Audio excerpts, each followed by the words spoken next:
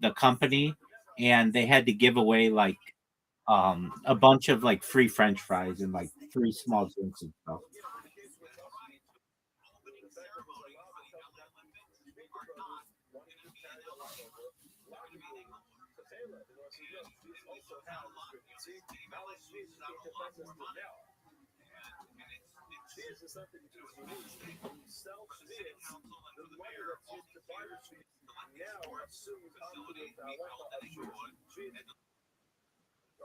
What up, big dog?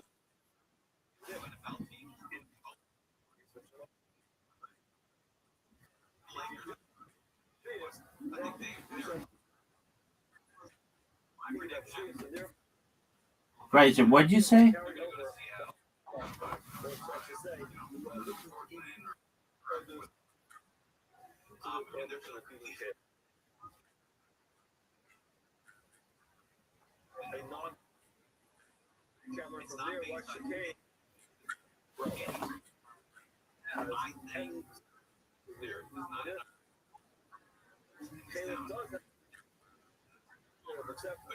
Um, I think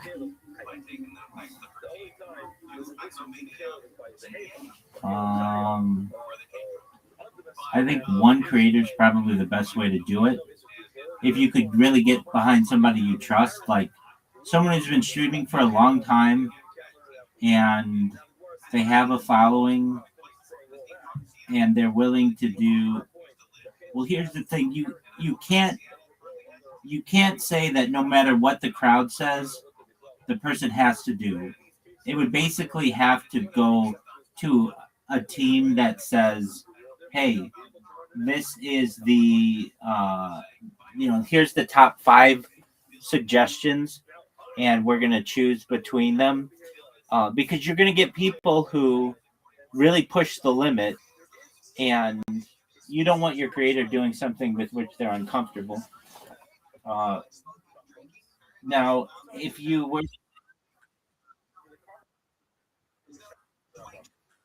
I understand, but even there are going to be people who toe the line. So they'll be like, okay, you said that the person can't be naked. Okay, fine. So they'll say, all right, the person has to wear a G string, and then you say no, that doesn't count. And then the person's going to say, okay, well, then they have to be in a speedo. If you say no, not that, then it'll be like, okay, then they have to be in a pair of huggers. And then be like, no, you can't say that. And then it'd be like, okay, well then they have to wear um like a spandex. And they're like, no, you don't want to do that. Like basically, you get what I'm saying? Like people keep going.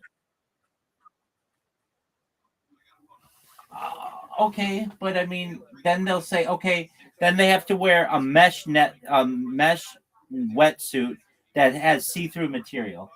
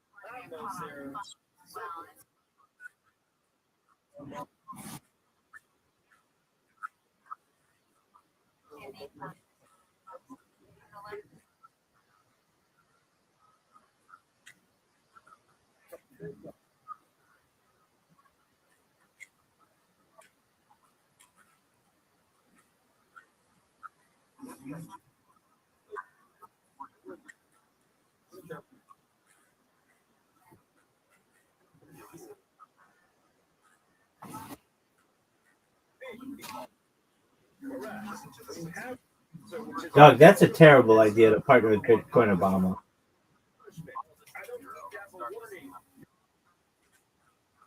Of course, he likes the idea. He's gonna. Did you hear that he called Zoot for money today?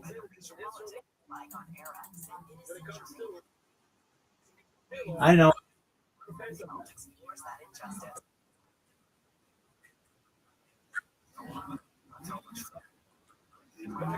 dude. And you know what? I can't blame. I cannot blame him.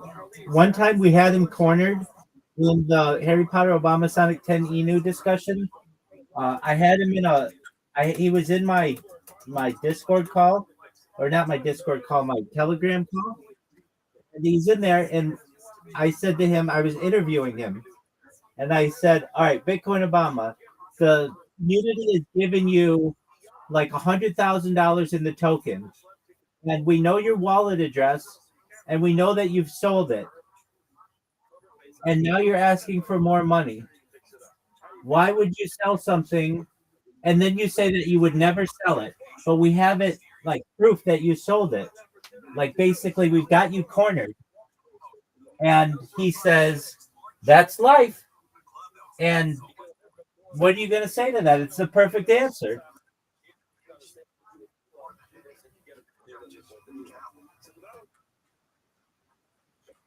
Oh, did you think he could be trusted?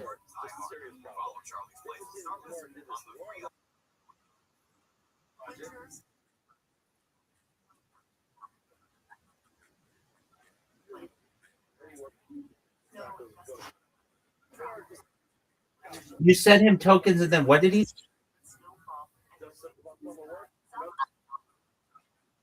Oh yeah, of course.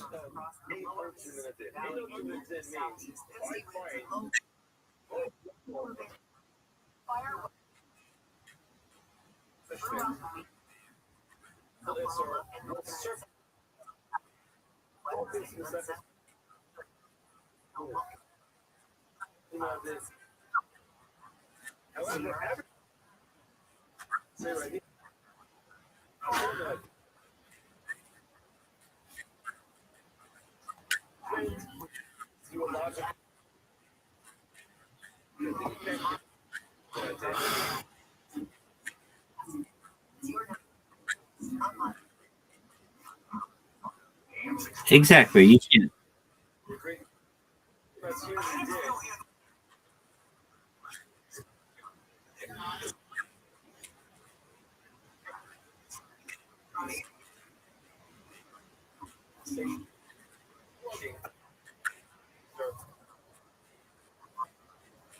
No, he says that he wants to buy like a 2012 Mercedes Benz.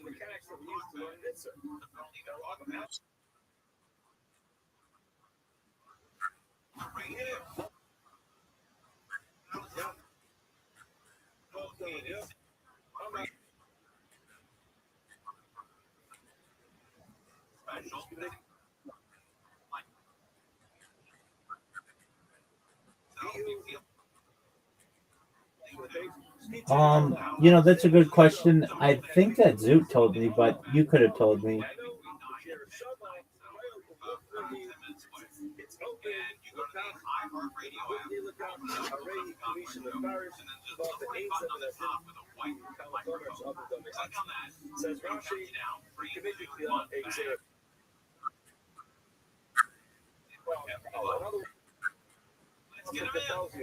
I would go with single.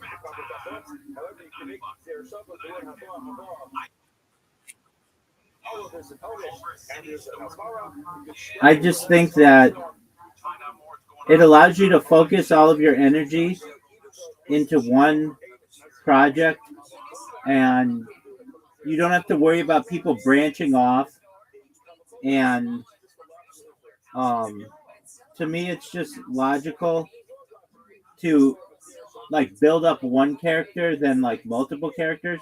But that doesn't mean that if it didn't get big enough with an audience that you couldn't do, like a whole team, like you were saying, like the Olympics. But to start off, I would just do it with one person. And somebody like Bitcoin Obama would be a very good person to do it. He's extremely well. He'd be terrible. He would just rug the project immediately, and you'd never hear from him.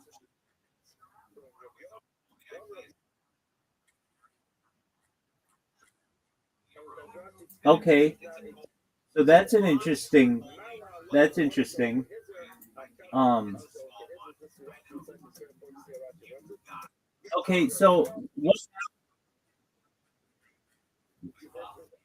what happens? Let,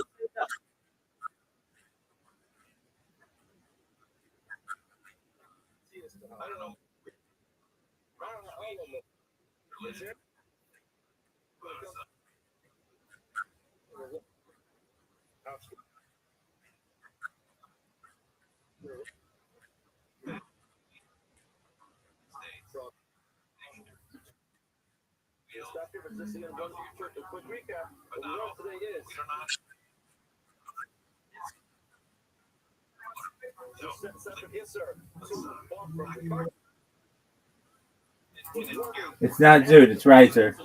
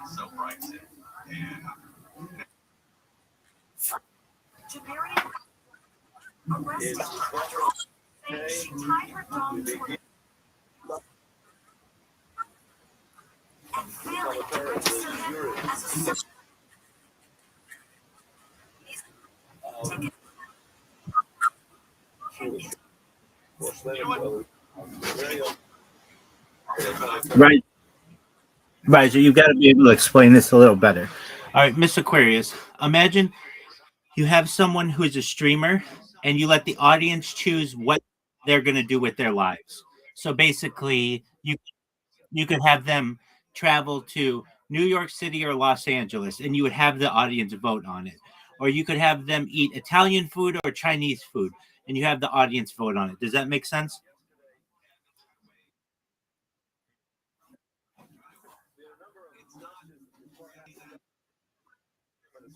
But it's a good idea, Riser. I'm not, and the fact that if you make it with a cryptocurrency where that's how you vote on it, that's really creative.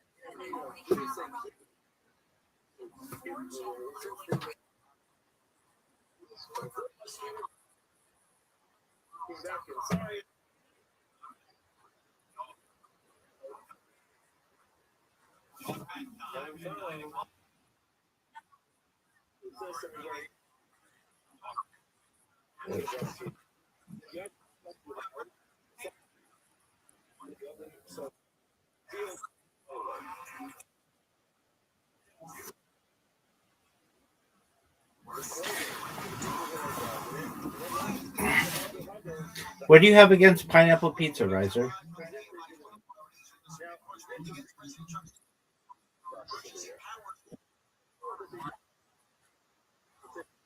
You know, you know, it was first. You know, it was first invented in Canada, right?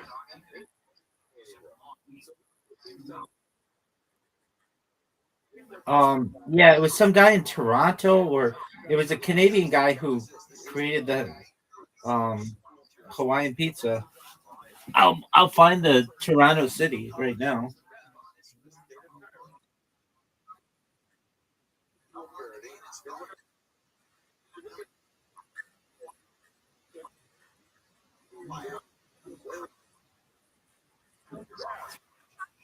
Um, it is Chatham, Ontario, Canada, in 1962.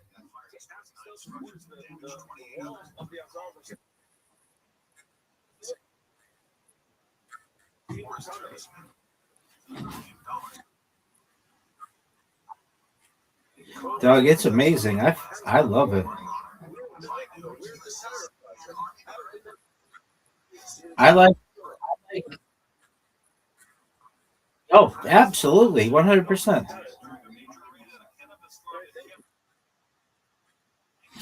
Just about anything. In fact, I one time did this Ask Me Anything. It's actually in the About Rabbi section of this Discord, and it says, "What weird food combination do you like?"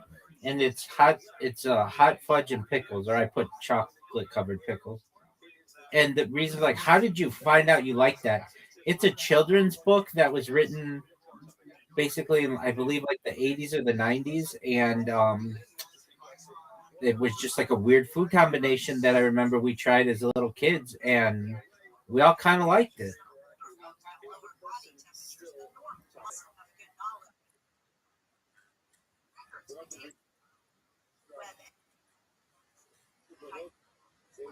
I mean, chocolate's good with like.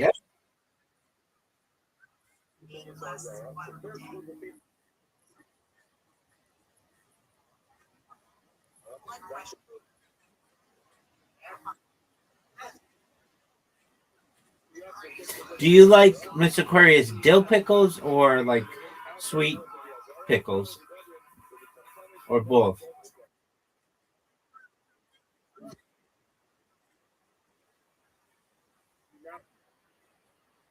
Same here. And I love going to a deli when they give you a pickle on the side. That's like my favorite.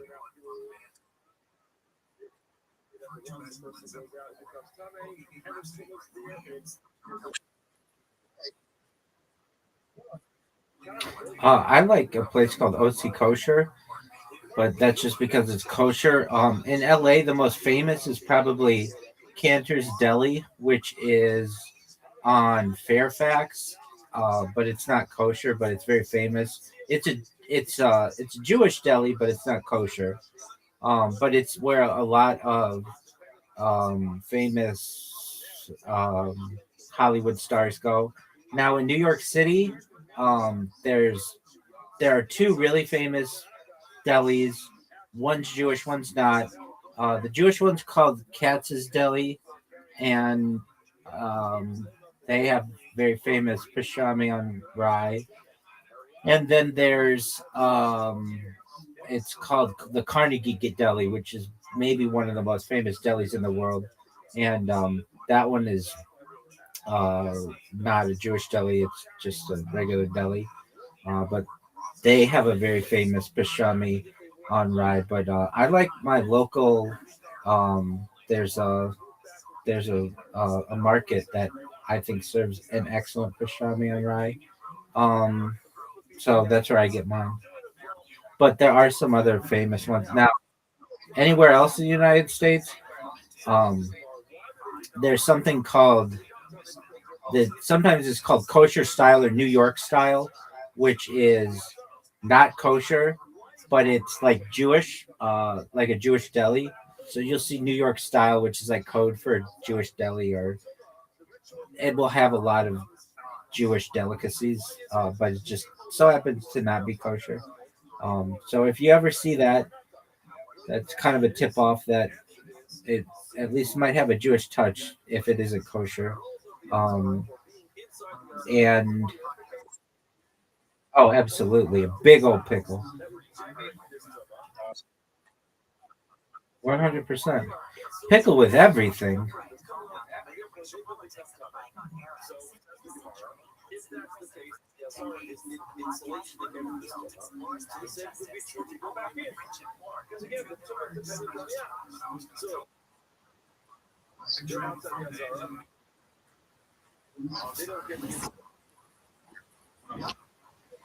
I'll give you the answer.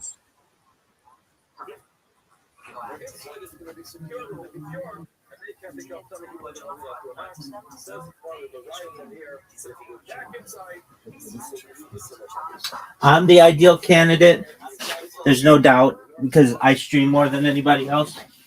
Um, but if you weren't going to choose me, you'd pick some really hot chick. I mean, it's just the old adage, sex sells. So why not pick a really attractive person, especially on the internet?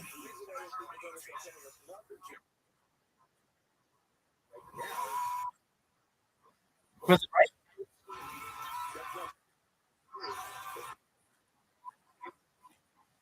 yeah, but I mean, for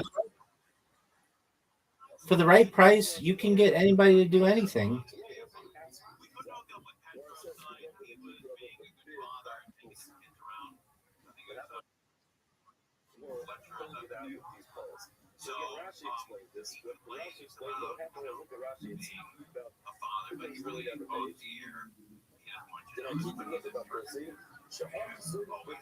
Okay, but how do you make it go viral? You'd have to advertise it a lot because you wouldn't want the same like five people always making the decision, for the the person. I know I'm not making sense. Like you want a diverse group of answers as opposed to just the same, you know, small group of people to make decisions. But I mean, you hear people do this all the time. Influencers they say, "Chat, what should I do? Chat, what should I do?" So it's just basically a poll.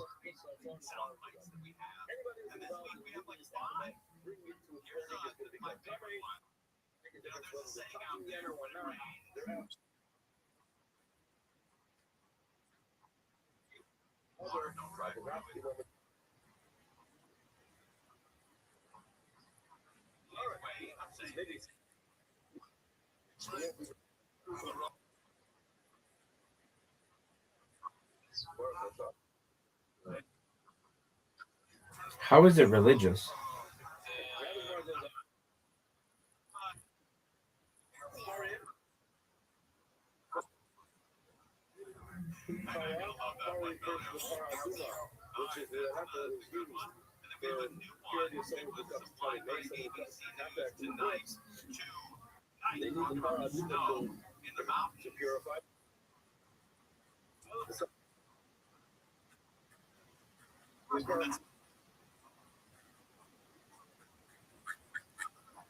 Oh, it's doomed from the start. If Zoot's involved,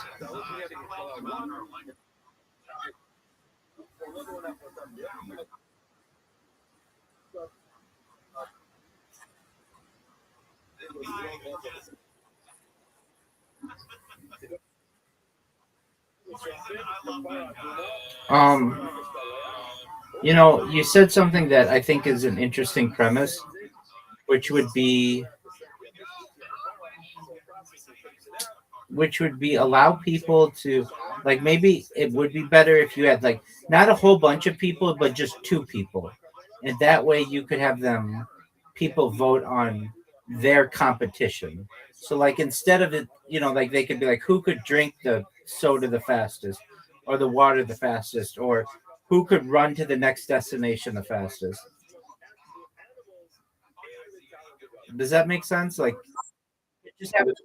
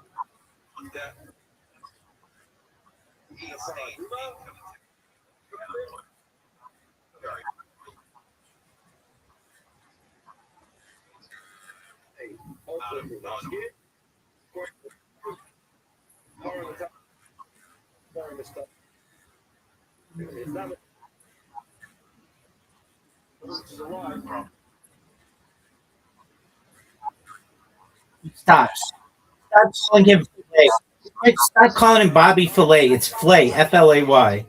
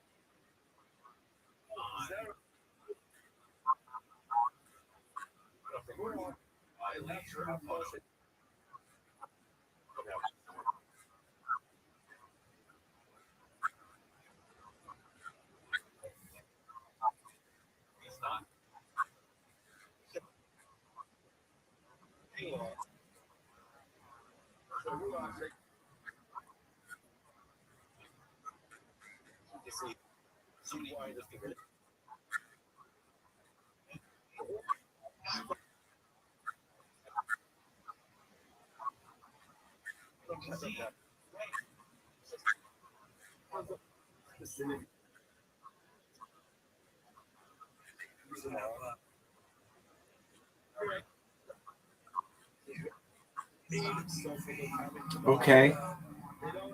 So, could you do one where you had Zoot go against Bitcoin Obama?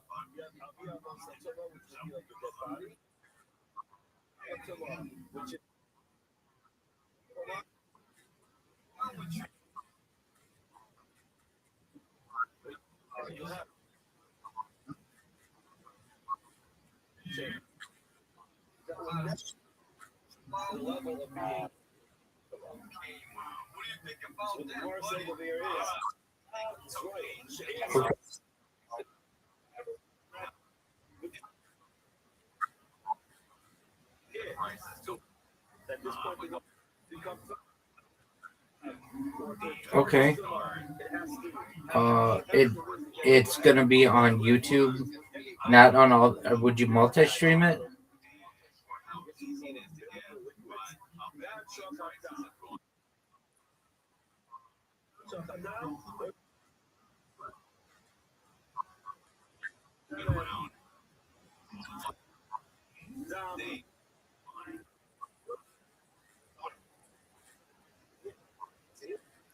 Dog, how aren't you how aren't you gonna make this live?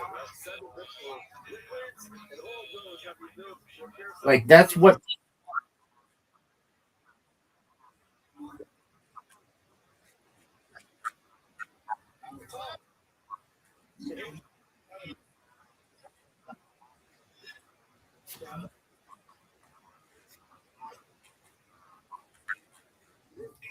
now that's a really good basically Amazing Race, but unedited. So at any given time you could see teams racing against each other anywhere in the world and it wouldn't be cut down to like an hour long show.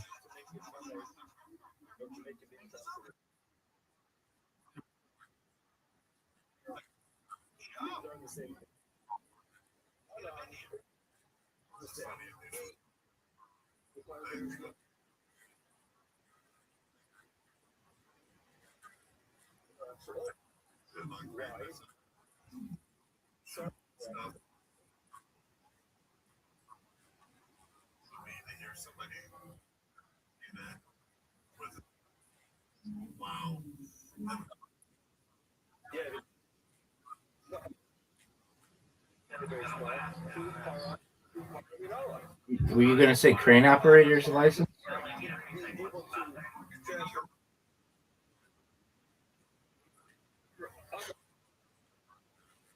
I mean, then they'd have to like take a test, which wouldn't be really that interesting.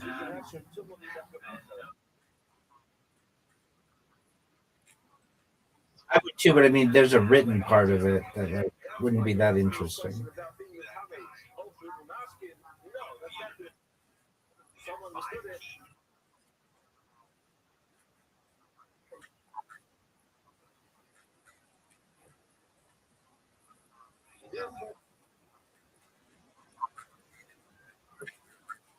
Hey, okay, that's a little brilliant. That's a little piece of brilliance.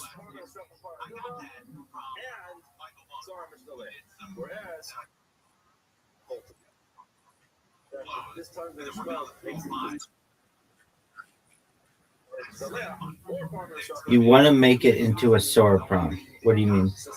Oh yeah. I get it. Like him. I wonder if like AI knows who I am. I wonder if they know who Bitcoin Obama is.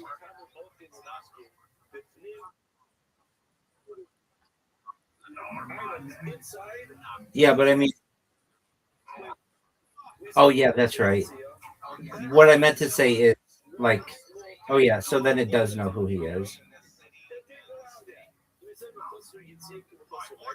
I wonder if his little friend is on there too. I'm sure somebody's tried to get him on there.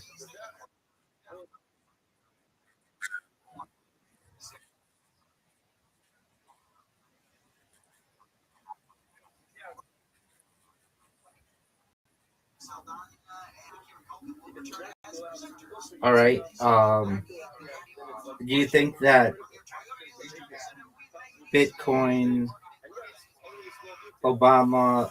I mean, what's stopping him from saying, "I will not continue if you don't pay me money"?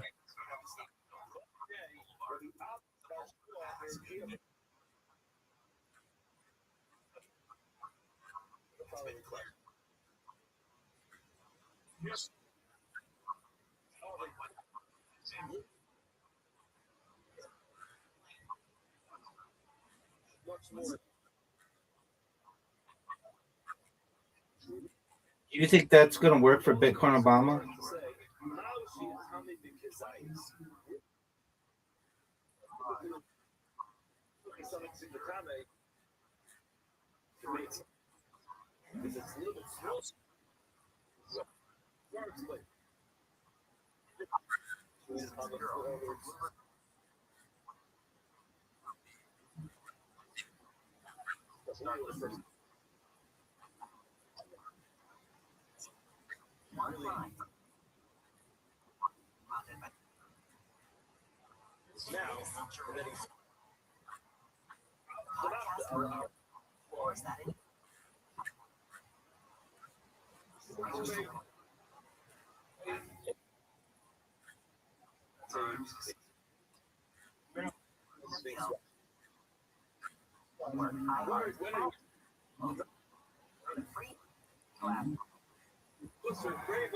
Okay.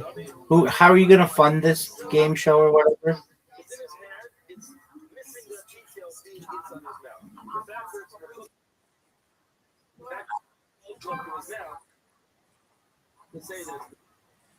It needs its funding.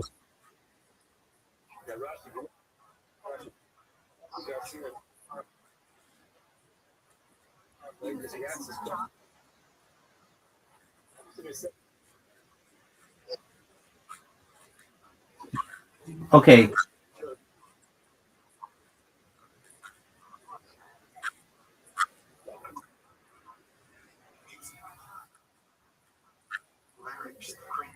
Now that makes sense to me because you're gonna have people who have really good ideas, but you're gonna need funding to be able to do those ideas.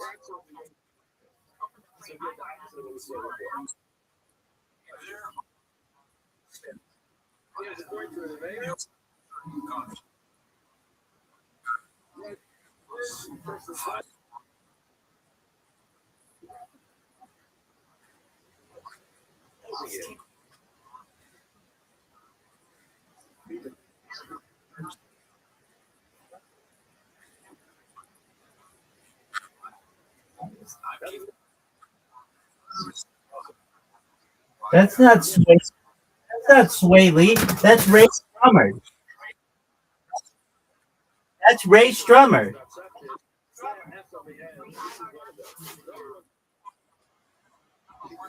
And it's Ray Strummer. Sway of it. Ray Strummer is a band or it's a duo.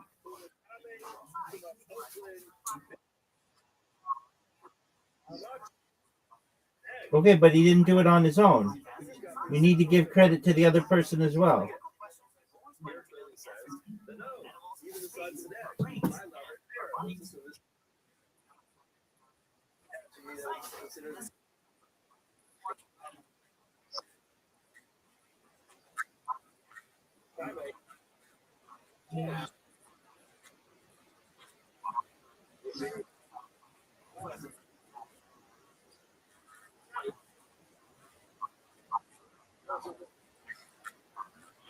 It, it's Sway Lee and Slim Jimmy.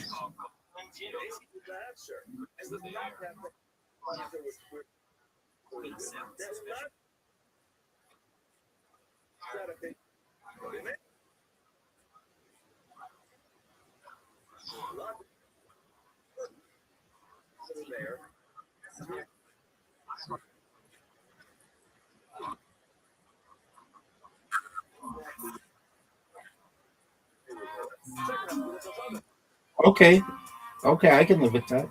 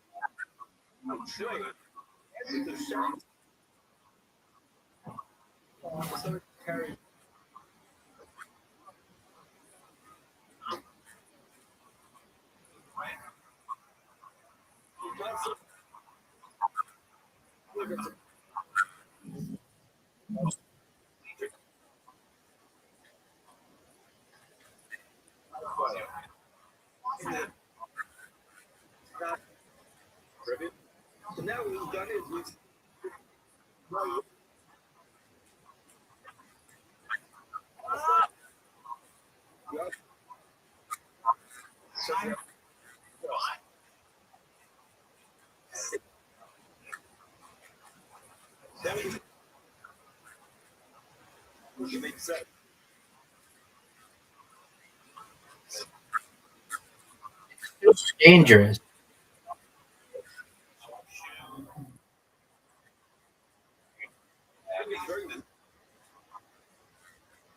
Dude, the mystery.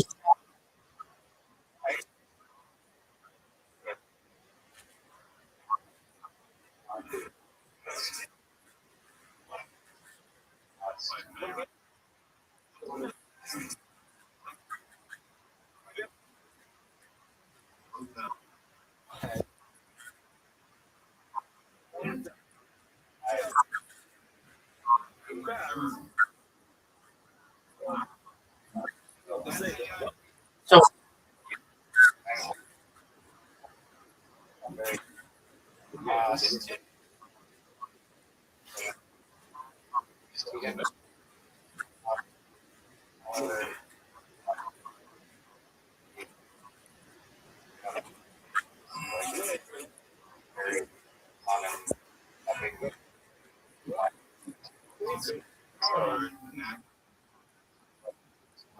um,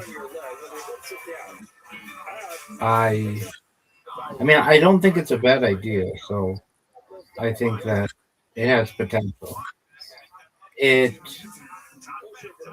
is something though that you need people who are, if you're going to do it, they already have to be established streamers, right?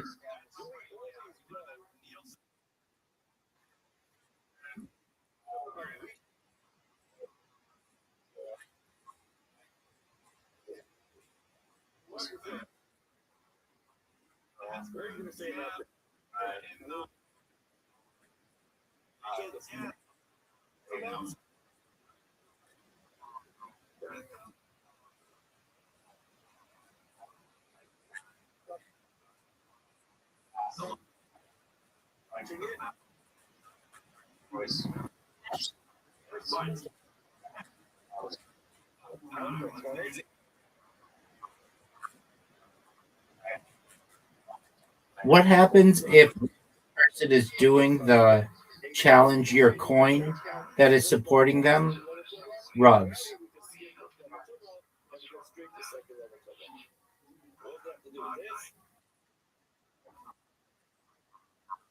Oh, sure. So you said that you're basically going to crowdsource the expenses for this project through a coin, right?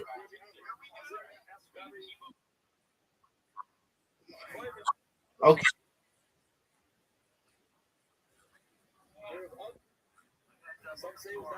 Okay, fine. What do you do if you say to the winner, like, hey, if you win, you win 100,000 of our coin.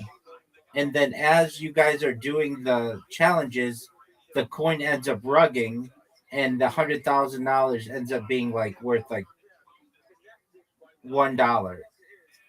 And then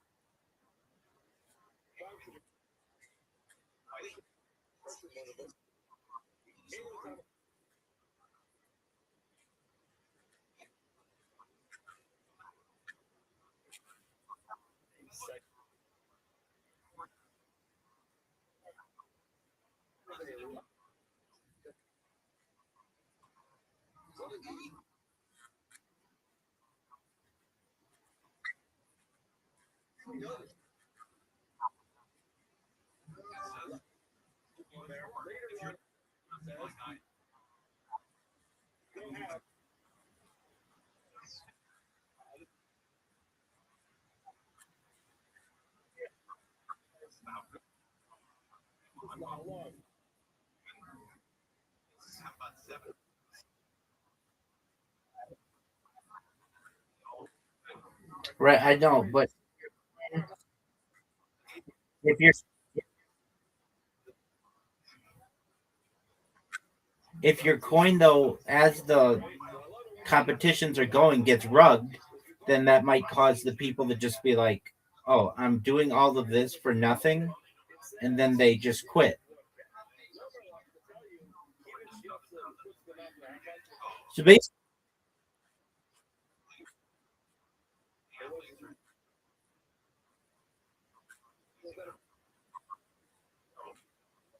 No, say you could say to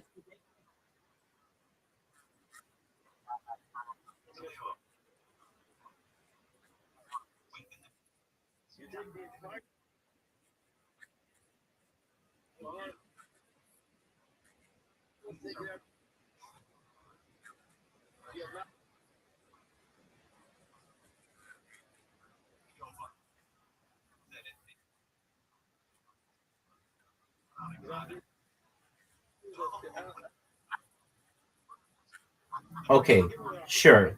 If you think the entire Federal Reserve System will crumble while this coin is being conducted, then yes, I'm in agreement with you. But what I'm saying is that there's far much of a chance that that happens versus somebody just doesn't like your project and rugs your coin.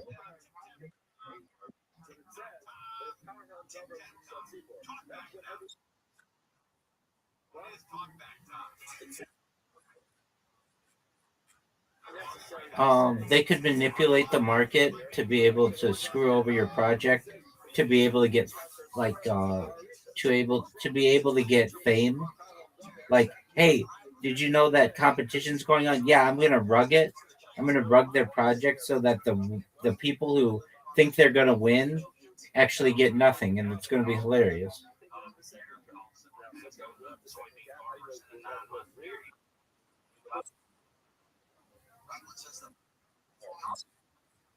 So,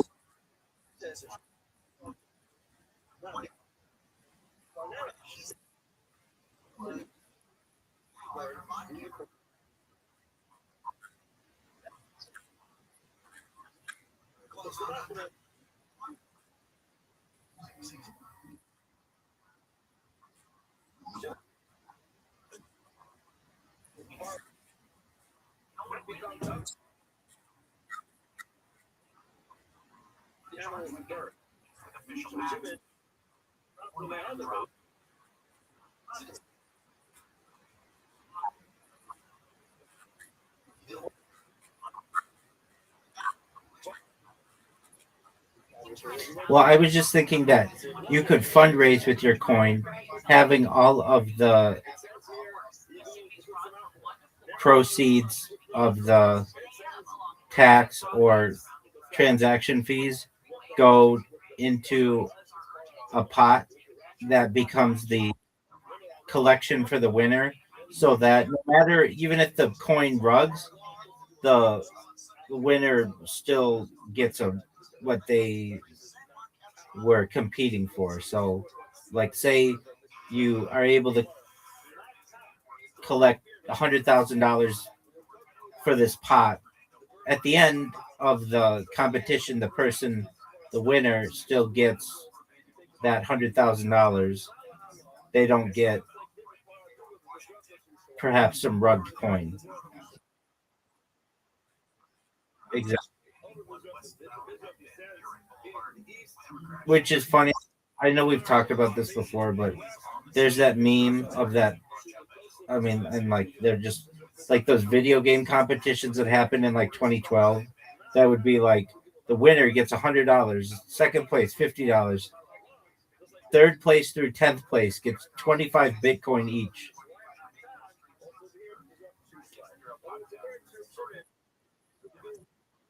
Well, that's a real thing. That was like for quite a few different competitions. They were just giving away Bitcoin to like places third through 10. And so, in the same way, watch your coin as the opposite effect. Like, I'm over here saying, oh, you don't want to give the winners the coin because if you do, there's the potential it could get rugged. But if it becomes very popular, that could be like 25 Bitcoin in the future.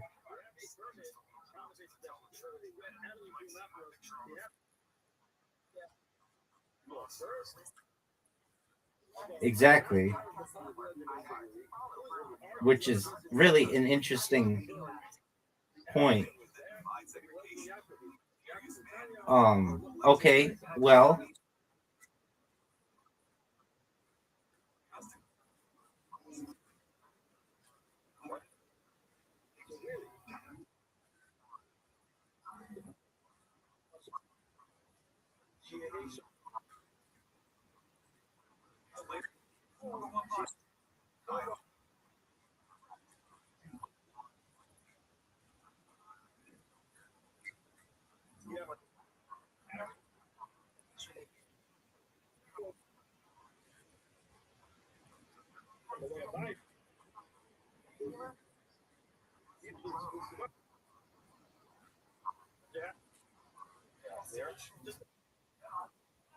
Dude,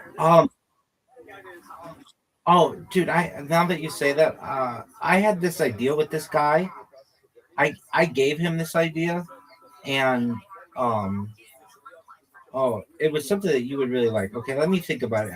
I spoke with this guy like 4 months ago, and oh, this was such a good idea. Okay, imagine. Okay, let me think about how this went down. Imagine you are you have a project, and you want people to promote the project for you for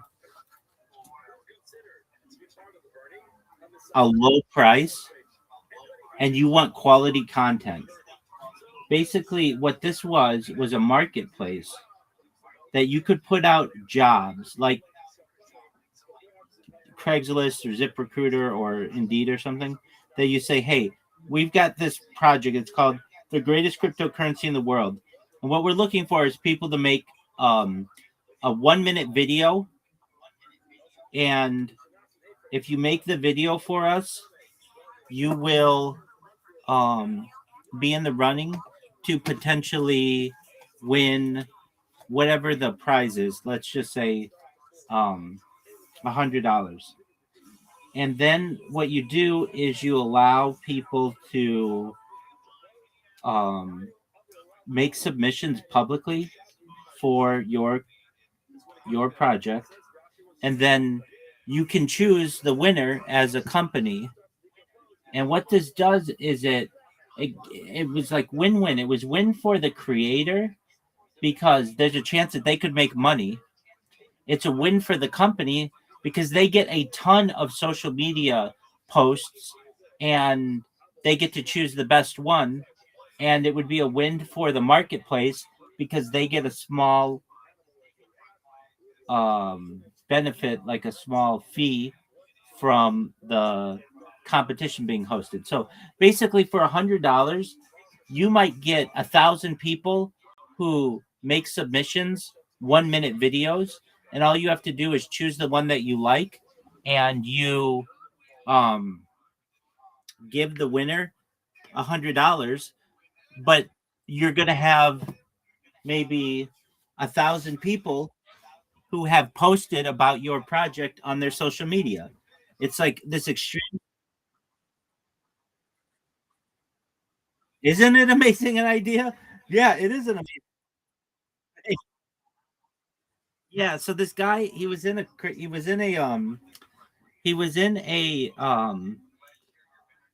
yeah, it even gets better than that. But yeah, it is really good.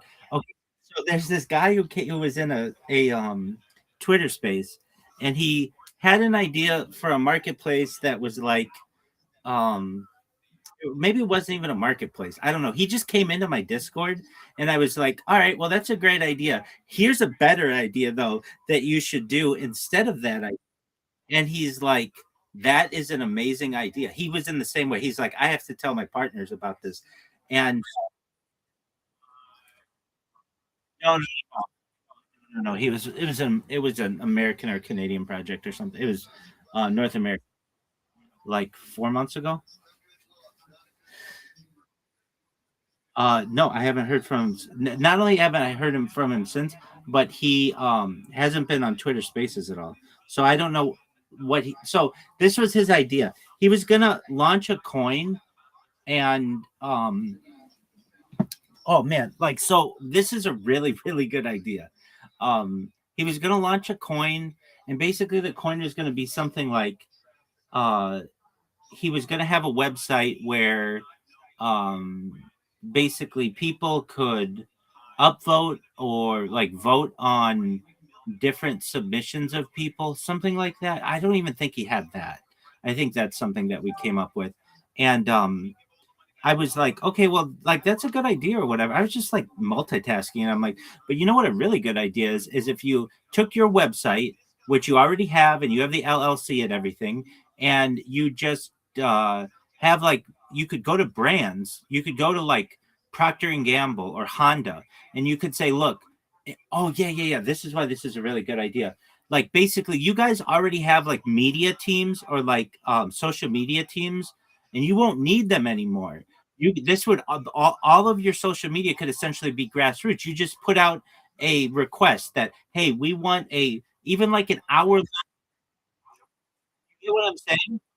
It's a really good idea. And then on top of that, one of the things you have to do to win is post it to your social media. So then it's a free advertisement for your company on all of these grassroots um, uh, and I thought to myself, that's how advertising is going to be in the future. It won't be like, hey, we're going to come up with like our video editor at Honda came up with this really good idea.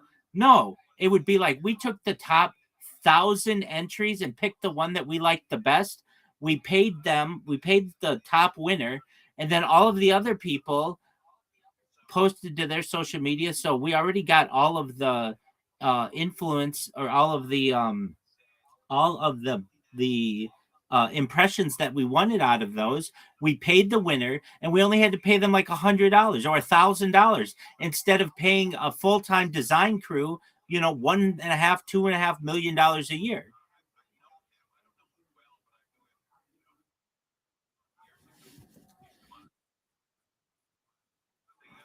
Dude,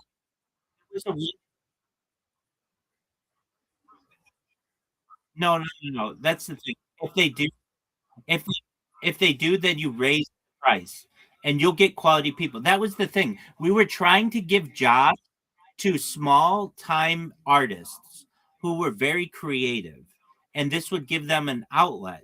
Basically, like you could say, like let's say um your local you like that juice place, right? They make smoothies for you. Okay, well, it wouldn't have with this idea. So a place like that that doesn't have that much money to be able to put out like huge Instagram campaigns and things like that, what they do is they just say for $100, just make a nice little video for us, and they'll get 20, 30 submissions on it because it's like a contest, and that gets people motivated because it's a competition, and they choose the best one, and they're going to post it on their social media. But that also means that 20 or 30 people who have made submissions do the same. And the other cool thing about it was none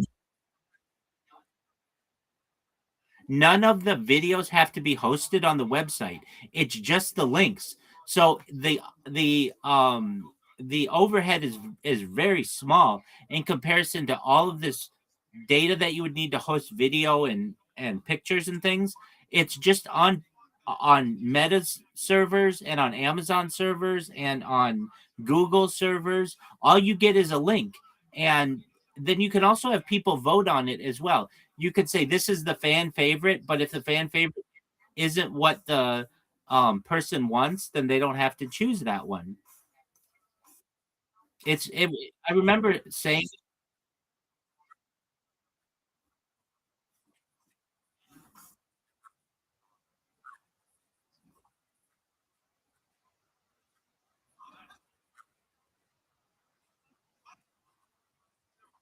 that's exactly right. That's exactly right. And I when I told this to this guy, he was like, "That is the best idea." That like it basically took his idea. He already had a website and like a small team, and he had like some programmers. Yeah, that's a great idea. Yeah, no, it was a coin. It was a coin, and it wasn't a marketplace to my knowledge. Like I brought that into it, but basically he wanted to have a thing where um like basically people could vote on content, something like this. People could vote on content, and then um a winner could be given his cryptocurrency.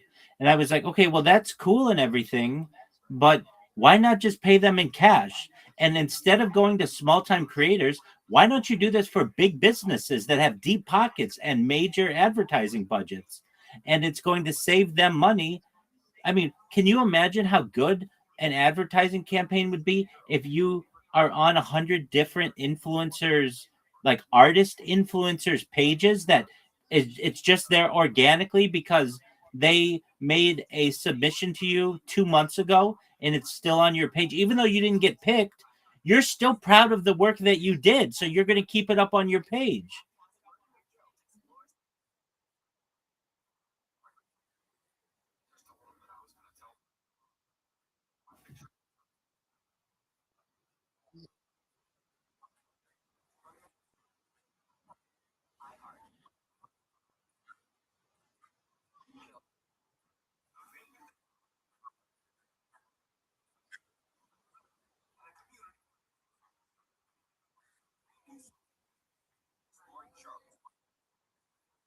Exactly. Exactly. Exactly.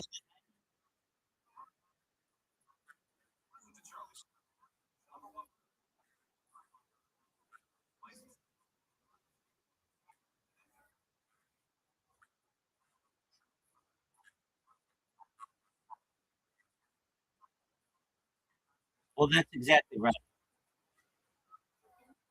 It's a contest website.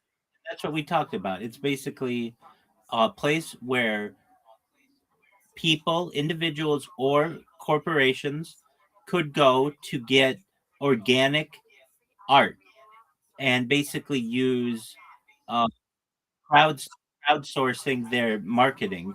But the thing is how much cheaper that route is and how much better the quality will be versus if they just keep it in-house. I know that people might say, oh, well, like a marketing firm is going to do a really good job for someone. Yeah, they are. And they're going to charge millions of dollars to do that.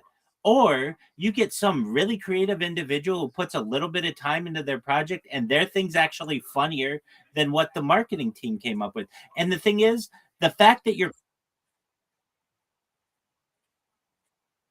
exactly the fact that you're crowdsourcing this means that you're going to have so many different choices that like one of them is going to be better than what you would have gotten if you go with your advertising company. And that means that you are going to be able to reward a small time creator and then additionally use their content in your advertising campaign. And then on top of that you get all the other people who made submissions and keep their submission on their social media perhaps for years. There are going to be some people who are just like, I'm really proud of that video that I made. Yeah, it didn't win, but I wanted other people to see how creative I am, and they're just going to keep it on there. Basically what I'm saying is you can turn influencers or even just small time creators their timelines into your advertising organically. Instead of paying for clicks, you just basically use this guerrilla like advertising model where you are you run a contest and give people the opportunity to win, and that rewards small time creators. And then also it means you don't have to spend so much in advertising. It's like when I thought of it I was like, that's a fucking brilliant idea. And it wasn't this guy's idea, but I was like, you can take that and take it. I'm not doing anything with it. And he's like, oh, but I mean, I didn't ask him to come back or anything like that. What I did say is, um, you, I didn't say that either. Oh, of any idea that I should have probably done that with, it was that one. Um, no, I told him, you should, um, like this is a really good idea. Like his idea was, hey, we're gonna launch a coin and we're gonna pay people with the coin.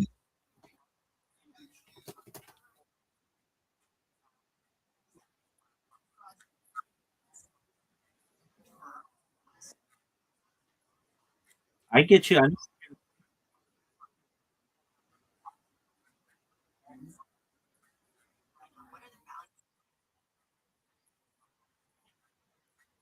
That's exactly right.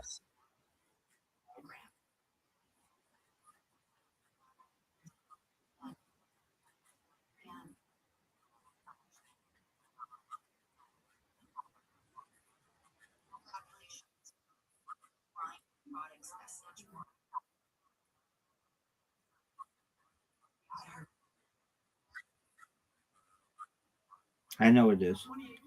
You can take.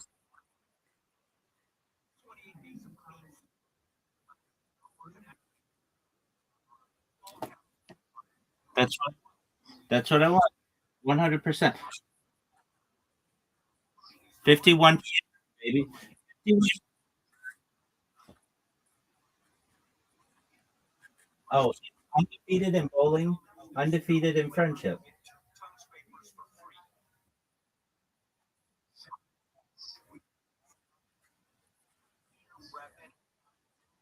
Well, it's a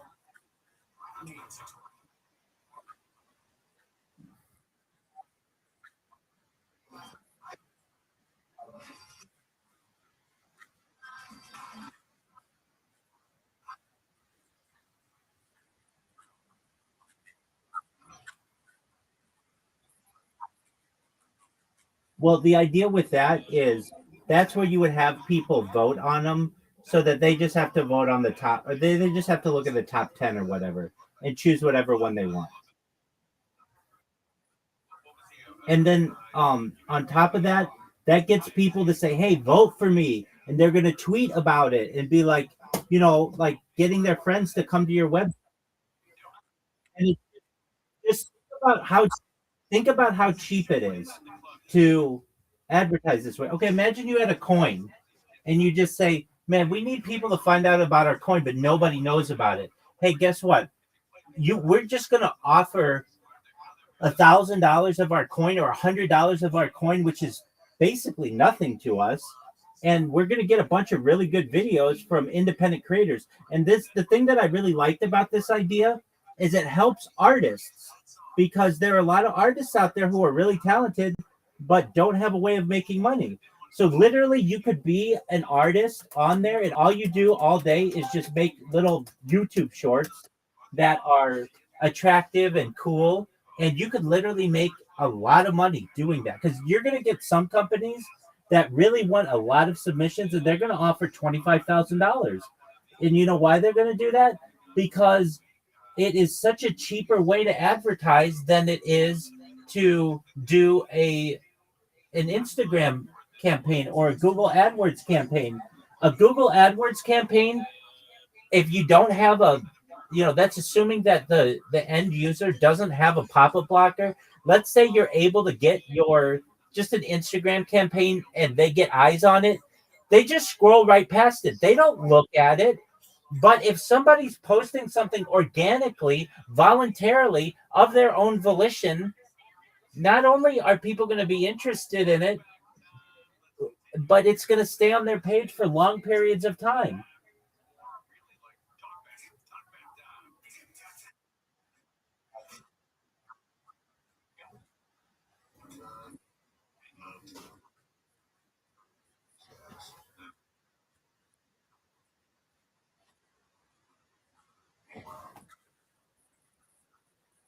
That's ex-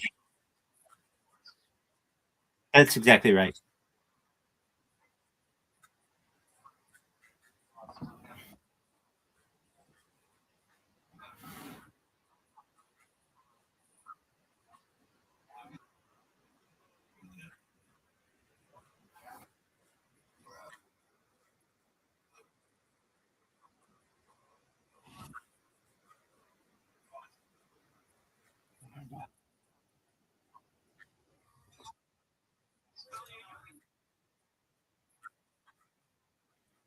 Well, so here's the beauty here's the beauty of it.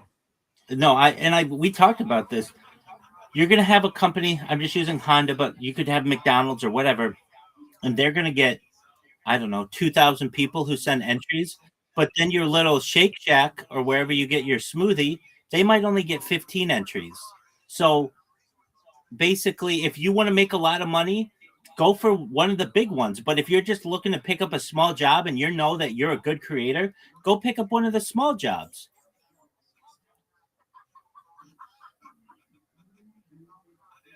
And then you could get like, you would have like a thing like you came in third in Honda's like fan poll while you didn't win. You got like you get some kind of reputation points for that so that people know that you're a good creator, and then the next time that you apply or the next time you send in a submission, it's going to get a lot of eyes on it.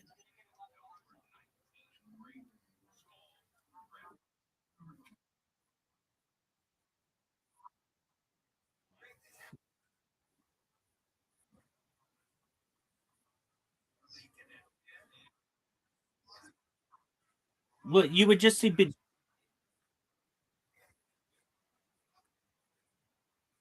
Reddit, Reddit in a lot of ways because Reddit Yeah, Reddit doesn't host a lot of the content that's on it. It just has links that are embedded that you can see what's on the other side, and you can click through and go to Instagram or go to Facebook or go to TikTok or whatever. But Reddit doesn't have to host all of that stuff. And then additionally, there are options in Reddit where you can just scroll. And there are going to be people who just scroll and just look at different entries and get different ideas for potentially um, other brands. And the beautiful thing about the brand is,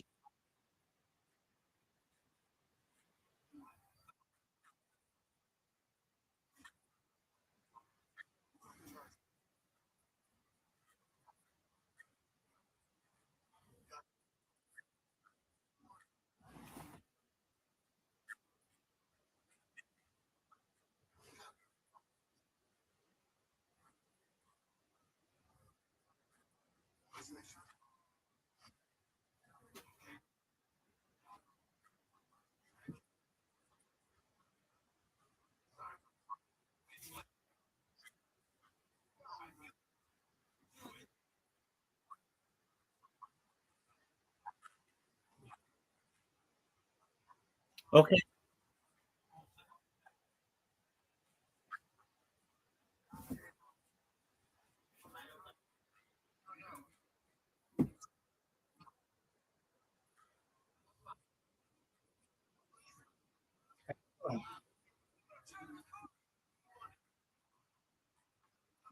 And okay, so yeah, it's similar to that.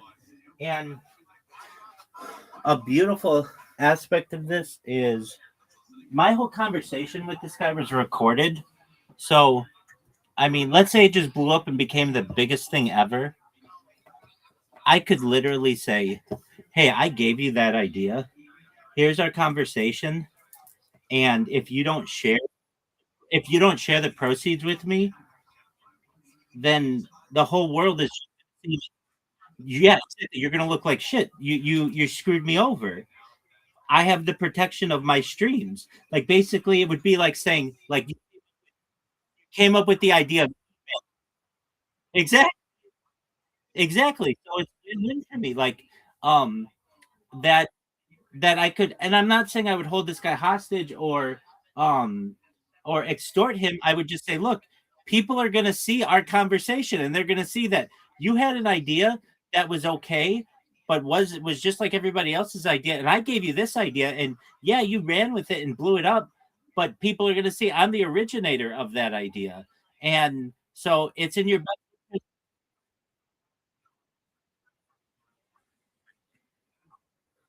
I did, but I'm fine with saying that because when he goes to his origin story, it's going to be I'm going to be the person who came up with that idea, and people would demand, "Hey, you got to share with this guy." Like The lady who made the Nike symbol. Exactly. The lady who made the Nike symbol, I think originally did it for like $26. But then because it became so popular, Phil Knight was forced to give her like at the time like $100,000 in stock, which made her a multimillionaire by now, like easily. So she got taken care of. And basically, I would expect the same thing for me. Like, look, I came up with this idea. I said you can run with it, but I didn't say I fully signed this over to you by any means or anything like that. I mean, I don't own the idea. It's a good idea, but if anything, I can say it would be like saying eBay started or whatever, and it would be like PayPal. PayPal started with, let's say Elon Musk and Peter Thiel. Well, imagine if there was a conversation of those guys at a table with some unknown third party, and the unknown third party was like, "Hey, wouldn't it be cool if you could do your banking online with like something? I don't know. Let's just call it." And they would be like, "Yeah, that sounds like a great idea." And then if you could go back to that conversation, edit on video, it would be like, "Dude, you guys owe this guy."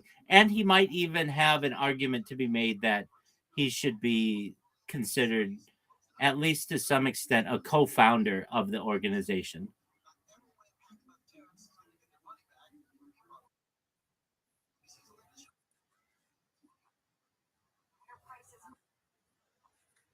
No,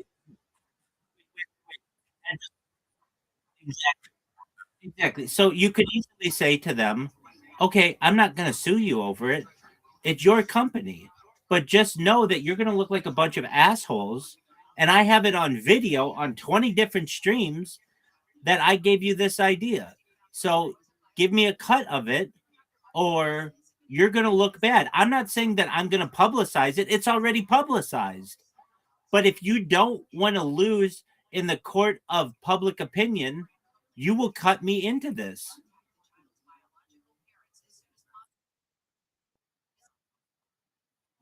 Well, it well, and I'm not, and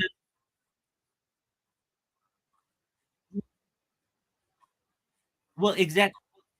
No, no, no. I understand that, but even these guys, it's in their best interest to take care of me, because if they didn't, my video is out there. They're founding stories out there. When they're writing their books in the future about how did you come up with this idea, they can't lie about it. It's literally on video. I have the as my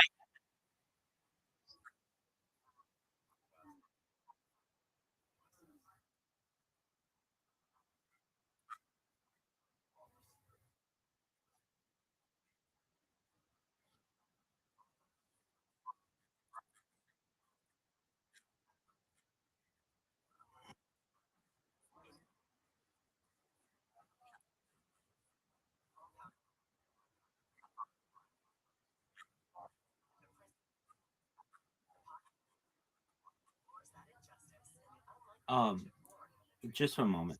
The lady who made Nike, how much is she worth today? The Nike swoosh. How much did she do it for? So this lady, Nike paid $35 to for this, and um and so they did this in 1971. But in 1983, Nike gave her a gold swoosh ring with a diamond and 500 shares of Nike stock. So those that's estimated to be like worth $3 million now. So they made her a millionaire. Basically, they took care of her. Did they have to? No, but they knew it would be a public. It would there would be public outcry if they didn't take care of her. Now, that's a lot different. They had already started the company, and this lady just did a good logo. With mine, they had some other company that was different than this, and my idea was like, hey, you guys should just make a marketplace that does this, and it was like all these ideas were coming to me at once, and all of that's on video. So there's an argument to be made that if you guys don't want to lose in the court of public opinion, then you better do what Nike did and cut this person into it. And if you're really smart, you'll give him 51% because it was his idea. and just recognize that he'll take care of you because his his video is worth more than your marketplace.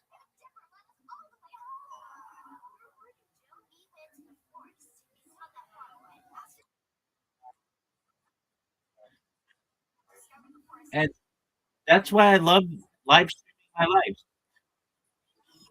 That's why I love live streaming my life. It's the biggest insurance policy that I have. That if you accuse me of anything, go to the video. If you have a good idea, like I'll track. Um, I like the truth is on my side, and then I can use that against people, not in a malicious way, just in a no. This is how it really happened, and I'm going to give you the evidence for it.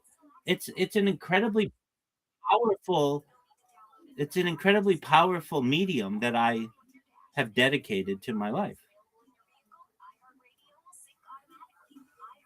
Like basically, under under under other circumstances, that guy could take that idea and run and be like, I don't know who Rabbi Rothschild is. I've never heard of him. And that's fine. But under these conditions, he knows he's live on 20 different streams, and this was not his idea. This was my idea. And I gave it to him. And if he doesn't want to have huge public backlash of this, he will give me my $3 million in Nike stock like they did for this lady who made the swoosh. Now I recognize that Nike's a billion worth billions of dollars, and this $3 million isn't that much. But also, this would be like me saying these guys who were like making, I don't know, which is kind of like the origin story of Nike, making like well, the original Nikes were made with like waffle iron. They were thinking, hey, we're a waffle iron company, and I come in and say, hey, you guys could use those waffle irons to make the soles of shoes, and I bet you could sell those shoes to athletes and all over the world and make like one of the top running shoes in the world and go through all of it. And then they'd be like, oh yeah, okay, that's what this lady would have been doing. Like basically, she would have been at the founding of the company, but she was not. It was already established. So I don't know. I don't really care, frankly. If we get to that point where that company gets big, I am far bigger than that company is. I've had a lot of conversations with people who I've helped their businesses in those kind of ways, but over all of it, I am my data, my video is going to be worth more than all of it. It's like I'm in my own.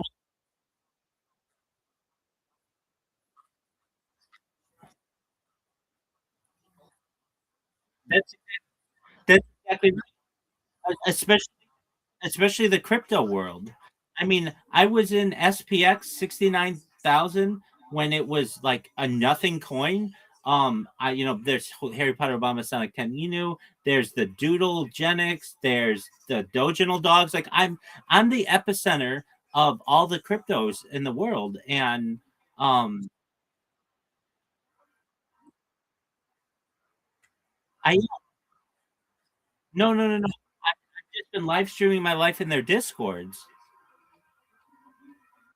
So they all know who I am. So I'm like the epicenter. I'm the central spoke of like the wheel that is cryptocurrency. So you're absolutely right. Like there's a thing, it's called a coaching tree. I don't know if you're familiar with this, but it's the idea that like all the coaches like eventually work for another coach and they get connected. So like I don't know, in hockey it would be like the manager of the Toronto Maple Leafs. Maybe he was the assistant manager of the Edmonton Oilers, and then before that he was just like a uh I don't know how the hockey works that well, but basically like everybody worked under somebody, and there it becomes a coaching tree, and then you have one coach who like spawns all of these different coaches, and I would just be like that central coach who spawns a bunch of businesses.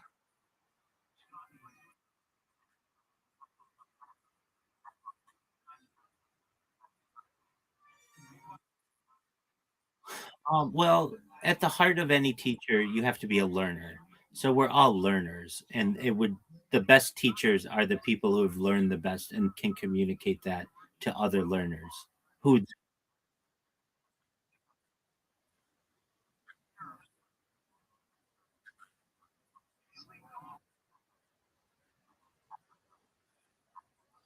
yeah, and then it goes back to like the original founders of the sport. Like basically that's how it works.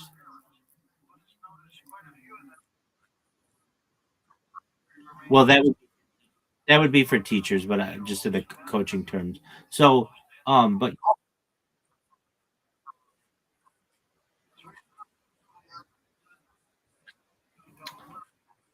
it is a yeah. I was going to say it is a grassroots crowdsourced advertising marketplace.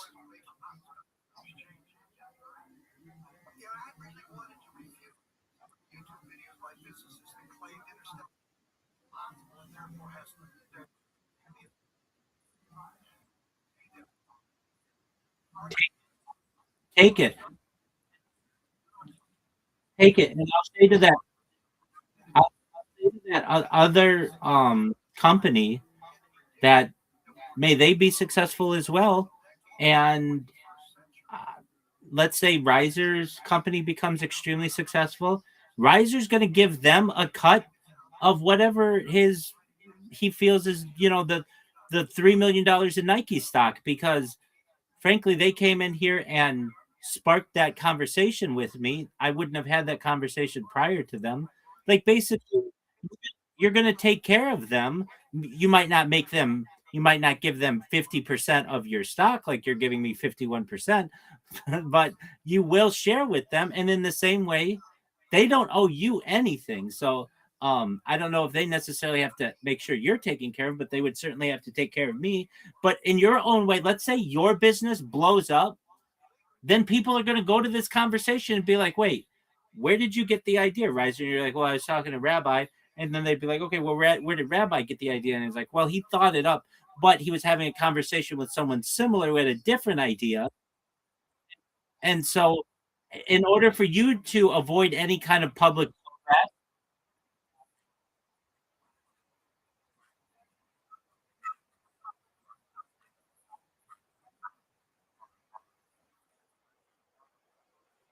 well, and that's what I want to do. I mean, when I tell people I want to make you, your friends, your family all financially independent, I want you to be able to have generational wealth if you don't already, and I want you to be able to start charities and philanthropic organizations of your own. That's what I'm talking about. I want to help every single person who's helped me along the way and give back to them, and I want them to do the same to the people who did that to them. That's exactly right. We're dog. But yeah, okay. So if you want to know how to do this, it is very Inception esque where you could crowdsource somebody to come up with a really good advertisement for you, and this is the beauty of it. You're going to get people who use AI. You're going to get people who make little skits. You're going to get people who make cartoons, and you know what I mean. You're going to have a ton of different things, and on top of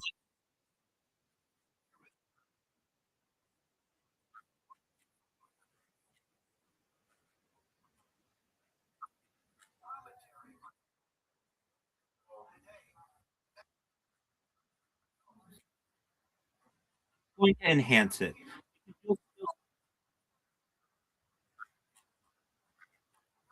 No, not necessarily. Because then you wouldn't choose that. You you're gonna choose what you think your audience wants and what best expresses your brand. So if somebody comes in and makes some AI slap, you're not gonna choose that. You'll choose something organic. That's the beauty of this idea is that the person who chooses is what fits the company the best.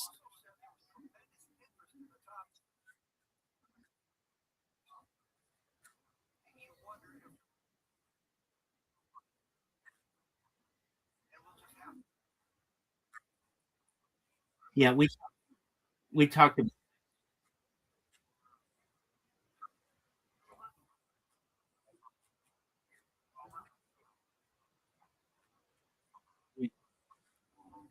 We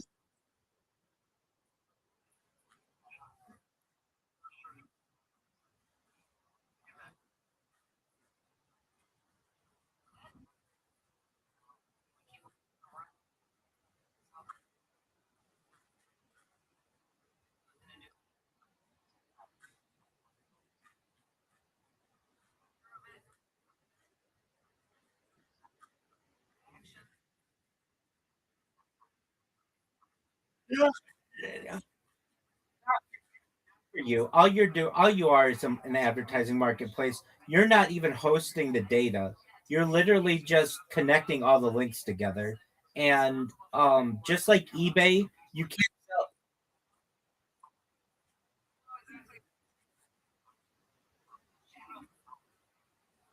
sell.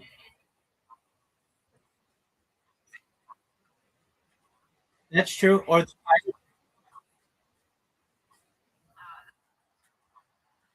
like, that's absolutely true. Same with the Pirate Bay. So that's why, just like eBay says, you can't sell, I don't know, firearms or explosives, or they have a lot of things that they have a lot of things that say you can't sell. So the same way you would say you can't sell, this can't be for anything illegal. It can't be for anything that is whatever you want to deem to be immoral or aiding a dangerous cause, or you can make it whatever you want, and then you have moderation, but the moderation wouldn't have to be that big. Literally, it's just going to be like a mom and pop restaurant who doesn't have the money to be able to do it, that says, "Look, we'll give the winner $50 gift cards to our."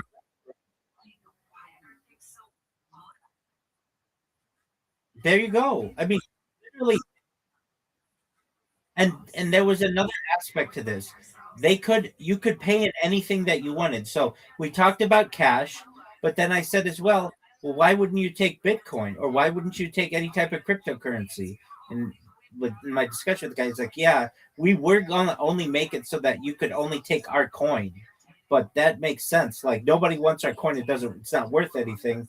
Why wouldn't you say, hey, if you the it's basically a contest site, and the but it's more than that, because it's like crowd funded, and the idea is that, like, imagine, let's just scale it out. If you are, let's say, Nike, and you go to some advertising, you firstly, your in-house marketing team is huge, and it's very expensive, and you then have to outsource commercials and things to marketing agencies. That's tens of millions of dollars. And let's say the advertisement that you get out of that costs, or on a scale of 0 to 100, let's say it's really good, it's a 92. Like, that's a good ad. 92 out of 100, that's great. If you offer not tens of $1 million, but if you offer $10,000, not even a lot of money, you're going to get somebody out there, because the crowdsourced audience is so large, who comes up with something that's just outside the box. It's going to knock your socks off, and it's going to be a 97 out of 100. So it's going to, you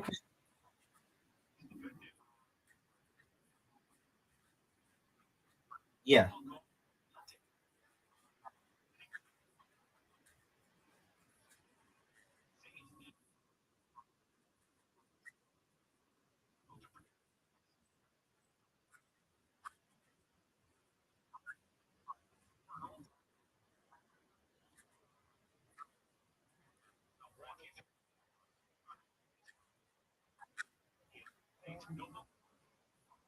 that's it. You have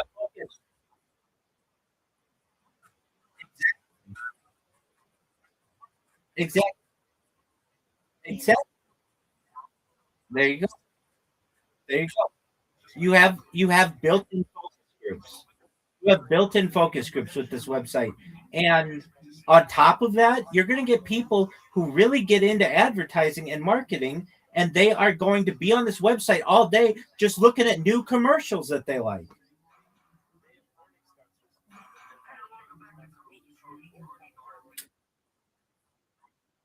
Oh, it's more impressions on your brand for your brand. So basically, like trying to get the word out about what you're doing on social media.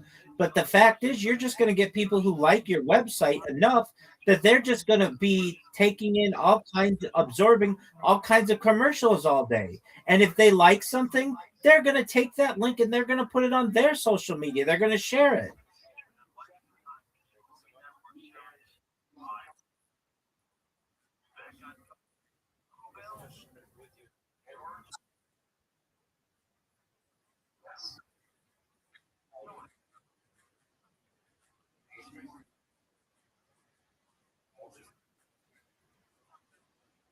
Absolutely.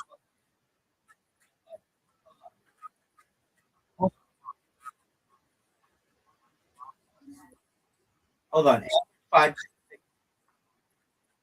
Ambush podcasting is still an excellent genre, and I still am the founder of that.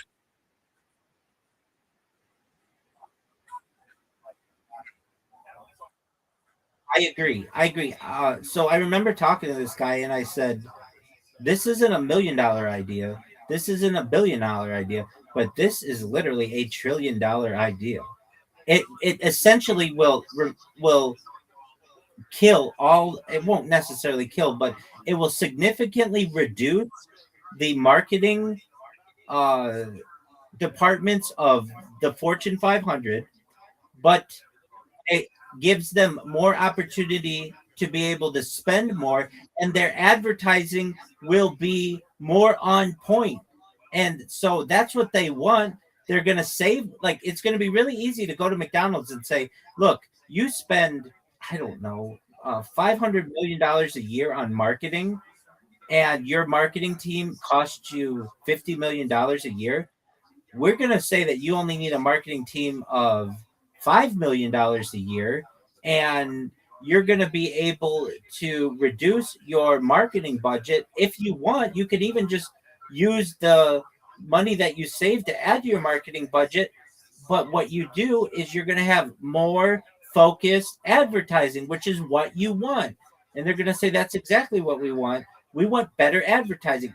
And really, at a certain point, like if you know how these marketing agencies work, and I've worked alongside them, it's basically creative people. They're called creatives in a room, and they come up with really good ideas. But frankly, that's only like 5 or 10 people. Why not use 500 to 1,000 people to do the same work?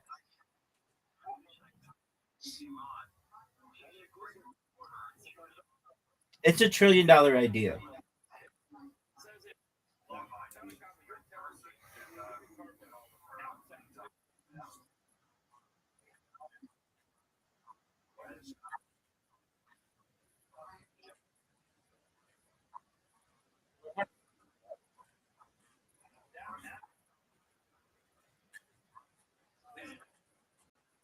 Absolutely.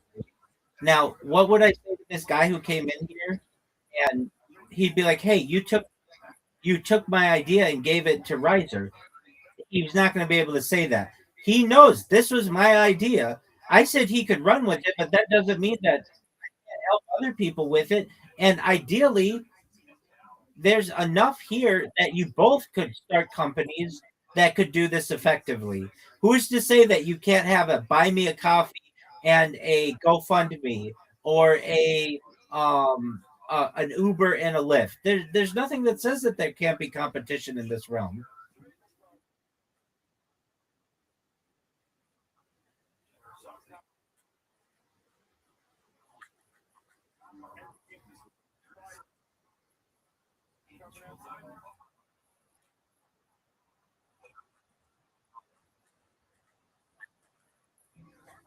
Well, here's the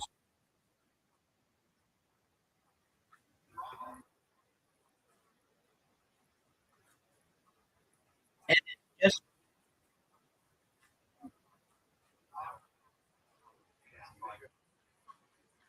and it's just a website. It's not like you need a bunch of server space. or anything like that. I have another really thing like that. Yeah.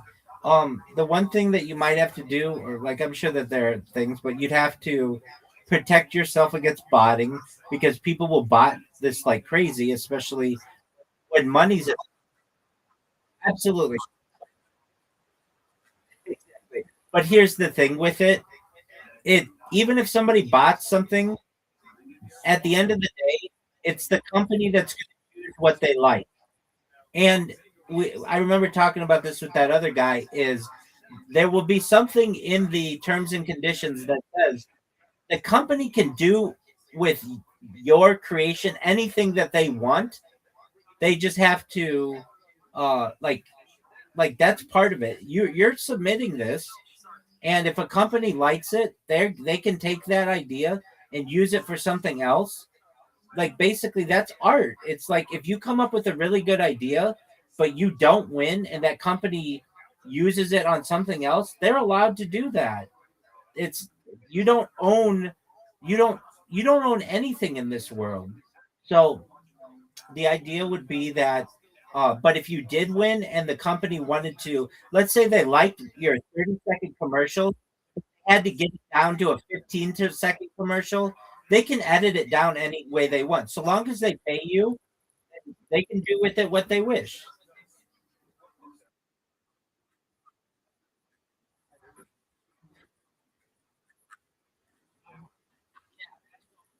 So wait, this was the brilliant part of this.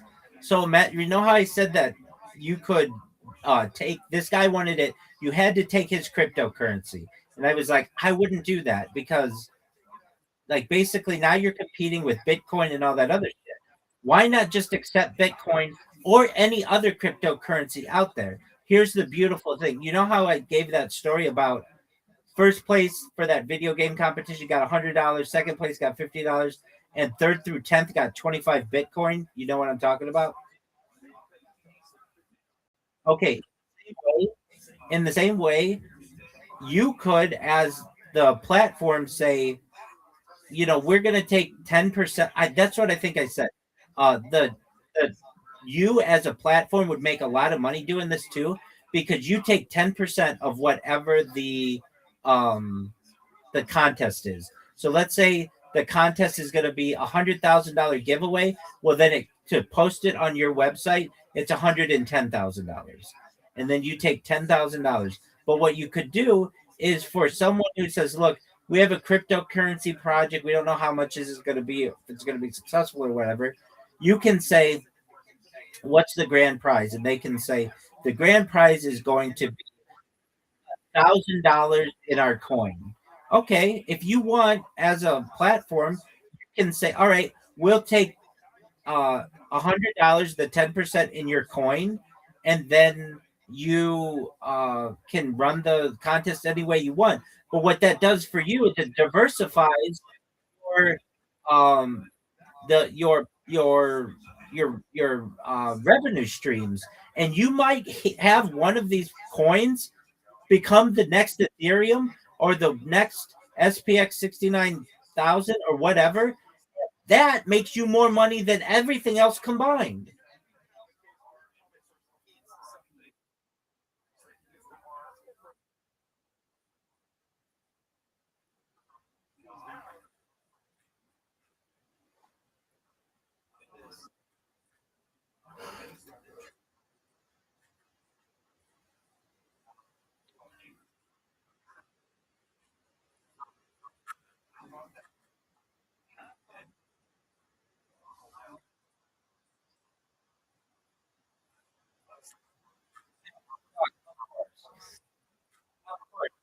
Filters would be key in this.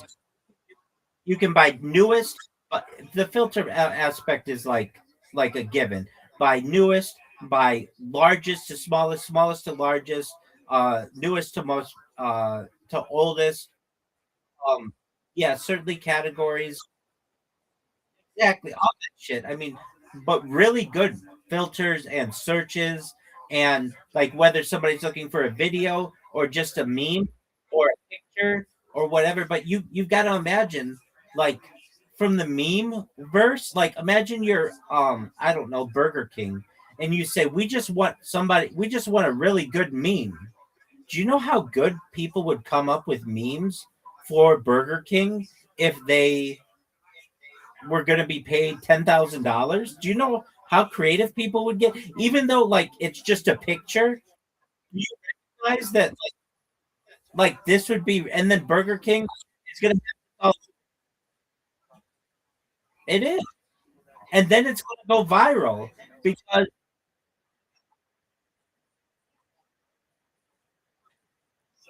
exactly. And then people are just going to post this, and then the meme becomes like a type of advertising for the company. Like okay, so on the radio, uh okay, there's this thing, it's an unwritten rule, but basically like once you become a big enough company, or in the news in the United States as well, the company does not want to have to pay for advertising anymore. Basically, it feels that it's so big that it should just have organic or advertising. So they'll come up with like I don't know, just something in the news like Tesla. Tesla, how many Tesla ads have you ever seen in your entire life on television? Zero. But Tesla's a big enough name that they just make things that are newsworthy that become organic advertising for them on both television and radio and such. And what you're doing is the same thing. Basically, you're saying that your meme is so good that people don't even consider it advertising anymore. It's just become part of the nomenclature or part of the collective consciousness of the internet. So that it is subconsciously telling people go to Burger King or buy Burger King or whatever, but people are using it in text threads as jokes. That's what you want to do. Like basically not have to pay for advertising clicks, have the people do that for you.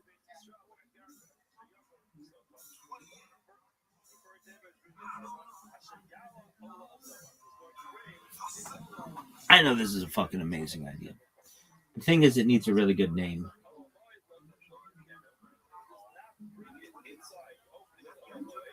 I like how Riser just went dead ass silent. That's baller. That's baller, Riser.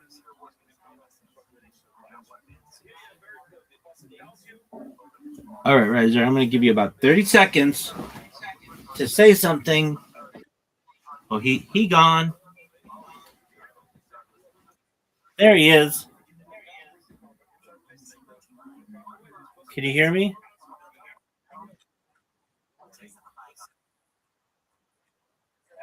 Oh, you've got. Did you change your microphone?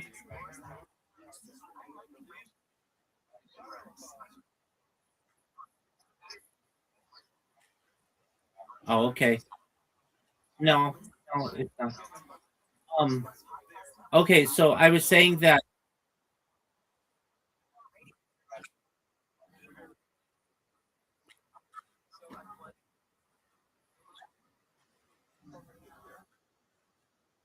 exactly, exactly, exactly. You remember this was like a year or two ago.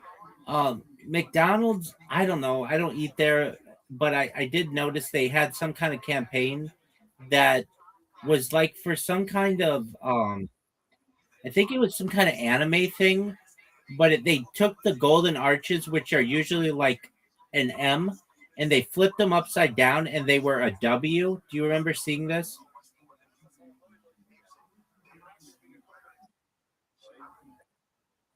Okay, well,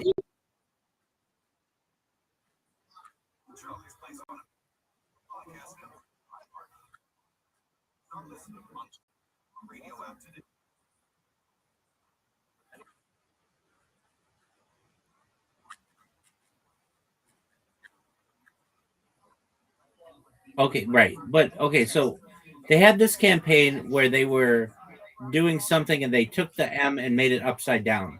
And then what they did is they partnered with like YouTube or Twitch or Kick or all three or something. And whenever you typed a W in, like when you were like W for win, you know how people do that in the chat.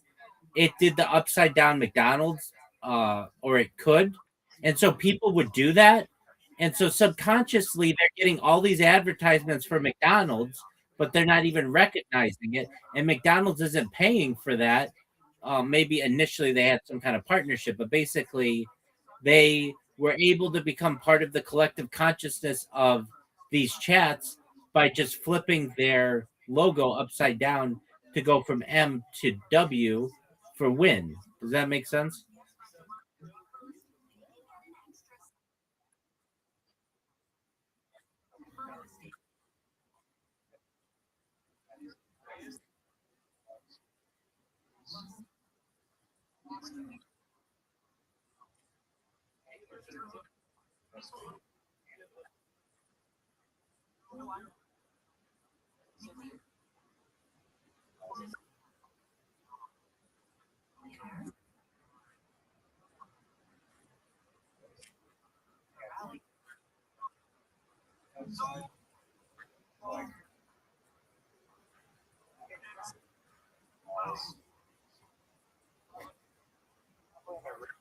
Yeah, I,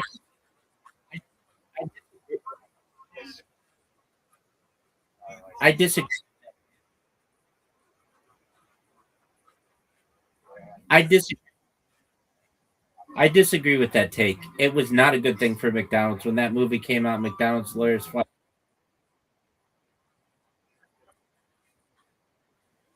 So, so here's a okay. Did you see the movie The Founder?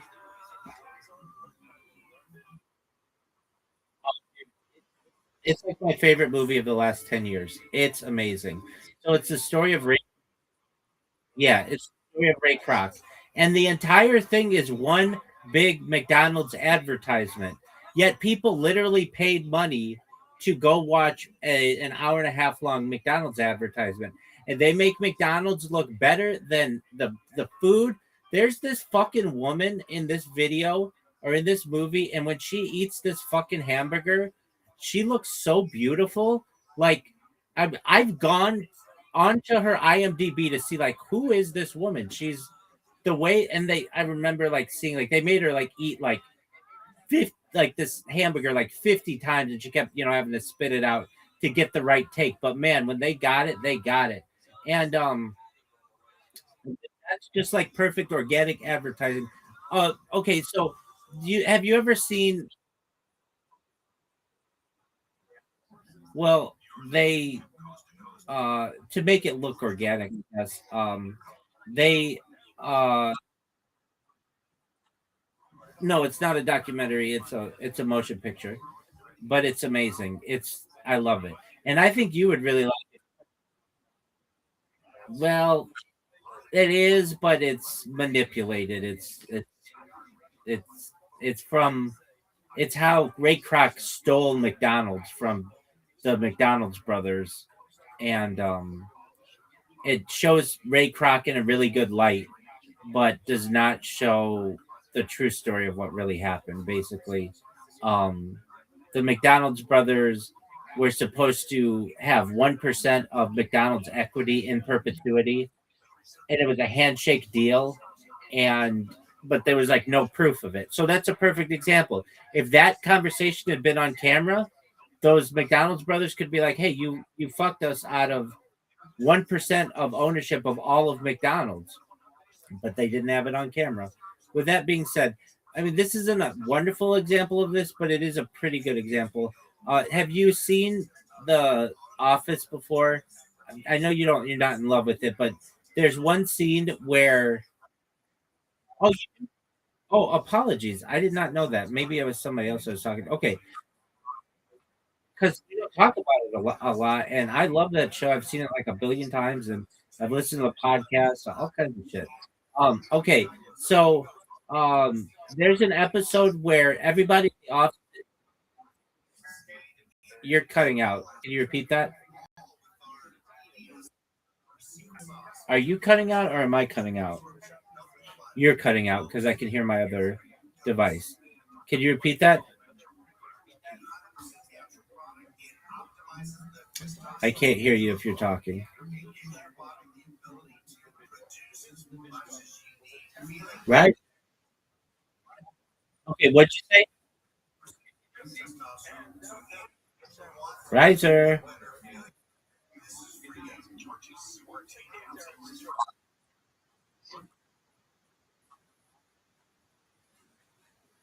I like the American one, but I also like the UK one. Okay, but the American one. Okay, so all of the people in the office are trying to set up Michael with a um like a potential girlfriend. And Kevin, you know, the fat accountant guy, um writes on a piece of paper or something uh a telephone number with the name Wendy. And Michael calls and says, "Hello, is Wendy available?" And they're like, "This is a Wendy, the restaurant." Okay, that the idea. Have you heard the phrase? This is, sir. This is a Wendy's.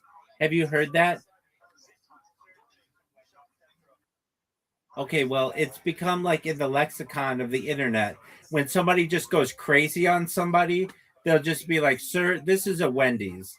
Basically, like, calm your jets. Like no reason to overreact. Well, guess what? Every time somebody says that, Wendy's is subconsciously in the consciousness of whatever person does this. So, what does this all get back to? To this website. Basically, you're going to be able to crowdsource a lot of these ideas much easier and not have to pay some giant marketing company that's going to get you an 85 out of 100 or 89 out of 100 or a 92 out of 100. It's going to get you a 99 out of 100 or a 98 out of 100 or 100 out of 100. You're going to hit home runs. Basically, you're going to be able to say to the Fortune 500, we're going to be able to have you be able to be marketed in a much better way, and you're going to be able to test market this. You're going to be able to have a really great story as well. Hey, we changed somebody's life. We had our Super Bowl commercial. We had it was created by a 19-year-old college student, and they won $100,000 for their education.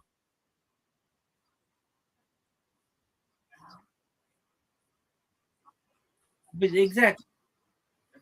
So they could.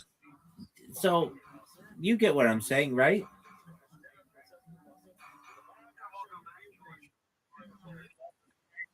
Yeah, it's an excellent.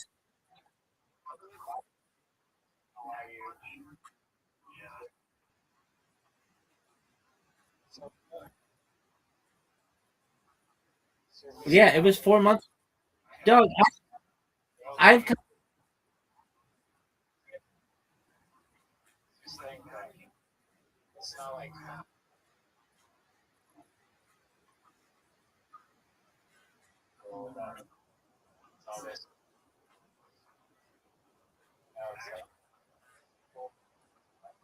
that's it with links.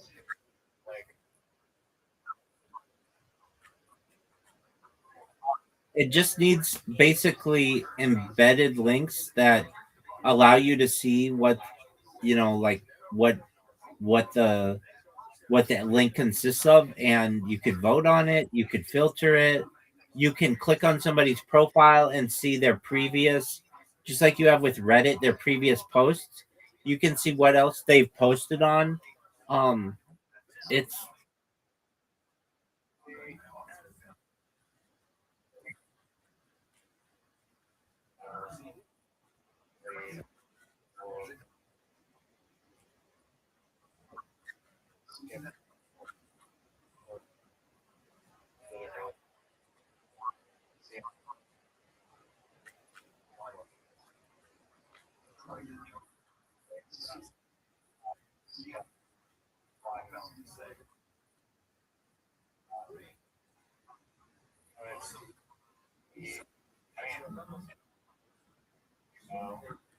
wait, wait, can we take on that idea of Pepsi saying, "Hey, I saw what you did for McDonald's, and we just want you to do ours." They can do that already on Instagram, so it's not like they don't already have that competition. But here's the thing: who's to say that the person who Pepsi chooses, who did the original McDonald's ad, is going to be better than if they just crowdsource it. Again, it's going to be the person versus 1,000 other people, and there's a very good chance that one of those 1,000 other people builds an ad better than the person who they stole from the McDonald's ad. Does that make sense?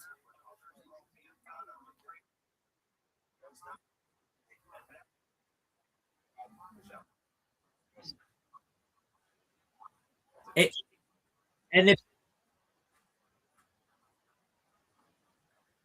exactly, if they do that, if they steal the person from McDonald's, they might get a 94 out of 100 on the commercial that the person does, which is really great. But guess what? It's not going to be a 99 like they will if they crowdsource it.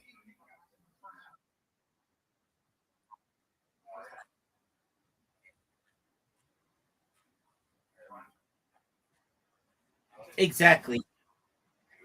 I can tell you I can tell you when I was a kid, and there are a lot of people like I get emotional about marketing. Um I really do. So there's an advertisement. Amer- United Airlines used to play a song. Um, it's George Gershwin, uh, Blue. Just a moment. George Gershwin.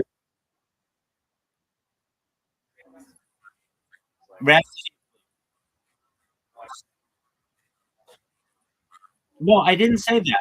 I'm the best marketer in the world. It's the thing. The thing is, there's not a lot of money in it. Well, there's not a lot of money in being a creative.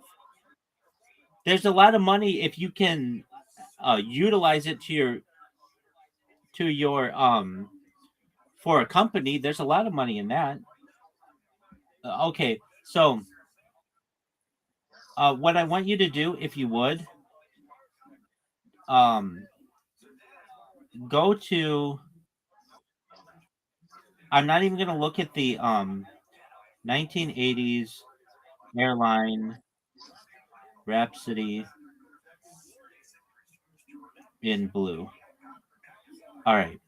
So the United Airlines used to um, advertise with this song, and it was like it's George Gershwin, which is in like the public domain. And when you read the comments on what this is, it's like it's very powerful. And I remember I don't know like 3 or 4 years ago I was on my stream and I had tears rolling down my face of what this commercial meant to me and what it meant to America and the world. A plane could get you anywhere in the world. And when I mean, I hate to say it, like I get emotional when I think about it, how marketing can really affect you um, or affect a person. I'm going to send it to you and just read the comments. Like, you think I'm moved? There are people who are just bawling because of this commercial, and and what I'm saying is for an airline, not even an aircraft, an airline. Just watch what I just sent you, and it's literally just planes and music in the background. But it makes me want to cry right now. It's because I get all these emotions of what it was like to be on a plane as a child and to think like what the future would be of the world. And just just it makes me want to cry now. Exactly. I think that people will eat it that way in the future if it's watched properly. Um, so yeah, you have to watch it, or you should. Okay, so go to your Discord messages and just watch this. It's 69 seconds. It's nothing. It's nothing special.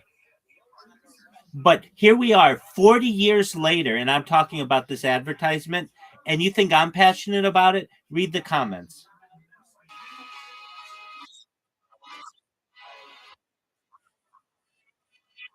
That's okay.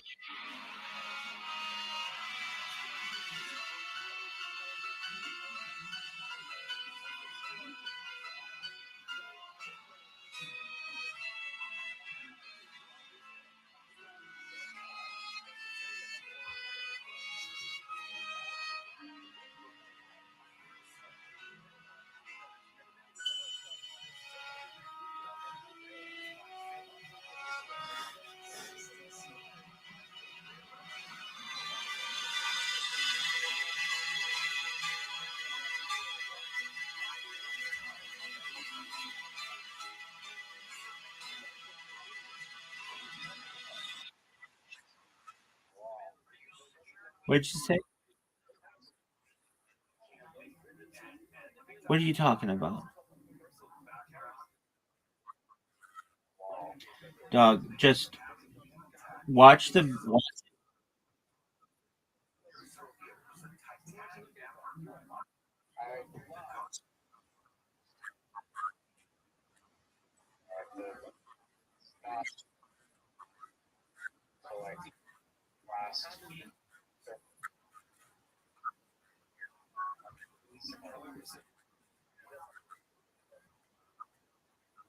I understand.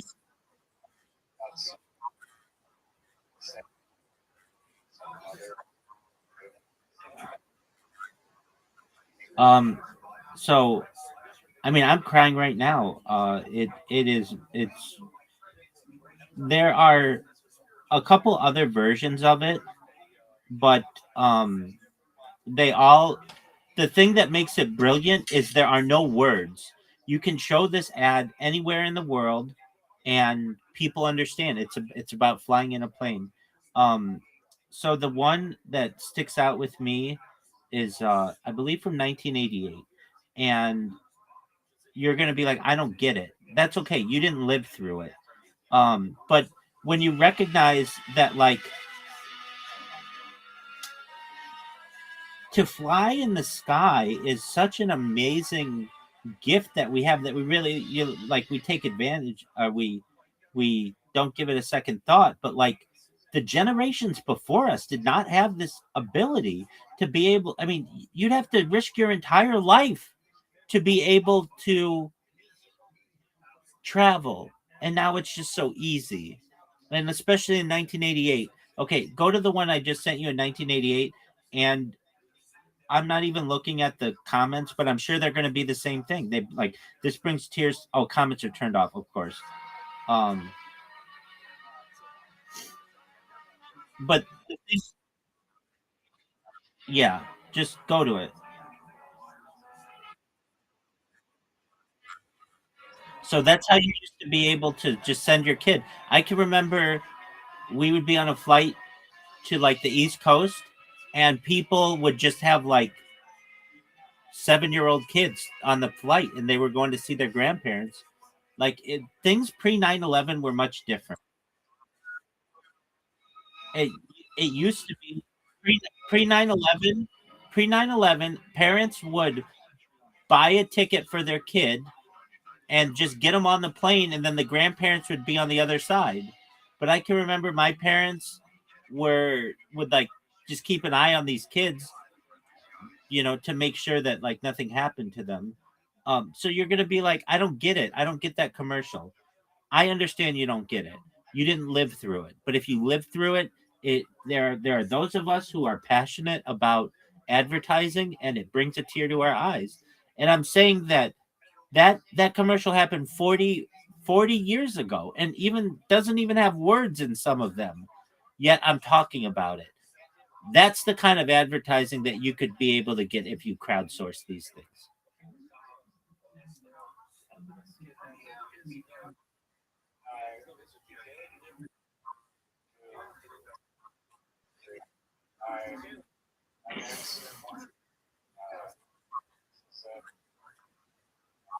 I've got an answer for everything.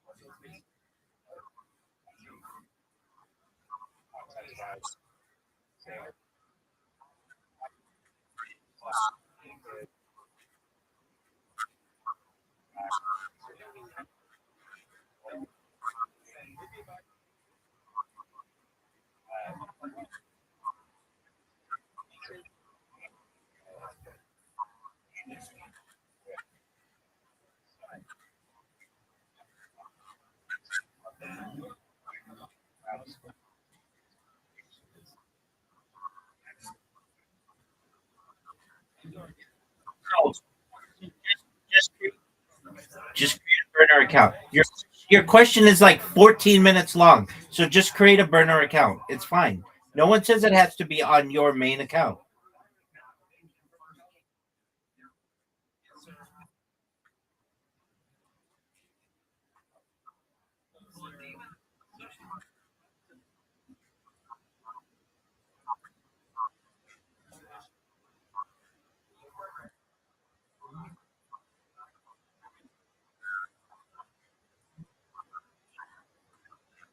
Exactly.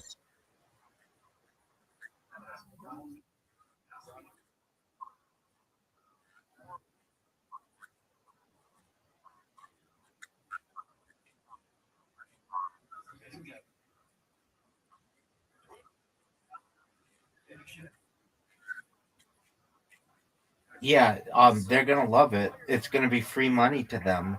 So basically, they're gonna be able to say, "All right,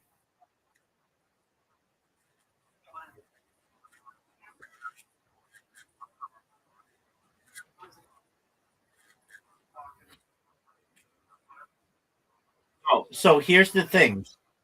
Here's the thing. No matter how many votes your project gets, no matter how many votes, that doesn't mean that it necessarily wins. It's the company that chooses. So they can have 100,000 people vote on their thing, and they will only win the fan contest element, which doesn't have the grand prize. It's just basically a feather in their cap, which is great. It's like Reddit karma. Okay, so you've got a lot of Reddit karma. It doesn't necessarily do anything for you.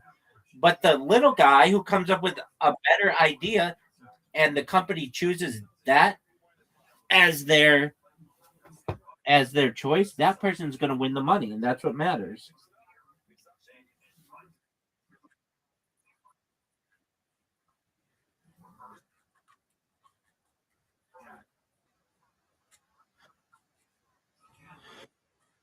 You can do whatever you want. You can do whatever you want.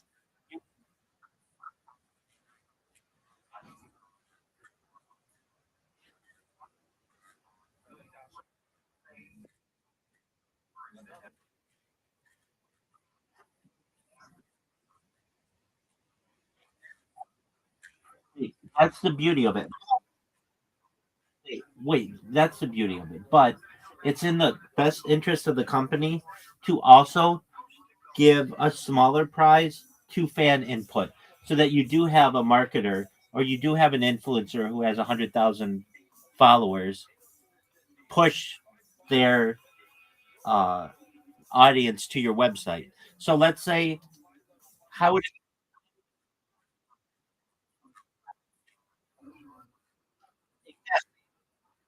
exactly? So how could you do it? You could say, hey, our grand prize is going to be a $10,000 grand prize. That's to the winner. We're also going to get $1,000 in cash to the fan vote, which is a serious contest. And what is your platform going to make?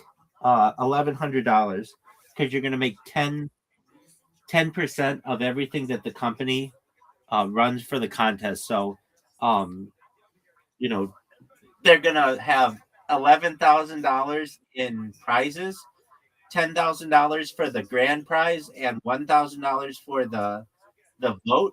And you get 10% of that. So all in all, to the company, it's going to cost them $12,100, and they're going to get 99 out of 100 advertisement that people are going to be talking about 40 years from now. It's win-win. And on top of that, they're going to have huge influencers who are going to be sending their audiences to your website to vote for them in a popularity contest. That's great.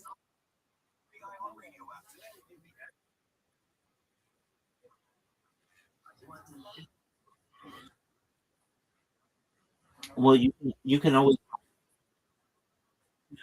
no no you could well there's that idea, but you can always hide it. You're the one running the contest, so you do just like with like a tweet. If you tweet something and somebody sits in there and bashes you, you can say hide this tweet or hide this response. See, the thing is, you want to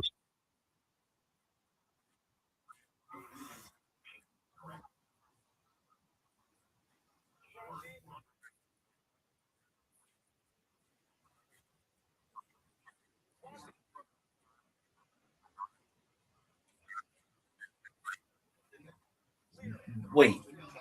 You're thinking of going only for the big contests. They're going to be small mom and pop contests that if somebody puts some work into it, they're going to win. And then that means that their profile is going to get more badges and recent wins. And if they have a quality app,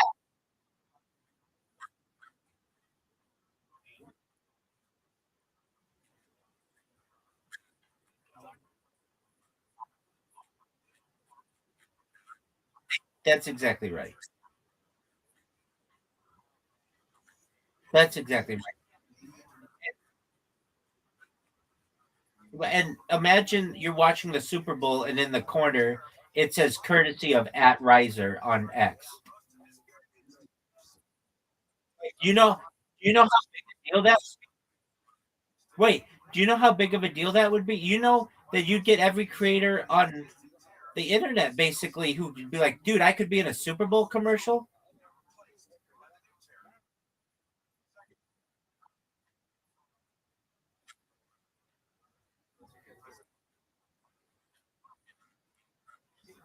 Well, I mean, you wouldn't even need to if Coca-Cola said, look, we're not going to pay anything for anybody's content, but we will put your handle in one of our commercials.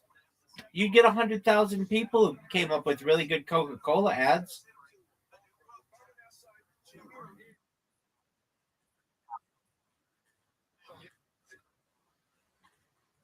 Oh, you don't you have the audience sift through them. So people will upvote and say, I like this one or whatever. And then you have a person who just looks at the top 100 and is like, okay, these are really good. And then they bring them to their team and say, we've got these are the top 10 that we like.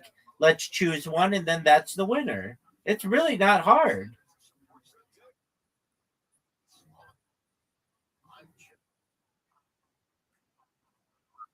I mean, you don't have to look at 3,000 submissions. You're going to let the audience do the work for you. They're going to upvote. And sure, maybe somebody's going to manipulate some things, and that's cool. But you are going to basically have your marketing person look at the top 100. So that's like, there's a good chance that you can get some small organic creators in there. And if they have a good ad, that thing's going to take off. And it's going to be really upvoted highly. And it's like it's like the top comment of Reddit. Sometimes somebody's got such a good top comment that people write at the below it thread closed. Nobody can come up with something better than this. And you're gonna have somebody who does that with their social media post. And on top of that, um, you may have someone who is like, let's say they come up with a really good idea, like whatever you said, Coca-Cola girl, big boobs, Lamborghini. Okay, cool. And they submit that on a Monday. And then somebody comes in on a Thursday and just takes their idea. The crowdsourcing of this can say, look, The one that came up on Thursday just stole Monday's idea, and we have proof of it because it's on this website. So don't upvote Thursdays, upvote Mondays.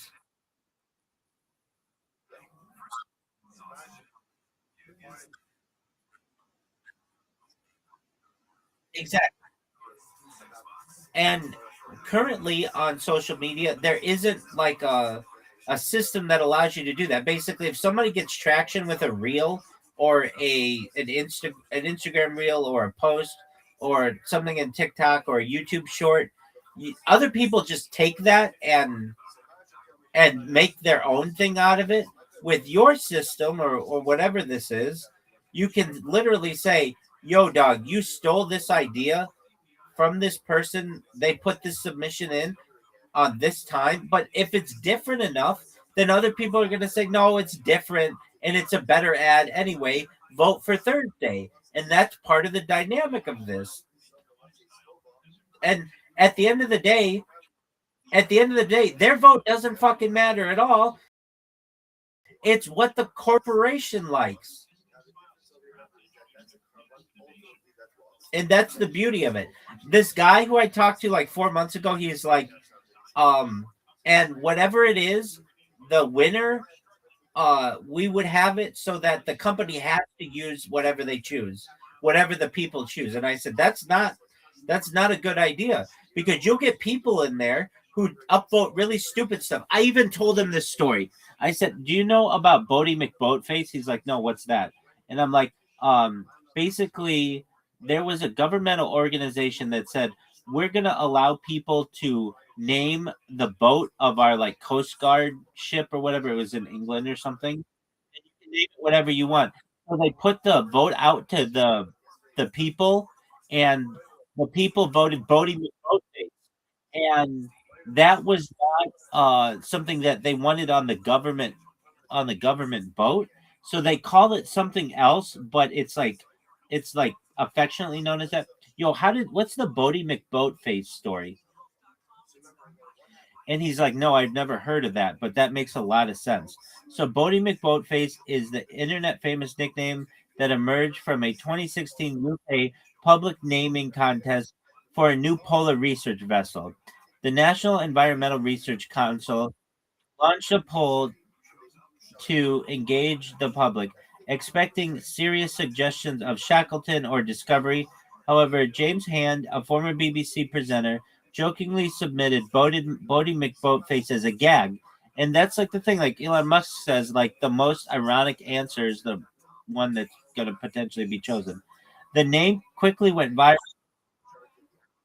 fueled by social media, and surged to the top of the poll with 124,000 votes, far ahead of any other entry. So you're going to get that. Well, what if Coca-Cola?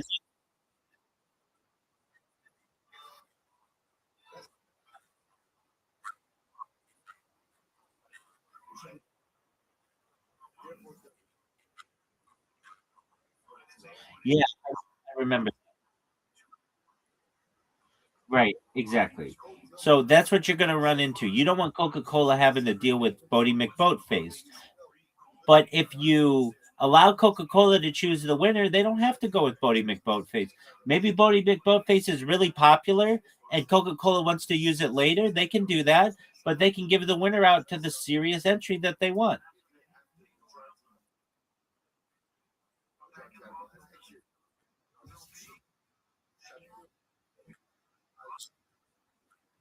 Say whatever you want, baby.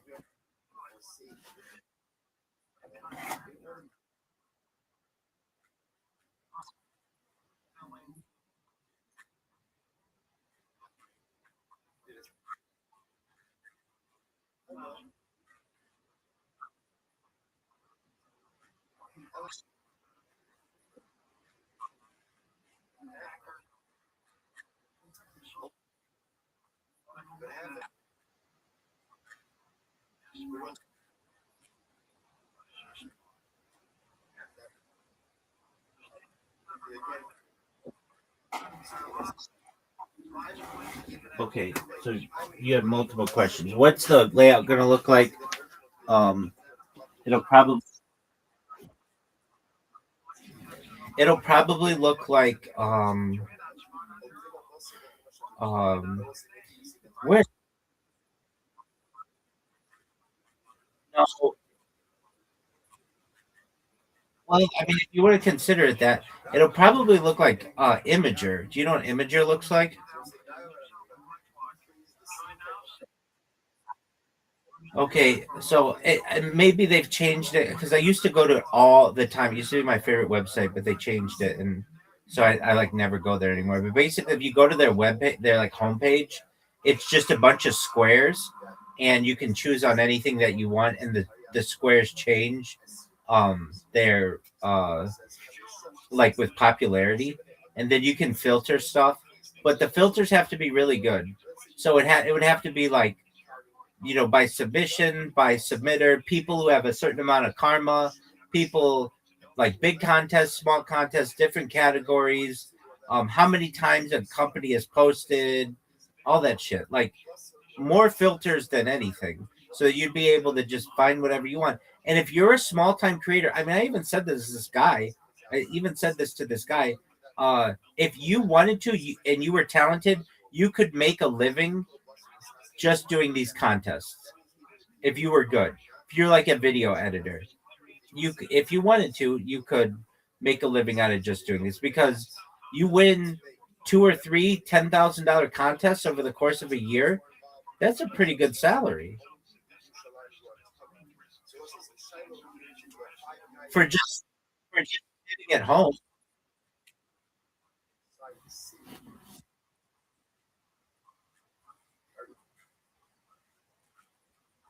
Well, then there's the idea: get good, then see what's been winning, and then start moving in that direction.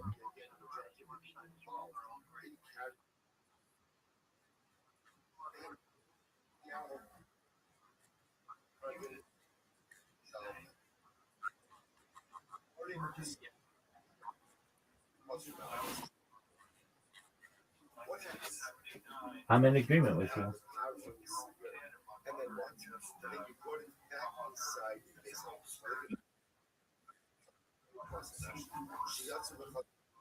We're done.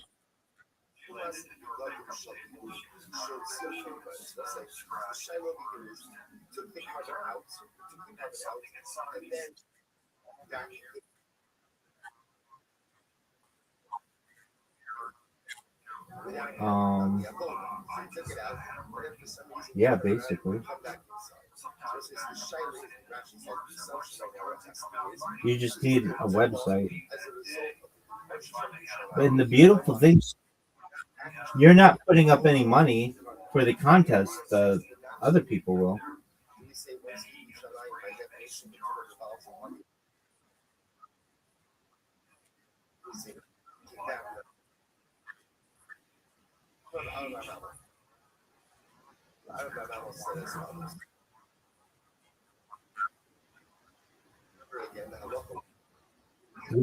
That's a great point.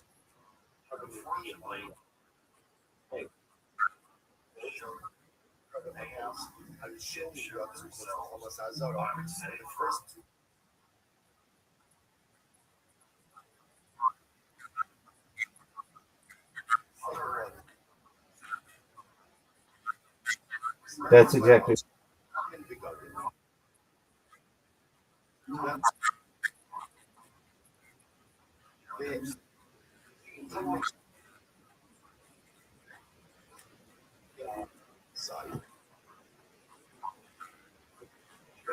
No, I mean you'll get people who will want to have the longest account on there or the longest contest on there.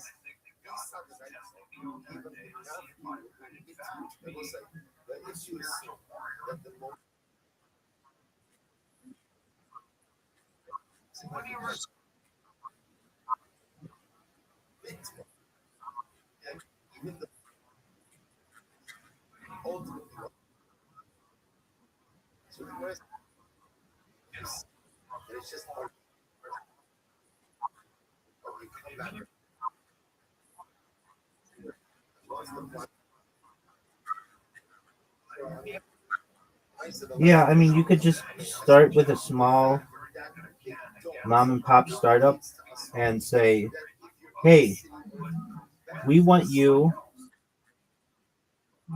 we want you to just host a contest, and you don't even have to pay any money for this. Just give away $100 gift certificate, and we're gonna have local artists who come up with social media posts for you, and you choose the best one. And it's no, you don't even have to give out money. You just have to give out like a little food or something like that, and you're gonna get people from all over the community who come up with really great advertising, and it's gonna be grassroots."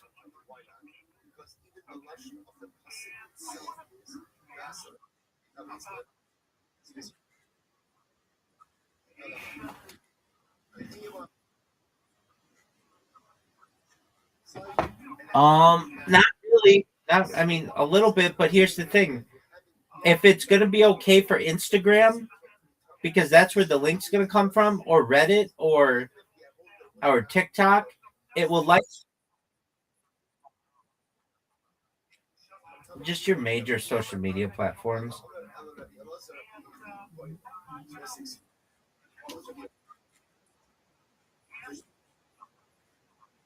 Exactly, and that gives people that's gonna allow you to dominate the internet because you're gonna have like a bunch of different places from which to choose, and um it's going to help Instagram and YouTube and all those places because it's going to get them a lot of clicks.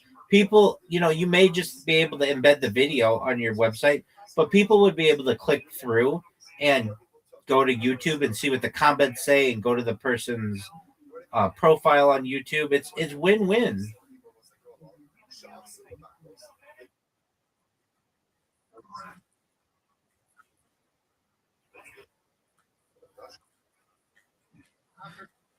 Yeah, and if not, then there could be a way to just take a screenshot, and so you have to host some images. No big deal. That's not that expensive.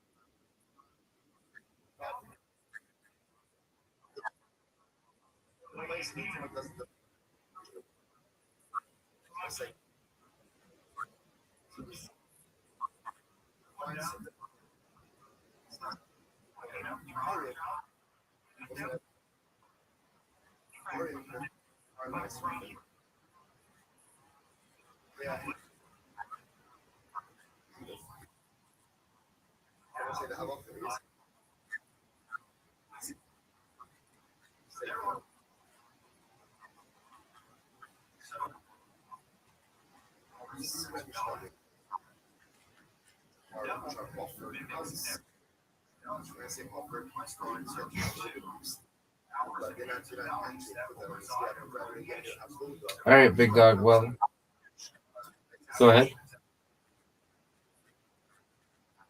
Yeah, dog. I don't know what happened, but what were you gonna ask?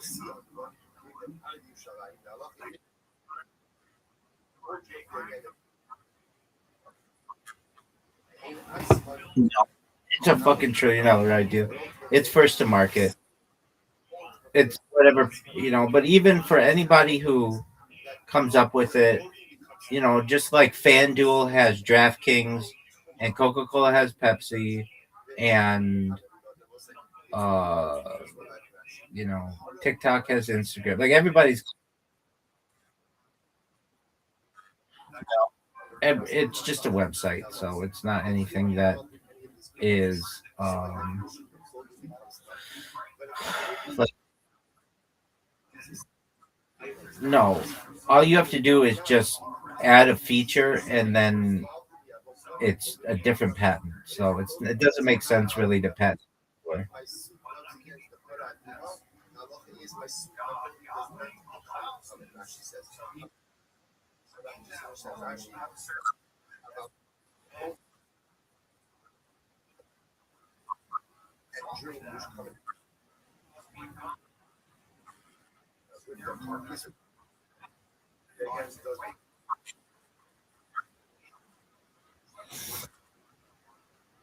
Yeah, and ambush in ambush. All right. So next time we speak, let's come up with a really good idea for the name. Here's I'll tell you this right here. You try a lot of different things, and you've got to see it through. So if you really think that this is the idea that's going to change your life, you've got to pour yourself into it and see it through.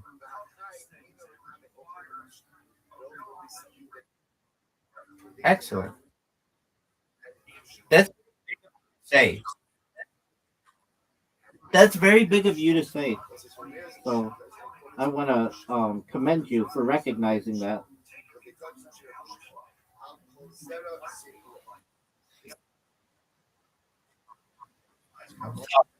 No, both that you recognize that you start committing, but the thing is, you've got a good head on your shoulders, so you can commit to something and become successful with it. You just putter out, and I think that you sound.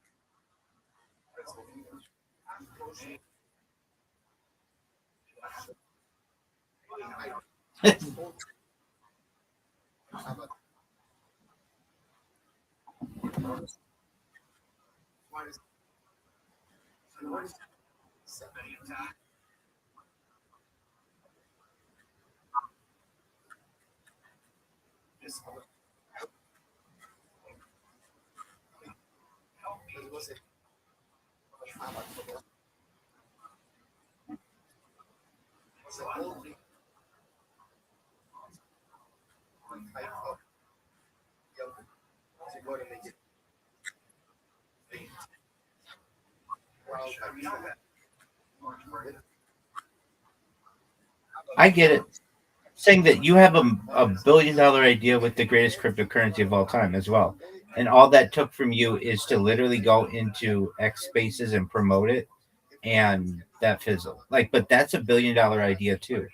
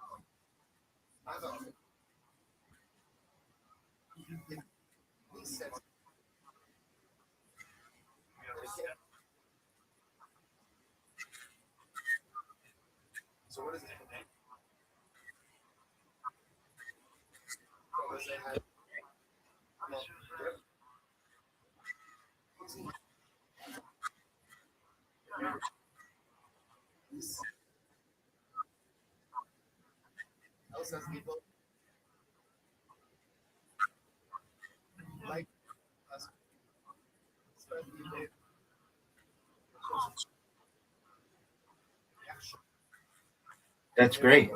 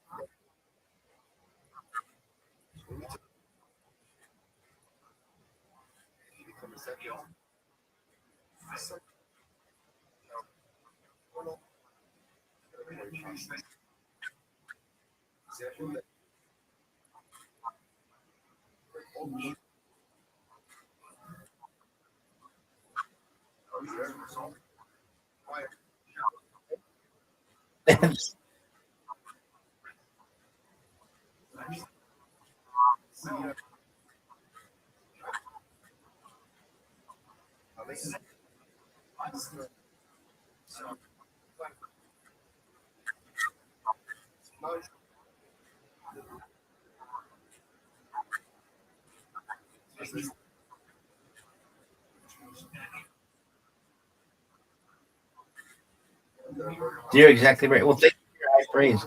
I can tell you, it would be one thing to say, "Oh, I've made it 4+ years. Oh, like I can't wait for it to be over." Fuck no, I'm the opposite. I get stronger every day. I love it more and more with each day. I appreciate it even more than when I first started doing it, and have committed to this for life.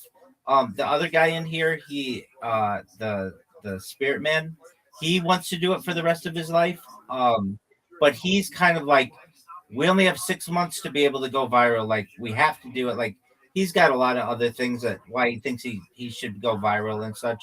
And I recognize that there are those kind of people who feel like they need to push it. But I don't. I feel as if the world or like the universe has um a divine plan and I'm part of it and I know it'll come. I know that I'm 40 years old right now.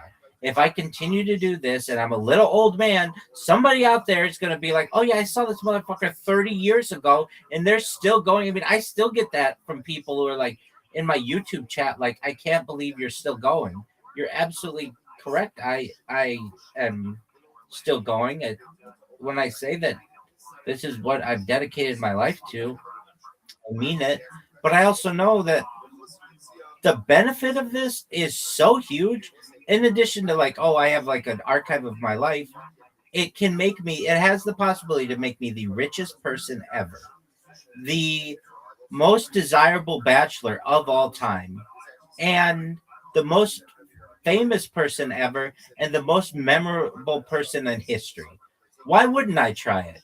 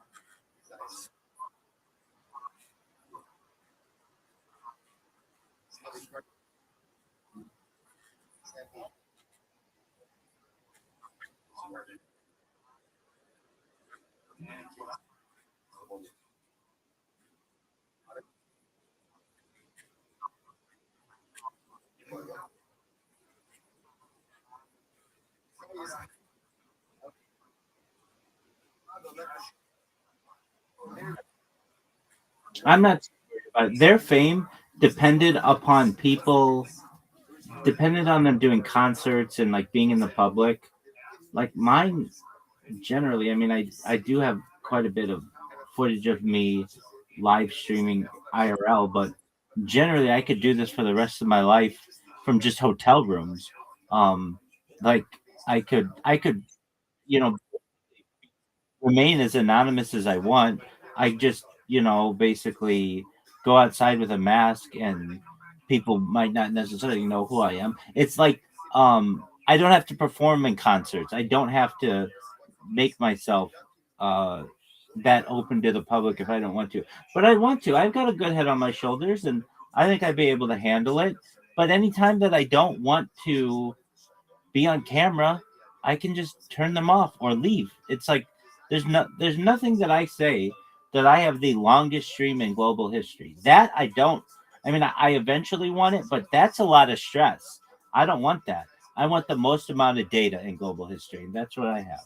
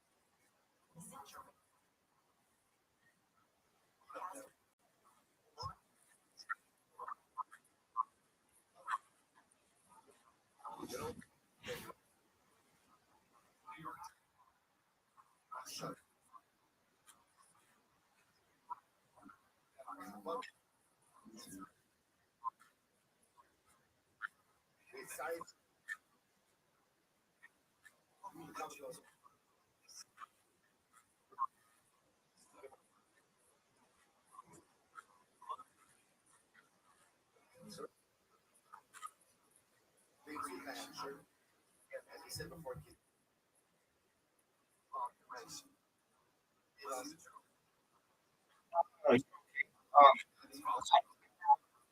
yeah, have generally been a popular person IRL. Growing up in school, I always had a lot of friends. As a young adult, I had lots and lots of friends. Social media started, and I had more friends than my friends on Facebook when it first started. And so I've been able to see the growth of social media, but also within my community, I have religious friends, I have non-religious friends, and then having dedicated myself to the live stream, I can use the skills that I've built from my IRL social uh, behavior and be able to utilize that in on the internet. And I mean, it's just like I am in agreement with you. I get an immense uh, amount of benefit from the people with whom I'm around, and it's certainly a unique relationship that I've built with many of these people. But I I basically see when I was born as a really unique time. I mean, I was born in 1985. I was able to see the world without any internet, without any computers. And then I mean, we had computers, but it wasn't like everybody had computers. And the personal computer was still new. Uh, and wasn't that popular. But then the growth of the beginning of the internet, and so I mean, like I remember a time when there was pre-computer, at least pre-personal computer, and then to move through to where we are today, where we're literally connected 24/7. I think it's a beautiful time to have had the best of both worlds, or at least had um the ability to witness the changeover. I know that, like, in terms of data, something like in the year 2003 or something like that, digital data, the amount of digital data in the world overtook analog data.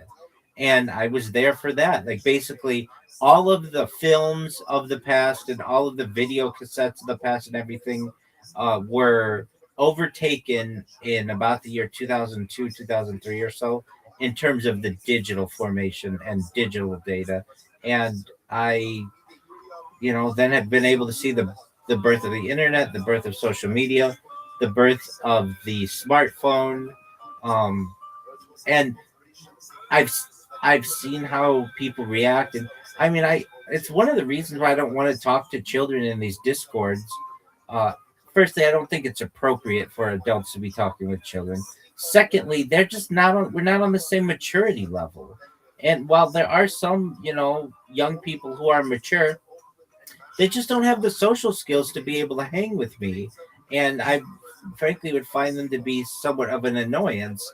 Um, there are some people, though, I don't want to put down all adolescents, but just generally, uh, there's like no respect for elders.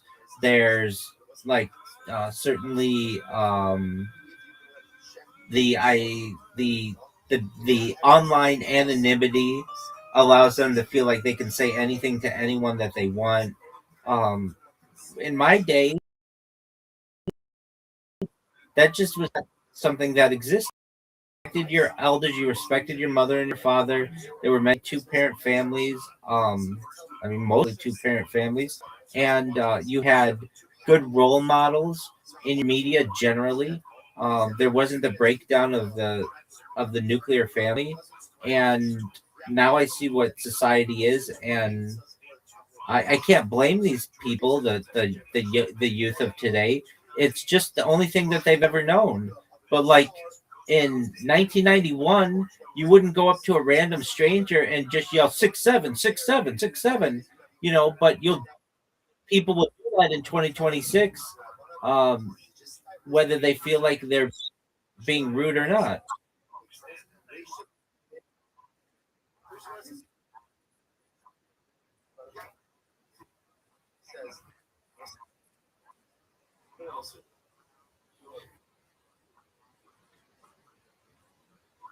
That's a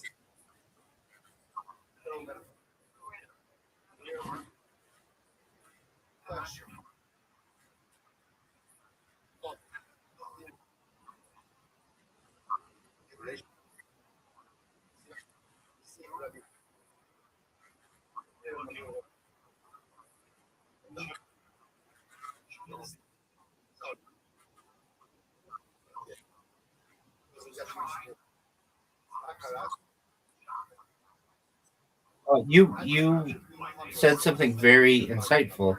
Yes, the internet has become the parent of children today.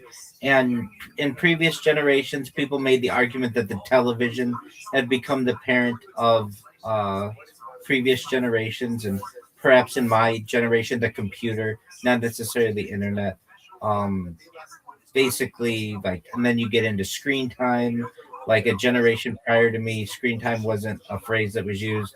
My generation, it wasn't used until recently. But in today's generation, the youth of today, they're being asked at the doctor, like, when you take a little, like a 3 or 4 year old child, the doctor asks the parents what kind of time are they spending on the screen. Seems bizarre to me, but that's a serious question that's asked by pediatricians today. Um, and like, how can we limit that? And uh, I personally think that the youth of today is very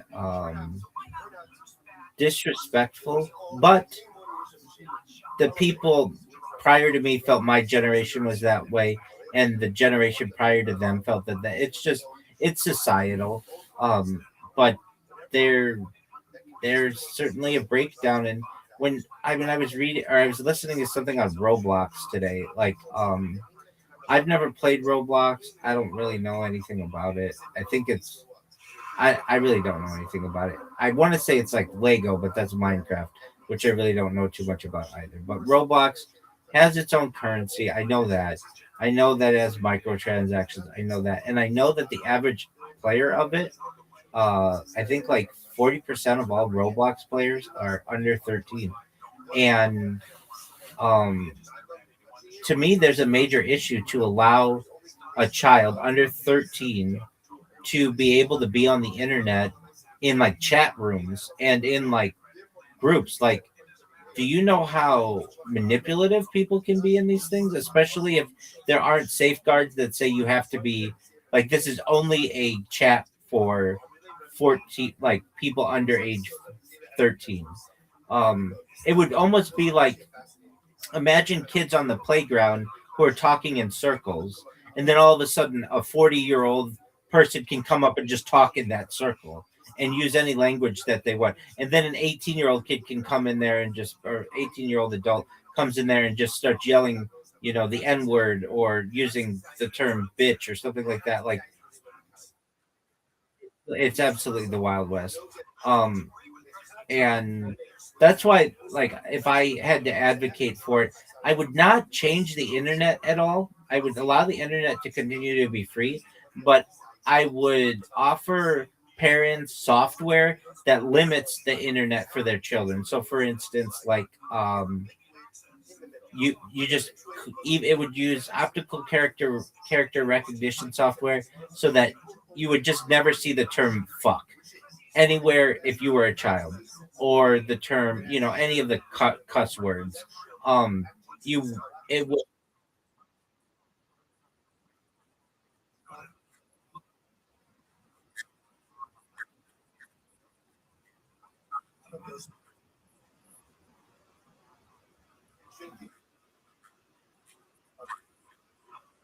yes, but even with YouTube Kids, I could go in and use it, be like the username. There are ways around things. Like, I could make my username like, uh like fuck me 69. You know what I mean? Like, and YouTube still allows. No, I understand that. Thing is, people will come up with things instead of being fuck me 69. They might make it FUKME 69. So with optical character recognition, you could just limit all of these things. And they do offer, there are companies that offer this software. It's just not highly purchased or utilized because it's an extra, it's an extra cost. Exactly. And it doesn't always work that well. And I understand that. But I personally would say, if I were president, I would say that every household in America should be able to get this software either at a reduced rate or for free if you don't meet the minimum requirements. If you have a child in the household under age 18 or certainly under age 13, I want children to be able to use tablets and do all that kind of stuff, and that's cool. But we would force software to be able to block them from all of the things that they should be on. But what does that mean? That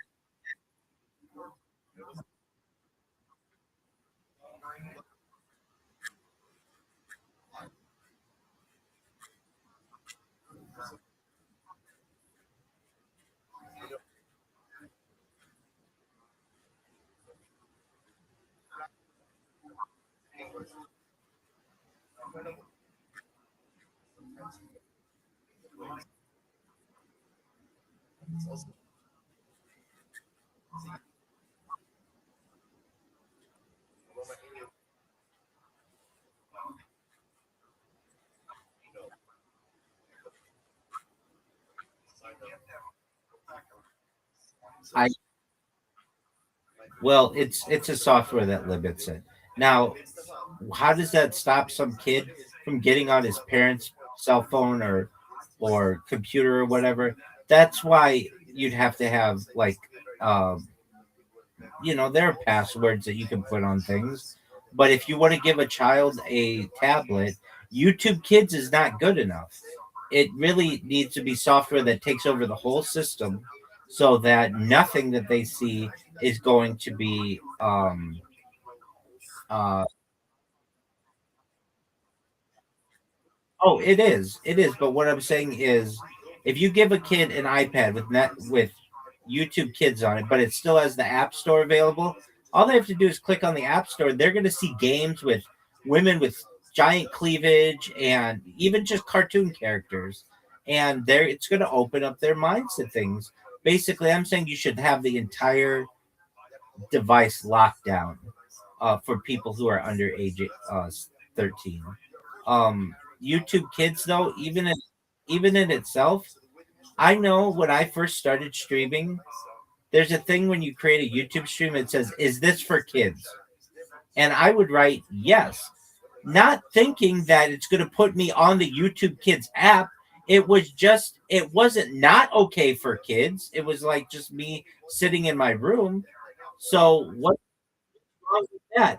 It it it it it doesn't. And so I got these parents who would come into my chat and they're like, "What are you doing cussing on the stream?" And I was like, or I don't know that, but it was just like, how is this kids content?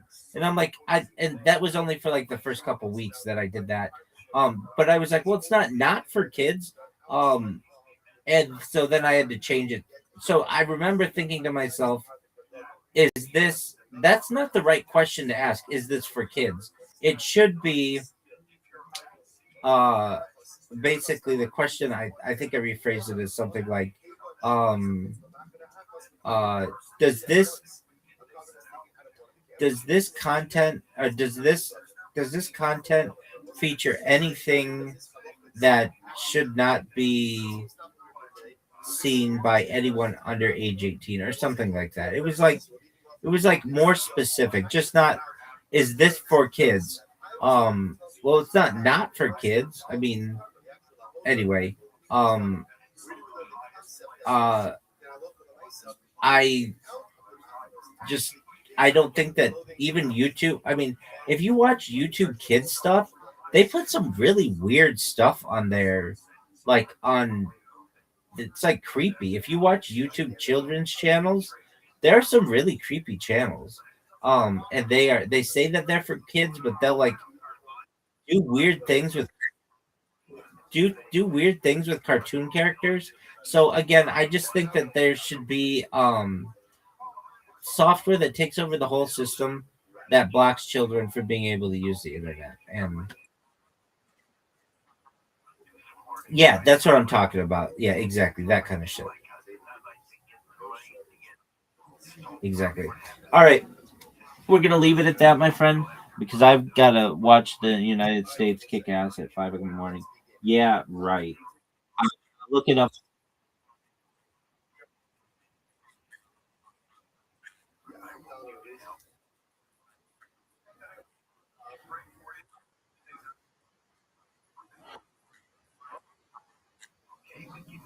Yeah. I'm not even gonna say the word. It's like there's. I know if I did, I would just fall right back asleep. But you never know. I might awake at like 4 in the morning, and then I might actually watch it. So you never know. If you do watch it, absolutely. And the $1 trillion ideas just give out like fucking candy.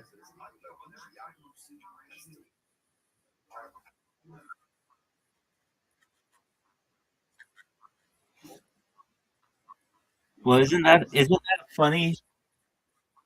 Exactly. Isn't that a funny like backup? I mean, it would be like somebody going on Shark Tank and all of the sharks are like, "No, we're not going to buy your thing," and then they came out 6 months later with the same idea.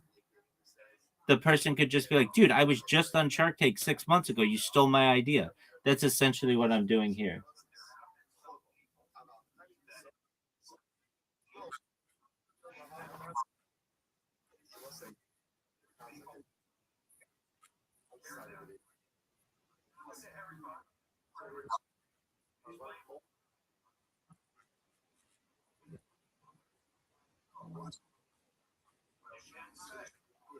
I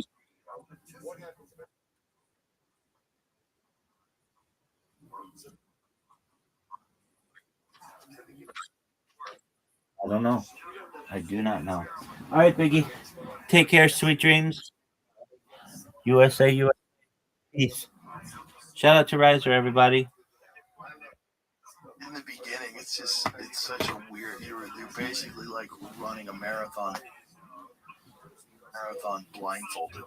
Yeah, through trees. I did it like finally when I did like a special. I was like, oh, this is the point of it. You have to come up with an hour of stand up. Yeah. Before I was just like, I need to have a good 5 minutes for tonight, and I would just go up and do it. And like, great, and I would just go back home with like no plan or anything. Well, that's a lot of guys who live in cities where you do short sets all the time. Yeah, we were talking about that the other night in the green room. Like some guys who do a lot of like New York City clubs, they have a really good 15 minutes. They'll fucking crush for 15 minutes. But when they have to do an hour, then things get weird because they can't keep the same energy for an hour. It's not, you have to pace it. It has to be hills and valleys. You have to kind of like structure it. Yeah. And then they also don't really have the material because they're basically just doing their best 15 minutes all the time. Yeah, true. I had I wasn't even really doing stand-up. Me and Shane were doing the podcast, and I was like, I was going to do the podcast. I don't even want to do stand-up anymore. And then it was pretty funny. Behind my back, went to the manager at Helium and was like, dude, have Matt headline. And I was like, fucking dick. And the guy hit me up. So I started doing that. So I had been like not doing stand up. For how long? For like months and months and like maybe a year off. And I like, I went, it was like I would go and try stuff. So then I started doing, when I first started headlining, I would do an hour, have off for like 2 months, do an hour somewhere else. It was the most insane. It like really started fucking with me. Did you have recordings to listen to? Yeah, I would record the audio and I would listen to it, and then I would like jot down notes, and like it was the most insane way to get back into it. That was the thing that we experienced after COVID. There was a moment where I hadn't done stand up in like 4 or 5 months. Yeah, it felt so weird. And then Houston had stand up. Their clubs open, and they like space people out, and put masks on. Like, this is so ridiculous. Yeah. And we were doing shows inside, and I only did one weekend, and then I got super paranoid. I'm like, what if I give it to someone and they die? Yeah. Why am I being so selfish that I want to do these shows? Yeah. So I gotta stop. So I had this old lady on the podcast, and my first thought was, what if I have it and I give it to her? Damn, that would suck. I was so freaked out. Yeah. I wasn't even remotely sick. That was what was crazy. Like, it was just it was a boogeyman. For sure. It wasn't like, I'm coughing, maybe I shouldn't come into work. No, it was like, I feel great, but what if I have it? I don't know. I know. I give it to this lady. Yeah, I had my first kid, right? Like March of 2020. Ooh. So we got out of the hospital, and like a week later, I was like holding my face in a grocery store, being like, fuck. Well, at least you could be with her when she gave birth then. Yeah, that was cool. That was what was crazy. Yeah, people were dying alone because you couldn't visit them while they were dying. It was insane, dude. It was like, and luckily, when we went in for our second kid, that was like, it was still kind of in the mix. We were able to go in together, but like our nurse, if we didn't have like our mask on, she was like, I don't care. Because I heard people were getting like just like 2 weeks after we had our kid, people were in there like, I got to stay home. My wife's in there by herself. All and it was like, it's a disaster. But even navigating that was crazy because it was like, I'd tell my wife like, well, I want to go do this. It's like, well, what if you bring it all to all of us? And I remember just at one point being like, then we're all gonna fucking get it, dude. I don't know. Like I did the numbers. Like I think this affects older people, or What time was this? This would have been March. It was like March 2020, and then like the next 6 months, because I would like go try to do stuff. It's like, if you go outside, we're all gonna get sick. I was worried about it. I wasn't really confident that people weren't gonna get really fucked up by it until like a few of my friends got it and got over it. Yeah. And then my family got it, and I didn't get it. And I thought that was crazy because I tried to get it. Like I didn't. Yeah. I hugged my kids. They were laughing. You're going to get COVID. I was like, I'm not going to get it. And another part of my head was like, boy, I hope I don't get it. Yeah. But I never got it. I worked out and I didn't feel so good. And I said, let me just go through the paces today. And then I worked out the next day. Same thing. I'm like, I don't feel so good. I feel like weak. So let me do like my kettlebell routine with like 35 pounds, just easy. Don't push it, just a couple sets. So I did that 2 days in a row. And then the third day, I went to the gym. I'm like, how do I feel? And I'm like, I feel fucking good. Like, I feel great. Like, nothing feels wrong at all. And I had a full workout, and I felt fine. So I was like, all right, I guess I didn't get it. Yeah, and I went and got tested to see if I had antibodies, like if I had recovered from it. Nope, never got in there. Yeah, I touched my wife. She was coughing and shit. That's awesome. That's such a fucking beast move, dude. She was like, "You're gonna get it." I'm like, "Let's find out. Let's find out." That is a beast move. I don't know. I'm like terrible at math, but I remember looking up like how likely is it to die from this, and it was like 0.00001 something. I was like, fine, man. I know, but 0.001. there was so much propaganda, and it was like the thing was, we were in the middle of doing podcasts, and we tested everybody when they show up, make sure that nobody has it. Tested all of the employees, security guys, everybody that works for me. Everybody got tested every day. Yeah. We'd show up, we'd be separated. Nurse would come with a mask on, test everybody. And then once we had the results, then we would allow the show to go on. Yeah. So I was like, I can't fuck this up, because if I fuck this up, I fuck this up for everybody. Yeah, So I true. got to be careful. Yeah. And I just didn't want my guests. Like, the guests were flying in, they were taking a chance. A lot of them were older, you know, like a lot Yeah. of professors. You know, they're flying in to do this podcast, and I had to make sure. And then someone ratted us out. So the health department showed up at the studio, and they wanted us to have a bag of masks, like right when you walk in. So we had to put a bag of masks right there. We had to put a hand sanitizer thing right there, and then a sign that says like what you're supposed to do, 6 foot distancing, Okay. all that shit. I was like, all right. But they were saying that we weren't socially distancing. We saw him hug people outside the front door. That's completely dystopian, man. That's crazy. Yeah, I don't know why. You know what it was? Because my parents were just like, because, you know, the first time we all hung out outside, both my parents were like, bro, this sucks. We're just coming inside. We're not doing this. And that was like, Oh, my parents were terrified of my it. parents didn't give a fuck. They were like, Yeah, this my bullshit. parents didn't want to hang out with anybody until they got vaccinated. Really? They were real nervous about it. They're older, you know. Yeah. It's like, when you get older, you know, that's why a lot of these people, like the Neil Youngs and Howard Sterns and all those people that really freaked out about it, they're older people. Yeah. So to them, they're looking at, they might be that 1% that dies. Yeah. You know true. what I mean? Whereas like, you're young and healthy, work out, you'll probably be fine. You'll be okay. Your wife's healthy, you'll be fine. Yeah. When you're an old person and you smell death in the air already, Yeah. every day you wake up, you're like, oh, my fucking back hurts. Oh, Jesus, you can barely get out of bed. Your feet are swollen. Like, it can get you. Yeah, it's crazy. I'm surprised my parents are like, you know, I think they're like just gonna be 70 soon. They were just kind of like, Gangster. we don't give a fuck, man. Like, so Depends on where you grew up. I you think know? that's what it was, man. They were just kind of like, you know, they're all just like, fuck that, you know, this bullshit. No matter what it was, they were like, this fucking bullshit. Yeah, if you grow up hard, you're not worried about a cough. Yeah, they were. I remember I finally got it. And dude, it kind of rocked me. The first day, I had talked so much shit, and I got it. I was like, bro, if I die, this is gonna suck so bad. It's like, but we got it. You know what? My wife got it 2 days later. So then I had it. You know, we had a little kid, so I had to like, we just switched off. I kind of was like recovered enough, so our kid never got it. Those around us. kids can go right through it. Both of my kids got it, and they just burned through it. One of them had it more, but she's like a little more sensitive. She was pretty sick for a couple days. Not like scary, but like she didn't feel good for a couple days. The other one like barely had it. Yeah. It like went right through her.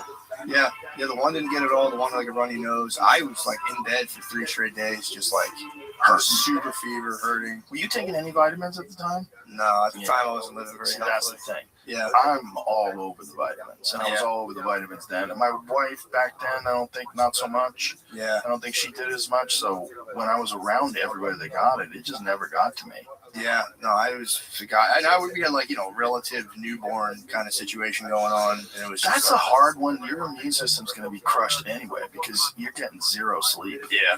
Everybody's like ready to fall asleep at any given time. Oh, Watching TV. I've never recovered. I'm still ready to pass out. Like I can fall asleep. I go home. I'm fried. I take naps. That was a big thing for coffee. Now I can take naps during the day. I can't take naps when I drink coffee. Oh, I never take naps. Oh, I love, man, a little siesta. The only time I ever take a nap is if I have to do something really early in the morning. So like if I do a set at night and I'm not home until like 12:30 and like maybe I have to get up at 6 or something, I'll take a little nap. Yeah. Just because for me, there's a balance of like what's more important, getting things done, working out, or not getting into a deficit. And for me, it's not getting into a deficit. Because when if I do a podcast and I'm sleepy, I get so mad at myself. I'm like, what are you doing? Like, this is your one job. Be awake and talk to people. Sleep like a toddler. Just oh, wow, that's cool.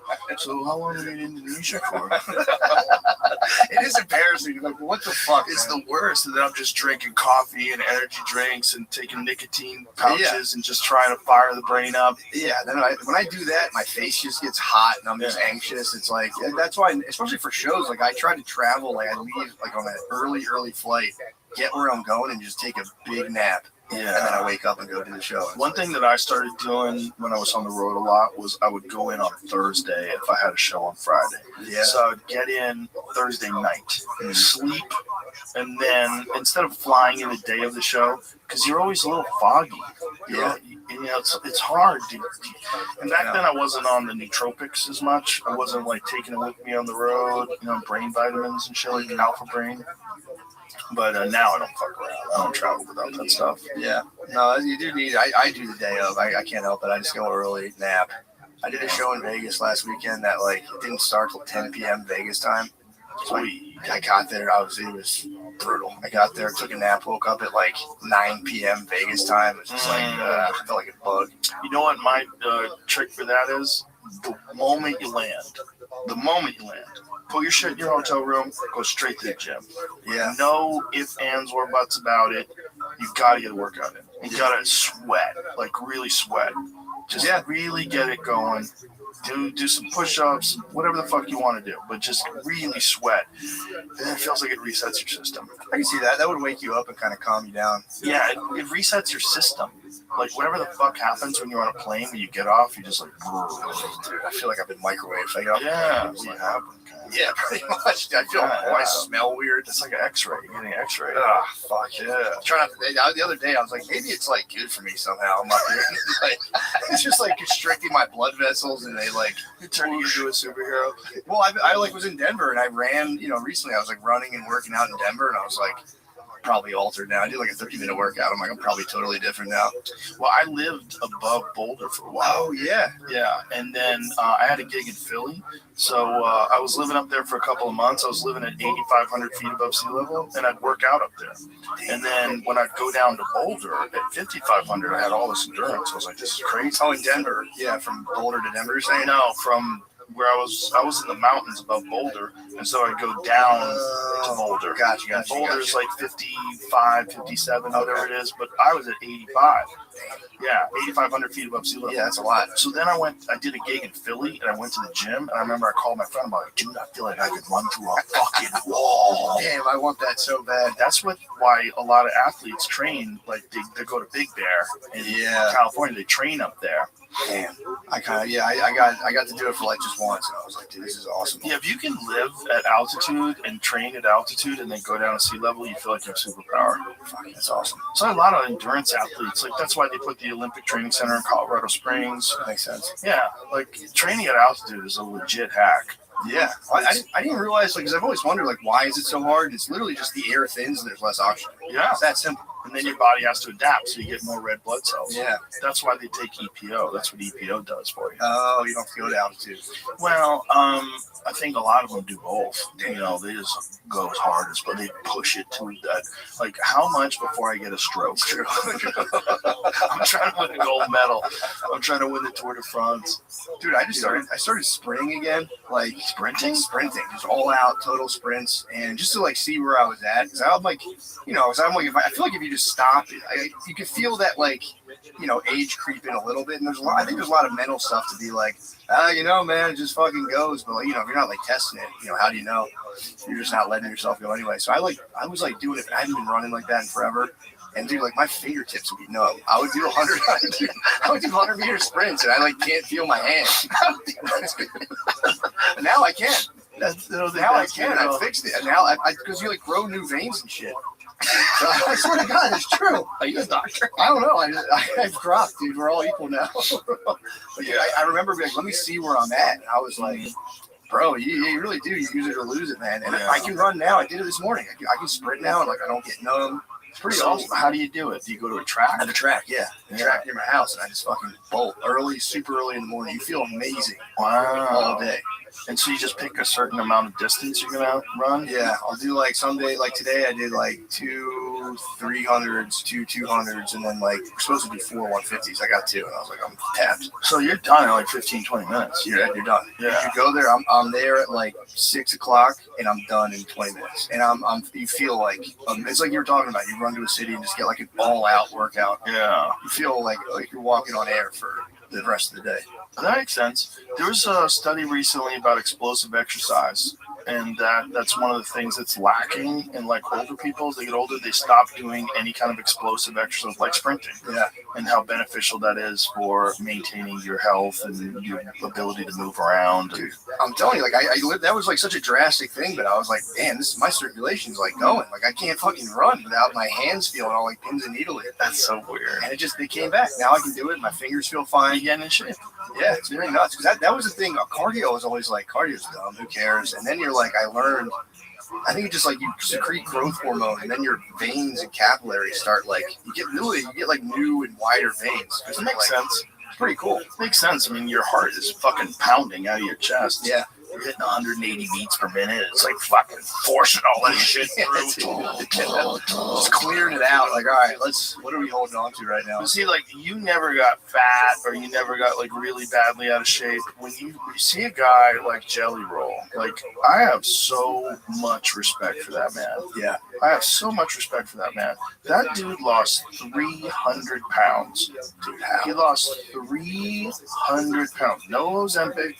Just stopped eating sugar. That was no Ozempic? No Ozempic. He took testosterone replacement. That's it. It's fucking sick. Sick. He I just started off. I was like, he's got to be on Ozempic. He started off just walking. That's all. Just trying to walk. When he came here, last time we did the podcast, he ran. I think he ran 6.2 miles the day before. So they ran he was deer hunting down in South Texas, and he was with my friend Cam Haynes, and they went on a run. They did 6.2 miles. They ran and hills and shit. Yeah. And then he came in here before the podcast. He ran 2.6 on the treadmill. So I was working out, and he was over there running and talking and laughing. Look how good he looks. Yeah. How crazy is that? Fucking nuts. It's amazing. It's amazing. And then we did the whole deal. We did the sauna afterwards. It was awesome. How long did he lose it? 3 years. 3 years. God damn, that's crazy. And he did it the right way. He did it the hard way. Just working out and eating right. No sugar, no bullshit, eating clean food, and just slowly let his body drop. He's got to over and feel over and over again. He's got to feel awesome. Yeah, it's got to be amazing. Damn. How does he say that's doing like career-wise? If he has like a persona and he's known as like this, I guess it's fan. He's got an amazing voice. Yeah. I mean, the amazing voice is still amazing. Yeah. Well, your voice changes with Does it? fluctuation of late a little bit. Yeah, I'm sure. Well, I don't know. I've heard like if you're like an alto or something like that, and you're at a certain weight, it can change if you kind of. This is your diaphragm, I guess, in your stomach. I know some dudes who lost a lot of weight and they didn't like the way they looked when they were thin because their head was too big. Yeah. Isn't that weird? Yeah. Like your head gets big when you get heavier. Yeah. It just grows. Yeah, it makes sense. It grows your fucking body. Significant weight loss can change a person's voice, often making it sound higher pitched, lighter, or clearer due to reduced fat accumulation around the larynx, throat, and chest. These physical changes decrease pressure on the vocal cords, improving breathing, resonance, and reducing the effort required to produce sound. So it makes you a better singer. But does it though? Because like opera singers, aren't they all fat? I think so. I wonder if you have to be. I don't know. Are there any like really thin, like handsome opera singers? I don't know about all fat. I think it's like I like to just generalize. I think it's like that's a cartoon. I have the same thing. I'm like, yeah, I've seen that in cartoons. There's always this big fat jolly guys, fat lady with Viking helmet. Yeah, it's always. But that sounds good though. So your voice gets clearer, higher pitched. And it's not as much effort. Yeah, sounds like that's R&B legend status. And Also, cat cardio. Like you have way more cardio. Mm-hmm. Your heart won't beat as fast. You'll be able to have more oxygen to sing. Yeah, dude, It's all good. Yeah, That's no, awesome. I mean, his voice is amazing, and it's his songwriting too. It's not just the voice. It's like what he's singing about. It's like that's not gonna get. Yeah, and his fans. I have it like a weird thing in my head where like for comedy, I'm like, if I get in too good of shape, people are gonna be like, fuck this guy. which I don't know, that's not what's stopping me, but it's like, you always wonder about that. Like, I wonder if they'd be like, damn, Right. you know what I mean? Well, that is a weird thing. Like, I don't think go it on matters. stage with a t-shirt on. Yeah, 'cause if you're too jacked, Yeah. I would never go on stage with a tank top on. Tank might be kind of funny. Tank would be kind of That's funny. crazy. That would be crazy. Rich Voss used to do that all the time. He always wear a tank That's top on funny. stage. That makes perfect sense. Yeah, Voss. Yeah. Character. Like Kid Rock style. I just saw. Did you see the workout video? No, what do you mean? You didn't see the What? Kid Rock Robert Kennedy workout video? Shut up. You didn't see this? No. Bro. You said he did it off social media, so he must have really got off social media. I'm off social media, dude. It is. It's very funny. I'm off social media, but apparently I'm not off the fucking news, which I think I have to be off now. Yeah. Because I haven't been on social media, but I'll read the Apple news feed and the Google news feed, and I'm like, fuck. That's basically scrolling too. I tried the same I thing. was reading about B-52s headed to some Air Force base, nuclear equipped B-52. I'm like, what are we doing? Yeah. So let me see this workout video. It's Kid Rock and oh Jesus Christ. Oh, this must be Kid Rock's house. I think so. Yeah. Rock out, work out. RFK Jr. works out in jeans. Yeah. He always works out in jeans, which is so crazy. Yeah, this is Kid Rock's house. Kid Rock has a fucking insane house that looks like the White House. He had like the outside of it looks like the White House, but the inside of it has 2 bedrooms, and it's like 25,000 square feet. It's an enormous house with 2 bedrooms. Yeah, it's all just party. He's got a huge hot tub room. Look at RFK Jr.'s Jack, dude. Awesome. For 70 on the Airdyne. Look at him doing push-ups. These guys are doing the Airdyne in the sauna. I know. Wild. Yeah, I think they go to his like Cold plunge with jeans on. Cold plunge What are you jeans. doing? Crazy. What the fuck are you doing? That is ridiculous. What's wrong with your legs? Now I need to know. Where's Kid? So this is his crazy room that looks like a mining cavern. I've heard of his secret. He's got like this. It's really cool. He's really into pickleball too. He plays pickleball every morning. Yes, That was what he was telling me. He goes, I get up and play pickleball 7 a.m. Everybody play pickleball. He's like, dude, I fucking love. That's what it looks like. Look at how dope that is. His house is so dope. Like it's the fucking dopest house I've ever seen in my life. Yeah, that's awesome. And it's such a Kid Rock house. Like the outside of it looks exactly like the White House. That's impressive. Just larger. I don't want you to be distracted from the whole milk they're drinking in the hot tub. Oh, the It's just probably raw. That's raw, bro. Yeah. Can I bring your attention to something that's been happening on the internet since we've been live? Yes. President Trump was asked about Obama talking about the aliens. I got a video on this. Oh, perfect. I want to hear it myself. Yeah. Barack Obama said that aliens are real. Have you seen any evidence of non-human visitors? Well, he ain't classified information. He's not supposed to be doing that. So aliens are real. Well, I don't know if they're real or not. I can tell you he gave classified information. He's not supposed to be doing that. He made a big mistake. He took it out of classified information. No, I don't have an opinion on it. I never talk about it. A lot of people do. A lot of people believe it. Do you believe it, Peter? Well, if the president. I do now. I may get him out of trouble by declassifying. We have a legal. I may get him out of trouble by declassifying. That's hilarious.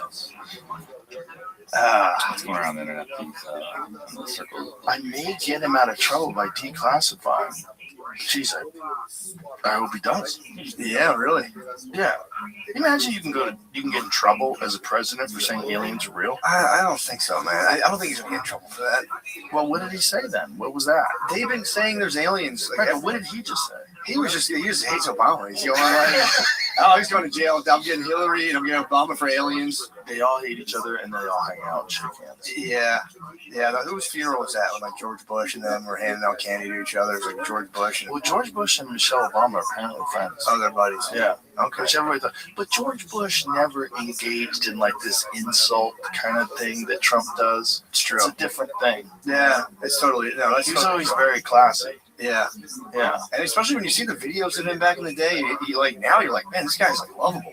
Oh, dude, in comparison to the politicians of That's what I'm today, saying. Yeah. he was like, oh, when is he running again? Class. The guy's a complete class act. And then you're like, oh yeah, fuck the Middle East. Forgot about that. But it's like, Oh, yeah. Well, he had Satan on his side. yeah, true. Dick Cheney was running around fucking shooting his friends in the face hunting trips. That's true. I don't know. I mean, that thing is like, it wasn't classified. It's like now, but then if Trump's going to be like that, he gave out classified, then he's letting you know it's classified. So he's telling you the cat's out of the bag. So he's saying I may declassify it. I hope he does. I hope this gets him, because that is a weird thing to say. He's not supposed to be saying that. Well, that means it's real. He gave out classified information. That means there's real data that aliens are real. That's the only thing you could draw as a conclusion from that statement. Yeah. Right? Yeah, you would think. I don't think it's. I would try to come up with another reasonable way. He would say aliens are real. You shouldn't say that because it's classified. Yeah. That means it's real.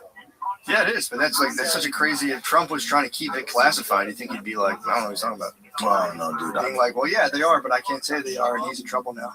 I told you I've talked to Bob Lazar many times. Oh, yeah, I had him on the podcast. I had dinner with him and Andrew Schultz. Schultz was in town in LA. I go, what are you doing tonight? And he goes, well, what's up? I go, you want to go have dinner with Bob Lazar? He's the guy that used to back engineer UFOs at Area 51. He goes, fuck, yes. Damn. All right. So we went to Fogo de Chao in LA, and we sat down with Bob Lazar and just got to ask him all these questions. I've known him for years now. So I've known him for probably, when I did the podcast with him, what year was that? 2019. So I've known him for 6-7 years now. Okay. However it runs out time-wise. And he's always had the same story. He's a very reasonable guy. You hang out with, I've had dinner with him a couple times. Super normal guy. Doesn't seem like a big fat liar. Obviously a scientist. Obviously a very brilliant guy. I don't know what to think.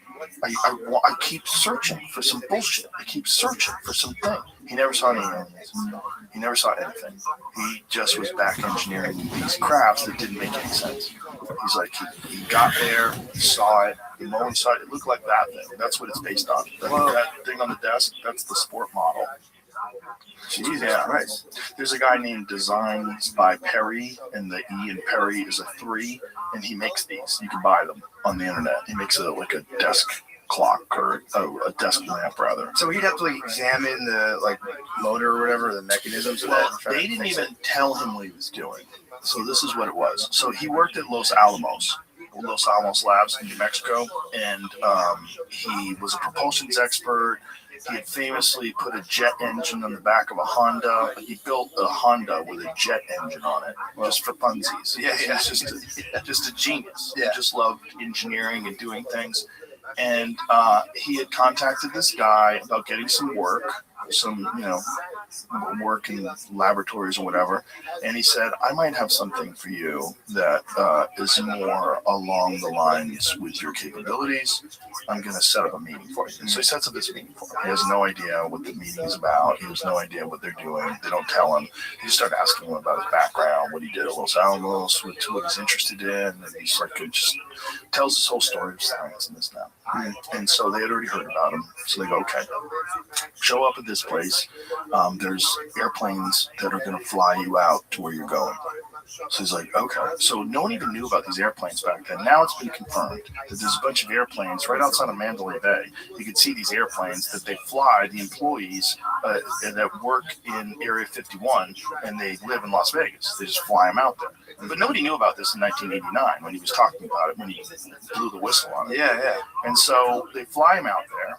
They, show him how everything works for a couple of days in terms of how the base works and where you have access to, what you don't have access to. They bring him this guy that is his coworker that was there before, and then it was going to show him the ropes. And then a couple of days in, they bring him into a hangar. And there's that thing. And it has an American flag sticker on it. And so he goes, oh, these are ours. He's like, oh my God, no wonder why people are seeing these things. This is something that we have. So then they tell him, essentially, tell us how it works. He's like, what is this, a test? What? They're very vague about everything. No one's telling him where it came from. No one's telling him anything. And then he realizes, the whole thing doesn't make sense because there's no welds. There's no seams. It's it's 3D printed, and you have to crawl in it because it's designed for people that are 3 feet tall. Whoa.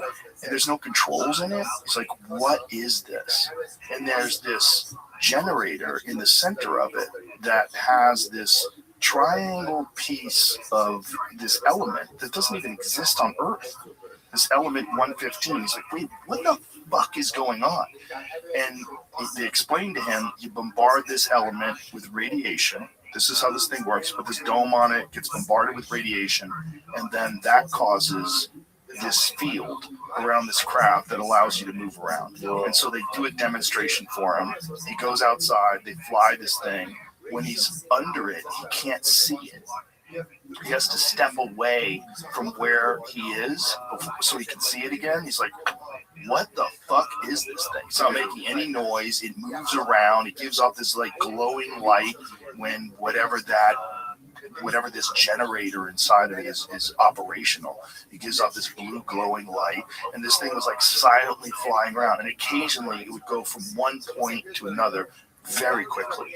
Like it could go from like this part of the mountain to that part of the mountain, just appear there, and it would look like it just disappeared because it would move so fast. It would just appear in a new place. It seemed like. What was steering the thing? I don't understand it, and he didn't understand it either. They don't exactly know. He knows how supposedly this generator, there's these gravity beam projectors that are on the bottom of it, and the way you get it to fly fast, it would turn sideways, and then it would point these gravity projectors, or whatever they called it, into a certain direction. It would create this void around this craft, and it would just instantaneously go to wherever it was supposed to go. Fuck, that's crazy. Right. So he's working on this for, months and months, and then his wife starts having an affair on him because he doesn't tell her what he's doing. It's like super top secret. And so when you have the super top secret clearance, you can't tell anybody what you're doing. Yeah. So he's like, I got to go to work. She's like, it's 11 o'clock at night. Where are you going? He's like, I have to go to work. So he would just jet off, and she was like, well, I'm going to go fuck my flight attendant or my flight instructor. So this is all recorded because they're tapping his phones. And so they suspend him because they were wondering if he's going to be emotionally unstable.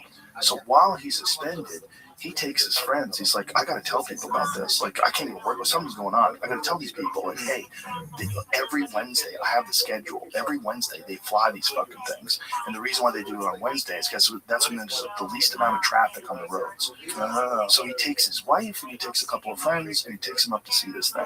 And they go once, and then they go twice, and then they get caught. Damn. And then when they get caught, then they grill him, they scare him, they're poking him in the chest with a gun, and they're freaking him out, and then they tell him about his wife and the affair and all this shit. And so then he goes public. And so he gets hold of this guy, George Knapp, who's a news reporter in Las Vegas. And he tells him the story. And initially they black his face out, and so he can remain anonymous. He's like, look, the only way I can stay alive, you have to show my face. Because they're threatening him. They broke into his house. He goes outside, goes to the gym, goes outside. His trunk is open, his hood is open, all his doors are open. The car was locked. No one broke into it. So he has no idea. They're fucking with him. And he's really worried. Someone shoots his tire out on the highway. Where is he now? He's chilling. Well, I don't know if I'm supposed to say where he lives. Oh, whatever. But he's like around. Yeah, no, he's around. I mean, this is a long time ago. It was a long time ago. And, he was kind of discredited. They tried to discredit him. They said he never worked at Los Alamos Labs. But then someone got a hold of the employee roster from the time that he was working there, and his name's listed there. So someone who worked there at the time said, I have the employee roster from 1985 or whatever it was. And he says, like, sure, right here. And they go through the roster and it says right there, Robert Lazar. And there's also a newspaper article that was printed about him being a physicist at Los Alamos Labs and that he had made this crazy jet engine powered Honda. Yeah. And so there's him with the Honda, and he's listed in this lab that he's a physicist at this lab. Dude, that shit's so weird. So, and then what that guy just said, what Trump just said, you're not supposed to say that, it's classified. Like, yeah. What? Why don't you fucking tell us? Well, I always wonder if they're going to try to do like a Space Force thing, where it's like WMD's in the Middle East, we go to the Middle East. Now they're going like, yeah, I think there are aliens, and it's like now we get to do like Space Force shit. I think if they're aliens, you can't do shit to them. I know, but it's also like if you want to erect some weird defense thing in outer space so we can spy on China, it's like, I think there probably are aliens. By the way, it's like I would imagine there's something. I would imagine or something. Because the government, whenever they start floating out things, like I assume there's like an agenda. I'm like, all right, what are they doing? 100%. Because they just dropped aliens on us out of nowhere, and everyone was kind of like, okay. Well, it really started around 2017. Yeah. That's when it started becoming legitimized, because that was when the New York Times printed this article about it. And they talked about these pilots and their experiences and these videos that they couldn't explain because these crafts had no heat signature and they were flying at ridiculous speeds over the ocean. Yeah. I remember them just coming out with it, and then like and then they started doing the UAP thing and all that stuff, and they were like, yeah, there's like unidentified crafts and blah blah blah. So I'm always kind of like, what are they up to? Yeah, it's weird. What the hell are these guys up to? Right It's now? hard to know what's real and what's not real, but when you start talking to pilots and people that have experienced certain things, you just go, wow, what is this guy saying? Yeah, and I don't deny it. I'm always kind of like, yeah, you probably did see that stuff, but it's like, I don't know, it's like, Why is it classified? it's got to be I would imagine it's military stuff where they're like, we want to reverse engineer and use it for our military if this gets into another military's hands, blah blah blah. But then they're all spying on each other, so I would imagine they would know too. Well, the people that I've talked to said that Russia and China both have retrieved crashes. Really? Yeah, it's not just America that has them. It's other countries that have them too. Damn. Supposedly, this is the big story. Supposedly, there's one that's so big that they can't move it, so they built a building around it. That's supposed to be in Korea. Well, supposedly. That's why I heard it's in Korea. But yeah, this is the lore, that this thing is so big that they couldn't move it, that they had to put a building around it. Dude, that's wild. That'll be the thing I always think about. If they come out and say, yeah, there's definitely aliens, like, what do people do? Yeah. This is the building, supposedly? A giant building in South Korea is often been cited as a potential UFO storage facility. Can you imagine if they just built it the shape of a UFO? That kind of looks like it. That's so like, crazy. Dude, do a square building. But it's in that fucking building. I don't know. Imagine if that's real. Yeah, what is this? Why are they? Why do they think this? Well, I would imagine that place would have to be heavily guarded. Yeah. It was just a gate. Who's that guy? Eric Burleson insisted on the existence of aliens, but admitted he has no definitive proof. Okay. I was talking that video I showed you the other day. He said he was going to go look at these places. He was going to go live in Korea. He mentioned he was going to go look at the underground one. He didn't say where it was. Oh, this is the congressman's claim. So scroll down there a little lower. So there it is. U.S. Congressman's claim classified facility housing a UFO is hiding in plain sight. Well, that's kind of hiding in plain sight. They literally made a little antenna on the top, just like this sport bottle. Look at this sport bottle. It has that antenna on the top. I don't know what to believe, man, but I know I want to believe. 270 feet in diameter. Holy shit. Yeah, that's insane. Yeah, especially now with all the deep fake stuff that's going to come out. Like the next election will be in like deep fake territory. Everyone will be like, you were on the Epstein list, you were on it. No, you were. I'm just, You could have people saying all kinds of things that they never said. or being like, I didn't do that. Hanging out with people that never hung out. I mean, there was all these photos that were fake of Epstein with a bunch of different people. Oh yeah. No, there was a completely fake videos people were sharing. Yeah. It's like, so I don't know. By that time, it's like I've been trying to just pull back completely from like the news, and I'm like, Hey, what is the official story of the Colbert Show where they had to air that Tallarico interview on YouTube? Because I'm hearing two versions. I'm hearing one version is that CBS wouldn't let them air it because like Trump was involved, the government was involved somehow or another because they're worried about this Tallarico guy. He's this very charismatic guy in Texas that I really like. He's a very nice guy. I'm on the show. Brian Simpson's one guy.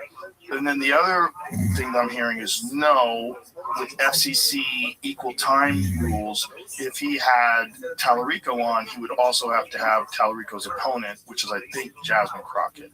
Is that true? I didn't even know Whoever his opponent is. So I think there's rules like that for the FCC that don't exist for podcasts. You know what I'm saying? Yeah, they have to balance it. Yeah, like if you have this person on that's running for office, you also have to have someone that is opposing them. Okay. They have to have equal I time. didn't know they had Is that. that true? So he was on Colbert Show. Who shows you on? Yeah, Stephen Colbert Show. Okay. And so they were framing it like it was the government was censoring this guy because they're worried, and he was saying they're worried that they're going to flip Texas. That's what he said. I don't know if that's true though. because So it's the different. Honestly, this sounds like it's Colbert saying one thing, CBS lawyers are saying a different thing. oh, okay. What are CBS lawyers saying? They're saying that it's the FCC thing. Colbert says, quote, here, they know damn well every word of my script was approved by CBS lawyers who, for the record, approved every script that goes on. Yeah, but it's not about the script. It's about the humans, the people that are on. If the people are, yeah, here it is. The show provided legal guidance that the broadcast could trigger the FCC equal time rule for 2 other candidates, including Rep. Jasmine Crockett, and presented options for how equal time for other candidates could be fulfilled. So you would have to have equal time. Colbert scoffed at the statement during Tuesday's show. They know damn well every word of my script, but it doesn't have anything to do with the script. So they don't know damn well that every word of my script last night was approved by CBS lawyers who, for the record, approved every script that goes on the air. That's just diverting because that's not what the subject is. Okay. I got called backstage to get more notes from these lawyers, something that had never ever happened before. They told us the language they wanted me to use to describe that equal time exception, and I used that language, Colbert said, so I don't know what this is about. He went on to say he wasn't mad at the network and does not want an adversarial relationship. Well, he's on his way out anyway. Yeah, I Right. didn't know he was still doing the show. Yeah, he's doing it, I think, until like April or May or something. Come on, you're Paramount. No, you're more than that. You're Paramount Plus, he cracked. And for the lawyers to release this statement without even talking to me is really surprising. The host also noted there's been a long, very famous exception to the equal time rule, and that exception included talk shows, interviews with politicians. Oh, interesting. So that makes it interesting. We looked, we couldn't find one example of this rule being enforced for any talk show interview, not only for my entire late night career, but for anyone's late night career going back to the 1960s, he said. Colbert said that Carr has not gotten rid of that exception for talk show hosts yet. Maybe CBS was worried that this is a rule and that the government could crack down on them, although no one has ever done that in the past. So this is a different kind of government, right? Obviously, it's a very adversarial relationship CBS, or at least the Colbert Show, has already with Trump. Yeah. What are they worried about? Who is Taylor? What party is Tallarico? He's a Democrat. And with Crockett. What's Crockett? She's a Democrat as She's a well. Democrat too. So Yeah. what is like? Oh, they're running against each other. Exactly. Yeah. Okay. Tallarico is a white guy. He's a guy, his story is very interesting. He was a school teacher. Okay. And his story was that he had this kid that was very troubled in his class, but the kid was receiving counseling and was starting to get better. And then budgets got cut. And when budgets got cut, they cut off the counseling, and this kid started fucking off and, acting out and really falling apart. And he wound up getting kicked out of school. And it really hurt him because he was like, this kid had like real potential. And he is a teacher, Yeah. And so then he decided to run for office and to try to remedy these problems. Gotcha. So didn't he just get like jammed up with something now, or like someone claimed they were in his office and that he said something kind of like disparaging about like the black guy? Tallarico? He's a very mild-mannered looking guy, right? Yeah. There was I don't know if I'm getting my politics. See, man, when But it was people are running against people, stories start flying. But it was about another politician. All he said was like, I didn't know I was going up against, this like, I don't know, I guess like whatever word he used, like electrifying black. I thought I was going up against a mediocre black guy. That was it. He apparently, some lady claimed that he called Colin Allred a mediocre black man. Faced allegations that he referred to his opponent, Colin Allred, as a mediocre black man during a private conversation with an influencer. An influencer? Yeah. A comment Rep. Tallarico has denied. The allegation caused significant backlash, with Allred calling for supporters to vote for another candidate, Jasmine Crockett. Yeah, so it's like... Yeah, that's a way to get people to not vote for that guy. Yeah, it kind of sucks. An influencer said it? That influencer was like, I worked in his campaign, and he was like, if I'd known I was going up against this strong black woman, I wouldn't have known. I thought I was running against a mediocre black man. And then the guy responded being like, nothing about me is mediocre. They kind of had it. So what the penalty is for the equal time rule, and I don't really see one. Poor Talarico's having a tough time, especially if it sounds like he's a sweet guy who's like trying to help kids out. There's, His name's too close to the guy that killed Epstein. What's his I name? keep fucking him up. Taglioni, Tallarico. I keep confusing them. Like when I say the killer's name, that cop, I keep saying I think his name is Tallarico. No, Tallarico. No, shit. It's gonna catch up to him. He's like, I think this guy killed Epstein actually. The thing is, like, an influencer said, like, what does that mean? Yeah, look, it's pretty genius though. If you want to do dirty politics, you can just be like, But what if he said I thought I was going up against this mediocre guy, and now I'm going up against this powerful black lady? that's what. It's not a bad. Right. Then he didn't. He was like, I'd be like, that makes But he sense. is a black man, so if you say mediocre guy and it happens to be a black man, and then that person says, he said mediocre black man. Like, Yeah, it's not even that bad of a thing to say. all you'd have to do is just not say the black part, and you'd be like, oh, he's just talking about a politician. The I guy's know. mediocre. I know. Happens to be black, but he's mediocre. But as soon as you describe him accurately, Yeah, you're fried. You're fried. Especially if you're dead, man. If you're dead, Right. you cannot be going. no. Yeah. He's a religious guy, too, which is interesting, but also opposes putting the 10 Commandments in schools. Okay. Yeah, I said I think it's going to push people away from Christianity. He had a very well thought out point about it.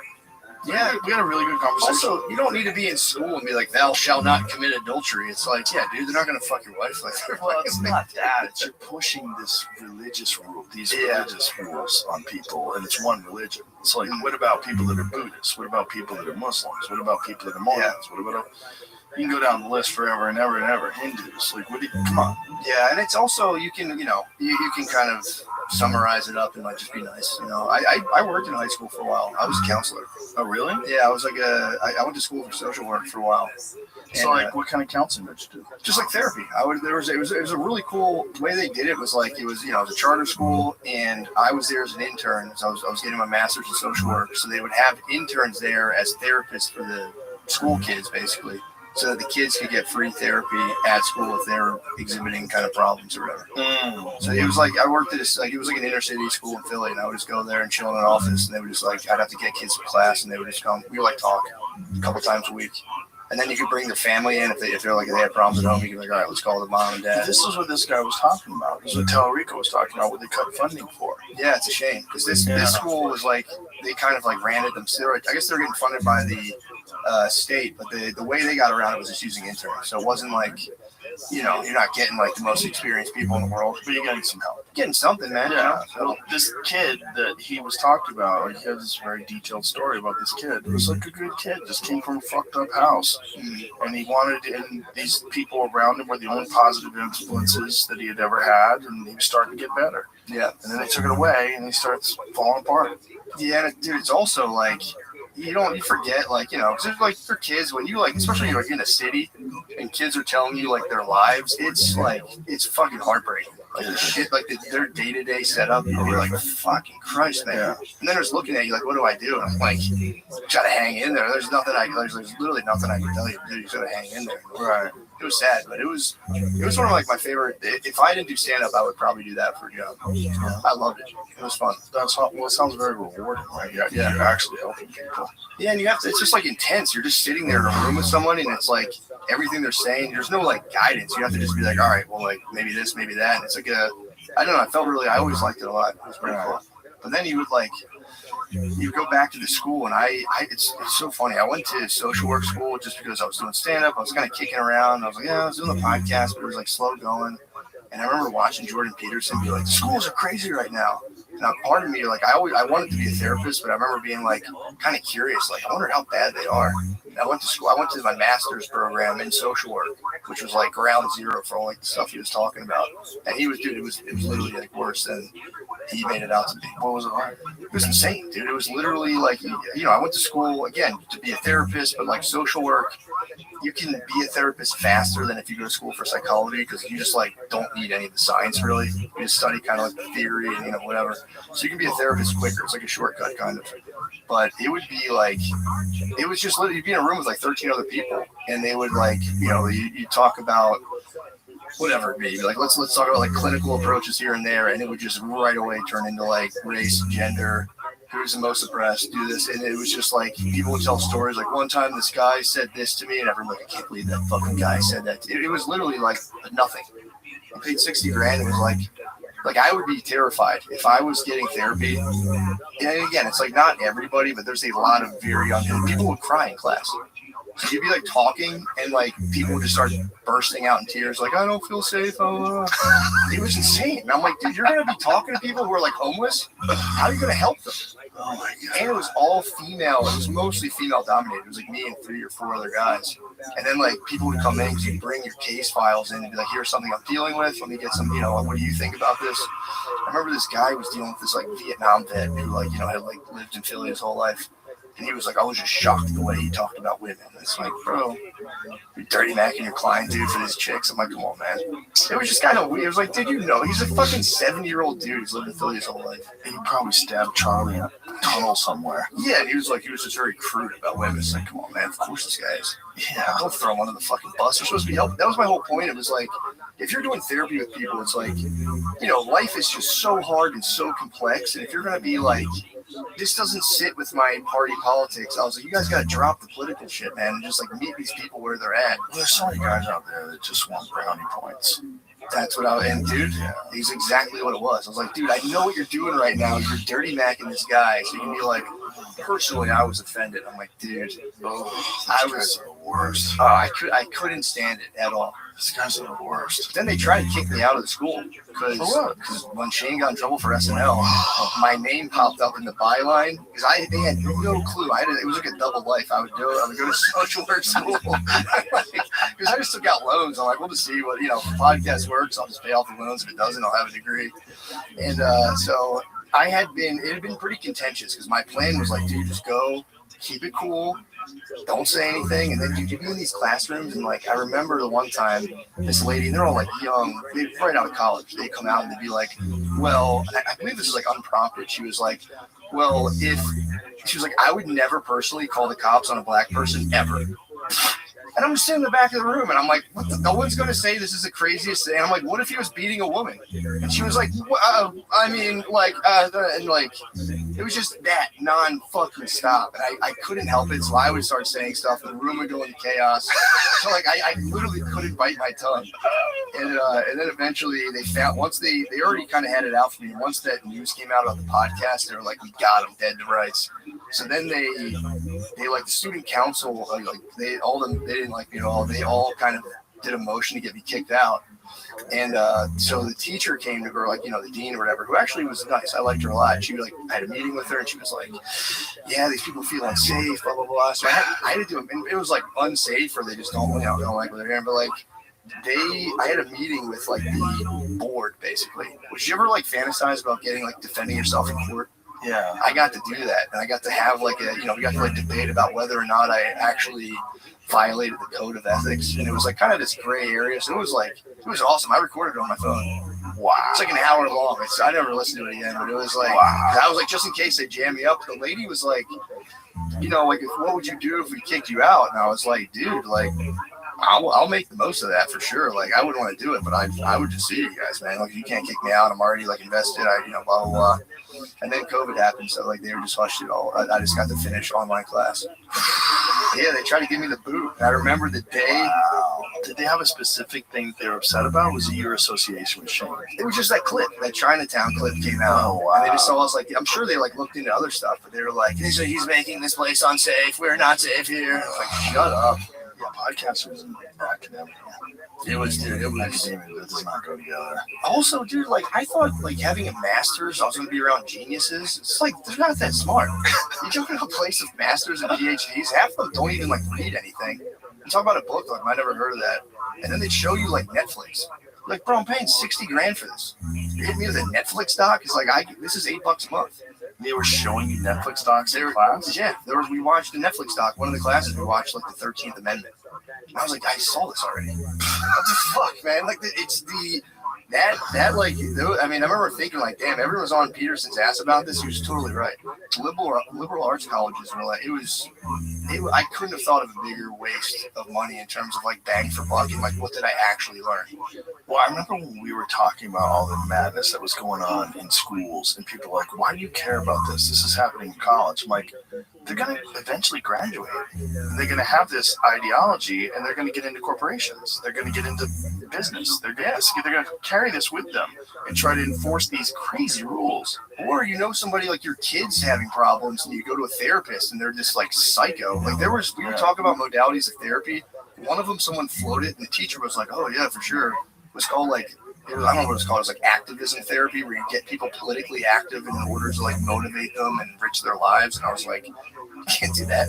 You can't take like a confused, existentially adrift person and be like, "This is what you need to do." Go politically. I swear to God, dude, there was like really creepy stuff going on there. It was all just like complete groupthink. You couldn't like if you said anything outside of like what was acceptable, you would just get punished. The teachers would kind of even like some of them would try to like scold you or be like, "Yeah, okay, dude."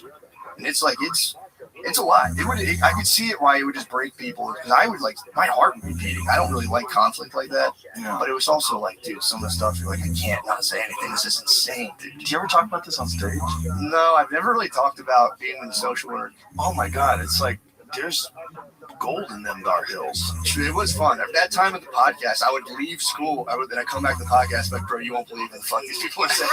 You say it on the podcast? Oh, that's awesome. It just seems like it's a great gold mine for stand-up. Yeah. Like, because you have a very unique experience. True. Like, as a window into how crazy people are in school. Yeah, no, it was terrifying, man. And then the weirdest part is like after years went by, they were like, "Do you want to get your PhD here?" I was like, "No." After COVID, After it all, that's wanting your money. Exactly. I saw that and I was like, "Man, get the hell out of here." It'd be nice to call yourself Dr. Matt, though. Bro, don't think I didn't think about Come it. on, dog. Come on, dog. I know. That just shows you how many kooky doctors are out there. That really opened my eyes. I thought doctors were like the smartest people in the world. And I went to like higher education. I'm like, this is fucking insane. Yeah. You can be a doctor, dude. Anyone can be. I was like, anyone can be a fucking doctor. Especially with some subjects, right? Exactly. That's the thing. Not hard sciences. Not hard science. If you want calculus. to be a doctor, you could go for like anthropology, whatever. Yeah. No problem. No. And they can't say shit. You can make your thesis on anything and be like, "Excuse me." Well, did you ever see what Peter Boghossian and James Lindsay and Ellen Pluckrose did? You know what they did? No. They made these fake academic papers. Oh yeah. I saw that. Like heteronormative something in dog parks. They were talking about like gay experiences with dogs have. And it was like a peer-reviewed paper. Fat bodybuilding was one of them. Yeah, and they were like celebrated. These papers were celebrated. Dude, it would go 100%. We like the theory, like the critical race theory and all that stuff you cover. When you get into it, you're like, it was. And I remember like saying this. It was very like it reminded me because I'd been outside of Walmart. Someone handed me like a pamphlet and it was like white supremacy literature. When you read that stuff, you read the first two sentences, you go, "Okay, that sounds legit." And then there's this like huge quantum leap in reasoning. You're like, "Whoa, how the fuck did we get here?" A lot of that's very similar, where it'll make a thing like no one can disagree with. Right. Then it jumps real quick, and you're like, just complete groupthink. Yeah. Yeah. That was scary to be like, damn, dude, these people are going to be like, these people are therapists working with kids, older people, this and that, and it was just like, I was like, how is this the people supposedly like, guiding people through life or like taking people who are lost or suffering and being, I don't know. It was kind of rough because the animus against a person who like thought differently, it was palpable and like very severe. Where it was like, dude, and the funniest part was like, I was in that high school in the inner city. The school was like 97% black, the rest Latino, and they were like, "How would your students feel about your podcast material?" I'm like, they don't give a fuck. They would laugh. Like they have bigger fish to fry than being like, "What did you say on a podcast?" It's like they're like high schoolers in Philly fighting for their lives. That was the big disconnect. I'm like, you guys have like, I don't know, man. Like they would even teach you. This would crack me up. I was like thinking about this the other day, where they would tell you if you had a client and say your client is black and I'm a white guy, I should lead by going like, how do you feel about the fact that I'm white and you're black? I was like, dude, you guys realize you're in a classroom studying how to talk to a black person. I'm like, that's fucking weird. I was like, just talk to, like, you can just talk to them, man. And if that comes up, you can tackle it. Right. I'm like, you're uncomfortable, and then you're going like, so black person, how do you feel that I'm white? It's like, dude, that is, and they would push back against me. I'm like, no, you guys can't do that. That's crazy. Well, you were actually applying it in the real world. They were just exhibiting, they were just hanging out in these circle jerks. Exactly. And a lot of them would be like, I'm social justice, blah, blah, blah. And like, all right, where's your field placement? That was like your, that was like your internship. And they're like, oh, I'm out on like the main line's like a really nice area in Philly. It's like, oh, I'm doing like a high school in the main line. It's like, okay, dude, it's like, it's like take that act somewhere else. And it's like those kids don't want to hear any of that shit, like at all. And I would like you to talk to them. Like if race comes up, I would talk to them. But like that would have been so crazy to take a black 8th grader and being like, I'm white. How do you feel about that? That would be so creepy and weird. Isn't it crazy that they think you're obligated to bring that up? That you have an obligation to discuss it? Also, it's like they fucking know. They can see me. I'm clearly white. They know I'm white. And it's like, exactly. It's like, and if that, you talk. And then you can like bring it up because it's a thing, but it's like leading with that. I always feel like the least of their problems. Exactly. They're just probably happy someone takes an interest in them and is kind to them. Dude, and that was a big thing too of like, because you get them out of class and a lot of them, they'd be like, I'm fucking talking to this guy. So like, whatever. And I would just chill and be like, you just do your homework. And then you just start helping them with their homework. Like, what are you doing? And then you eventually build rapport. But it was just like, I'm like, these are the teachers telling you this. And you're like, fuck, dude, you guys are guiding people into this? And it was, dude, I walked away from that being like, God damn. Well, there's a lot of people that think that, like, a lot of psychology and a lot of therapy is just complete horseshit. Yeah. And the argument about therapy being complete horseshit in terms of, like, the academic study of it and applying it to people is that very few people, get better. I think it does help a lot of people, though. Yeah. And I think it really helps a lot of people if they're in a really bad place. I think some people just want to talk to somebody. Yeah. And that can help, too. Yeah. But it's like, what can you actually do for them in terms of like with the tools and the techniques of therapy versus just being a human and talking to a human and seeing their side of things and trying to tell them your perspective and trying to give them a rational point of view and giving them some things to work on, but it's like it's not a science, and not at all. It varies so much between individuals. Well, yeah, there's the individuals, then there's 40 million modalities of therapy. So it's like you can be doing like CBT, which is like that's supposedly the most scientific, where it's like there's a system, it's like kind of rigorous.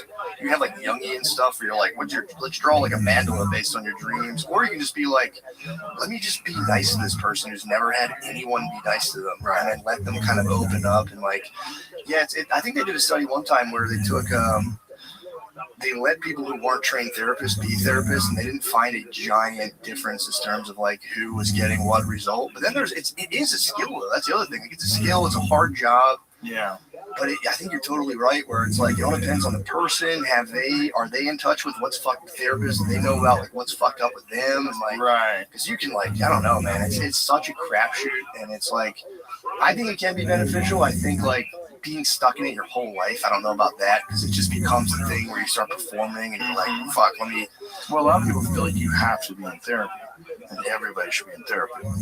Yeah. I don't know. Like I remember I didn't do it ever, and then when I went to school for therapy, they're like, you gotta go to therapy so that like you can know what it's like and blah blah blah. It's like fair enough, and I genuinely walked in there being like, I'm about to blow this lady's mind. She's gonna think I've never met a guy so put together, and then like I went in there and she kind of picked me apart, and I was like, fuck, I'm kind of fucked up. I didn't. That's funny. But it was for real was like this lady's about to be like, bro, let me just tell you about my life. I like for real had so much. You're gonna be the therapist first. I thought I was the chosen one. It was good though because like the one thing they can do is like if you're in a family system and you have no other like available worldviews, you're locked in that. So a therapist can be somebody outside of a system you would never otherwise ever have access to, who can let you run like things through your head in a way you would never think of. That I think is good. But then it's like, at a certain point, it's like, I feel like you should get in, get out. Kind of like, all right, here's some things. It's like, there's like acceptance commitment therapy. That's good. It's like they teach you how to be like mindful, how to like monitor your thoughts without having them like completely attack. There are like skills you can learn. Yeah. But it's like, dude, fucking, and the money of it's crazy. Like, that's the other thing. Like, it's so expensive. Right. And does insurance pay for it for most people? How does it? Depends. It'll cover it for some. You have to get a therapist in that network, and then they have to diagnose you with insurance.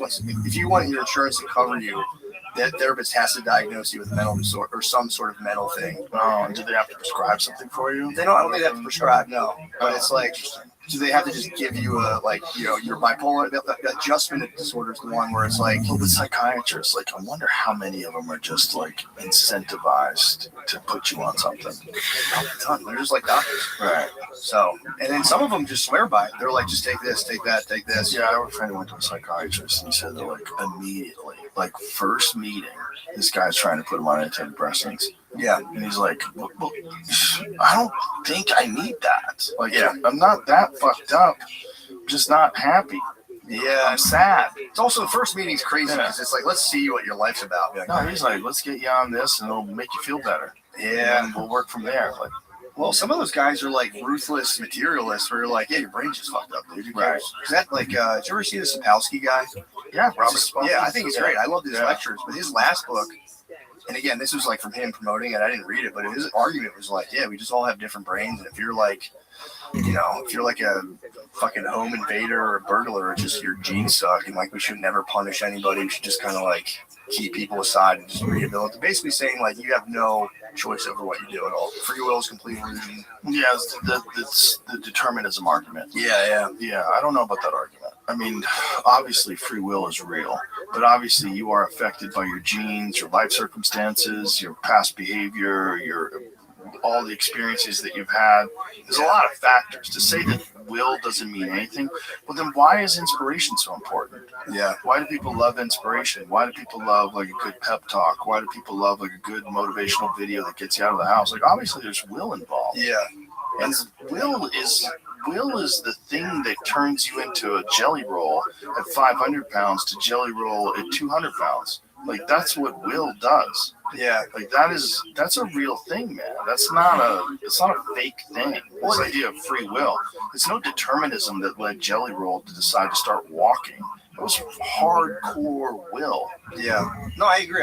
I don't. That argument always bothers. I like Sapolsky. I liked a lot of his stuff. That argument just bothers me because it's like, okay, you're taking the idea of will and just switching it with like this nebulous, like there's like an isotope in your brain that is all it gets switched on, and then you're able. It's just to me, it's such a just a weird point to kind of like try to push across. So like, there's no free will. It's just your gene activates, and then you do the thing. And it's like, I guess, man. But then you can like change your genes apparently by like acting a certain way. So it's like, I just never liked that stuff, man.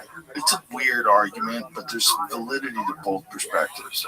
There's validity to the perspective that free will is a real thing, but also determinism is a giant factor in how many people live their lives the way they live them. Yeah. There's like, especially if you're in a shit circumstance, you're in a terrible gang-ridden community, you get beaten in your house, your mom's on crack, there's chaos everywhere. The idea that you're going to come out of this writing vegan poetry is insane. That's true. It's insane. No, that's true. And that's insane. You're a product of your environment, at least to a certain extent. And usually someone finds something that they love that gives them an outlet, and then they get out of there. The problem with the determinism stuff for me is like, because I do get that. It's like, if you have a horrible upbringing, you do you kill people, it is like, yeah, I get it. Like, if that had been me, maybe I can do that.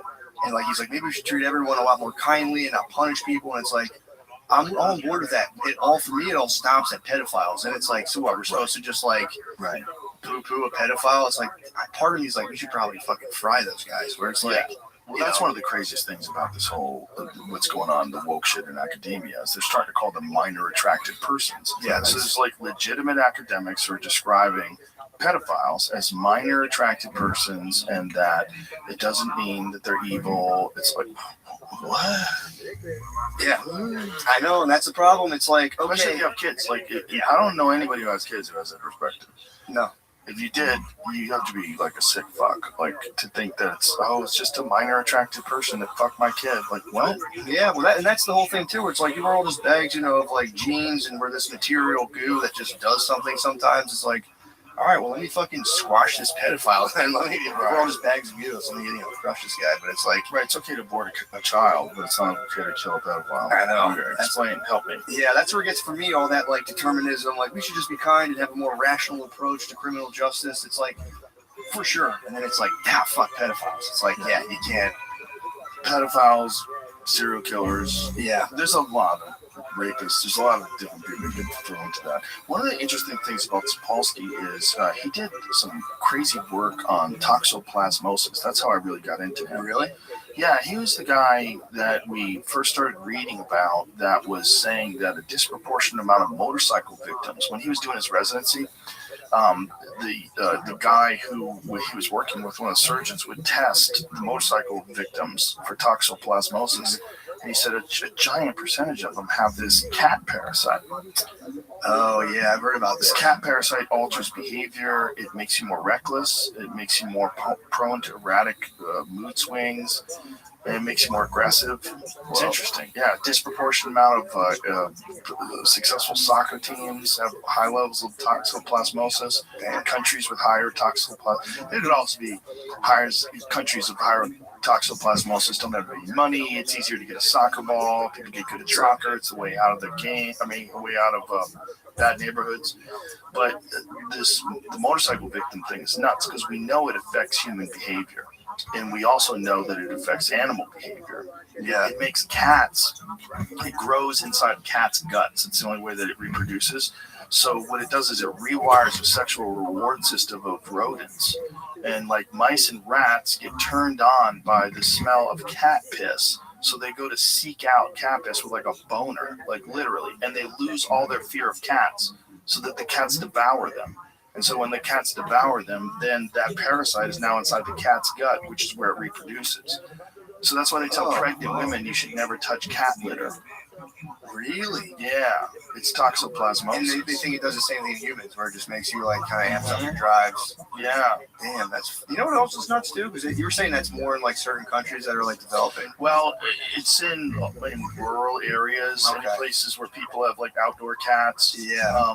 But there was one point where in France, it was like 50% of the people had toxo. Jesus Christ. Yeah, because there was wild cats everywhere. Yeah. And you got to think, they're on your countertop. Their fucking shit is on their paws. That's the one thing. Like I have dogs. Cats are fine. If I see a cat, I'll pet it. But like when I see people's cats on the countertop, and I don't get squeamish easily, I'm just kind of like, ew, dude. It's like it's kind of gross. Well, they shit in a box. Yeah. They paw around in that box of shit and piss, and then they hop on your couch. Yeah, shit and piss on their paws. Yeah. Dogs go outside. They take a shit. They come inside. They're good. Yeah. As long as your dog doesn't rub his asshole on your dinner plates, you're probably okay.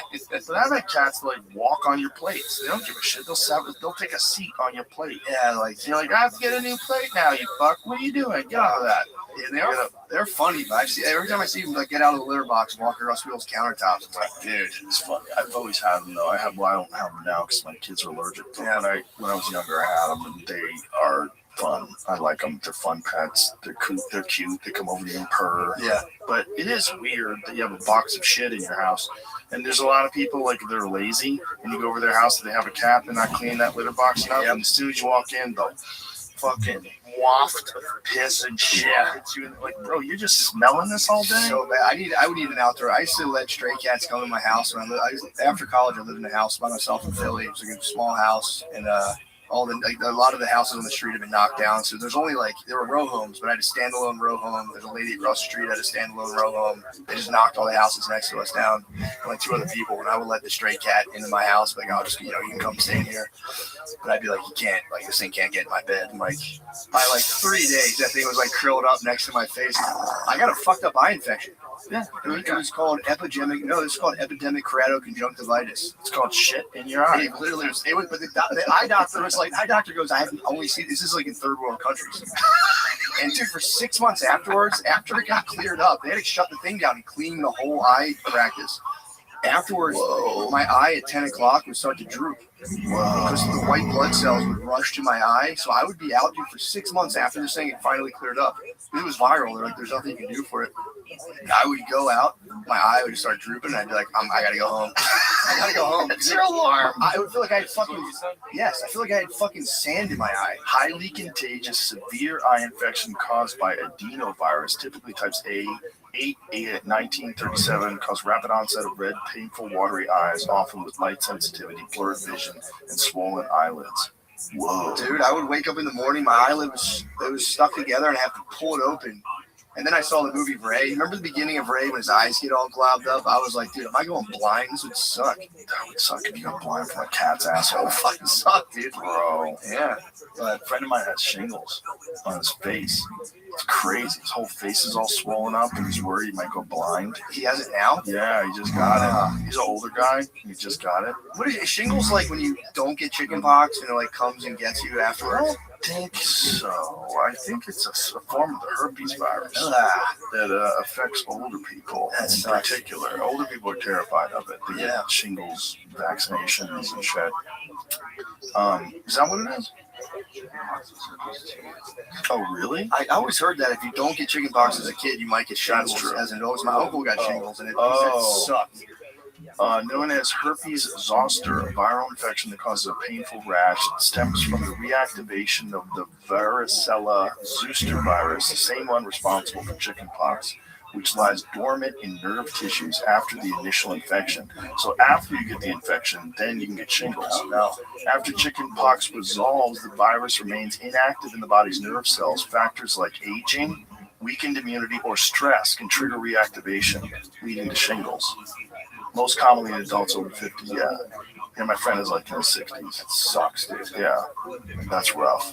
A lot of older people are scared of shingles. Yeah, I mean, my uncle got it. And he was Is the shingles vaccine effective? Does it prevent shingles? Is that one of the legit ones?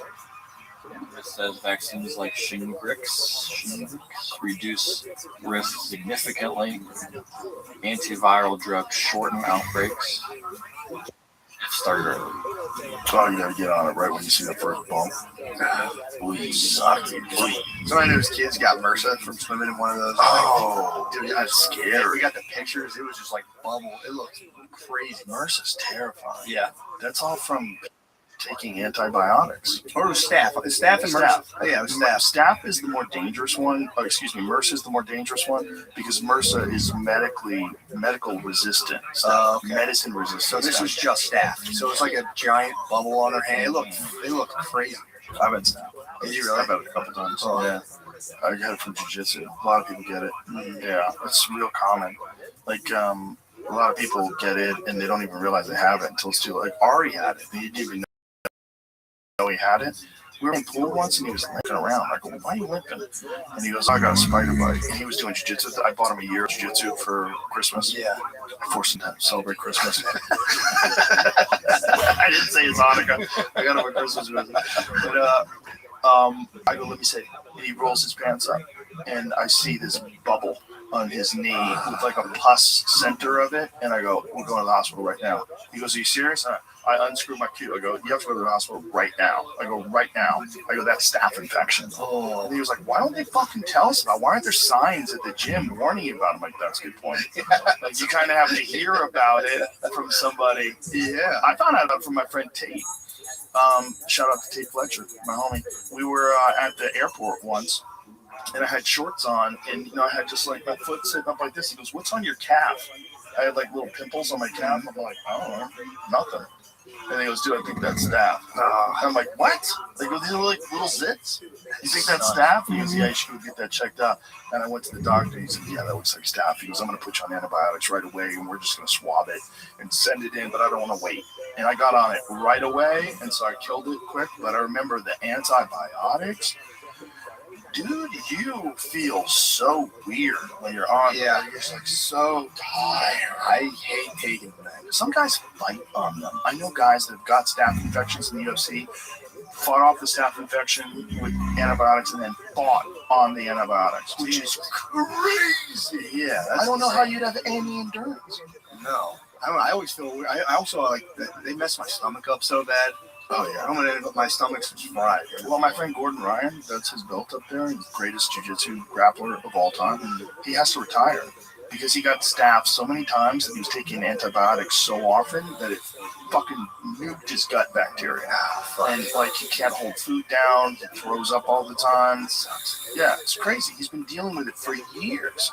And he just announced on Instagram really recently that he has to retire.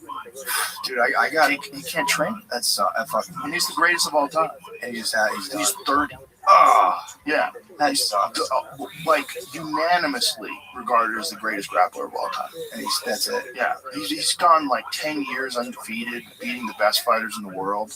Can he take like time off? Can he just take like 5 years He's off? trying. He's done that. He hasn't competed in a couple of years. He can't do it. He can't train. That sucks. It's like it keeps coming back. Dude, I had eczema one time, and it came up on it was like on my legs, and it was on my dick. And I thought it was ringworm because it was like a perfect circle. So I go to the whatever urgent care, and I'm like, yeah, I got fucking ringworm. And they're like, that's weird. Yours doesn't go on there. But they're like, just put fucking Lotrimin. Or I think what like Lotrimin, that shit. So I put a Lotrimin on my dick, and it just dried like the whole thing. It was like it was disgusting. So then I had to go back to another urgent care, and it was like the second or third time. I just showed like a fucking shriveled, flaccid, like chapped red penis. I showed this one nurse who goes like, I don't know. Calls in another nurse, and I'm like, fuck, all right. She comes in. I don't know what that is. They call in someone else. I'm like, oh, third nurse. Giant black guy comes in. I'm like, no.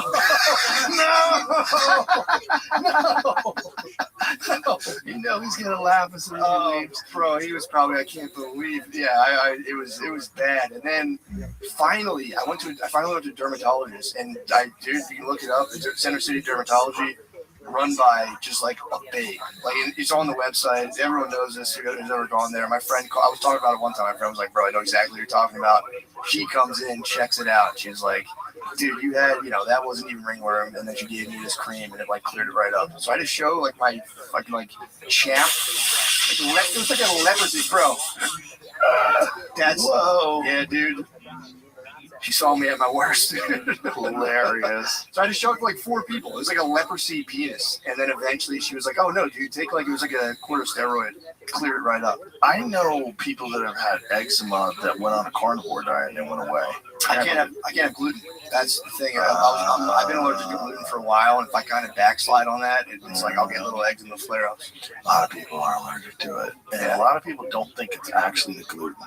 They think it's actually how they finish the crops with glyphosate. I've heard about that. Yeah, which kind of makes sense because, like, why are all these gluten intolerant?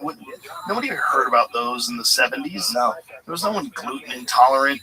No, it was, dude, weird. The weird thing is my mom, she's always been a health person. She got this book because she had health problems, and like it might have been the 80s. My aunt was a nurse, gave her this book, and my mom self-diagnosed gluten allergy in like the 80s. And everyone's like, you're out of your fucking mind. Like, nobody has this, blah, blah, blah. And yeah, then like when I was in college, I was like, dude, like I feel like every time I swallow food, it feels stuck in my throat. I have like gas, I'm burping, my stomach's fucked up, I'm not sleeping. I was having like racing thoughts and shit. And she was like, oh, try not eating gluten for a while. Dude, it cleared it up. Like it was insane. I wonder if that's the same with like gluten that you get in Europe where they're not using any glyphosate. No, that's what I heard. You can eat it. Apparently you can go eat it, in Europe and it's fine. I remember I took a test finally, and it was like one of those like internet blood test things, and I came up like allergic to not even the gluten. It's like gliadin, which is like another protein inside of wheat. Which I don't know if it's the same thing or what. It's just like an allergy to it. I showed it to Shane. It was moderate. He goes, moderate. You're a pussy. Have a pizza. I was like, fuck. Why did I show you? He was always like, everyone's like, it's fake. It's in your head. You're full of shit. So I finally have proof. I'm like, what are you going to do about it now? He goes, moderate, pussy. I'm like, fuck. It's one of the worst intolerances to have because the food is so delicious. Mm-hmm. Like, think about it. Spaghetti, lasagna, bread, sandwiches. Eating the gluten-free bread is like it's not, at that point you just go like, I'm not eating bread. It's not really good. in order to make it good, you have to put so much shit in it that you're like, I might as well not eat it. I've been off gluten since I was like 21. Wow.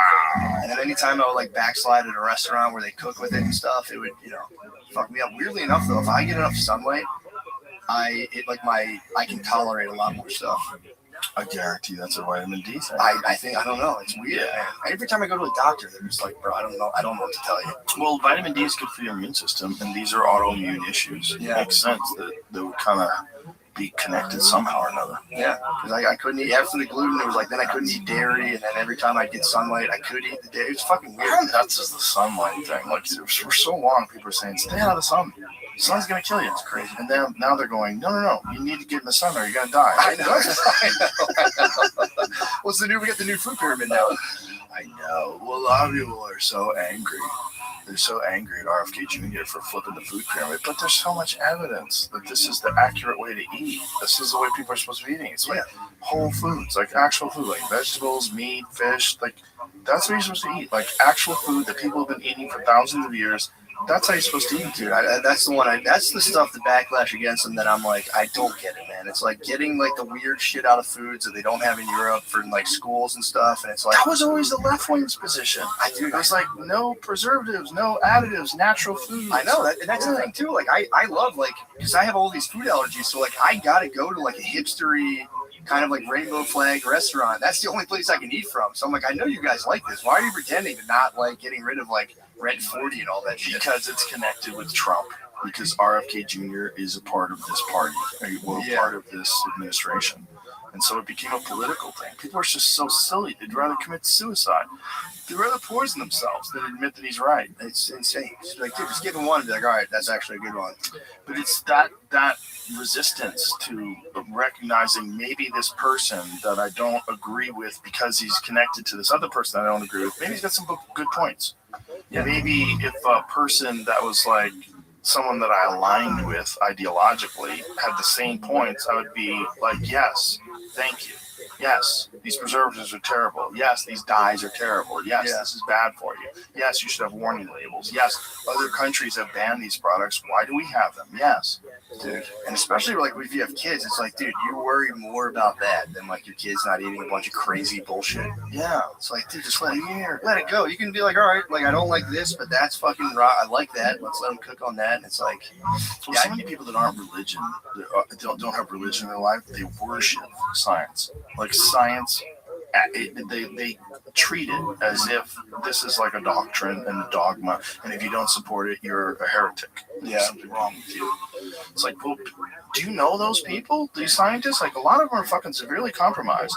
They're compromised by financial incentives. They're compromised by academic incentives. They're trapped in these systems where you're forced to have groupthink. Yeah. You have this top-down control. The people that are at the top are controlled and connected to these pharmaceutical drug companies. They're pushing these ideas like, this isn't all clean. Yeah, they're hanging with Epstein too. And I know, they're crazy. He loves scientists, man. Thank God I wasn't a scientist. It's so weird. That's so fucking creepy. Yeah, and the science shit is like, so I do know this from going to a master's. I know you need to understand statistics. You need like a very serious understanding of statistics to actually make sense of those studies. And I never was able to do that, but it's like, you can read those studies, like, oh, look at this, it's a graph, everything's going up, and it's like, yeah, but like, what was like the percentage of the what this and it's like statistics is for real like magic to me, where it's like it's so slippery and weird, and like you can make one thing look this way, and it's you can arrange the data in a different way, and you're like, oh shit, the fucking thing went up, and now this is better. It's like, well, that's what pharmaceutical drug companies do for sure. They'll run multiple studies and then throw out all the ones that show no efficacy, and even hide dangerous side effects. They hide them. Yeah, I think they're allowed to do as many. I remember reading a book on antidepressants like years and years ago, and I think they were allowed to do as many studies as it needed to like show basically what they wanted to say, which wasn't even good. It was like 50%. A lawyer in here that he'd worked on cases with pharmaceutical drug companies, and one of the things he said that was really crazy was he found out that the pharmaceutical drug companies don't, when they get peer reviewed, when their papers get peer reviewed, they don't have to give data to the scientists. They give their review of the data to the scientists, and then it gets peer reviewed. Damn. Yeah, it's like rigged. Yeah, that's crazy. It's so rigged. Remember the study that was like, if you drink one glass of wine, you're going to be healthy? Yeah. That was complete bullshit. That was made by a body of science that was like promoted by the big alcohol companies. It was completely false. I know so many people who were like, dude, it's good for me. I need alcohol every day. They were also saying resveratrol. That was one. Yeah, grape shit. And it's also just like, eat a fucking grape then. Well, also, you take resveratrol. It's a good supplement. And the amount that you get in supplements is like far exceeds a glass of wine. You have to drink the whole bottle. Yeah, And then you're hammered. Your liver's destroyed. Yeah, that shit always threw me off. And I remember at the time being like, there's no fucking way that's true. Yeah. No, you hang out more, you're less lonely. And I think there's something to the relaxation of alcohol that like, at least it makes you feel better. And I think feeling better is a part of, like, having a better life and having a healthier mind. Because there's something about people that are just riddled with anxiety and thinking about things all the time. There's a lot of people out there that are just, they don't have the tools to navigate this fucked up world. And so they're all like, drinky poo every now and then. Maybe not bad for them. Maybe a little just fucking juice, like, Yeah, true. If you drop the cortisol at night. yeah, it's a little bit, a little relaxation. There's a lot of people that, like, one of the only things keeping them hanging on is a drink at night. You know, just a little drink, just nothing crazy, not killing yourself. Yeah, I wouldn't want to take that from somebody either. Yeah, I don't want to take that from people. That's true. I wouldn't want to take that, but it's just nuts to be like, this is actually really good for you. Well, It's like, well, it's lesser of two evils for sure. It's like, or weren't they trying to say that, like, Fruit Loops were healthier for you than ground beef? Wasn't that one of the studies? was it really? Like, they had comparisons, like, they had a chart, like, where things fit on the healthy versus not healthy. That's fucking insane. Well, the old food pyramid was the best. It was like cereal, bread, and pasta. That was what you're supposed to eat, like base, not supposed to be yeah. food. You're supposed to be charged on just fucking like elbow macaroni. It's like, that was for real. Growing up, that's what it was. I remember eating. Meanwhile, people in France, they're eating loaves of bread and they don't get fat. I know. And they're healthy. I know, that is fucking weird. We're getting poisoned. Yeah. Everyone who comes here from other countries, like, I feel horrible. I know. They have a hot dog and they're fucking vomiting in the trash can. All right, dog, let's wrap this up. All right. Yeah. This is going around. Wexner's deposition from the oversight committee came out, like the full video did today. And there's this clip going around that I don't know what the context is. I'll show you. It's on the screen right now. Okay. I just want to play it and see. He says, I'll fucking kill you if you answer another question with more than 5 words, okay?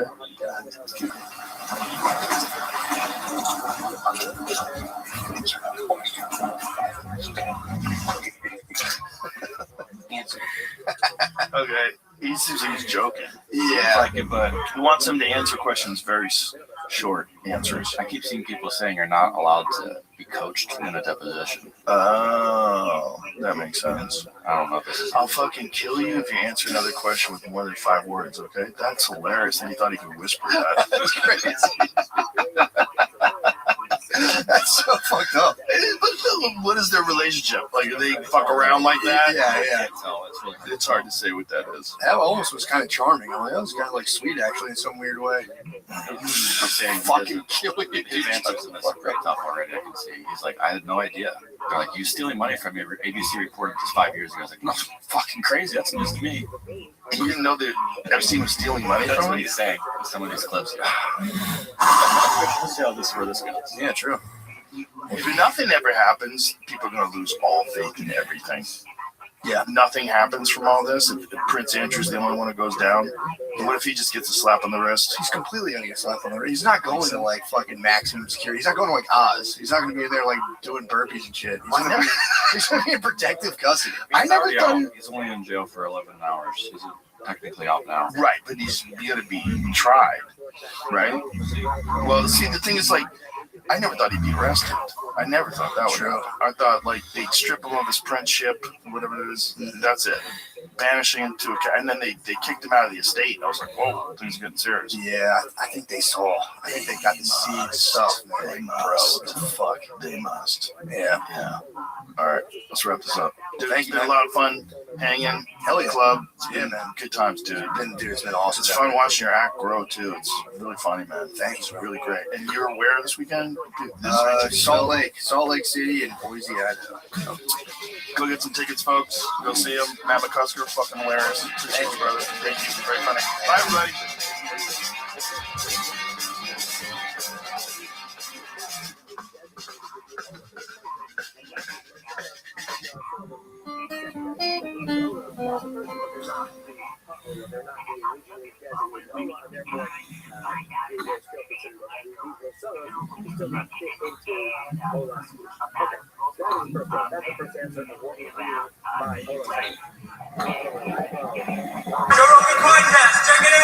The Joe Rogan Experience. Train by day, Joe Rogan podcast by night, all day.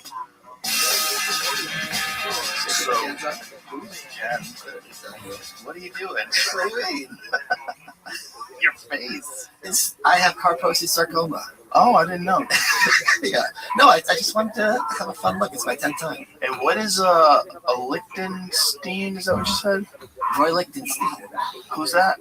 He's the. Do you know what it is? You know the picture. Pull up Drowning Girl. Jamie, pull it up. I get this thing. This guy. Who's a comic book artist? No, he's like a pop artist. art. He drew comic books into paintings in the okay. 60s. You've seen his stuff. Oh, I'm sure. I have now. I've seen them in memes.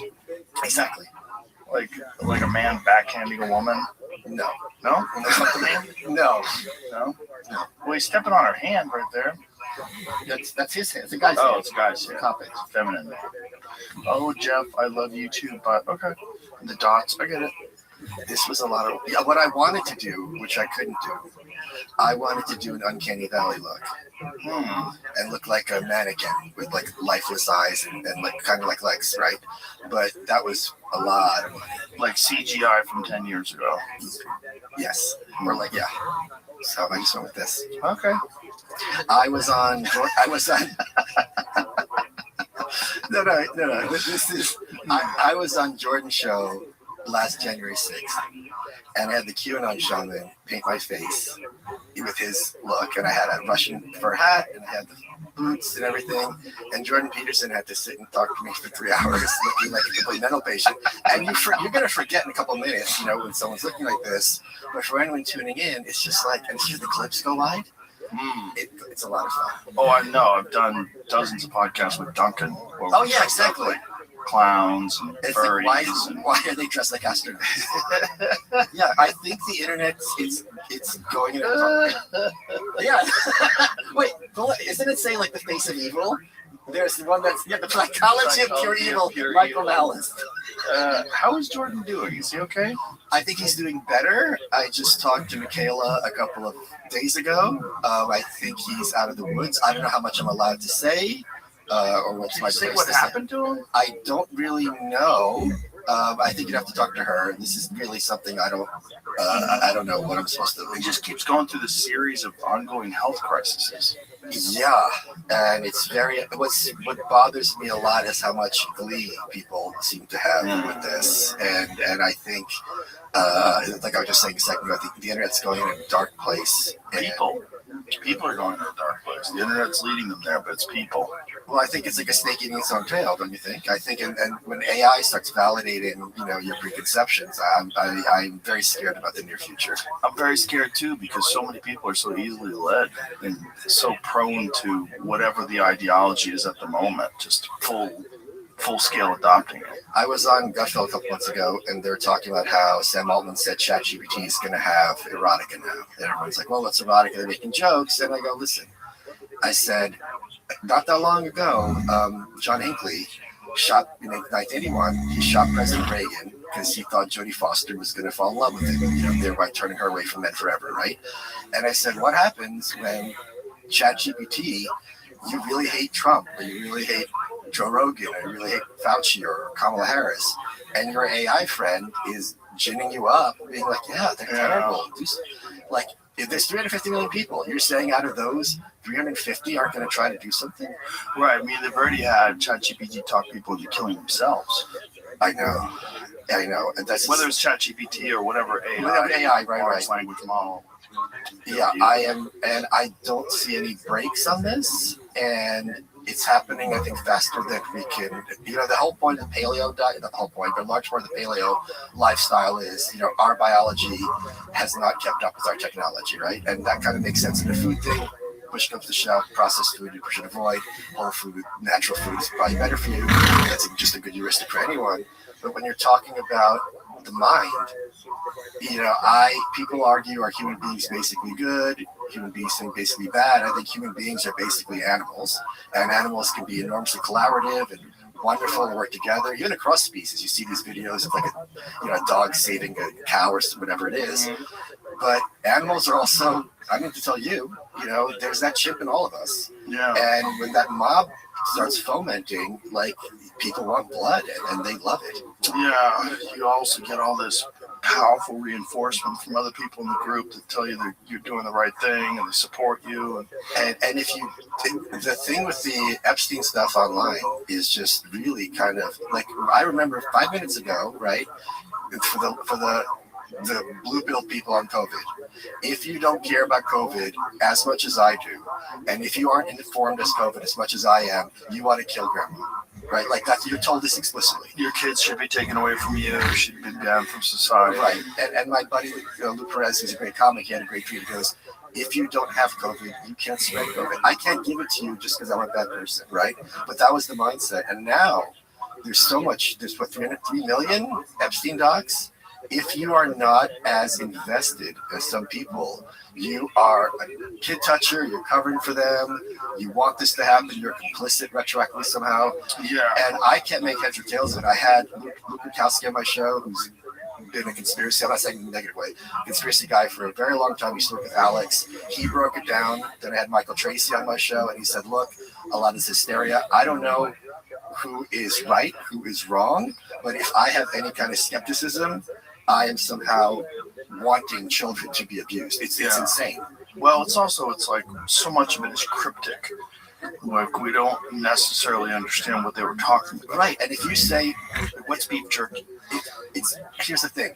It's obviously kids. It's not just that it might be kids, or probably it's obvious. And if you're denying that jerky is obviously kids, you're denying that people are children. I'm not denying people are children. I'm just saying, what if it's heroin? What if it's weapon? I haven't read all those emails, but the idea that it's definitely literally infants, it seems like I want to see some receipts. Yeah, it could be many things. I mean, it certainly is a code, which indicates, at least to me, that they were doing something they didn't want people to know about. And I remember with the Pizzagate stuff, I talked about this in my book, and you're right, I have to get through this legal, because there was an email where it's like, the maps or the flags are really angry today. So they're obviously not talking about maps or flags. It's obviously about something. We don't know what. Right. But to pretend that there was nothing there is also disingenuous. It's clearly code. But how do we know eating is not code also? Like, eating jerky could be like beating off, right? Or it could be killing someone. Right. But the idea that, the eating part is true, the jerky part is kids.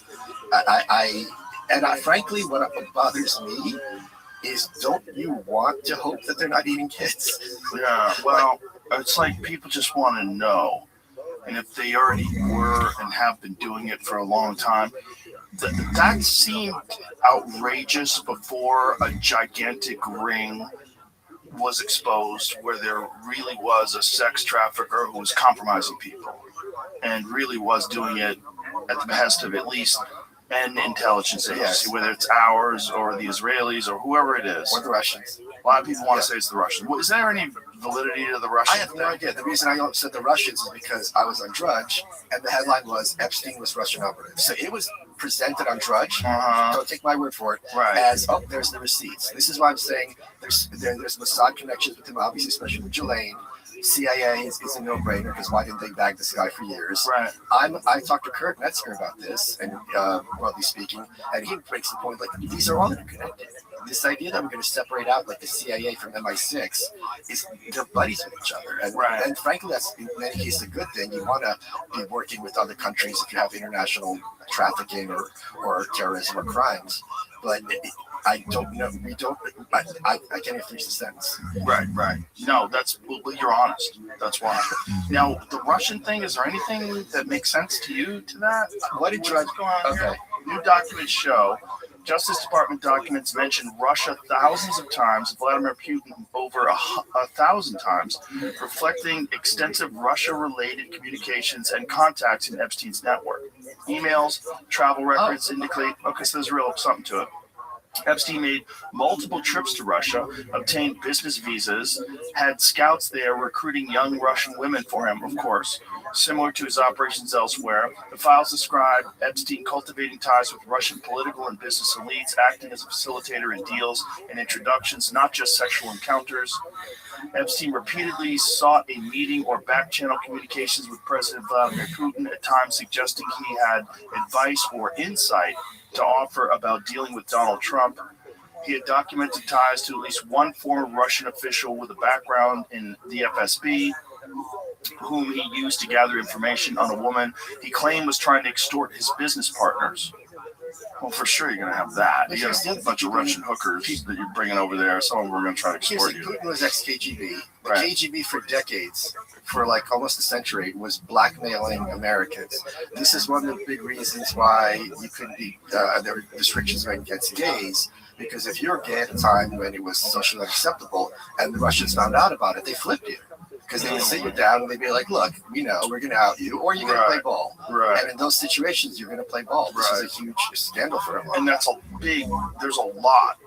There's a large percentage, I don't know what the population is, of these undercover gay politicians. Oh, yeah. I mean, There's politicians, a I mean the lot. bureaucrats, the people working for Johnson and FDR. Mhm. This was a thing, and they would know. Yeah. And they would have honeypots. Mm-hmm. It wouldn't be hard at that time. Right. And for men, it's so easy to get us.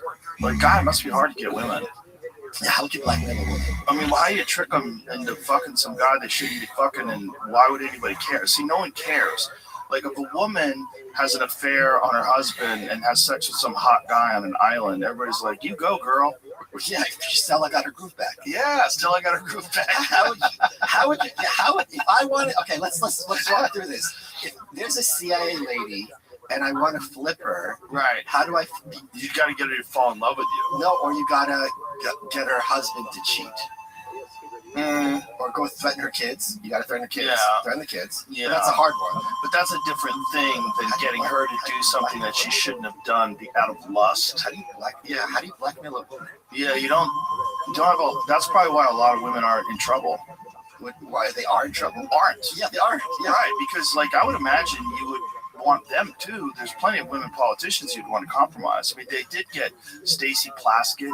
She was cooperating with Epstein, going back and forth during Trump's administration. Did you see also Kristen Sinema, that lawsuit? Oh no. I didn't So see she it. was the senator from Arizona. She was a centrist and Right. met out of town, and she broke up a marriage basically.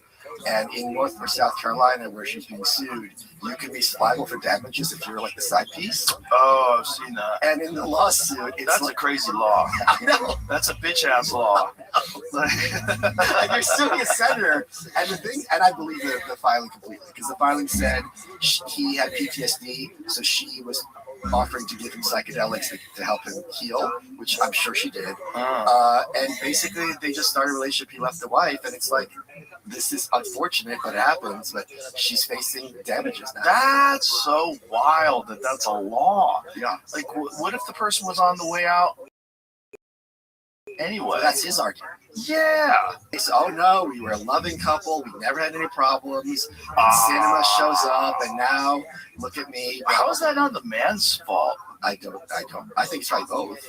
Well, I know she's suing Cinema. She's not suing the guy. I don't. That's so crazy. Yeah. What a stupid fucking law. I don't know, North or South Carolina. There's some of them old school laws that are so dumb. How is that a law that people have to be together? Like, people change their minds on people all the time and don't want to be with someone anymore. You meet someone you really like, and you go, I can't imagine living the rest of my life without this person, and I've been trapped in this fucking horrible marriage. I'm out. And then that person gets sued. She had some other funny thing about like, no, the guy texted her like, I think it was fuck the military, and she writes back only the hot ones. So there's like, so she got all the texts out of his phone. That's funny. It's funny. It's a joke, right? So, but I also, it's like, I think it's when the feminists talk about the kind of misogyny here, I think there is a bit of misogyny that you're blaming the woman and you're not blaming the guy. Oh yeah, for that, like the lawsuit, that's crazy. That is such a bitch ass lawsuit. North Carolina is one of a handful of states that allow jilted spouses to sue for alienation of affection, to seek damages from a third party responsible for the breakup of their marriage. You should only be able to pay them in tissues. You should pay them in just crates and crates of tissues.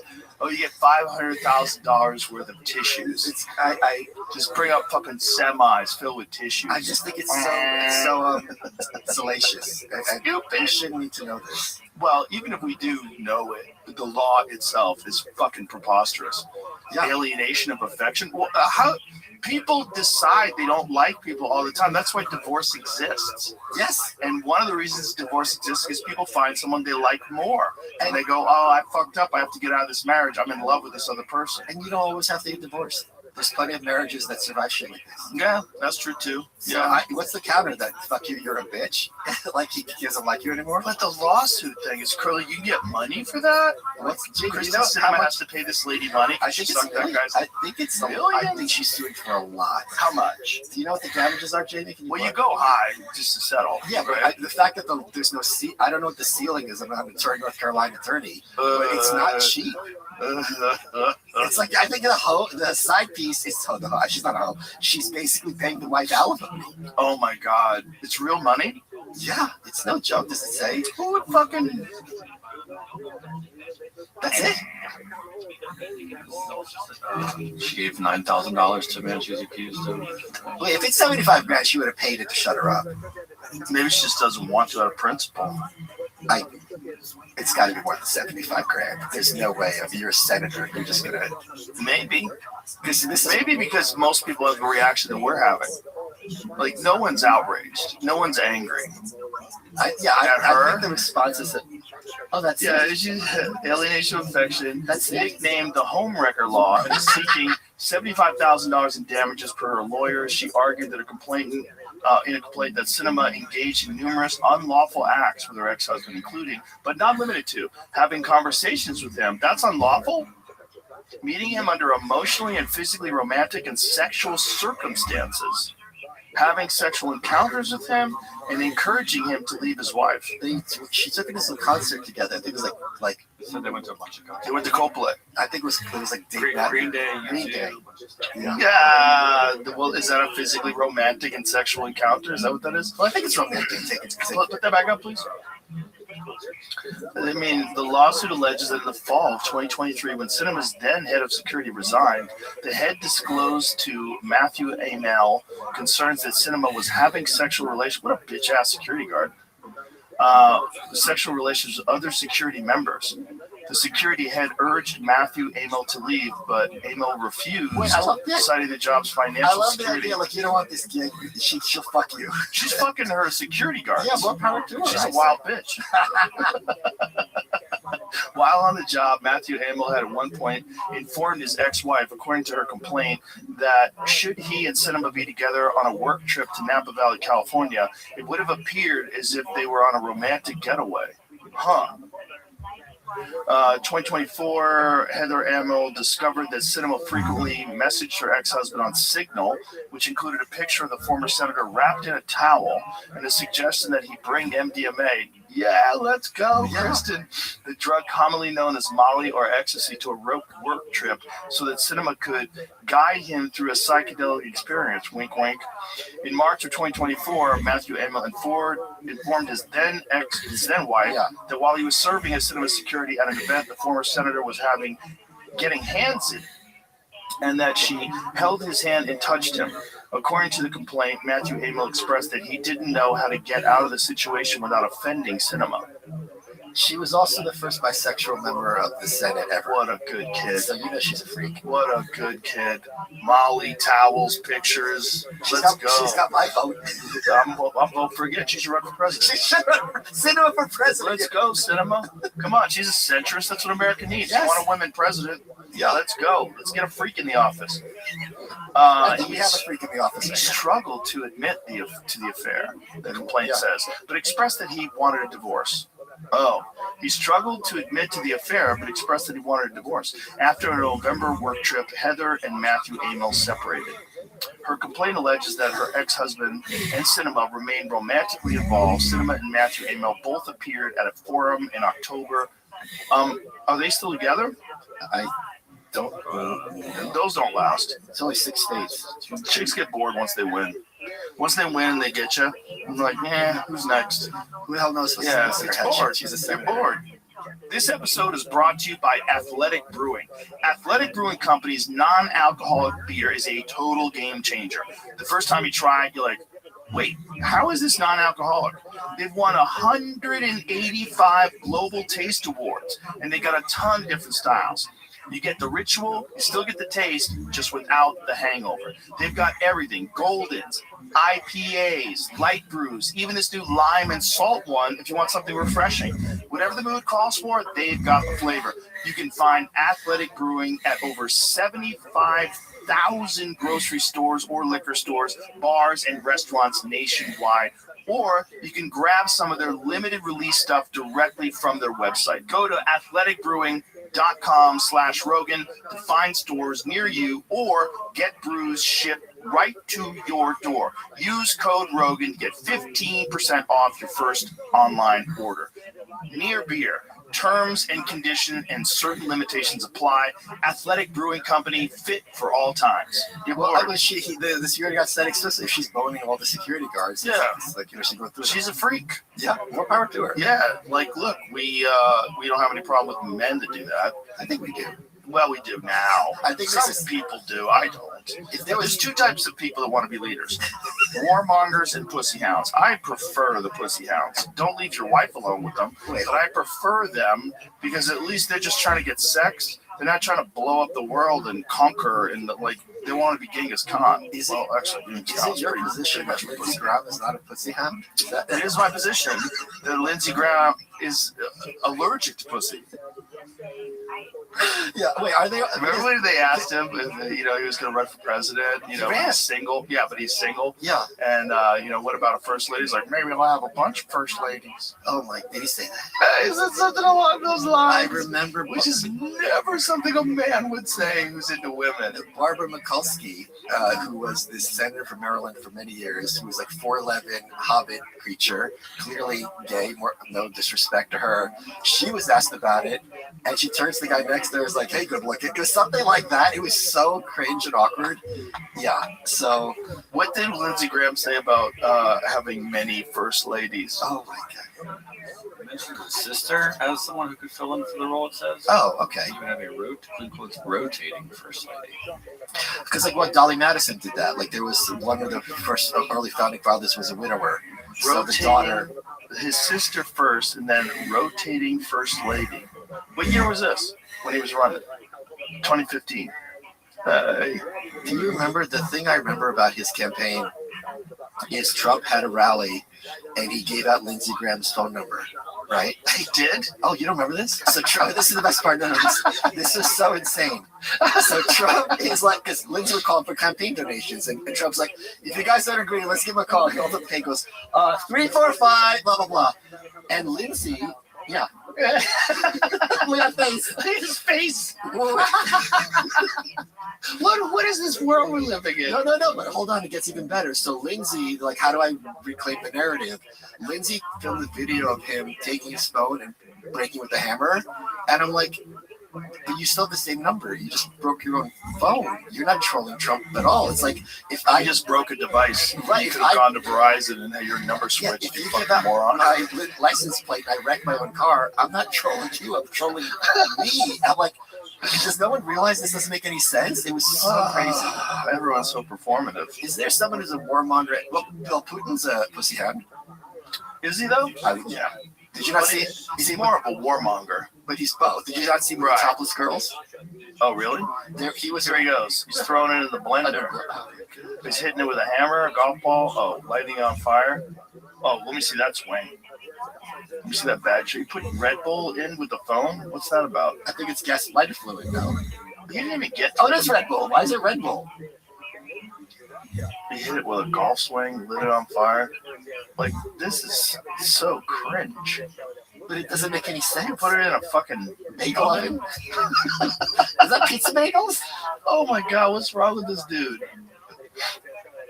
But your number's the same. What a silly bitch. That's back in the old flip phone days, too. Yeah, 2015. Wow. He was still rocking a flip phone back then. No iPhone. People are wrecking them now again because of surveillance things. My friend Dave has one. Does a flip phone help you? I think so. How so? I don't know. I'd have to ask Dave. You can still get all those text But messages. I think I think you're spending less time on the internet. That's true. Yeah. But you could also just spend less time on the internet.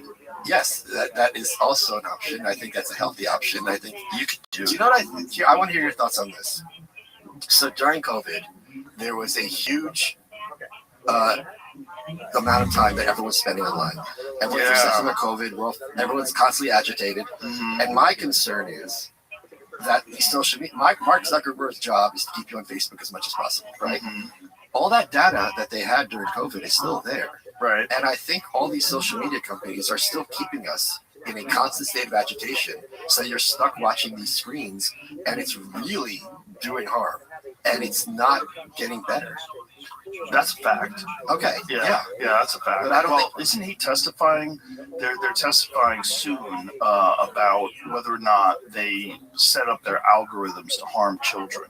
They set up their algorithms to addict children to their social media Well, platform. you remember ElsaGate? ElsaGate, Yeah, that was the whole thing. yeah. Explain that to people. But ElsaGate was this. I still don't think we have an answer. People made these. They don't even know where it came from. Right. Overseas, there are these bizarre YouTube videos with millions of views where it'd be like the Hulk, but he's like sniffing kids' feet, and Elsa's just doing like putting in a cage, like bizarre things that is kind of sexual but not really, and you don't know what the purpose is. But because they were like gaming the algorithm, YouTube. Trump got in trouble with this. When Trump was sharing that video, the very end of it went to a Lion King video making fun of the Democrats. There's that 1 second of the Obamas as apes from the beginning. Right. They cut there and it looked like he was sharing that. It was just the next video that was queued up, and it looks like Trump shared a video of the Obamas as apes on purpose. Well, they were all in it. They were The all same in it. video. But I think But it was like Hillary was a warthog, Obama or Biden was also an ape, and he was eating a banana. Pritzker was There's the lion thing. Right. And Trump came out as a lion. Right, but the point is, I think when he posted only the first second. I don't think he posted it. Yes, he did. I thought it was an intern. Well, the point, I mean, it's from his account. But someone reposted it, right? That's what it No, was. he reposted somebody else. I think so. His intern. Right, but the point reposted is, it. anyway, with ElsaGate, kids start watching one video, and the algorithm just snags them. Yeah. And 1 hour later, they're watching completely deranged stuff. The ElsaGate thing was weird too, because a lot of it was like old cartoons. And what people are saying is that if your child, like say if you give your child an iPad and it goes from one YouTube video to the next and it should suggest, those got lumped in there and you would click on it and it was all of a sudden like someone would get a bottle broken over their head, there'd be blood everywhere. It was really weird. Right, and it's like a Mickey Mouse cartoon. And there was no utility to this. Are those still available? Wikipedia says it's continued, but it's switched from it's whatever's popular at the time for kids. So back then it was Frozen or whatever, and now it's like Minecraft. What are they doing though? Like why are makes they sense. Like why would they have these cartoon characters get hit over the head with bottles? And because you remember that one, like a lot of them, they would get drunk and fall and break their head on a fucking countertop or something. Or they'd be covered. I think this was another one. They were covered in dots for no reason. I'm that kid. Really? It was just like, what is going on? Or they're eating weird stuff. So does YouTube remove those videos? Because there's plenty of violent videos on YouTube. Like, is it because or do they put like an age restriction on them? I don't think they did because what's the age restriction? There's nothing sexual. There's nothing. Well, violence. But some of them were just weird. Yeah, some of them were just Like lots of weird. shots of feet. Uh-huh. It was- And there was a lot of ones where kids got left alone with creeps. yeah, Yeah. Cartoons. Very strange. and there's A also lot live of- action stuff. Oh, really? Yes.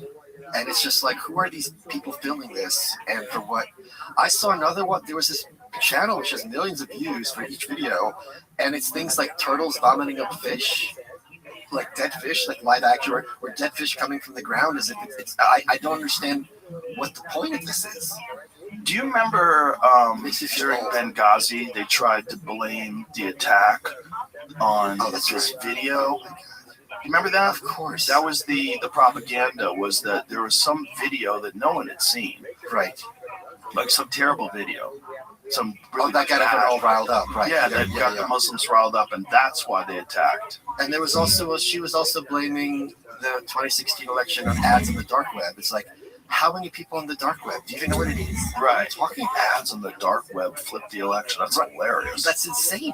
50 incels Right. in a chat room. Like, but she says this all the time, Hillary, to Yeah. this day. Well, she just says it, you know? Like, she doesn't have to be credible anymore. It's like we just know that kind of community. Like, if you're having a one-on-one conversation with her, just privately, and she started talking like that, you're like, what are you talking about? This doesn't make any sense. Did Do you not really see believe that? She got clowned in Europe this week. I did, with the Czechoslovakian guy. Yeah, Yeah. It was funny. it was very It fun. was like, but the way she was interrupting too. You want women to have their rights taken away? Like what? That's not what he's saying. He's literally talking about all this crazy shit, these gender transitions, and people were really like they'd had enough with the immigration. People had had enough. You're pretending that's not real. Like this way forward. Like if the Democrats want to have a way forward where they connect with people, you got to admit that there's some reason why people were responding the way they did to a fucking open border, to men playing in women's sports, to all this shit, gender transitions of children. Like people were freaked out, and not just fucking Republicans. A lot of people. Yeah, Karen's a swing voter. Karen doesn't like this kind of stuff. Yeah. I don't know if you saw. Did you see Nancy Pelosi's retirement video? No. Well, you laugh, but Nancy Pelosi's probably the smartest politician in Washington in terms of being crafty. Like, she knows how to fucking get a bill passed. She knows how to make people walk the plank. So she's retiring from Congress this year. She had this 10-minute long video about, saying goodbye to San Francisco. 10 minutes. She talks about AIDS at length, right? Because obviously it affected San Francisco. Doesn't mention the word gay once, even in the context of AIDS. Doesn't mention LGBT. Doesn't mention black people, people of color. She mentions how much she loves going to church, St. Thomas of Assisi, and Veterans Day. So I'm like, she knows what you're saying. Yeah. You got to pivot and start talking about pocketbook stuff. But then Gavin Newsom recently undid his, he backtracked with Charlie Kirk, where he's just like, yeah, I know about men and women's sports. And now he's doubling down on trans kids, which is he really? Oh, yeah, he just started doubling down. God, how does he think that that's going to work now? I think he thinks he's got to get through that primary. Right, but does he not know that people are done? No, because I'm sure he has better polling than you or I. And I'm sure, maybe I'm just naive about California. Well, it's not California. It's the Democratic base who's going to vote for him. He's also killed his mom. What? Yeah, he did assist suicide on his mom. He bragged about it to the Washington Post. You didn't know this? No. What was wrong with his mom, though? I'm sure it was something awful, but when I hear a politician talking about something that personal, that publicly, I am not going to look at it through a positive vein. And this MAID stuff is in 14 states now. Do you know this? Yeah. Well, in Canada, it's off the hook.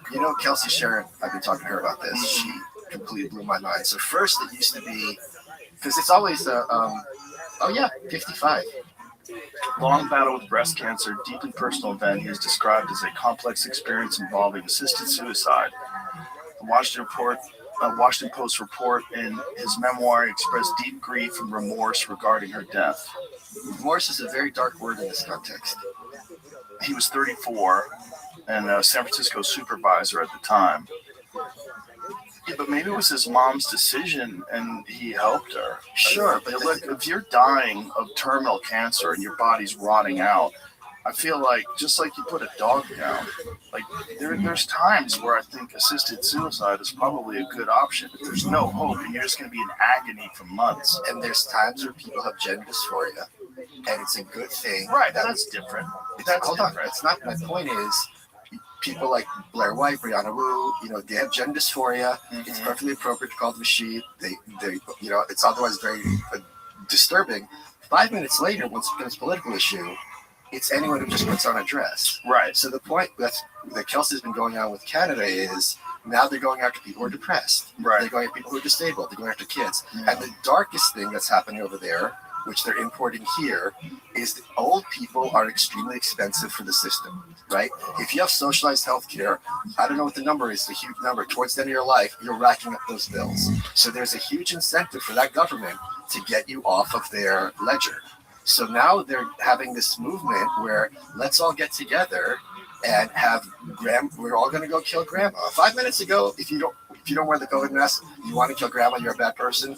Now, if you don't want to kill grandma, you're a bad person. You don't want to end this way. You were such a strong person, died with dignity, blah, blah, blah. It's not always terminal stuff.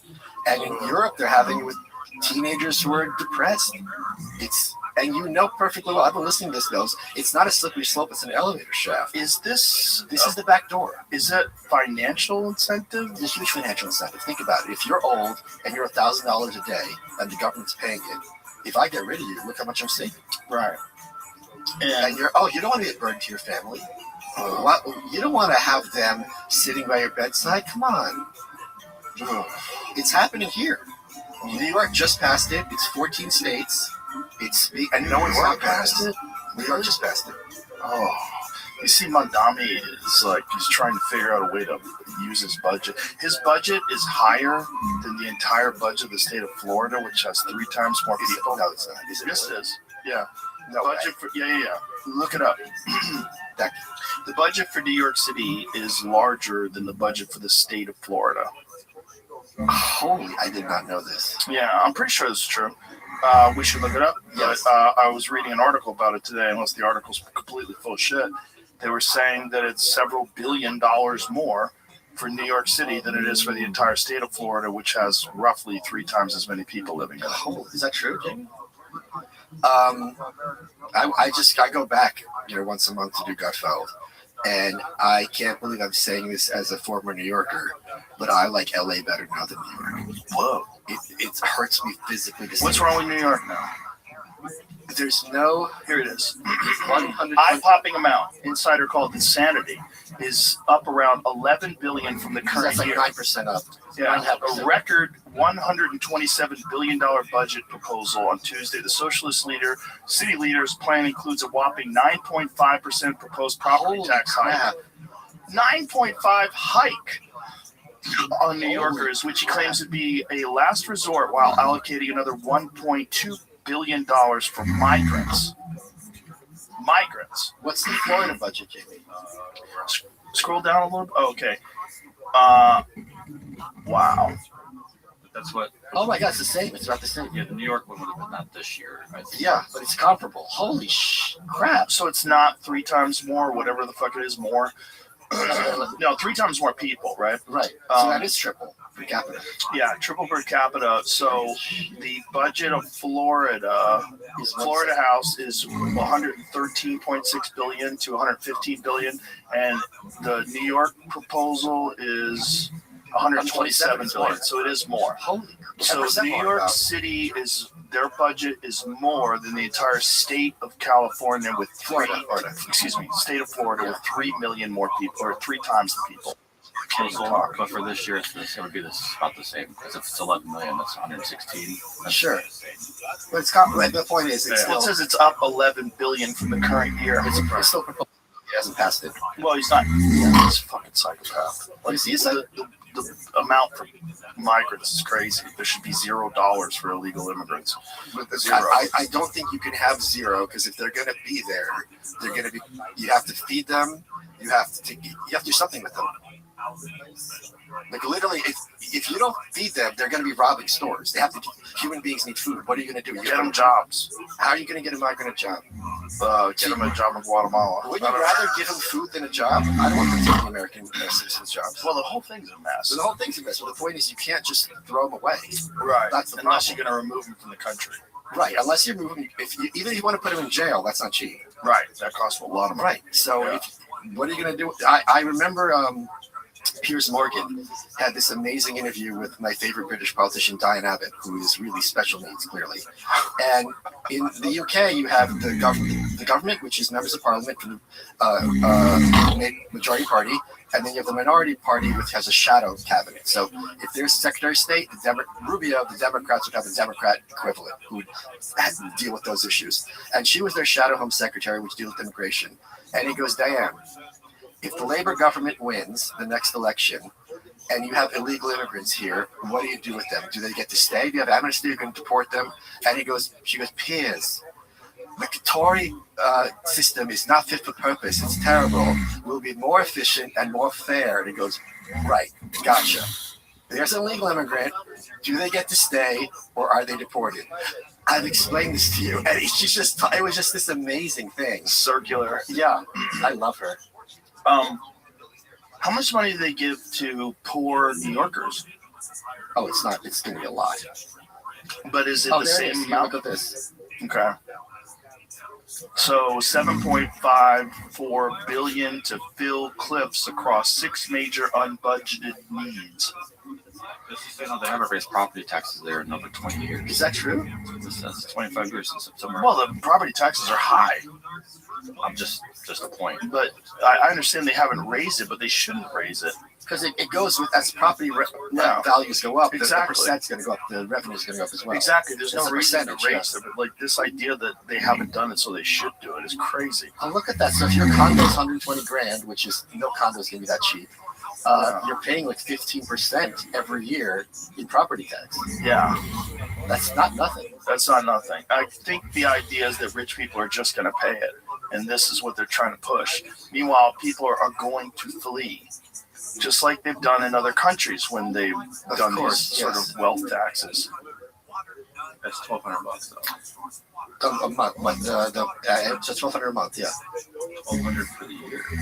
A condo No, it's assessed at $120,000 would $14,000 go per from year. paying $14,000 to $60,000. But that's a condo that's assessed at $120,000. Good luck finding wait, a condo assessed at $120,000 in New York City. 14,000 divided by 12 is Well, for that particular condominium unit. Right. From 15,000 to 16,300. That's a difference of $1,300. Oh, I see. That's what you're talking about. Right. That's 12% on $120,000. Now to a $55 million condo. The really wealthy people are responsible for a large percentage of the tax income in New York City. I think it's the upper 1%. I think the upper 1% of New York City are responsible for 50% of the tax revenue. It's something crazy like that. See what the actual number is. So the thing about that actual number is those are the people that are going to leave.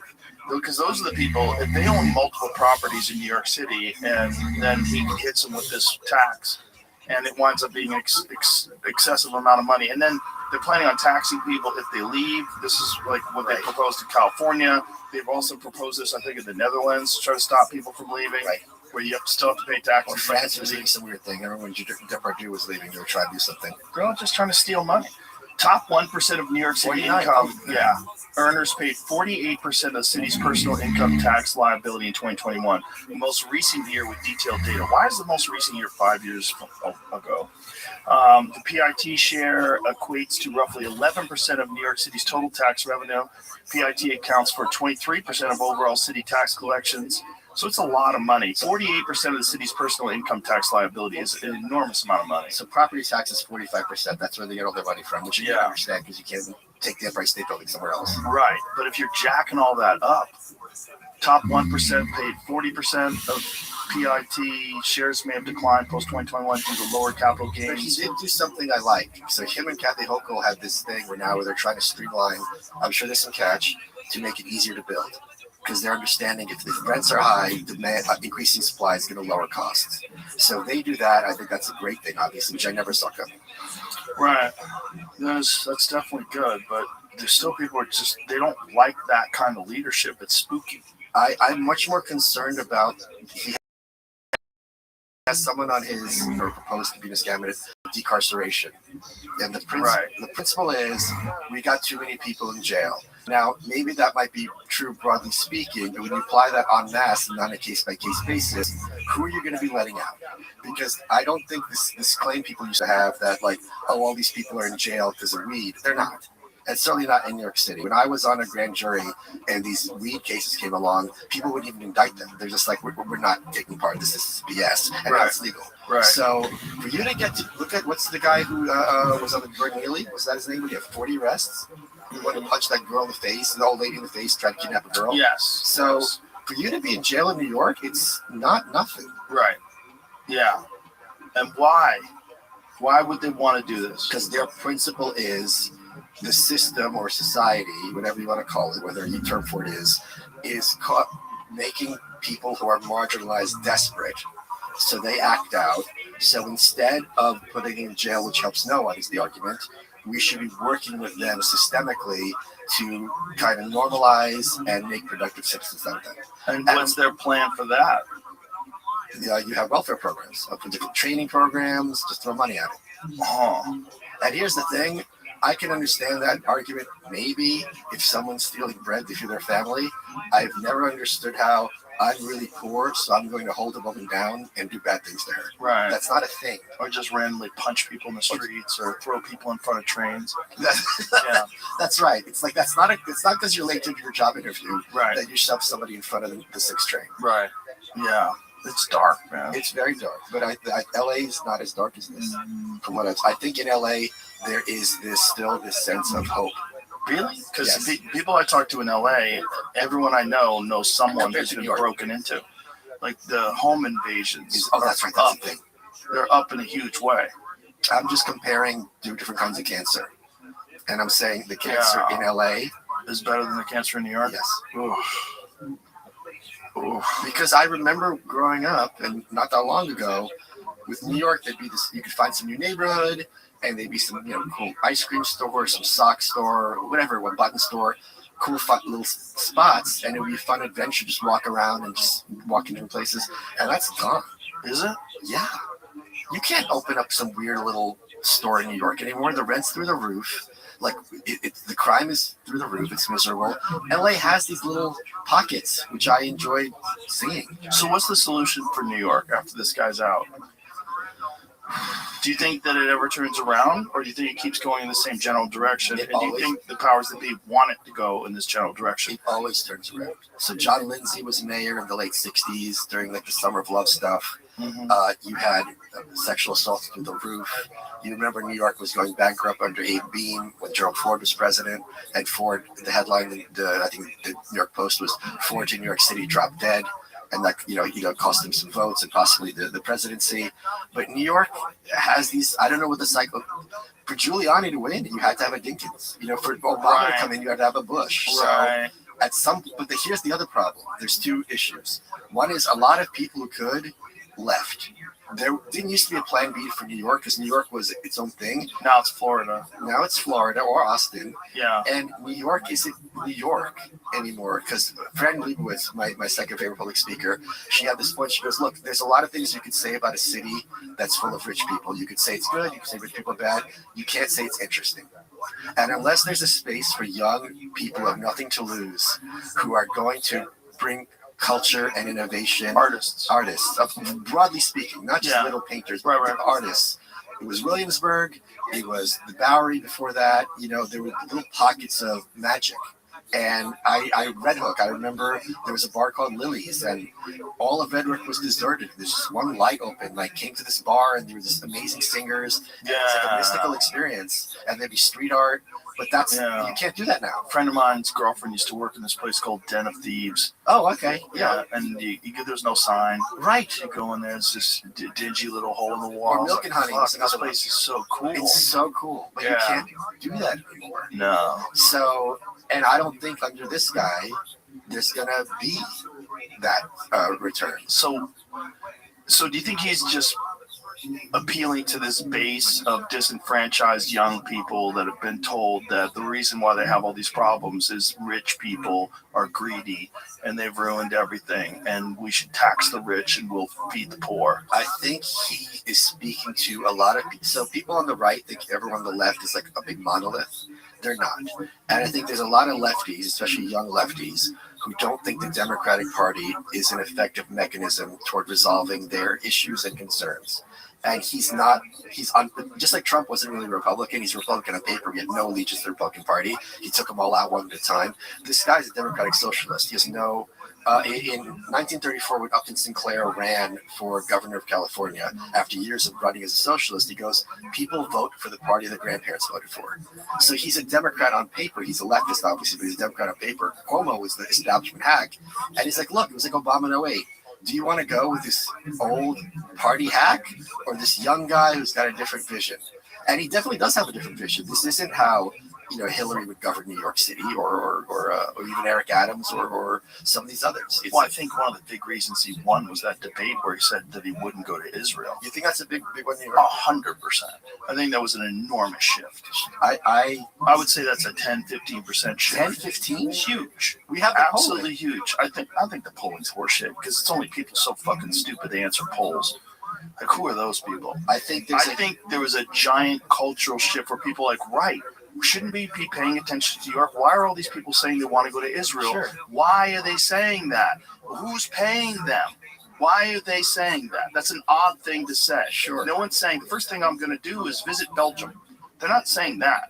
They're saying we're going to go to Israel. Sure, but there's also a huge Jewish population in New York City. Right. So when Cuomo tapped into that, I don't think Mamdani was somehow outed. Right, but as an anti-Zionist. Politicians, like, the percentage of people that are Jewish in New York City is small in comparison to the people that think that New York City should be the main focus of attention and not Israel. Sure. And I think when you have all these politicians that are doing things that don't make sense to most people, like saying the first thing I'm going to do is visit Israel. Like, what are you talking about? The city's a mess. And then this guy comes along and says, I can serve the Jewish people of New York City better in New York City. And he had a large Jewish percentage of Jewish vote. Right. My point is, I don't think that number happened because of the debate. I think that was part of his appeal from the beginning. Well, I think for fence sitters, though, that debate was big because you got to see one guy who's like, this is a solution to this system that we have been just replacing the heads of the people that are in charge, but it's the same exact mechanism. No, that's what I was saying earlier. That he's not a member of the Democratic Party. Cuomo is this old party hack, and he's like, look, let's throw all that stuff in the garbage. This is something innovative and new. This is the argument Obama made in 08. And he's not wrong. Right. Like when he had his inaugural speech and he said we're going to get rid of the cold whatever grasp of capitalism and be embraced by the warmth of collectivism, no Democrat is saying things like this. This is something completely new and completely innovative. So how it's going to look in practice. Here's the other thing, though. The mayor of New York has a ceiling to what he can do. So I would not, he's 34, I think. Yeah. He's young. If I'm sat in that office and I'm up against the New York City real estate industry, it's not going to be an easy fight for me. Right. Trump had to learn this the first term. It's like, just because you're president doesn't mean people are going to bend the knee and play ball. So who knows what this is going to look like. And it's not just New York City. Seattle's doing the same thing. What are they doing? Seattle, they elected a full-on communist. Oh, that's right. Yeah. Who lived with their parents and hasn't had a job. Lives off her fucking parents. Well, this is also a big concern with the Democrats in general, with both parties. When you have the base and the establishment, who are basically just gangsters who are doing money laundering, and you have the kids who are like, we've been screwed over hearing this shit for bullshit for decades. Let's have an alternative. What do you do when you're Nancy Pelosi and you're Chuck Schumer and you're, to a lesser extent, Hakeem Jeffries, and these people are coming up, the kids, wanting democratic socialism? I don't mean kids, I mean young people who are idealistic and are like, we tried your way. It didn't give us shit. It gave us Trump. What do you tell them? Yeah, what do you tell them? There's no answer. You would vote for Steny Hoyer for another 10 years? Like it's ridiculous. Amy Klobuchar is not going to be your candidate if you have this democratic socialist vision. She will not deliver that for you, and she'll tell you that to her face. Right. So I think that so I think that's the dance Newsom is trying to do, and I don't see who. I think he'd be the perfect VP because he's a great attack dog. He doesn't have to worry about He defending his doesn't record. want to be the VP. I've heard that too, but he was Jerry Brown's number 2. He bided his time. Yeah, but he was Jerry Brown's number 2 when he was young, and he'd never been the governor. Sure.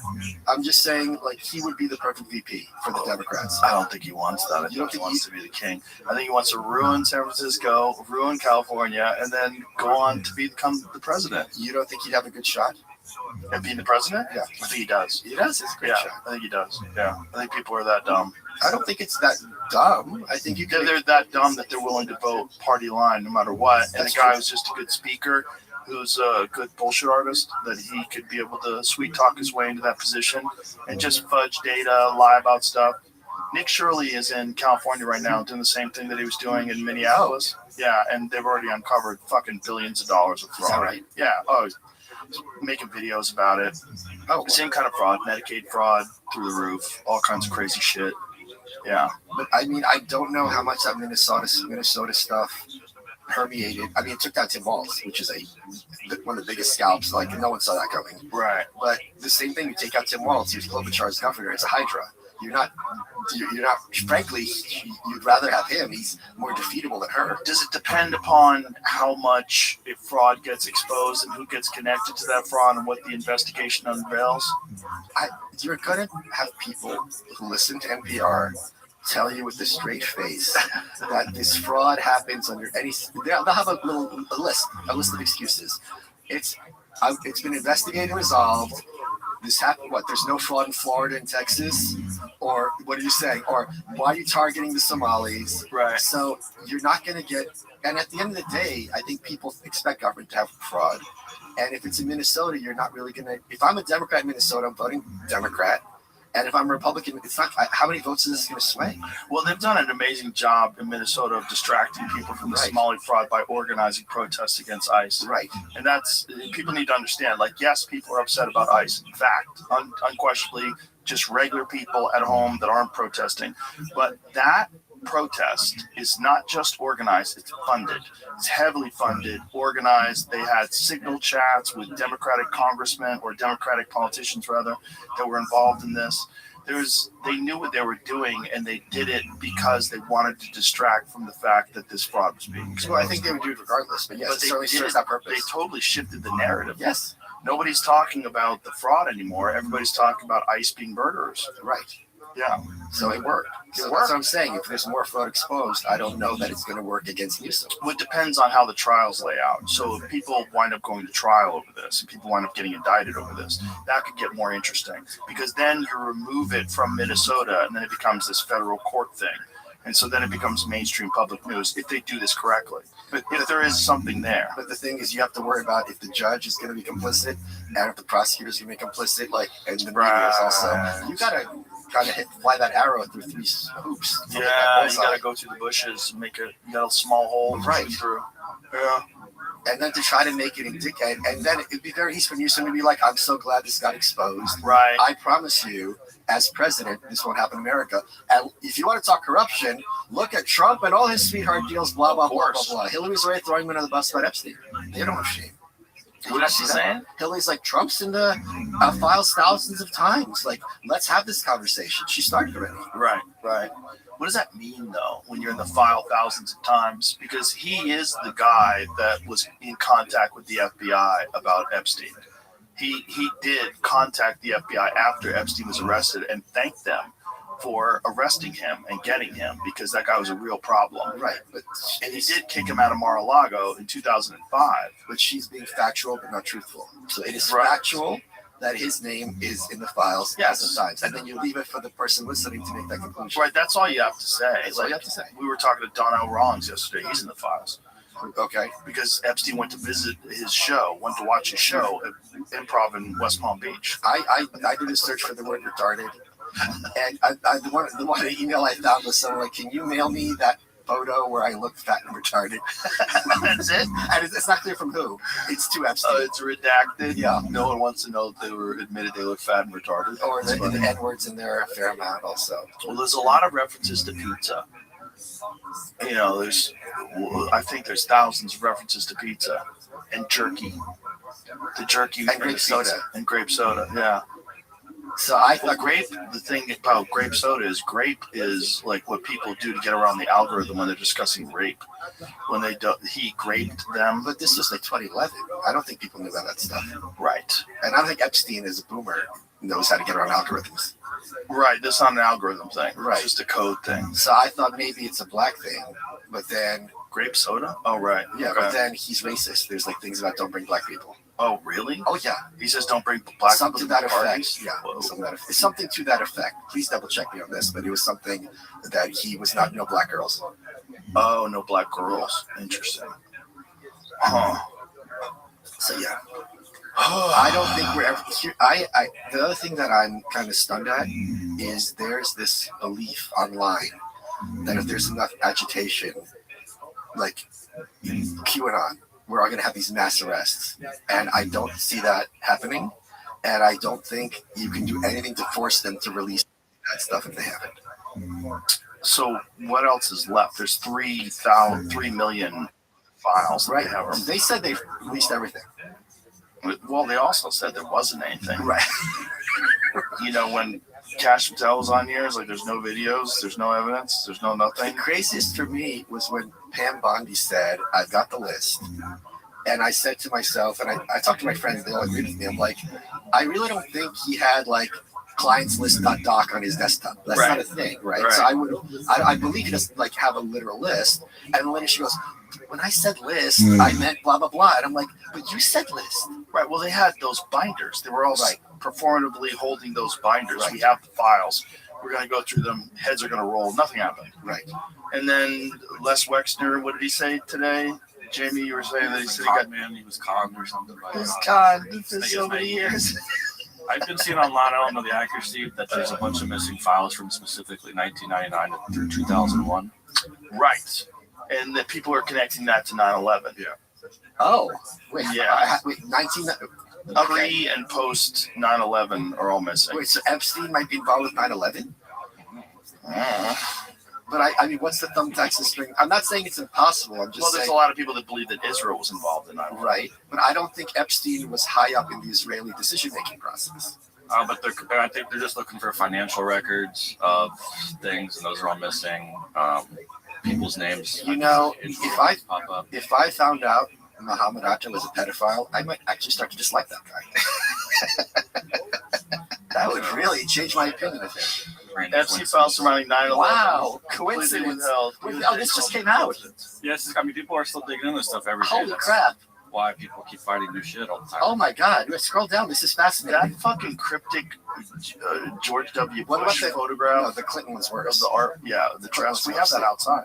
Yeah, I saw, yeah. Yeah. They stumbled across something where there was redacted photos. If you looked through the files and typed in something like "no photos rendered," you Yes. could change the .pdf to .mp4 or .mov. There's thousands of Tons videos. popping up. Wow. People are starting Yeah. to watch all those videos. Some of them are from the prison. Some of them are from the island. Flight logs starting. Okay. So Have they found anything in those videos?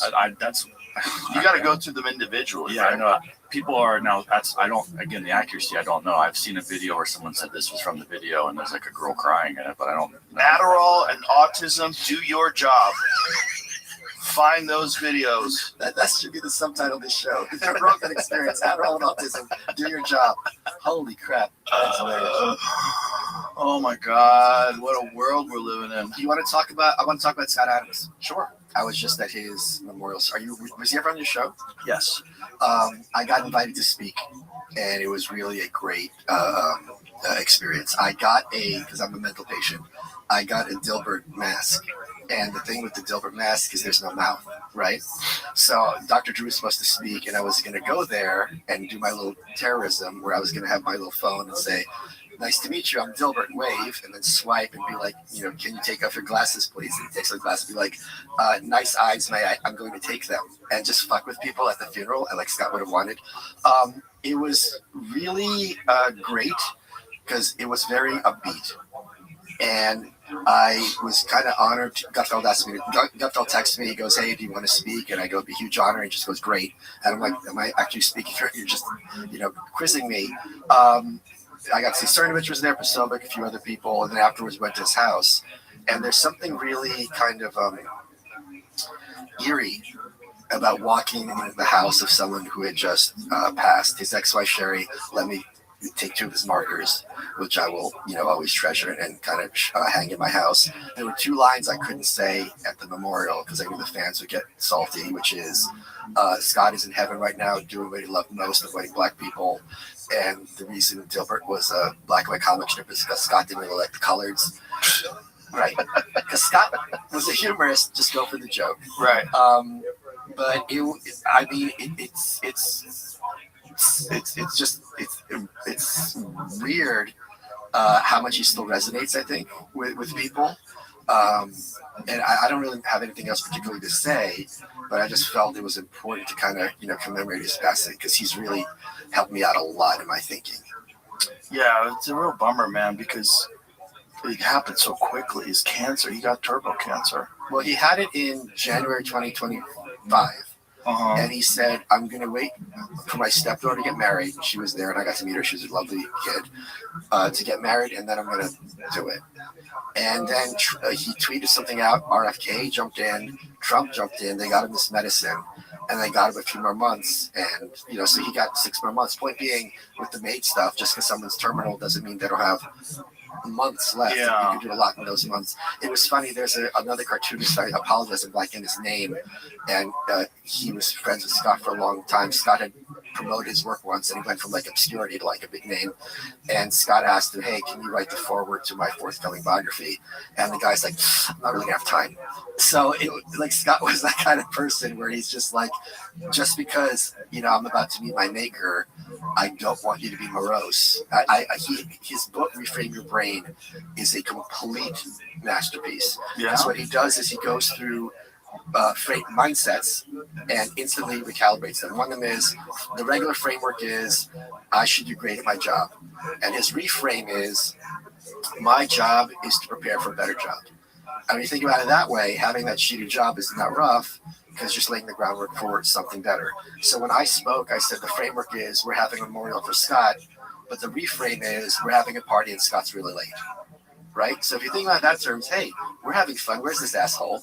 Because he didn't want us to be there like moping. He always was positive, always was fun, even during that day. So I thought, I just owe him a lot. Did he blame his death on the COVID shots? So he got a lot. This really bothered me because he'd be tweeting about stuff. People like, shouldn't have got the shot.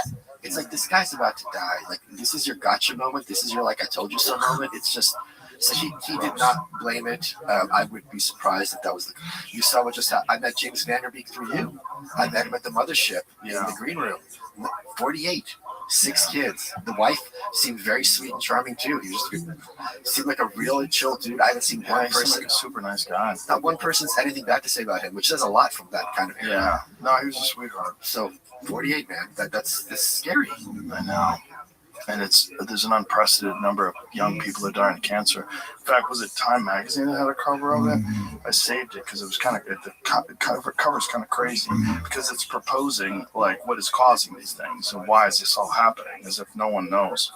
Yeah, right. Like, what could it be? What is this? Some fucking mystery. Could be anything. I know I saved it.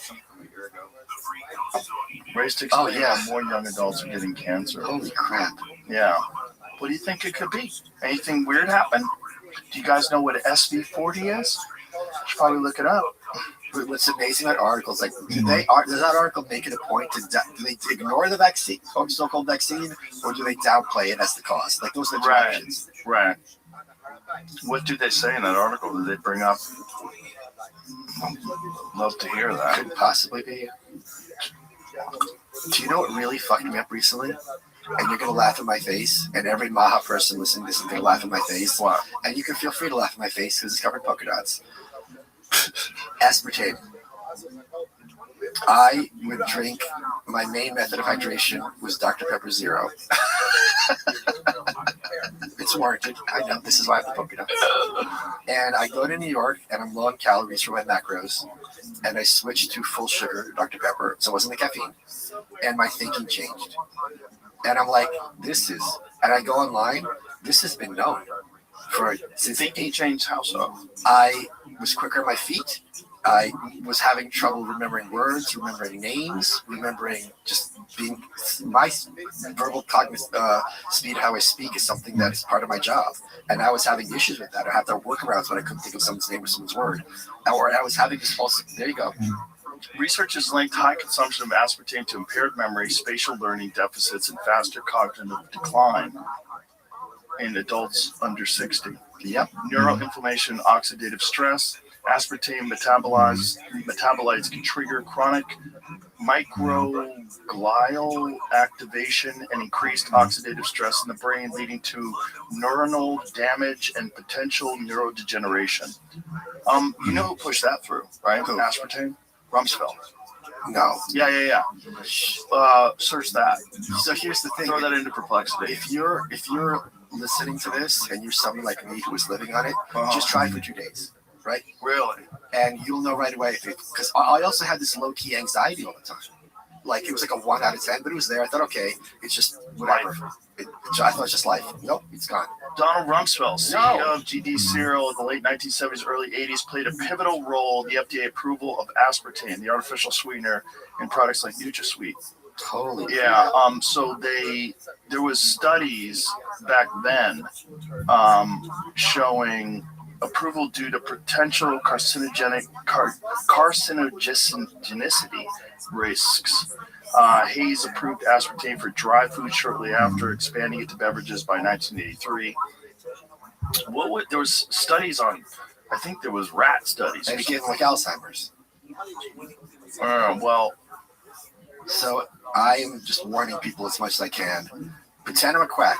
That's fine. Just give it 2 days. Lay off aspartame. And see what happens to you. Okay. Well, it makes sense. I mean, there's no biological free lunch.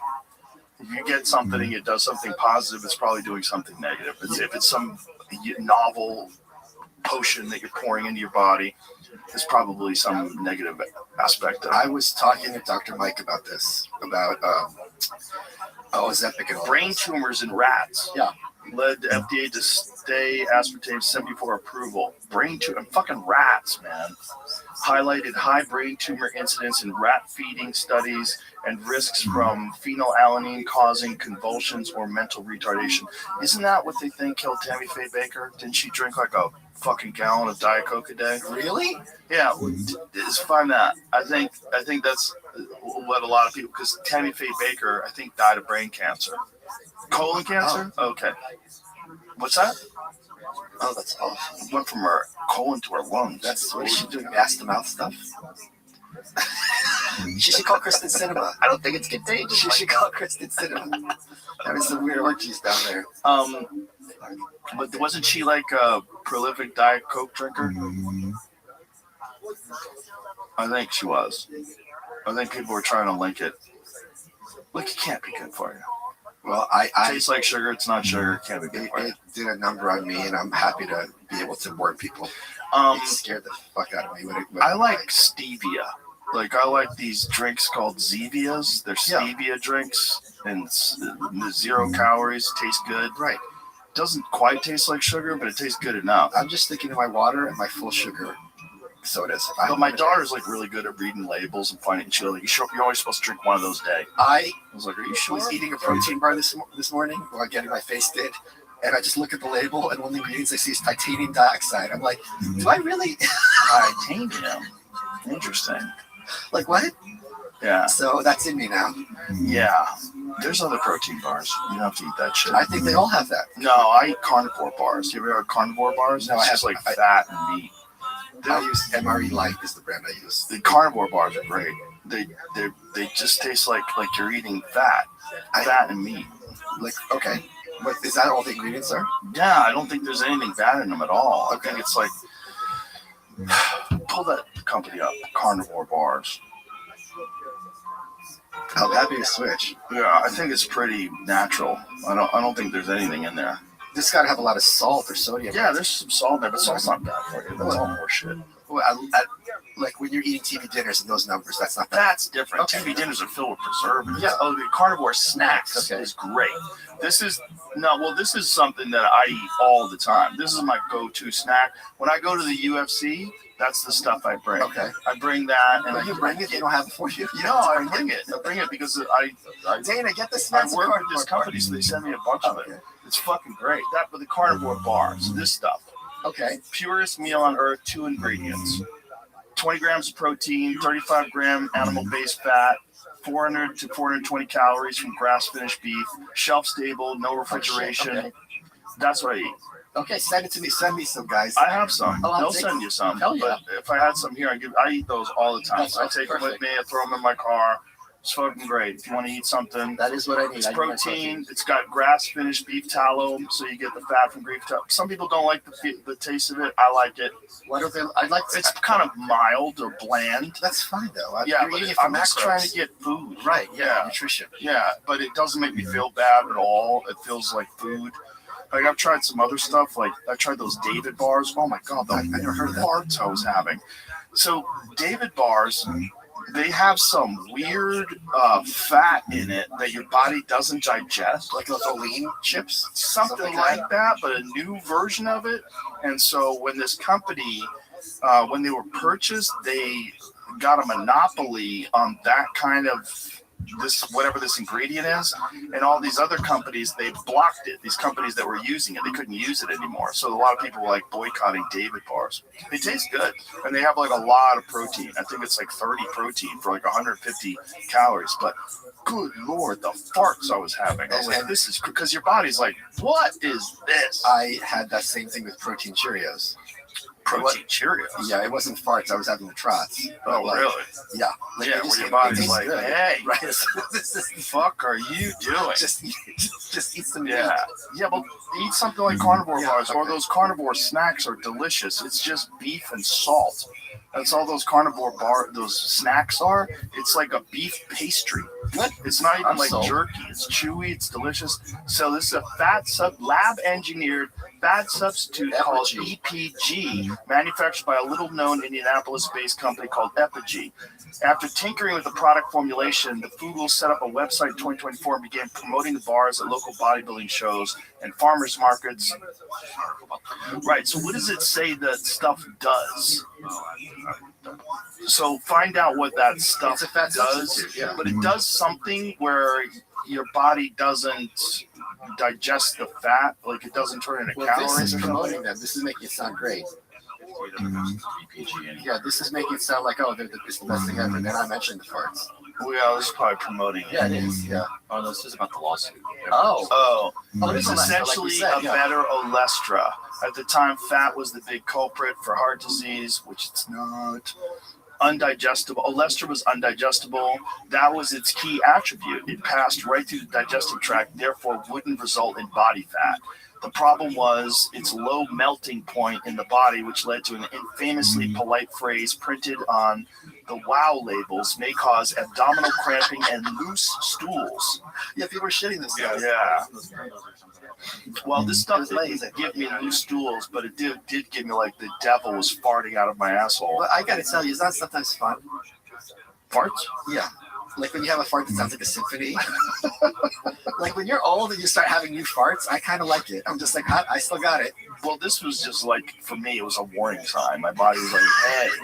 I think it's a warning sign for other people too, Joe. Yeah, right. Anybody else hear me?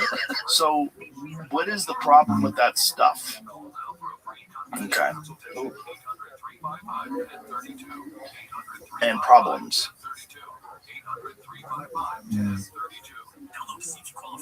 So that was the thing. They were trying to block other people from using it. Bloating, gas, and diarrhea. Yeah, bloating, gas, and diarrhea due to sugar alcohols. Wow. And the non-digestible fat substitute. That's it. Which are poorly absorbed and can have a laxative effect, especially in larger amounts. The company recommending limiting intake to 2 bars daily to minimize discomfort. Wait. Give me some comment. I love that they say minimize, not eliminate. There's no food where you're like, if you eat too much, minimize it. You're going to definitely have discomfort. Who's eating 2 of these fucking things a day? I'm sure people. I know, but I mean, like after the farts, wouldn't you be like, hey? But it's not only the farts; it's the distension. The inflammation. Yeah, you have that bloated feeling. For some people, but you know why they would choose something like this is they want all that protein with 150 calories, and they'll just take the farts. Yeah, well, I mean, look at whey. Whey's not digestible.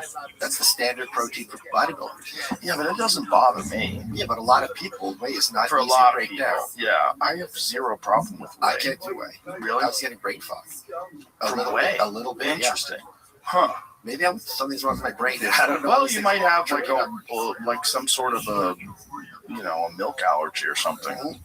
That's possible. Hell knows. But the point is, I switched to the whole meat. Yeah, and that's something like carnivore snacks or those carnivore bars. That's the solution. Get those, and that way you don't have to even think. It's just food, and your body treats it like food. It feels like food when you eat it. It doesn't feel like. It's just hard for me to get enough calories in a day for what I need. What are you trying to do? I'm doing lean gains. Lean gains? Yeah. What does that mean? So you're keeping the same body fat, but you're slowly putting in weight. So it's really a tightrope. Okay. So you're involved in that again. I know you bailed on bodybuilding type activities. Well, no, I still go to the gym. Yeah. You're trying to get jacked. I think I'm in good shape. Are you trying to get jacked? I know. Okay. Yeah. I don't know why you're doing that. I didn't do that. What do you mean? I'm just asking. Are you trying to get jacked? Okay. That seems like the kind of question that you cornering the gym. No. Say, what do you mean by trying to get jacked? No. It's a normal thing for people that are trying to get swole. You're trying to get like big muscles. I am trying to put on as much mass as I can while maintaining a somewhat lean build. What are you doing, like as far as your workouts? I go to gym 4 days a week. What are you doing with your workout? What kind of workouts? I do a bro split. Don't make fun of me. No, there's nothing wrong with a bro split. There's a bro split. There's nothing wrong. Nothing wrong with it. It works. Yeah, but I'm not doing legs because my legs are already too big for my jeans. What? Get stretchy jeans. I have 30 pairs of jeans. I don't need to get more jeans. Point being, But do you have regular jeans that are made out of cotton, or do you get jeans that have flex in them? I have 30 pairs as a mix. The point being, my legs are great. I'm Russian. Russians have great leg DNA. So you don't work out your legs at all? You're going to get into balance. How? Also, if you work out your legs, your whole body will grow. That's true. And you'll put up more pounds on the scale. But point being, I'm already at the point marginal with most of my jeans. And they're not skinny jeans. Let me see your legs. I'll show you. How am I going to show you my legs? Just stand up. Let me see your legs and your jeans. Those are not too big. That is ridiculous. No. I don't need to. No. Hold on. I will send you a photo of my legs and you're going to apologize. My legs are great. Okay. They're not chicken legs. I believe you. They don't look like chicken legs. They're not chicken legs. But I don't think you should be concerned about them getting bigger. First of all, it takes a lot to get your legs much larger. It takes a lot. Like you're going to have to really push past like some severe discomfort. I'm not disputing that, but point is they're already marginal with my clothes. And I think you got new clothes, you got money. Listen, you got to balance. You got to keep your body balanced. Like that's why you should do legs. Like, you should never just do upper body. Joe, I am nowhere at the point where my upper body is too big for my legs. Well, it's not that. You should condition both of them together. Okay. It's like you want to have a body that works together. My body is fine. I'm not going to be body shamed on this show. I'm not body shaming. I'm talking about functional. What function? Going up the stairs? Anything you have to do. If you have to pick something up and move it. If you're not working your legs, then all that stuff in your hips, all that stuff, all the surrounding tissue, all that stuff is not getting the exercise it deserves while you're working out your upper body. Fine. Point being, my legs are perfectly fine and strong. And it was hard for me to get the calories I need. That's all I'm saying here. So how many calories, what are you trying to do a day? I think it's 3,200. Okay. Which is not nothing. That's a good meal for me. That's a lot of calories. Yeah, I guess. What do you mean? You don't think that's I eat a lot. If you're eating clean, 3,200 is a lot. Okay. So yeah, I guess. Yeah, so 3,200 calories. So, but you're trying to stay lean. And are you on testosterone replacement or anything like that? I don't know what you're talking about. Okay, you are. Good. That's good. Peptides? Any peptides? You know what I tried? Yes. Okay, good. I tried Glow. What's Glow? Oh, well, Mr. Doesn't Skip Leg Day. And he doesn't have polka dots on his face. So much does. You call yourself a bro and you have polka dots on your face. Glow is this new peptide. It's a combination of 3 things. And it's called Glow because it has heavy copper, so it's blue. Glow. Huh. You are welcome. Interesting. Most people combine BBC 157, TV 500, and GHKCU without addressing sequencing or inflammation first.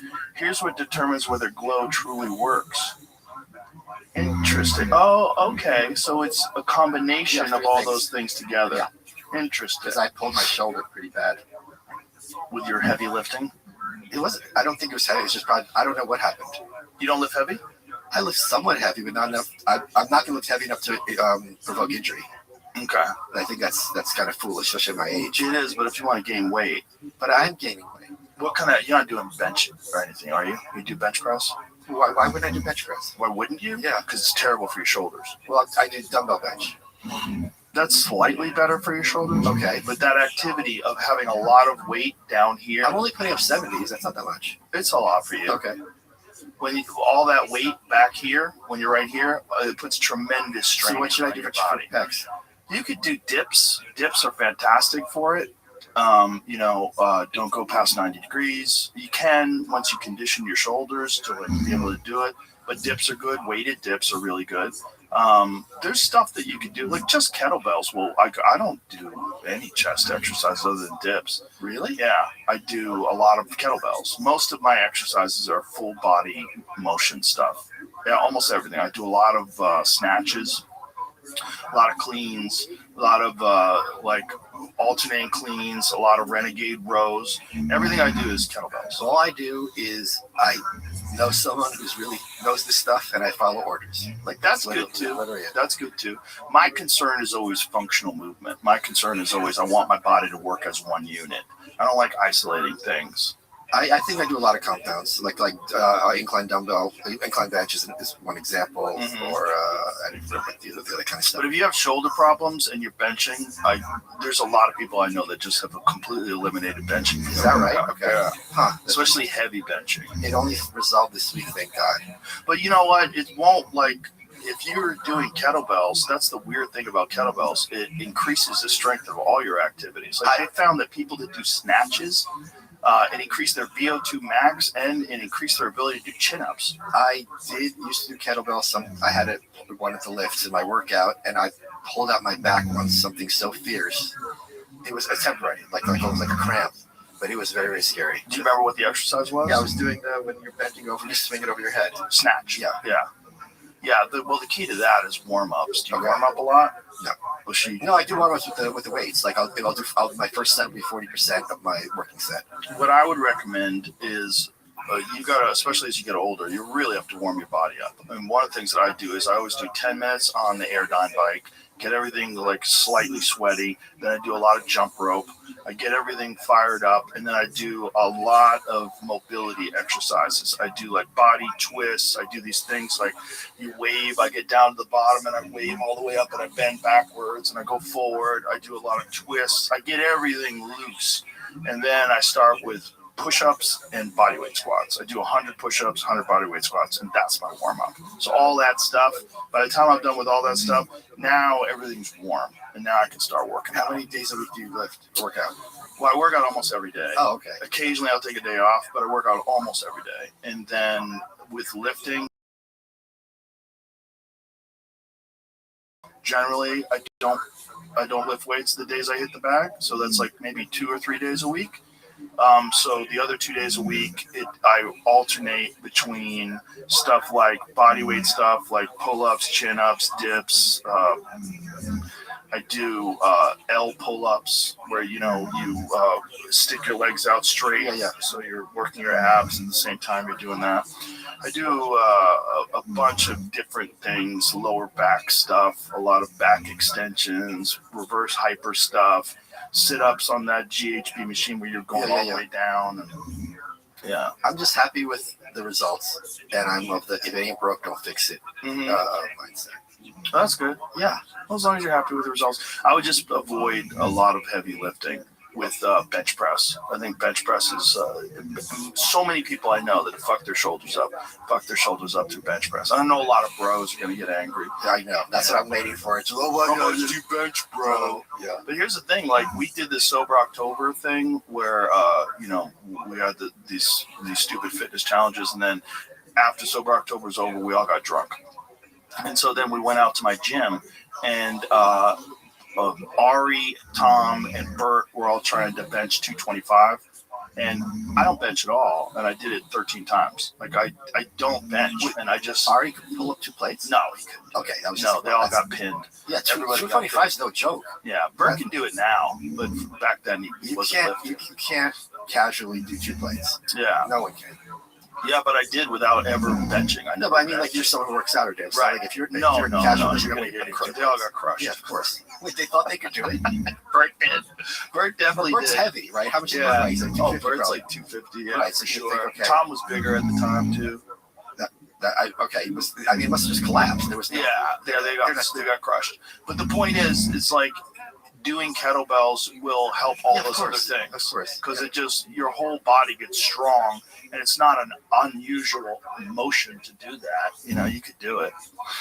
Yeah, I like the weights. No, weights are great. There's nothing wrong with weights. I just would be careful about benching. Well, I think dumbbell benching is probably better than barbell benching, and I just think there's other ways to work your chest. Okay. Yeah. I'll talk to Monster Russ. That's my guy. And there's a lot of people that don't even agree with dips. Like my orthopedic surgeon that told me that I need to get my shoulder operated on 15 years ago, and I never did. He was like, "Gotta stop doing dips." I go, "Why?" Really? Because everybody I know that fucked their shoulder up did it through dips. I go, "Well, that doesn't mean anything." Right. I'm looking at him. I'm looking at him and his body. I'm like, "Look at you! Shut the fuck up!" And look at all these gymnasts. Yeah. They do dips 24/7. Exactly. Just build up to it. Don't do too much. All of it is like overworking your body. You have to like slow progression is the key. There is something fun about it. I do love doing dips because you feel like you're flying. There's something about it when you're just yeah. What can I say? But that's a great chest exercise. Dips are. Yeah, along with the push-ups. Do 100 push-ups a day and then do dips. But okay, we can talk about this also. You're the one. Can I tell you what you said to me at the mothership about this? What I said? You said you can't be jacked and be funny. Well, you can, but you can't show it. No, but that I meant like you like at a certain point, Yeah. you're too jacked. There's a cost. Well, there's definitely a cost to the way you look. Like, you look intimidating. Right. And that's not that funny for people. Right. Yeah. And Roseanne was telling me, or not just when she was starting out, she lost all this weight. People stopped laughing. There's plenty of skinny, funny women. Not in 1981. You think? Are you calling Roseanne Barr a liar? No, I just don't think that's what it was. I've seen people lose weight and still be hilarious. It's just I like, think but there is a mentality that people have. Like Kevin James, his fucking agent said this to him once. I got furious. Kevin was losing weight. He was trying to get in shape. He was really self-conscious about his weight. And his agent said, "Kevin, when you lose weight, you're losing roles." But that's true though, because he's very much a specific character. So what? He could fucking do anything. He's a talented guy. It's not like if he lost the weight, he wouldn't be funny anymore. That dude's fucking funny. Hold on. I'm not disrespecting Kevin James in any way. Mad respect for him. Mall Cop, the greatest comedy of all time. It's a funny movie. I believe you. I haven't seen it. Point being, he is very much in people's mind a certain specific thing. Right. So if Kevin James stopped being that thing, I think it's going to be a lot hard for a lot of normies to come over with him to a different paradigm. That's all I'm saying. Perhaps. Come on. It would be a challenge, but I think he'd still be hilarious. I do not think that he is limited by his weight. You don't? Okay. If Will Ferrell got like Hugh Jackman, do you think he'd have the same roles? He wouldn't necessarily have the same roles. He would still be very funny. Yes, he would, but you know perfectly well that there's lots It would be weird because he would be super jacked. Like if he got The Rock jacked. Right. It would be weird. People don't know how to deal with that stuff. Mm-hmm. So the agent's not wrong. Well, the agent's still not looking out for Kevin's health. How big was he? That big? Big. Okay. He was big, and he didn't like it, and he was worried. Yeah, okay, that's very fair. Yeah. But you don't have to go from. You could go slim, or you don't have to go to running peptides and stuff. Right. You don't have to get jacked. Yeah, But maybe he wants to. You can. It could be done. I mean, what's that guy who claims he's natty? That Indian guy who was in I think the Avengers or something. Oh, Camille? Yeah, was it him? I don't think he claims he's natty. Does he? They do special. It's special exercises, Joe. They just Come on. They just Does he really? He doesn't even claim he's on testosterone replacement. Don't you know that if you just do lateral raises, yeah, he claims natty. He has to. They all I have don't to. know if that's real. Yes, it does. Look him up. He did a very funny bit about people being angry at him for getting in shape. Oh, okay. Yeah, he did a funny bit in his recent stand-up special about that. Does he claim that he's natural? That's a weird Wait, the one I'm thing. thinking is in a stand-up. The one from the movies. Yeah, he's a stand-up. Oh, He yeah, started out as a Oh, stand-up. good for him. Okay. Camille Nanjiani. Yeah. Right? Yeah. Yeah, he started out as a stand-up. Yeah. And he's doing stand-up again. He just released a special. What's his name? Claims funny. natty too. The Thor. They all do. No, that guy claims daddy. They have to. Chris Hemsworth? I think he does. Get the fuck out of here. That guy gained like 60 pounds of solid muscle. Well, that's because he's doing lateral raises, you fool. Oh, I didn't know. And how do you know? You've never seen him put a needle in his ass. He has personal trainers that teach him Right. second exercises. You're right. I've been on testosterone replacement for a long time, and I highly recommend it to anybody who wants to stay in shape. How long have you been on it? Since I was like almost 40. I started with like the cream, and then I noticed I was training a lot. That was back then. I was doing jiu-jitsu 4 or 5 days a week, and I was lifting. That's hard on the body. It's hard. Yeah, of course. And you're always tired. And, I had a doctor that specialized in that stuff. It's one of those things was hormone replacement therapy and doing a lot of it for people that had head injuries. Because people with head injuries, people that have had CTE and a lot of, you have damage to your pituitary gland. A lot of times your brain is not producing testosterone at the level it's supposed to. Oh, is that right? Okay. Yeah, your pituitary gland gets damaged from repeated head trauma. That's one of the things that causes depression in a lot of people that have had head trauma is your body's not making hormones anymore. So you're fucking lethargic all the time. It's a factor. His statements. He described a year-long process with professional trainers, nutritionists, funded by Marvel, daily workouts, precise calorie tracking, no refined sugar, and minimum fats. In his 2019 Instagram post, he emphasized the resources required, but never mentioned PEDs, steroids, or denied their use. So he never denied it. Okay, he didn't deny. So, okay, I take it back. I apologize. Yeah, from a softer build at age 41, for fucking sure he got on testosterone. There was a lot of people that were giving me shit about being on testosterone 15 years ago, but are on it now. No disrespect to him.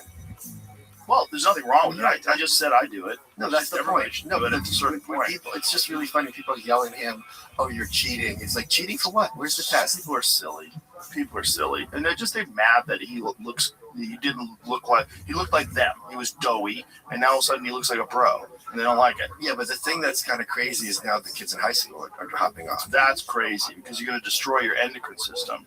And also, if you're peaking at 18, that's not going to be good for your mental health. Well, it's not just that. It's just it kills your dick. It kills your when you put a bunch of exogenous testosterone in your body stops making testosterone. And so say if you're on a cycle for a month, 2 months, it will take you 4 months for your body to get back to normal. I think that's the ratio most people, if you're not taking clomiphene or any of these other things or HCG or something that naturally ramps up your testosterone, I think they think that the number is double the time that you were on a cycle. It's also before you harder get and back to harder. normal. After you keep running cycles, it gets harder and harder. 100%, because your body starts relying on it and your endocrine system shuts down. And it's why do we have to make testosterone? This guy's got more than a normal human ever has. Right. And so we just stop. And I think these numbers are through the roof for the kids now. Well, they all want to be like an influencer. They all want to be jacked. It's just you don't understand the harm you're doing to your body.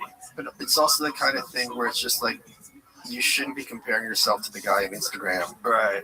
Or the gym, and compare yourself to the guy on the plane. Next time you're in an airport, that's what I do. That's what kind of helped me. When I get on a flight, I'm like, how many of these people, especially my age, are in good shape, it's going to be 1 out of 100. Well, the other thing is there's, especially when you're young, there's plenty of stuff that you can do that's natural and super beneficial and not dangerous, like creatine. But you're not going Creatine to is tremendous. But you're not going to be a name. No one's going to notice you on Instagram. That's the thing. They're chasing the fame. Oh, that's so sad. It's very sad. I mean, some of these guys look better than Schwarzenegger and they're 17. It's insane. But it's just like, what's your future gonna? Well, you're not gonna have kids, right? You're gonna be sterile. You're not gonna have any sperm. So, there was that thing about they asked Olympians, would you give up like 20 years of your life and you're guaranteed a gold? And like 90% of them said yes. Yeah. Like, I know. Well, look at Lindsey Vonn. I mean, she knew that she had a blown ACL and she still skied. Is that right? Yeah, she blew her ACL out like a couple of weeks before the Olympics and still decided to compete and then shattered her leg with this horrible compound fracture. Oh, my God. Oh, you didn't know about that? No. Oh, yeah, she had to get airlifted. She's had multiple surgeries. She's fucked for a long time. Her leg broke in multiple places. She's got rods and stuff in it. And leg breaks are really scary because your body doesn't necessarily always heal from those. Like sometimes the blood flow's not appropriate. It's not what you need. And people get their legs amputated from those things. Jesus. Yeah, femur breaks are super dangerous. I've never broken a bone, and I'm part of Ever? I know, right? That's crazy. Yeah. Nothing? And part of me is like, is this something I want to try before I die? Like, No, it sucks. Does it? But it's like, how bad is it? Yeah. Well, I broke my arm when I was 7. I broke my forearm right here. I fell off a monkey bar and snapped my forearm in half. That healed perfect. But when you're a kid, they just put me in a cast. And like 6 weeks later, I was good to go. I broke my fibula, the small bone of my tibia, in sparring. A friend of mine threw a back kick at the same time. I was throwing a kick and his heel hit my fibula and it cracked that. But that was only a crack. I actually competed with that. I put soccer pads on it. Those plastic soccer. I taped soccer instep pads. That was allowed? That part of my. I didn't tell anybody. Oh, okay. Because it was a Taekwondo tournament, so I had pants on. Yeah. And so I put like a regular, these soccer pads, I taped them to my calf, and then I put the foam one on over that, and I competed. Huh, okay. I won the states that way. Okay, great. Were you a national champion? I won American Open, and I came in second place in the U.S. Cup against the national champion, and I think I should have beat him. I got a bad decision. But I never won the national championships. But at the time that I was getting ready to try to win the national championships in '88, the problem was I had already been disillusioned because I had started kickboxing. Okay. And I'd already started like realizing there's a lot of holes in Taekwondo. Well, Taekwondo is like, with the rise of UFC, it's really not good. Well, it is if you know all the other stuff. Right, because those kicks are devastating. Right. They're devastating. And a guy who's a really good kicker, like a Michael Venom Page, for instance, who's a karate specialist, who learned how to defend takedowns, they're really dangerous because they have the ability to cover distance and kick at range. And if you're not a good kicker and you don't recognize what this guy's doing, they can fuck you up. Right. But there was so many holes in Taekwondo when it came to like punching to the face and then leg kicks. I didn't realize like how many holes there were in it until I started really getting into kickboxing. So I was, by the time '88 rolled around, I was already disillusioned. Huh. Okay. Yeah. And then I was already starting to do stand up. So it was like, what am I doing with my life? You know? Oh, I got a bone to pick with you. Ooh. I'm excited. Oh, you set me up perfectly. Okay. You set me up perfectly. Thank you, Joe Rogan.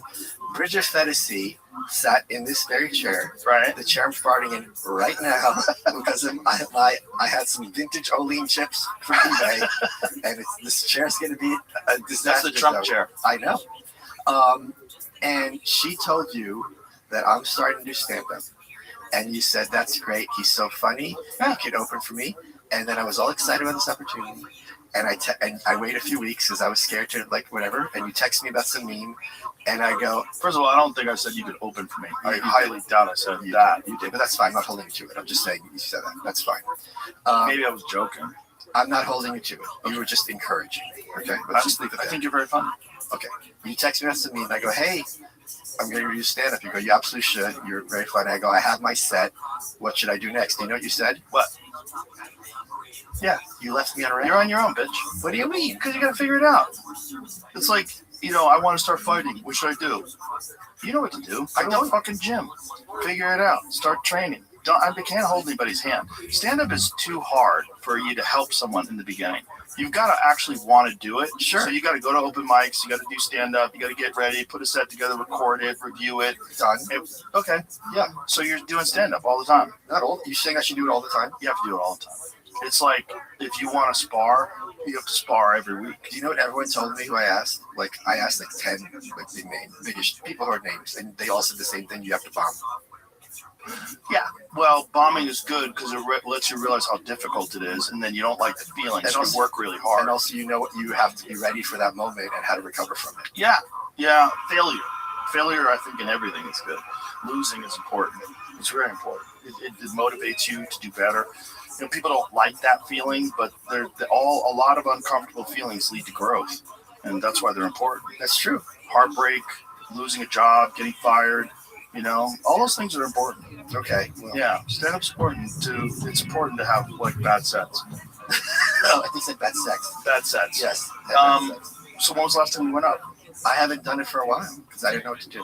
Yeah, you got to do it a lot. Okay. It's got to be something that you're dedicated to.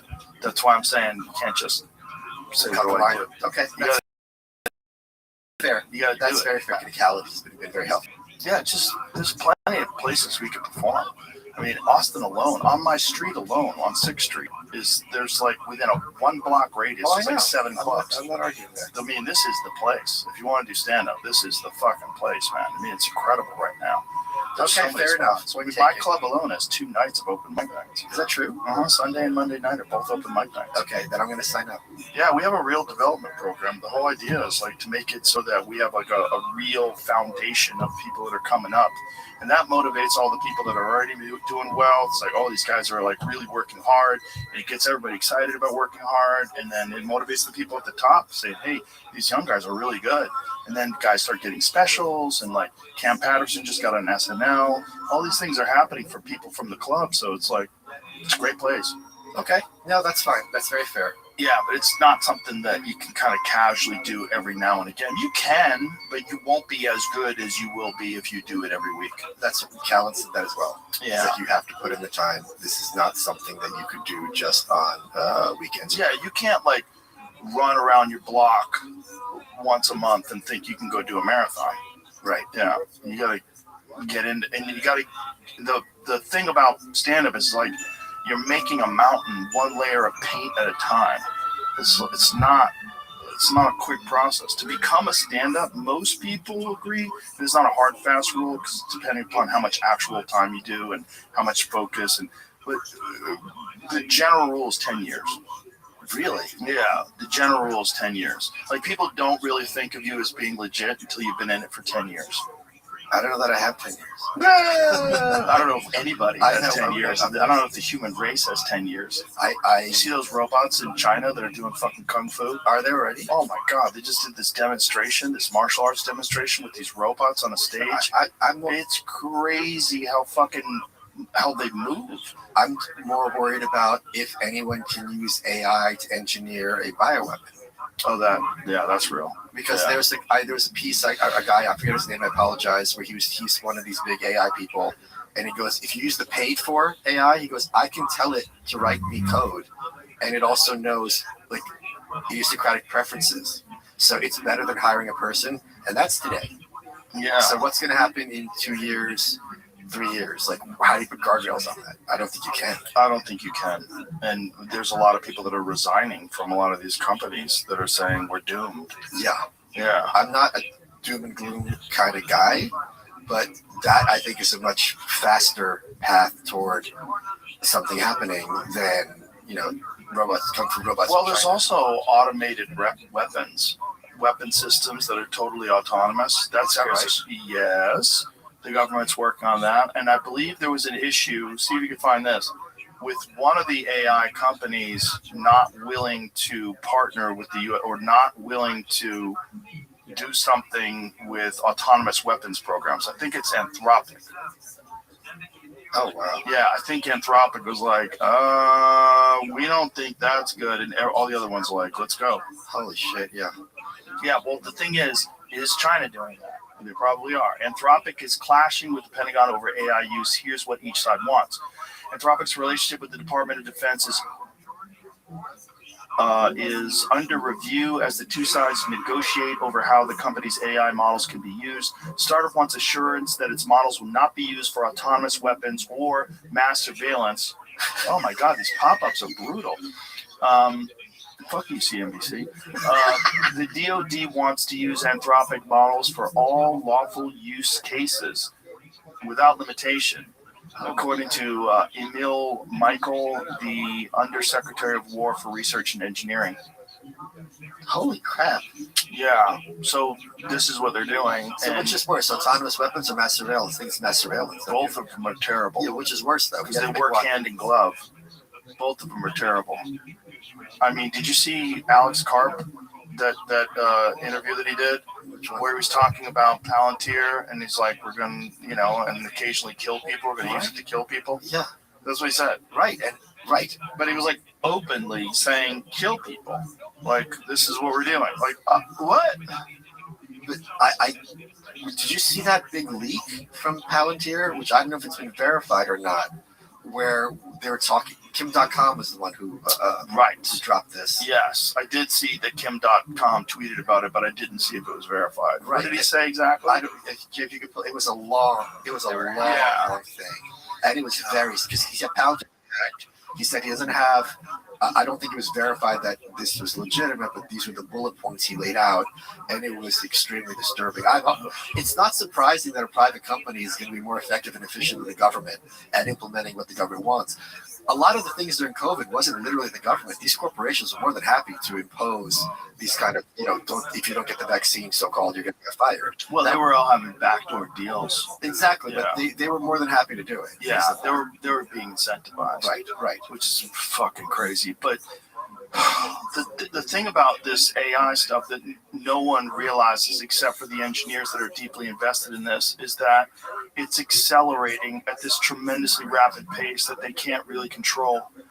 ChatGPT 5, I was reading this article, ChatGPT made ChatGPT 5. They essentially tasked the AI to make a better version of itself. Make sure that's true.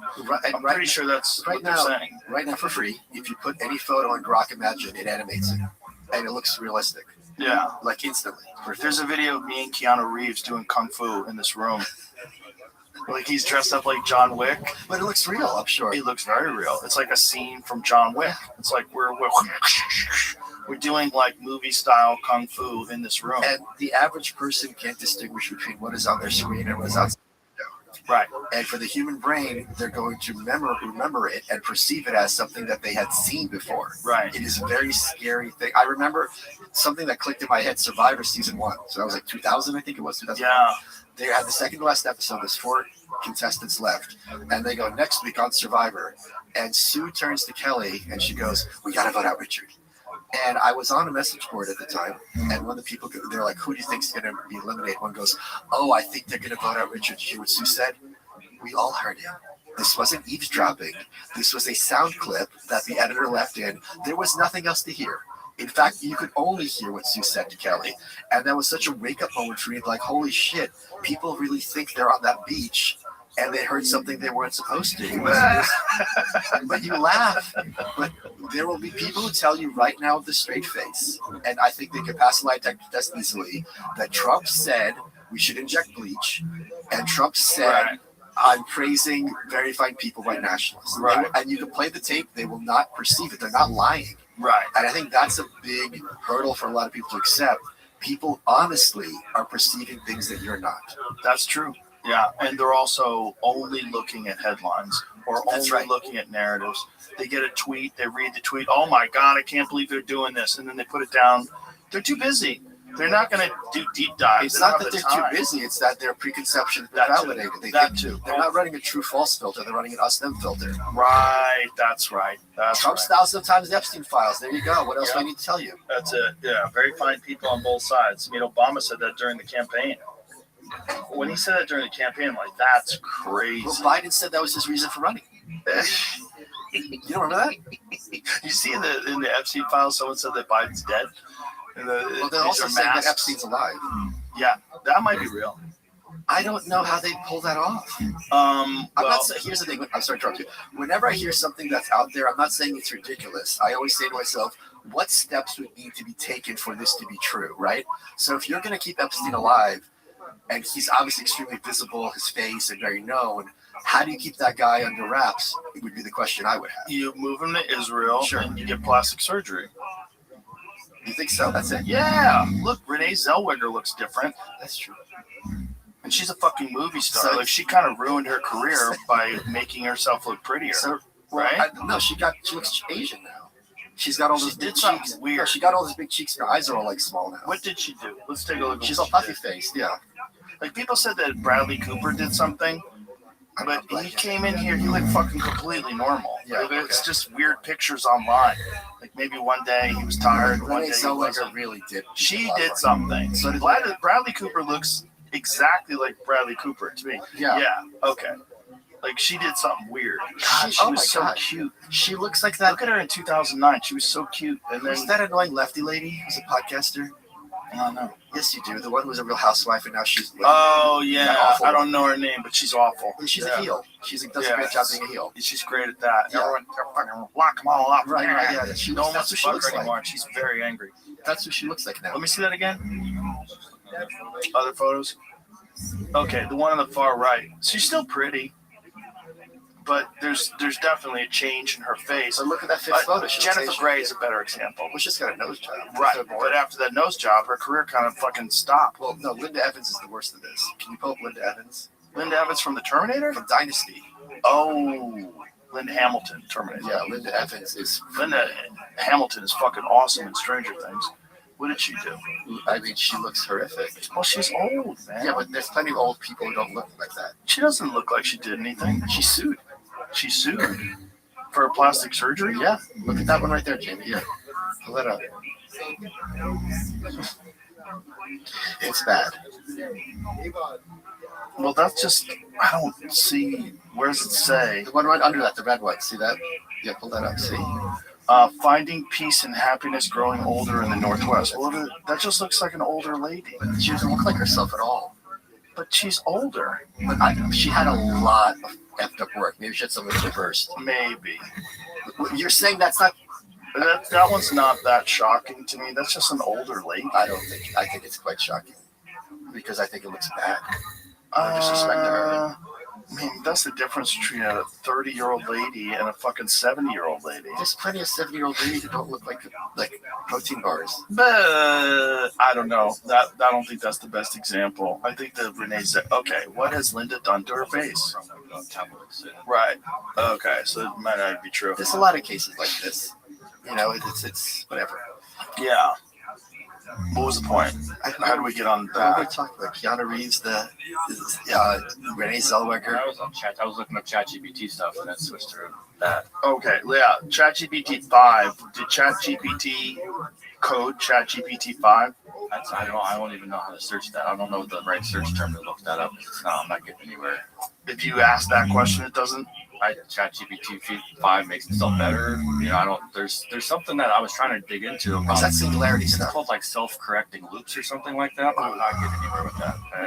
That's not the right. This was the concern about AI, was that eventually AI would become sentient and autonomous and would Right. create better versions of itself. Right. And it would do it very quickly. Right. And I think we're in that right now. I think what we're getting from these engineers is an indication that the people that are deeply involved in this are fucking disturbed by the power of this stuff. They essentially say that they don't have a job anymore. They just kind of show up and it does the work for them.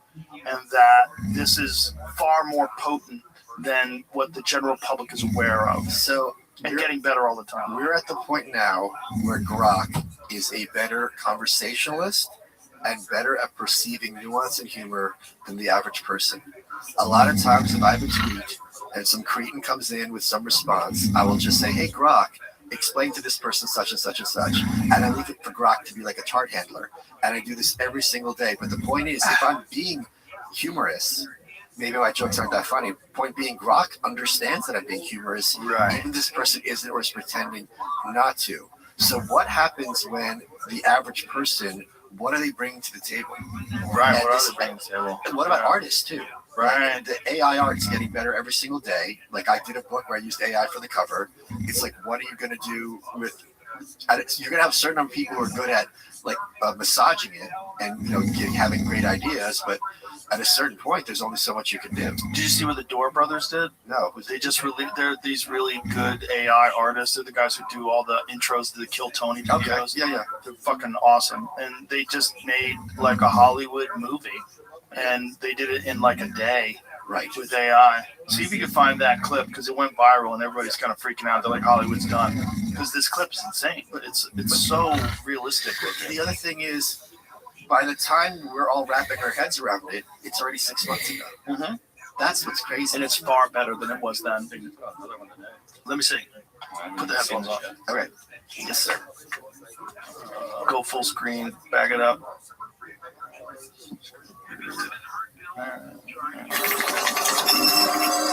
This is all AI? Yeah.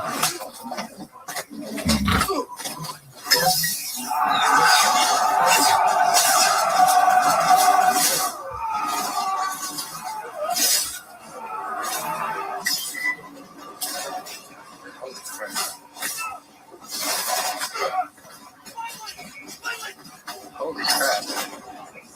Whoa. What the fuck?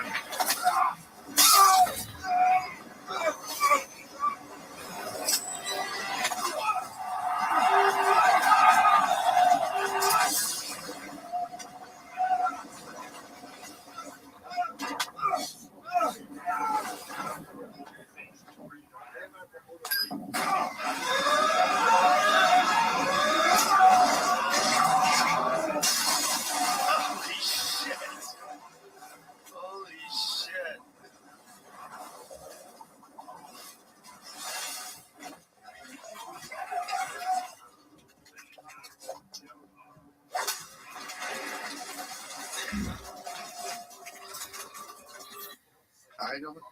Wow. I don't think it's a good idea for humans to cash. This is the other one they did. I'm really busy. Can you get Sophia today? What? No, I have a meeting. I can't. Oh, shit. This is all AI? Yeah. Reporting what is being called a geomagnetic storm. This is a phenomenon caused by a massive Holy that shit. becomes available. Stay tuned to this channel for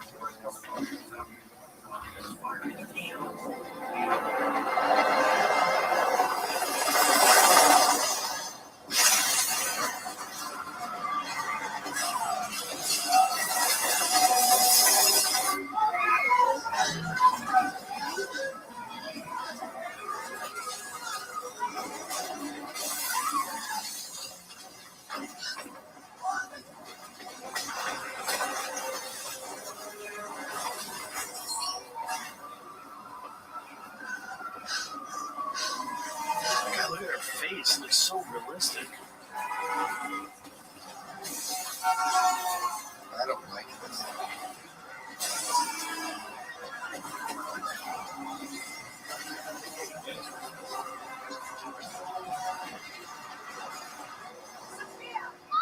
I love you. I'm on my way. Oh my I god. need you to hide. Get underground.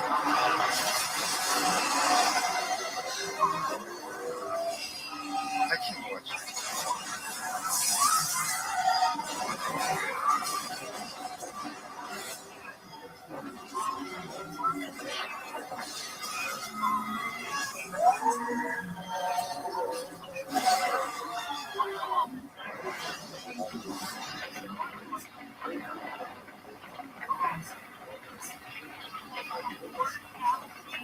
Oh my god.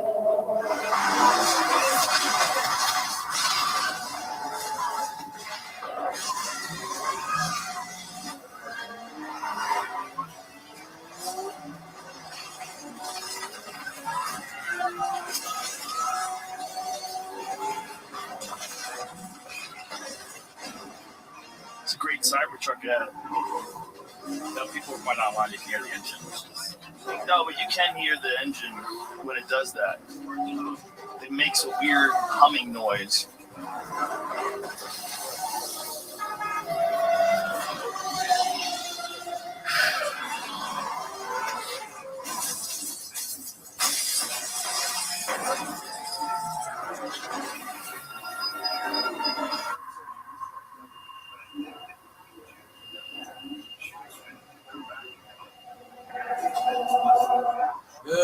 morning, Sleeping Beauty.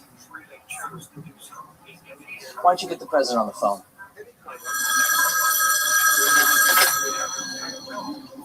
We have her. I'll be right there. Oh my god. I don't like this at all.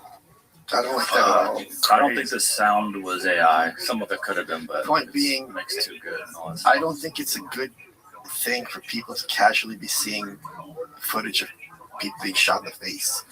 Like, I'm on YouTube. Well, they've already got that. I'm saying it's not a good Check thing. out this video that I just sent you, Jen. There's a lot of, I watch a lot of these body cam videos on YouTube. Oh, yeah. And you see Oh, people the get real ones. killed, Yeah. and it's just like, No. are we not having a conversation the effects of the human mind of just watching real people getting killed left and right all the time? Oh, I know. Especially young people. There's a lot of that. Like, I don't like seeing, I mean, watching. Check this out. Okay. Oh, Jesus.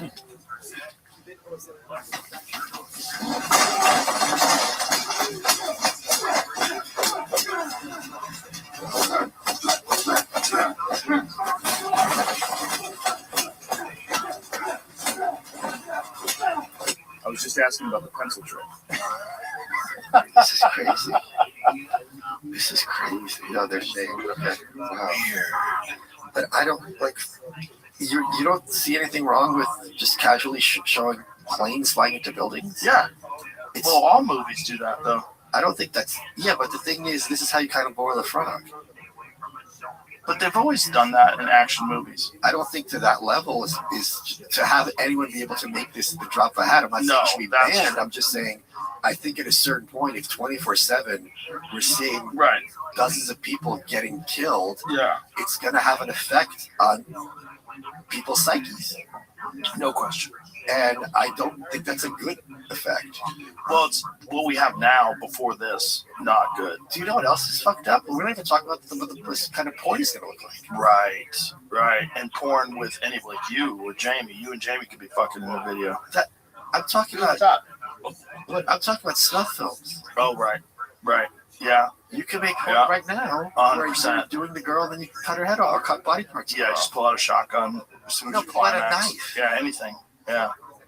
And it'll look really realistic, and you have no way of. We're still apes. You have People probably already making that. Of course Child they are. porn. You're probably Well, no, already that I making know. The investigators already don't have the tools to distinguish between real videos of infants and AI videos of infants.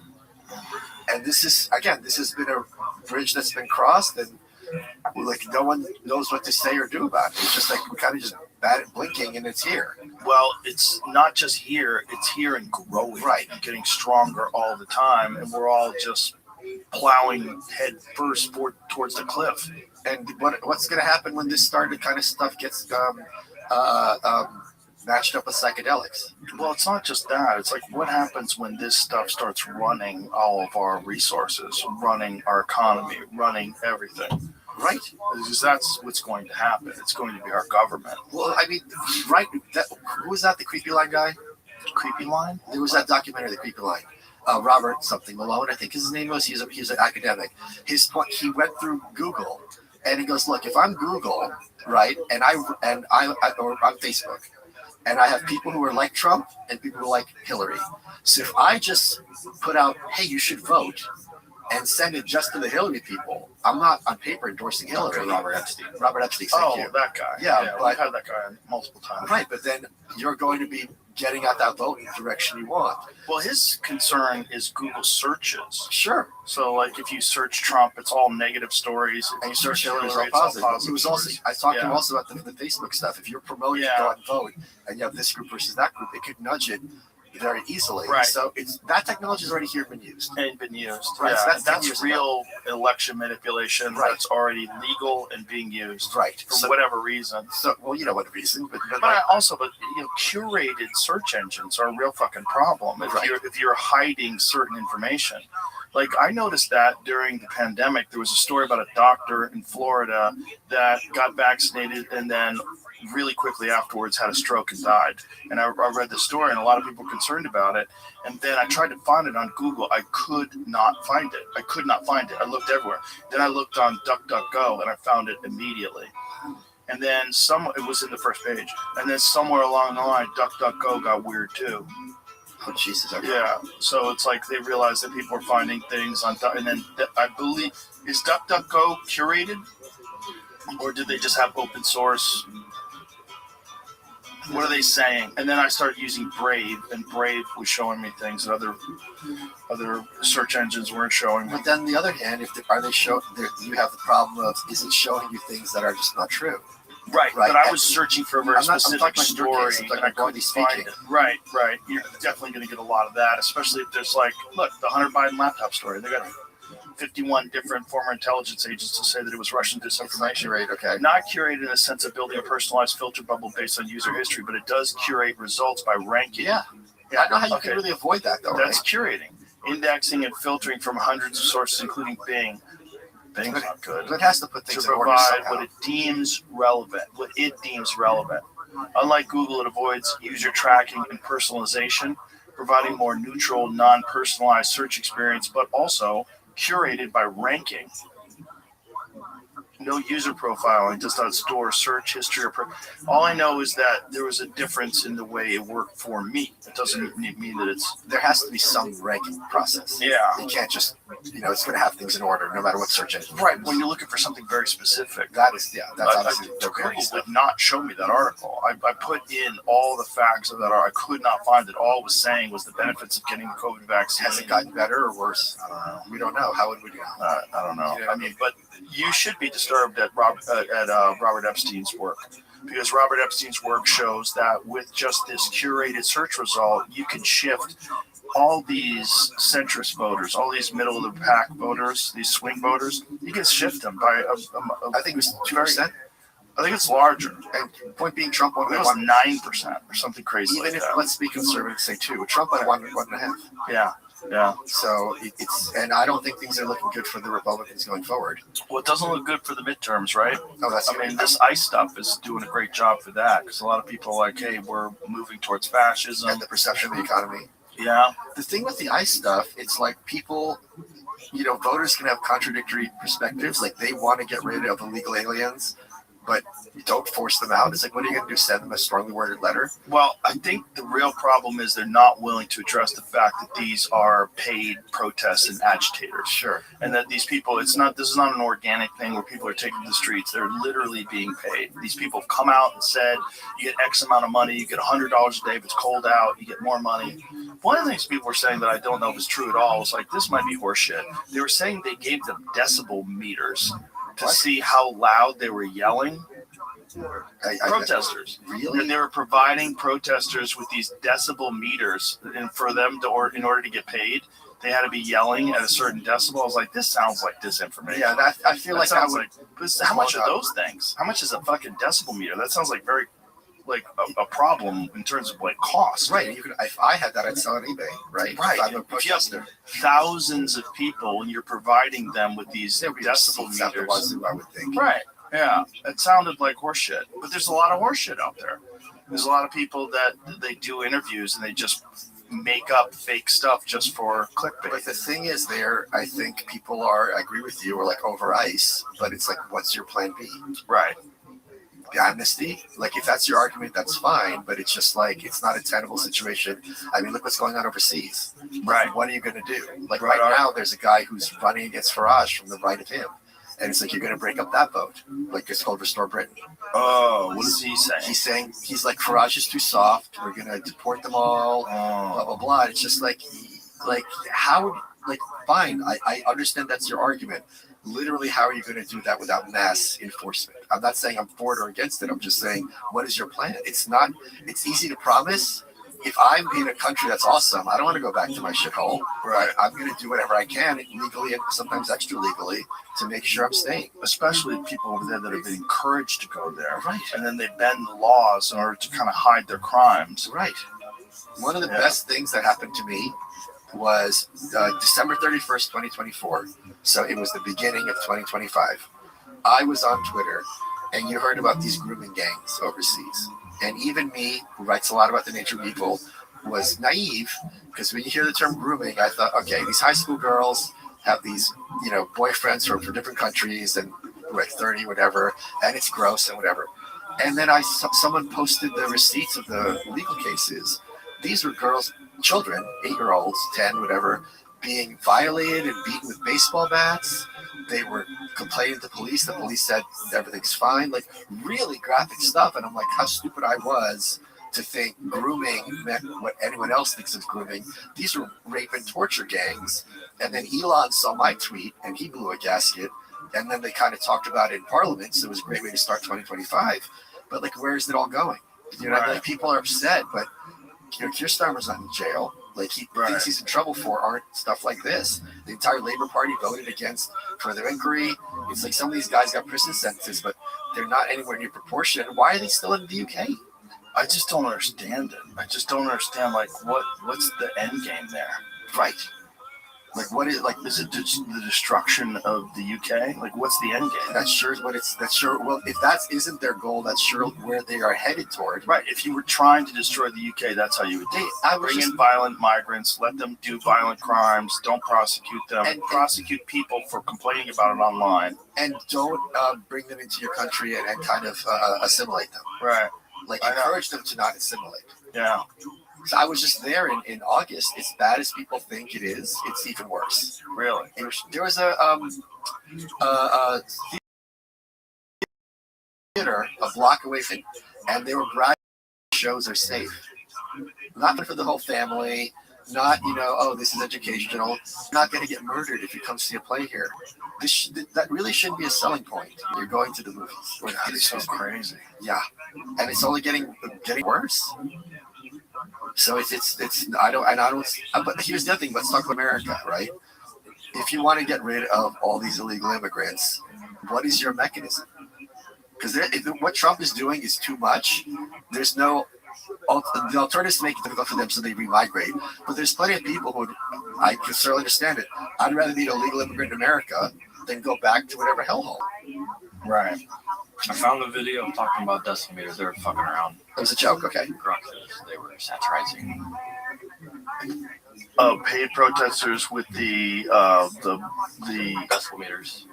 Yeah, the decimal meters. That sounds ridiculous. Yeah, it's a joke. Yeah.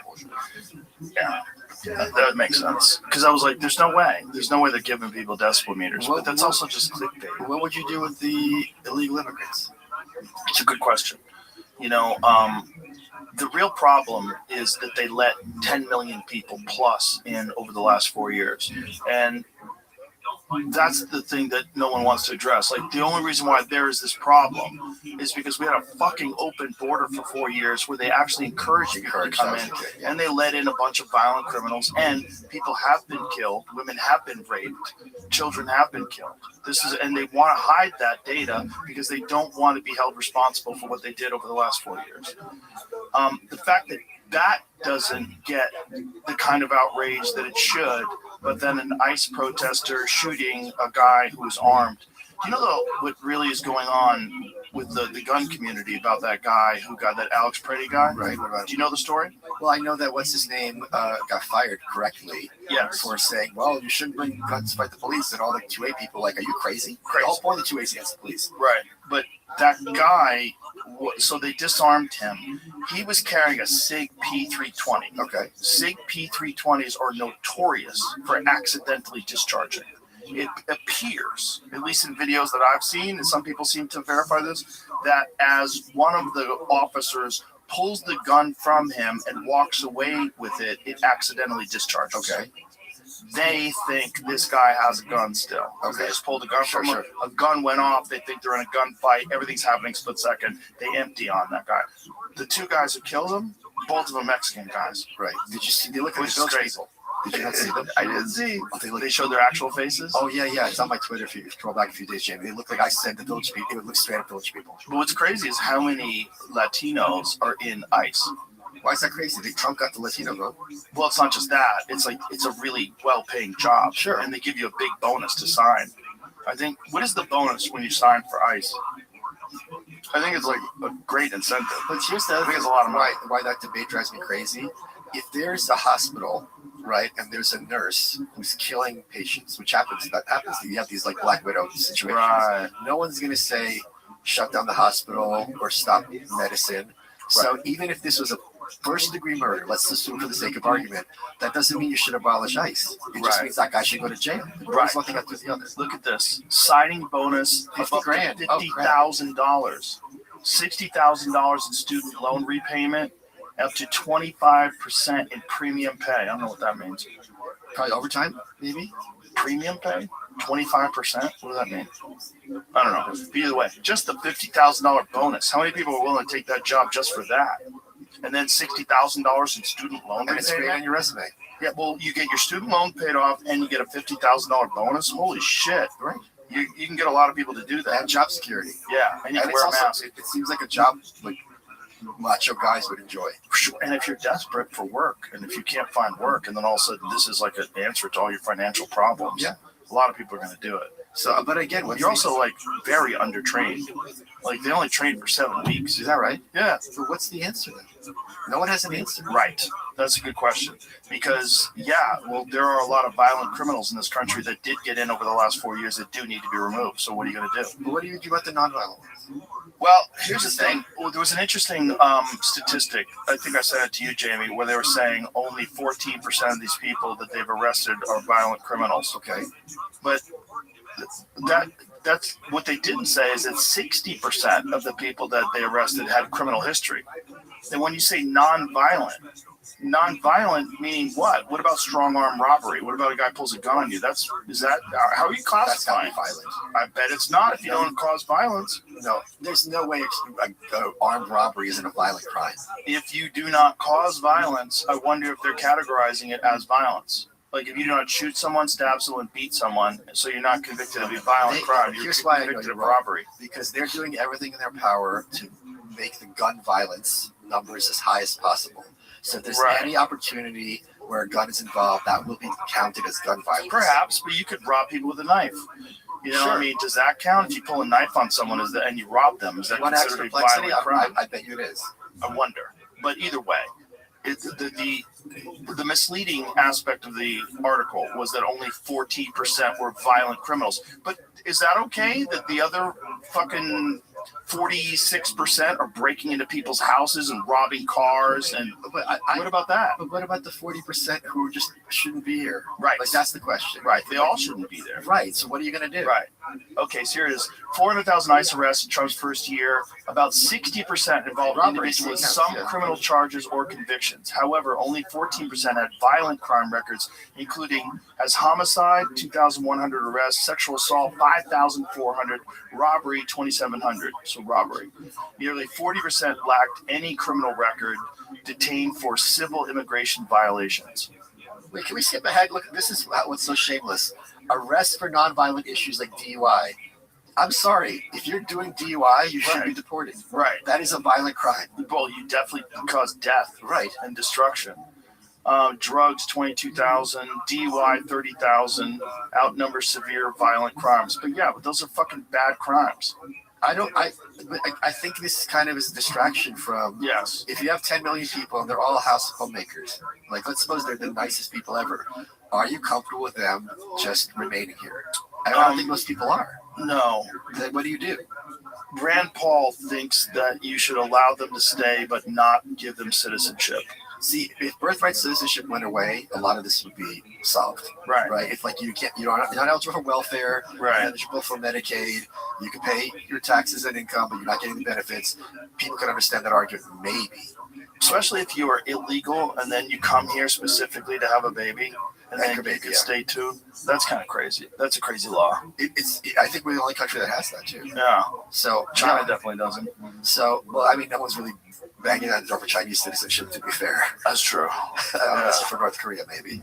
But yeah, so it is a problem that doesn't have like a clear-cut solution that would make both sides happy. That's for damn sure. Well, I think one side is against it entirely, and many Republicans don't think it's worth, kind of overturn our whole society to get these 10 million people out. Right. So if we had 10 million Canadians come to America, that's not going to change the country. Right. It makes no sense. Right. Well, especially 10 million Canadians that could be violent criminals. If you just have an open door. They're not going to be violent. They're Canadians. There's violent Canadians. They're not, Sure.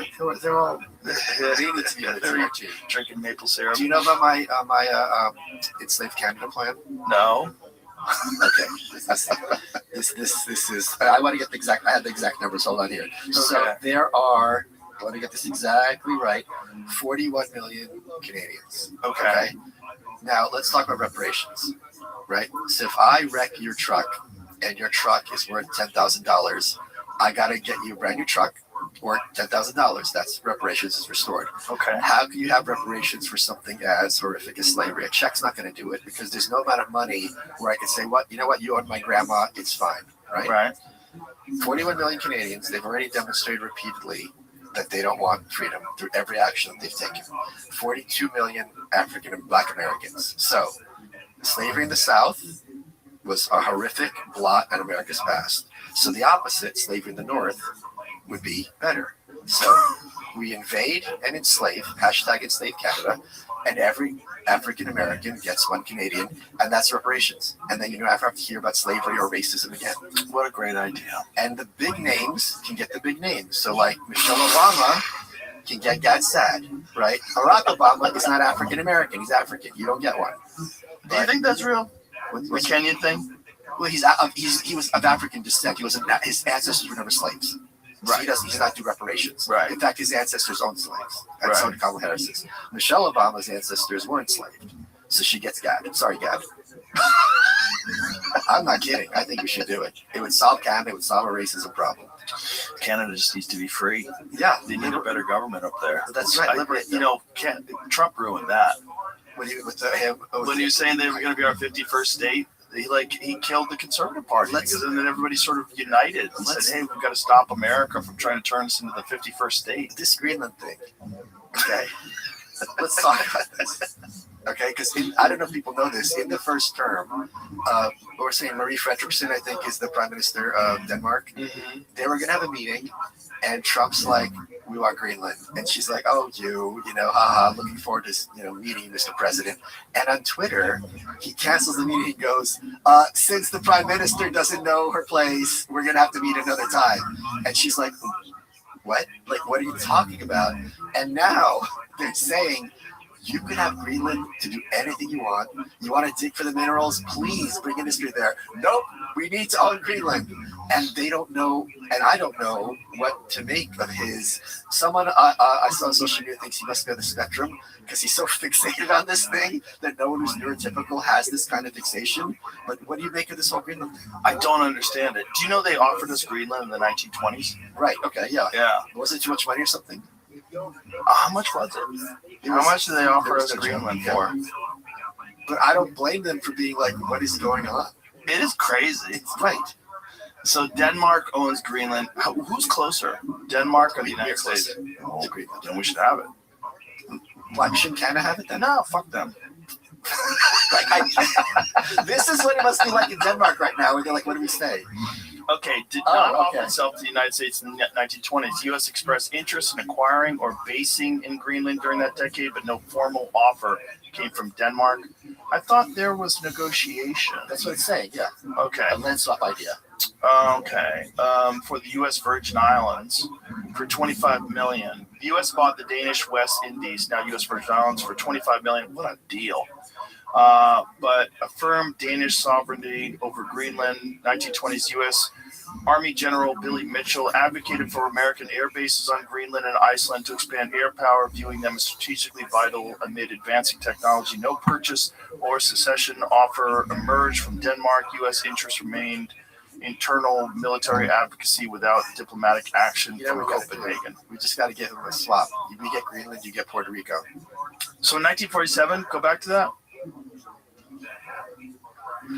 1946, President Truman proposed $100 million in gold for Greenland, rejected by Denmark amid Cold War tensions. U.S. gained defense rights via 1941 agreement during World War II occupation of Denmark. How interesting is that? Like, we've been interested in Greenland forever. Oh, it's right there. That's ours. We should take it. It's that fast route to Russia. Well, yeah, because you have those straits on both sides.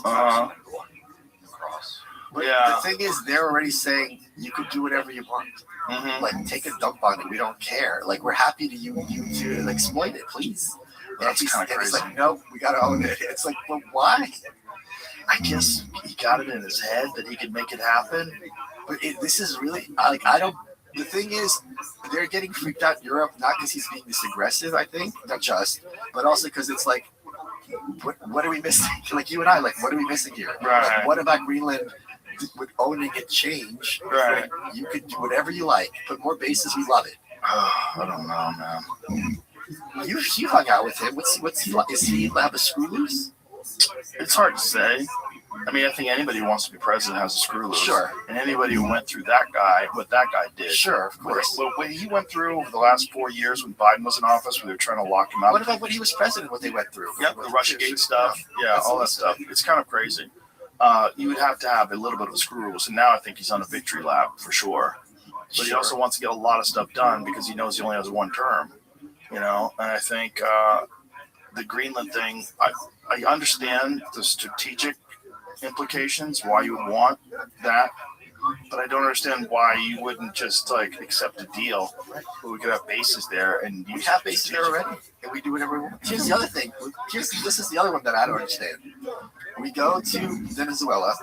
We basically teleport Maduro out. Right. Obviously, there's some kind of inside information, whatever, who knows. And then everyone just stops talking about it. I know. And right? it's just like, well, the news cycle's crazy. But right what now. is going on in Venezuela? Did they change the government? I don't think they did. They didn't change the government, but they got rid of the one guy that was a resistance. And well, a lot of people, like Kurt Metzger, thinks that what's going to happen is during the trial, they're going to reveal that Maduro was involved in rigging the 2020 election. The American 2020? Yes, because there is some sort of a connection with Venezuela and the 2020 election and the voting machines. Wait, okay. I love Kurt. I was one of the people at his birthday party. When I say I love him, I mean ironically and non-ironically, I think he's the best. I love him too. I don't see any route where they would need the theater of a trial to release this sort of information. Right, I agree.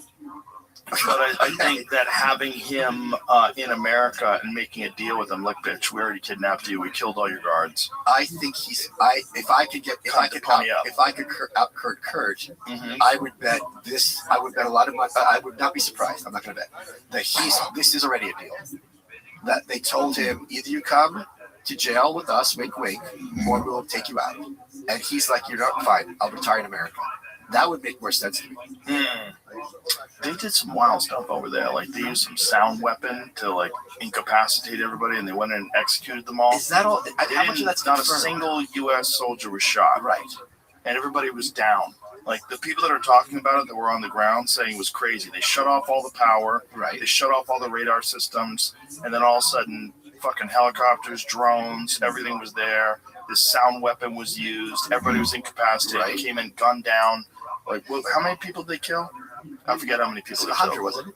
They killed a lot of people, but they killed them with no resistance. But I thought it was very clear that we had some kind of inside information. I'm sure we had that as well. Yeah, someone on the inside was like working with us in terms of where he is. I'm sure there was that as well, but there was this When I saw narrative that photo of him getting arrested, I thought it was AI. Because it looks so crazy and ridiculous. And if I went a year ago and said Trump's going to arrest Maduro, I'm like, arrest him for what? It's just, like, I don't know what's real in it. Right. It was an article from The Guardian from November 2025. Okay. Trump's DOJ investigating unfounded claims. Venezuela helped steal 2020 election. Like, so how do you know it's unfounded until you investigate? This is these fuckers. The Guardian's pretty bad with that kind of stuff. Yeah, they're gross. This stuff is where it's interesting because this guy works for the CIA, I think, and he has a quote down here where he says he doesn't deal with bullshit, kind of. I don't dabble. So he thinks it's bullshit? Well, I was just trying to have you read it because Yeah, he says I don't dabble in conspiracy theories. Sure you don't. You're in the CIA. Right. We don't dabble, we make them. Okay, who knows? This is what Kurt believes. This is not my theory. Scrolling down, I want to see what he's saying Venezuela did. Yeah, what is the Yeah, accusation? Yeah, keep scrolling down. I want to see there's nothing about what they did. Well, that would be contributing to the conspiracy. Yeah, I theory, guess. Mr. Malice. Yeah. They don't want to do that in The Guardian. Who knows? But why would they need to? We'll find out. Another awesome chapter of Game of Thrones. I mean, I still don't understand. Like, it was a lot of people were butthurt correctly that we shouldn't be doing regime change, but the regime didn't change. Right. We just got rid of one guy and kidnapped him. Right. And brought him to America. But like, if you get rid of Trump, Vance becomes president. You're not changing the government at all. Right. So like, what are we doing here? I don't know. There's a discussion in the Journal of Democracy about how Maduro stole Venezuela's vote, and some of these, That is very widely accepted as Right, That's that's accepted. I'm seeing these keywords that are popping out as like the same stuff I'm hearing in our election dispute. Ballot receipts, people checking voter polls. Later that evening, people saying that that's not what I did. I don't know, it's a lot. Right. The other question is what's going on with Iran? It looks like we're about to go in. Are we? Are you sure? Well, they're preparing. But I mean, that's always it's great to shake your fist. Shadow, yeah, Right. Saber rattling. So it's Yeah. it's like it's. I feel like all of us are like looking around, being like, "What's What up?" the fuck is going on? Yeah, every day is what the fuck is going on. Right. You're just trying to like live a normal life, Yes. which is what everybody really wants, but they're preventing you from doing that with constantly being assaulted by new information that scares the shit out of you. And it's All day also there's long. no context for us to understand this. Like we understand the Saddam situation, right? You go in, you conquer a country, you kill a lot of people. It's a nightmare bloodbath that was unnecessary. Saddam gets hanged. We know that story. Like we're just gonna come in, pull out one guy who's the president And his wife. and his wife, and everything will go back. It's just like I remember the Democrats were like, what do we say to this? This has never happened before. Yeah, I don't know, man. I'm just overwhelmed. I think I share the feeling that most Americans have right now. We're just every day like, what the fuck is going on? But I feel like it's escalating. Oh, It wasn't this crazy during his first term? No. The world is escalating. Yes. What is this? Venezuelan oil gets shipped to Israel for the first time in years. Oh boy. That happened last week. So I'm just looking up. We assumed control of the country, I think. In some Did we? I think we got their oil, right? They found a better way to have people run it, but I don't know them. Well, that was the other thing that Trump said. What are we going to do with the oil tanker? We're going to keep it. Yeah. It's like, what? Like, how do we get to do this? Like, if you were. They're sending the oil to Israel. So Venezuela is saying it's fake. Venezuela plans to send its first shipment of crude oil to Israel in 17 years, part of opening up the country's exports following the U.S. abduction of President Nicolas Maduro. Probably not a great source, the Middle East. I don't know. Well, Bloomberg's a rep. That's one I couldn't. Yeah. But it seems like it's the same story. Jerusalem Post, they're not going to be lying about this stuff. First shipment to Israel. Well, I think all they're saying is they've restored relations between Venezuela and Well, they Israel. probably control relations now. And it's essentially the U.S. is probably in control of their oil Well, distribution. I think that's explicit, isn't it? Yeah. So, Yeah. but it's still like, Well, that was the other thing. It's bringing in all these companies. They're all going to do, but apparently their oil is like very difficult to acquire. Is that right? Yeah, their oil is not like simple like Texas oil. Dig a hole in the ground, pull it out. It's like it's all. It has to be processed with all these chemicals. It's apparently like the consistency of asphalt. okay. And it has to be broken down. It's very expensive. And this is why was it the CEO of Exxon? One of the companies said that it would never work. Oh, Yeah, that the infrastructure is not in place. You know, and then Trump was upset at him for being a negative Nancy. I think anytime you start, do you really? Whenever you start talking about regime change, that's something that's very scary Yeah, historically. and always turns bad. Yeah. Like Libya and all these other Iran, places. Yeah, in Iran, 1979. Iraq. Yeah, Also, it's just like, never good. yeah, but then at the same time, we're like, what do we do? Like, what's plan B, Gavin Newsom? You know what I mean? What's he going to do? Right, right. Senior Trump administration officials have vowed to maintain control over Venezuelan oil exports for an indefinite period. Indefinite, it's weird, in quotes.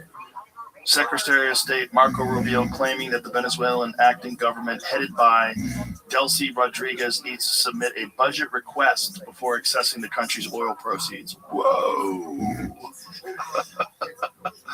So we just took over Venezuela, essentially. Yeah. Yeah. I know. We just took over their oil.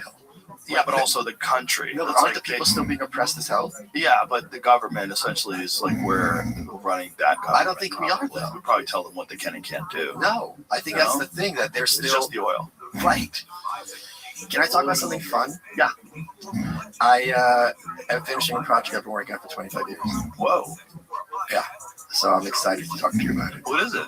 So there was this band from the 80s who were called Rubber Rodeo that combined punk and country, right? And I was looking at this compilation that I got in 1994. I sent Jamie the picture, and I was staring at this photo, trying to make heads or tails of this band. Because can you pull it up? It's you'll show you the photo, you'll see what I mean by it. Because there are a bunch of kids in these like kind of square dancing uniforms with no affect on their face whatsoever. And the singer, she's in this Dolly Parton wig and this big square dancing dress and just staring right at the viewer. I'm like, are they joking? Like, what's up with these people? And I met them, and they were art school kids. They were not joking. They were there. That photo. So you see, I'm staring. I'm like, are they kidding? Are they not kidding? Her name's Trish. And this is from the 80s? This is from the 80s. They got signed the same day as Bon Jovi by the same guy. And he said, I'm taking you both to #1.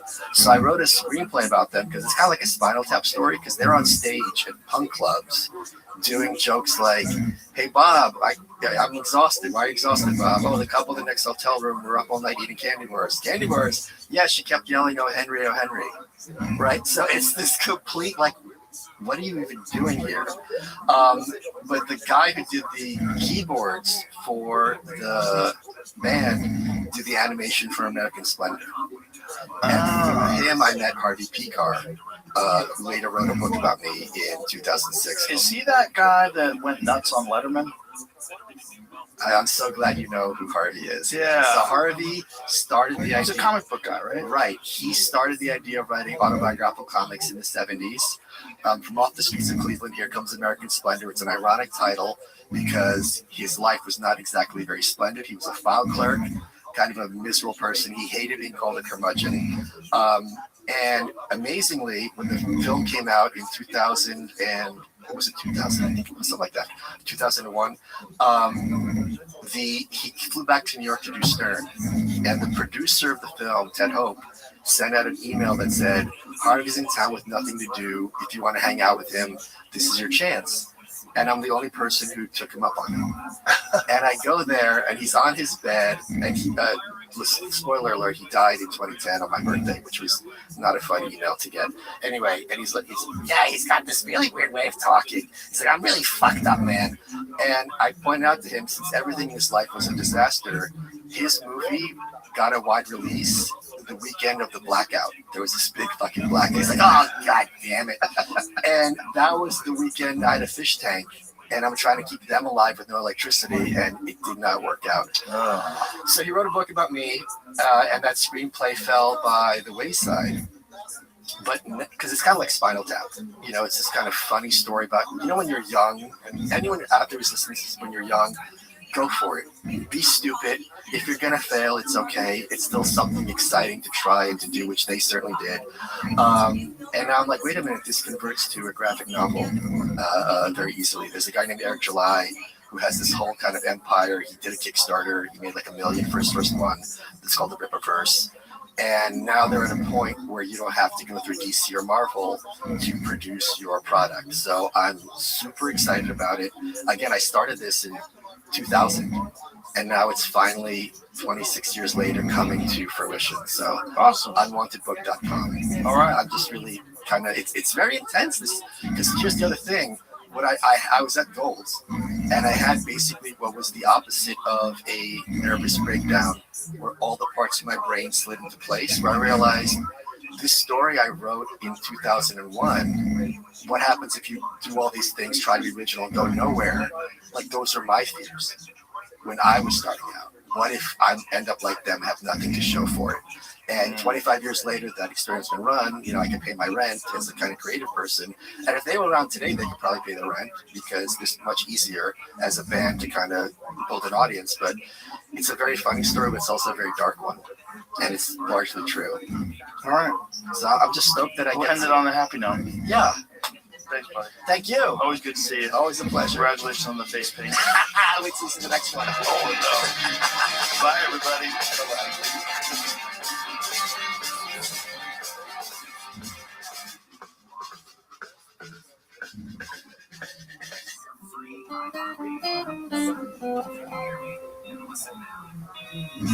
The world is always changing.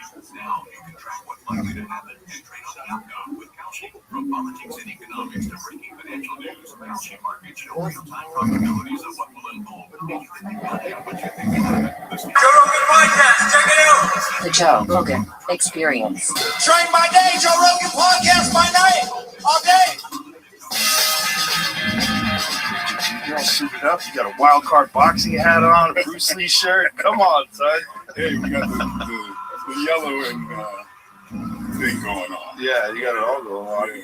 What's happening? Great to see you. Man, things are really well. This That's thing is a good. little loud. Is it? There's on that thing there, there's a little volume.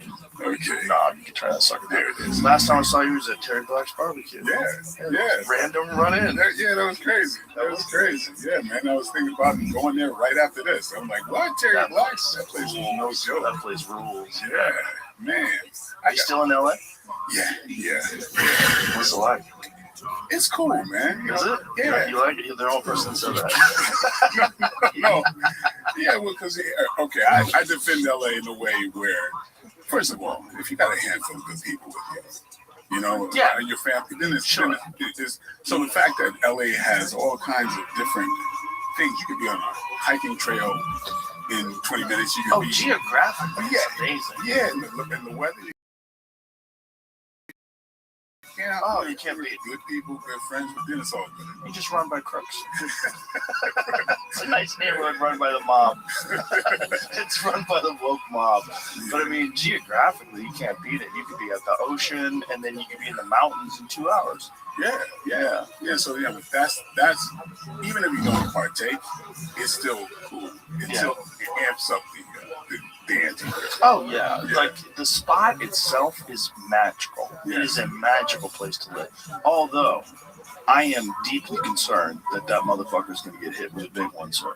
It's about time, right? Yeah, I was reading this article about massive earthquakes in California and how often they're spread out, and the possibility of one of them happening within the next decade. It's very high. Yeah. Hey, I try not to think about that. I try not to think about it too. But now there's I think they have better detection of that stuff now too. It's better. It doesn't matter. They can't detect. Do you remember what happened in Italy? A couple guys got arrested and went to jail. They were seismologists because the country didn't understand the ability to detect it. They had a big earthquake and a bunch of people died, and so they blamed these geologists or seismologists. They wound up winning in court on appeal, because eventually the science was revealed. Like, hey, there's no fucking way you can really tell. But they hung these guys out. They blamed these guys on not being able to detect it. Man. Well, I mean, you just think about it. The last crazy one was 72 and then 94. Yeah. Right. I think it was 93. I moved to LA right after the last big one. I saw one of the sections of the highway that had collapsed on the other one. I remember driving by it going, fuck this place. I was in the middle of that one. I came into LA. Oh, you were there? Dude, I don't even like to tell the story about what happened during that 94 earthquake. Because it sounds like bullshit. But literally, I got up, ran out of my house, my apartment at the time, jumped off the balcony, and watched it happen. You watched the house collapse? I watched the earthquake happen from outside. Oh, it's like no bullshit. Everybody. So I thought, oh shit, I overreacted. I had a bad dream. I lived on the first floor of this apartment building. All I know is I wake up, I'm off balance, catching my balance in the parking lot, right? And like, oh shoot, I gotta find the guard to get me back in the apartment building, right? And I'm thinking, what's like I've lost my mind or something. The next thing you know, everything shakes and the lights go out. Just everything gets black. And so I'm backing, I retreat back because I'm thinking the building is going to fall on me. And I'm like, wait a minute. Then I got the story from everybody else that experienced it. They said that the first thing that happened was the building shook and the lights went out. Well, I was outside watching that. So I'm outside when it happened. Like some kind of What canine. made you jump over the? I don't know. You had a feeling, dude. Or did you have like the first? Was it the first rumbles? I thought it was. I thought I reacted to the like some kind of an aftershock or some kind of rumble. No, because the girl that was with me. You left her in the apartment, dude.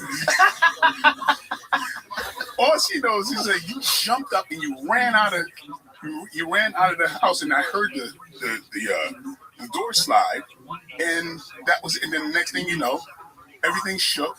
And she was trapped in there because there was a closet door that trapped her in the hallway. So when I got back into place, me and a friend had to try to pry the door open because she couldn't get out. But I ran out of that place before the earthquake actually happened. How weird. Yeah. You have good instincts. I don't know what the hell that was. It has to be, because I don't even like telling that story because it sounds like bullshit. Because it really happened that way. Because then I talked to the guard. I'm like, hey, when did the lights go out? Oh, it shook and the lights went out. I'm like, I'm watching that happen. So you felt it happened before it happened. Some kind of weird way. Well, I bet humans have that. Animals definitely have that. They talk about Thailand, how they had that tsunami and all the animals ran up to the highest point of the island. They all just took off. It's like they just knew instinctively. I don't know. Nothing like that has ever happened afterwards. But I gotta say, I've been lucky over the years. Yeah, but you're a dude who's tuned in. You're tuned into your body. You're tuned into your environment. You're not going to get caught slipping. Like, you probably felt something and your spidey sense went off. Yeah, I kind of have been like that growing up. Like, I've been on my own since I was 14. Been through crazy shit that you normally would see on movies. And that's the type of shit that gives you those kind of instincts. But yeah, and I was always the one that said, hey, let's leave. Let's get out of here. And then, hey, man, there was a shootout that just happened right after you left. Or I could detect, like, the predators. You know what I mean? Mm-hmm. So I grew up kind of that way. Right. Because you have nobody looking out for you. Yeah. Nobody was looking out for you. You got to look out for yourself. Well, yeah, I mean, I was like always the junior of the group a lot of times because, like I said, I've been on my own since I was 14. I haven't grown an inch since I was 13, 14. I looked like a grown ass man, right? I was fighting in tournaments at 15 against grown men, like fighting heavyweight at that time. But I was always hanging with older people. Kind of like I got away with kind of living as an adult early on because, like, did you work? Yeah, well, I was teaching a karate class. What was happening? See, I used to hang out at this community center in the hood. At this time, I moved from Brooklyn to Bridgeport, Connecticut. Right? Bridgeport's a tough name. Yeah. It was a lot of people don't know. Yeah, we had the top murder rate per capita, man. Like, Bridgeport's rough. Oh yeah. So I was constantly.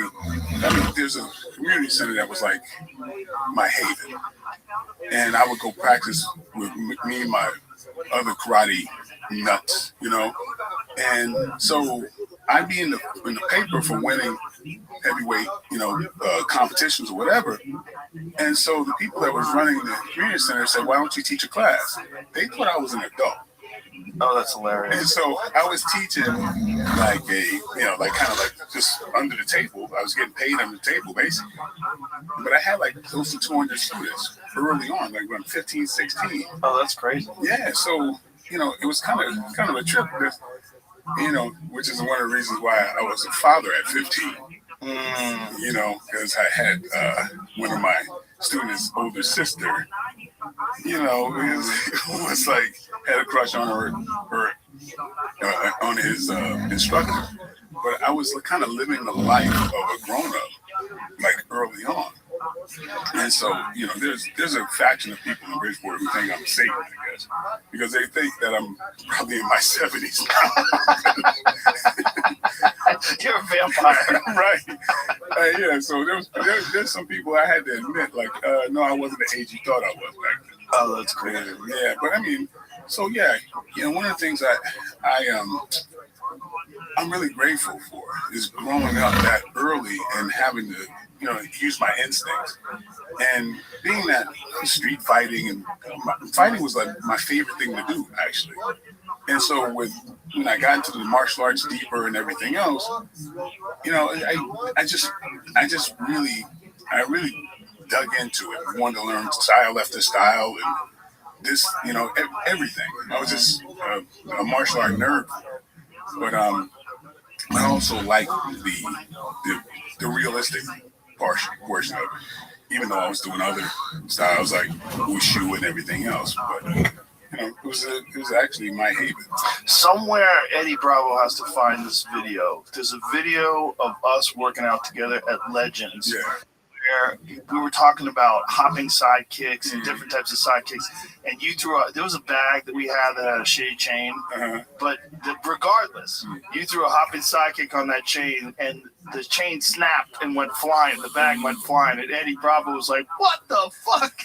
It's a funny video, man. Right. Yeah. I know Eddie has it somewhere. I'll text him after this and try to see if he can put it up on his Instagram or something. Yeah, man. Yeah, back then, man, we were training when it wasn't even popular. I used to see you in the gym all the time. Yeah. All the time, man. And you were, just think about this. Do you know it was 29 years ago the last time you interviewed me? Yeah, that's right. 29 years ago. That Bob Costa show. He took a week off and Right. I guest hosted it for a Yeah. week. Yeah. And at that time, you were already training with Maurice Smith. Yes, Maurice was one of the guests. Right. You were training. I ended up training with Maurice Smith, every time I go to Seattle. We train together. So, we're like part of this like kind of karate martial art nerd culture. Yeah. When it wasn't even popular. No. I used to see you all the time. You and doing jujitsu, Carl Parisian and all these guys at Legends. Well, there was another place. There was Legends and there was another place. The Bomb Squad. Yes. The Bomb Squad was the first place that Eddie taught at, and then that place closed down and we went to Legends. And then we moved to the other Legends that was like more East LA. And then Eddie started opening up his own place in downtown. Yeah, and that's where I would train with Josh Barnett at that place. Yep. Quite a bit. Yeah, man. The old days. Yes, man. Yeah. And who would be coming through the gym because I was training Bob Sapp at one time, and then that's how I got Frankie Lyles connected into that. Wow. And so I remember Frankie. Yeah. Frankie used to be at the Bomb Squad first. Right, yeah. Frankie was like my best friend in the world, and he was super middleweight champion of the world. That's who got me deeply into boxing. And so I would always be at his training camps, and I got to train with like Tommy Hearns and all these amazing people like Sugar Ray and all these guys, man. Frankie's a great boxing coach. Yeah. He's one of the most technical guys I've ever worked with. Like, he analyzes every aspect of your jab. He's pulling in your elbow. He's tightening this. He's moving you here. He's like he's showing all the like various basic little tiny details that make all the difference in the world. Yeah, and that he was my personal boxing coach. I trained with him, Joe Goosen early on, but Frankie, I mean, we really kind of combined a lot of things because I started kind of teaching him things with the jab, like the untelegraphed type of stuff, and he started applying that. And he would bring me into stuff and have me show people like Sugar Ray, like, oh, Mike, explain this jet plane. And I'm like, what? I'm explaining this to Sugar Ray? This feels ridiculous, right? But it was like this combination. Because like, I don't know, I'm very analytical and I love technique, you know, and so I would just try to break things down. And my whole thing was always to pressure test things, you know. So if I could develop a tool or a skill, and you can't stop it even if I tell you what I'm doing, then it's a really good technique. Then it's legit. The thing about no telegraph at all, it's so much more effective than a harder strike with a telegraph. Oh God, yeah. Because it lands. Yeah. But it's so difficult to teach people that because everybody wants to hit everybody as hard as they can. Yeah. And especially if you have power, your instinct is to load up on everything. I remember I first saw you teaching that to Kimbo Slice. Oh yeah. You were on a movie set. Yeah, because Kimbo, oh man, what a great guy. What a great guy What a wonderful guy. So that's one thing about fighting. You can't hide your nature. You know what I mean? People see who you are. He was a wonderful human being. But like a lot of people, almost like street basketball, as opposed to professional. You miss out on certain techniques that you need when you're trying to step up. Right. And so Kimbo, he would, like a lot of people, he would kind of telegraph. And so when we were shooting the movie, and we had a cameraman that did not really know how to shoot stuff, so I just had to do everything on screen. And so I just wanted to make everything very realistic. And so Kimbo had this rubber knife, and I was like, try your best to touch me with the rubber knife. And so he would try, but as soon as he would move, there'd be a little bit of an indication that I'd see, and then I throw the punch, and it would go really close to him, and I have him react to that. But he was going, wait a minute, how are you hitting me before I can get this knife out? And then I told him, I'll show you what that is later. Because, kind of like, not to be real nerdish about it, but like, why are like 50 and 60-year-old trainers meeting people's hands, like a 20-year-old guy's or contender's hands like this? You see the person with the pad moving just as much as the other guy because there's an indication they do this beforehand. They're always kind of flexing and going in reverse before they go forward. So just for over years, I wouldn't do that, and I would exploit that. So it's kind of like a cheat code that I'm like, hell, what the hell am I going to do with it? I'm an actor. So my thing is, just like yourself, when I see you, with George St. Pierre and how you're all always in the gym, we're kind of collaborating. We're it's about just getting better, not no ego or anything else like that. It's just like, hey man, we're like kind of like jamming on technique and getting better. Well, especially if you run into someone who has a different style than you. Because there's always something in different styles that you could take out of it. Absolutely. There's always something. And we're seeing that now. There's all these different martial artists that are entering into MMA that have these different techniques that people haven't seen before. And there's a lot of them that people dismiss that you're finding are very effective, especially if you don't know how to do them. You don't know what they are. So you have like a database in your mind of movements. Like, I'm sure you see when a guy's loading up on a spin. Oh yeah, everybody sees that. But if you don't know that, you don't see it, right? And if you're loading up, then you're not gonna capitalize on it, right? Because you don't, you're taking there's a millisecond that you're taking because your movement is not efficient. This episode is brought to you by ThreatLocker. Here's the truth. Reacting to cyber attacks isn't enough. You need control from the start. That's where ThreatLocker comes in. With zero trust, you only allow what you need, blocking everything else by default. You're in control. What runs, when, where, and how. Ransomware, zero-day exploits, block them before they can execute. And now with AI now increasing the speed and volume of attacks, a fast response isn't fast enough. Visit threatlocker.com/JRE to learn more. There's a move that still to this day people aren't doing effectively when someone loads up, because you can see the load up, and it's just a jam. It's just lifting your foot up and put it on the hips. And it's super effective in Taekwondo because everybody's fast. You know, everybody's like trying to do that technique. But that jam of just lifting your foot up and just not trying to hit them hard, just putting that foot on the hip, it fucks people up. And I don't see anybody using that right now. I tell you, man, like I don't like as in life. There's always something that you can gain from the, people want to, I don't know, people are in their own egos a lot of times, but like even wushu, me, it's hard as hell for me doing wushu against guys half my size. It's not against, but it's a performance thing. Right. But if I can do all of it, can go to these very hard techniques of like good. I got to get down to the floor, and I got and body master at my size. Right.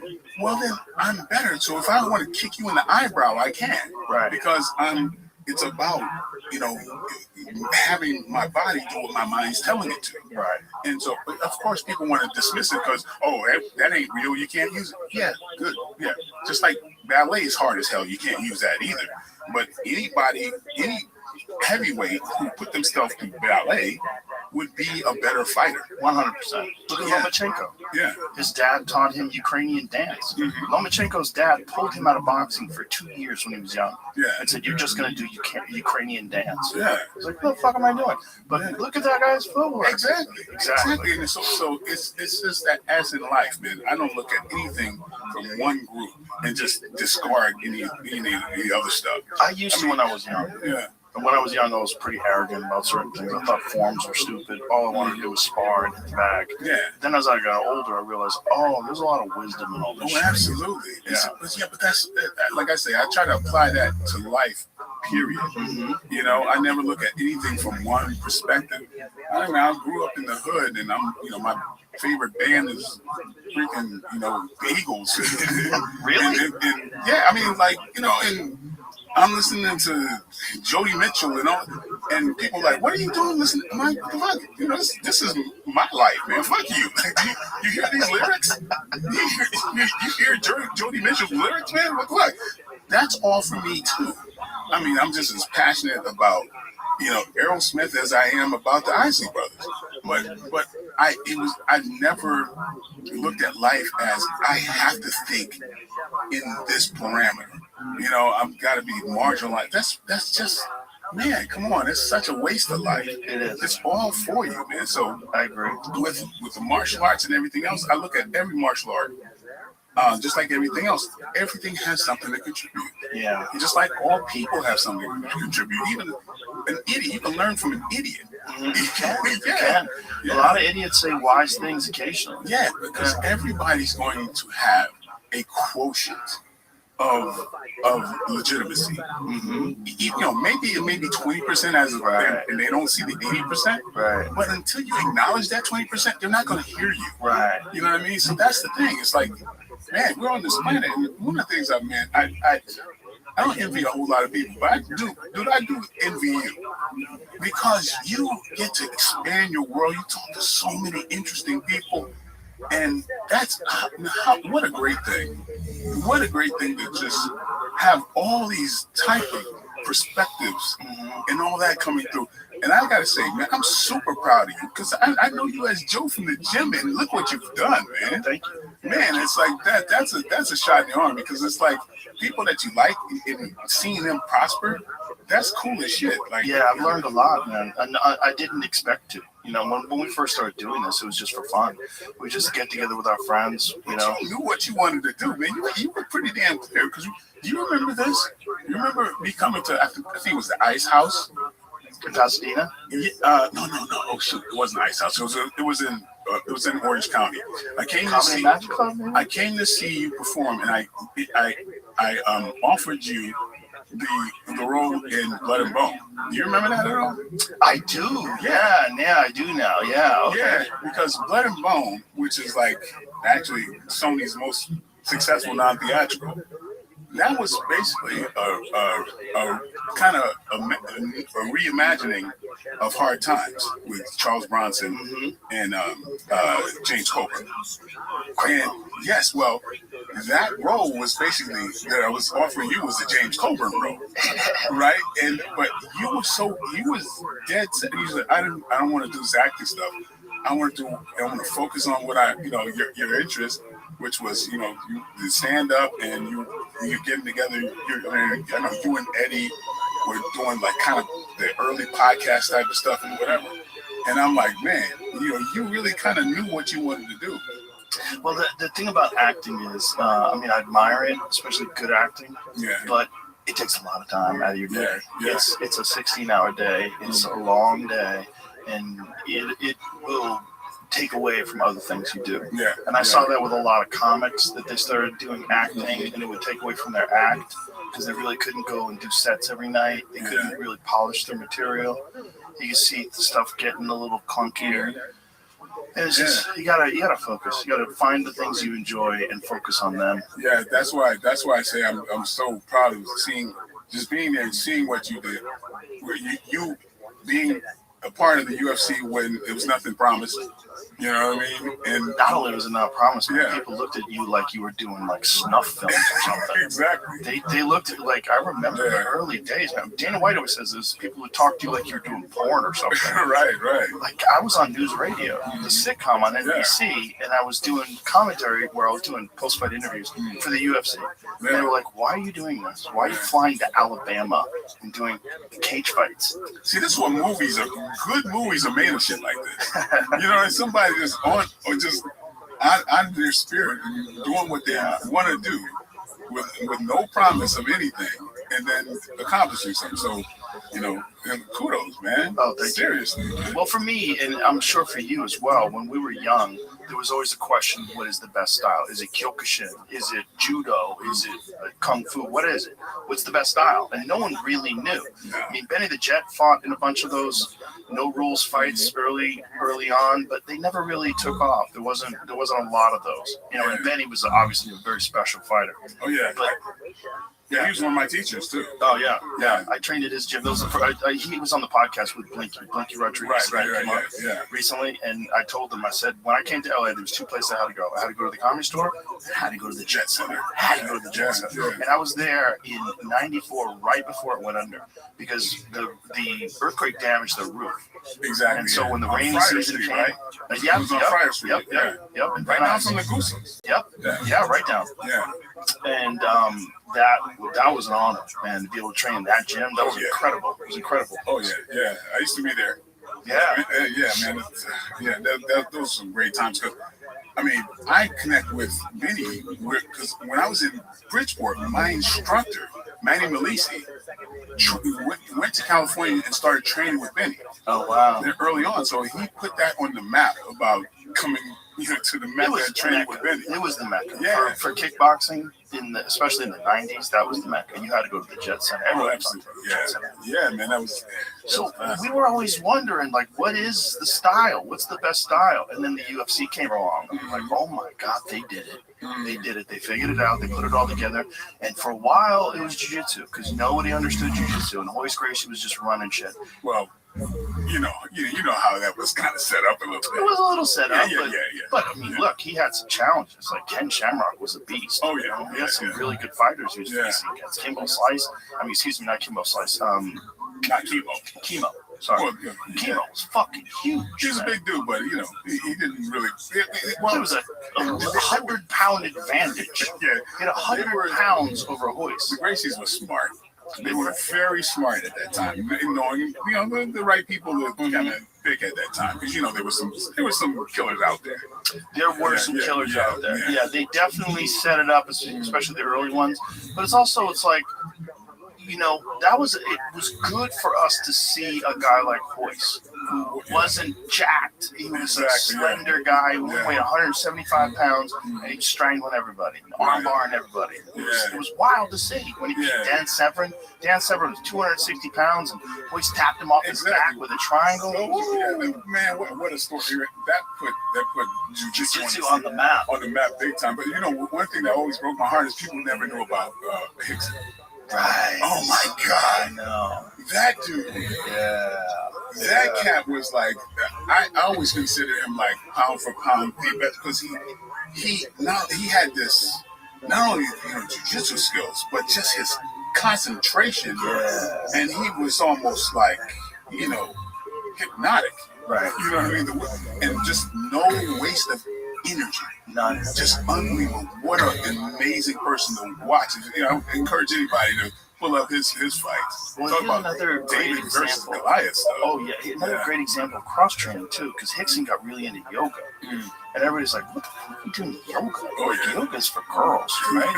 Hickson got really into yoga and got super flexible and really good at controlling his breathing. Oh yeah. And never got tired. Yeah, you saw him in the Hulk. Oh yeah, with that Norton. Yeah. That's something, man. That's talk about a legend. Oh, real legend. Yeah, man. Well, Hickson, there's a video of him, and he did this multiple times, where he would go to these gyms and he would teach a seminar, like a long seminar, and then roll with all the black belts and just tap them one after the other, world champions.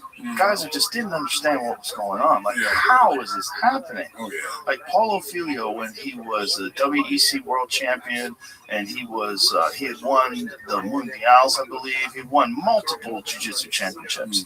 And he trained with Hickson. He's like, man, it's true. He goes, I can't believe it. He goes, that guy treated me like I didn't even belong in there. It was crazy. And Hickson, by that time, was probably like 40. Yeah. And is still just dominating guys on the mat and effortless. It wasn't strength. It was just pure technique and basics and just mastering of basics. Oh yeah, basics. It's like there's no barabolos and no X guard, nothing crazy. It's like everything he did is like jiu-jitsu 101, but to a masterful degree. Yeah, it's incredible. And telling people that because everybody knows Hoist, and I'm like, you guys don't know who his big brother is. He would openly say that my brother's 10 times better than right. you. Yeah. So that love jiu-jitsu because it's held up the tradition that martial arts, so much karate lost because it became a business, and people would just put their time in and pay for their black belts, right? And it just watered it down. Right. And all these people running around saying that they're master this and grand whatever, and all these made up things. And it's like, oh yeah, the guy's a master in an Asian martial art. That's a English word, right? You know what I mean? How did master sneak its way into it? But anyway, male ego. Well, the thing about martial arts, other than jiu-jitsu, is when you're sparring, it's very controlled. Like a lot of karate sparring is very controlled. A lot of taekwondo sparring is very controlled. Yeah. But in jiu-jitsu, the beautiful thing about grappling is you know how good everybody is because they all spar. Yeah. They're all rolling with each other, and they essentially go in full blast until the tap. Yeah. And so there's no hiding. Yeah. No hiding your skill. Yeah, I love what Eddie Bravo used to say. Basically, when you won, I killed you. Yeah. I just killed you. Yeah. So that's like, wow, that's a trip because it's like it actually works out that way. Oh yeah. If he gets you in a triangle and you tap, it's because you were about to go to sleep. Yes. And once you're asleep, you can just stomp your head into a pancake. Yeah. You're done. Yeah. Just hold on to that triangle and then you never wake up. Yeah. What a humbling thing. Yeah. Yeah. Very humbling. Yeah. And what's really humbling is how quickly someone can do it to you when you don't know what you're doing. Like that was shocking to me because I had all this martial arts experience, and I first started training. I was like, what's someone gonna do to me? I wrestled in high school. I'm strong. I'm fast. I didn't know how to fight. I just got manhandled over and over and over again. Oh yeah, this is ridiculous. Yeah, see that, but kudos because a lot of people because of we got an egotistical thing going, and you get that your little I don't know your comfort because you got your black belt and all that kind of stuff. It means jack nothing. To everybody I know who continues and really to learn, real fighting, knows when you had a boxer beat the hell out you and you go, oh wait, there's a lot of this stuff I gotta toss out the window. Yeah. And because I never forget like times where a wrestler gets to me or a boxer like pieces me up like early on, I'm like, no, I got to learn this. Oh Yeah. I went through several of those. I went through one of them in high school because I had a friend in high school that was a wrestler, and I didn't think anything of wrestling. I'm like, that's not even a martial art. And then we wrestled on the grass one day, and he just took me down at will. Yeah. I was like, this is ridiculous. Yeah. Like, he was pinning me down. I couldn't move. I couldn't get up. I'm like, this is stunning. Right. I thought I'm strong. Yes. I thought I could move. I thought I'll be able to get out of the way. No, I had no chance. Yeah. And he wasn't even a great wrestler. He was just a decent wrestler. Yeah. He just humbled me over and over and over again. So then I started wrestling. And then when I got into Taekwondo, I thought, I'm really good at Taekwondo. I was competing on a national level. I won the state championships 4 years in a row. I was fucking people up. And then I remember the first time I boxed with a really good amateur boxer, I was like, oh, Lord. And this kid was like 18 years old. And I was at the gym. And he went on, this kid, his name's Dana Rosenblatt. He went on to become New England middleweight champion. He beat Vinny Pazienza. He beat Howard Davis Jr. as a professional. He was a really good boxer. Wow, yeah, he had to be. But he was kickboxing at the time, and I was going to get into kickboxing, and so I was sparring with him. But when I was boxing with him, I was just getting lit up. I was like, oh, and then also when we're kickboxing, the moment he got close to me, I was in trouble. Right. I was like, oh no, like Taekwondo had too many flaws. Exactly. The hand techniques, so I had gone through that. And so then I thought, okay, well now I understand kickboxing. Then I met a dude who went to Thailand a bunch of times and was training Muay Thai and fighting over there. And then I started learning leg kicks. I'm like, well, oh, good Lord. Now all they have to do is kick my legs? I didn't even think of that. And then I started really paying attention to WKA fights, like the old Dennis Alexio days, Don the Dragon Wilson. It was like, leg kicks, everything. Oh my goodness. And then I'm like, okay, well now I got a solid foundation. I understand how to fight. And then I started getting jiu-jitsu. Like, oh no, back to square one. I'm getting raped. I was just getting mauled on the mats. But I'd been through that so many times and restarted so many times. I was like, well, it's time to learn this now. That's what I'm saying is everything has something to teach you. And even though there's that. It's a martial art. There's a fantasy world, which is I look at it as hilarious. There's this. There's sometimes I would say it like this. Like with martial arts, it's the Dunning-Kruger effect in the largest way possible because everybody out there has an opinion of martial arts, though very few people really know what it is. They want to look at the movies and everything, and they really want to believe that. They want to believe that this guy who kicks in the air and all that kind of stuff will be able to beat a champion. And in a way, hey, I benefit from that to some degree because they think that about me. But I'm comfortable fighting, and I just love fighting against anybody. But you've had actual competition experience, like a lot of competition. Yeah, but my best experiences is with like I got the chance to train against champions at their place. When they're at their best, and it's not an ego thing. It's just like I love to be able to test myself, and because I'm my biggest competition. And so that whole thing about just what the bow means to me is like, thank you for making me better, by providing me an obstacle. And the higher the better the person, the better I can become. 100%. And so I loved it. So I'm, for years I'm in there with Kokan Saki and Maurice Smiths and you name it.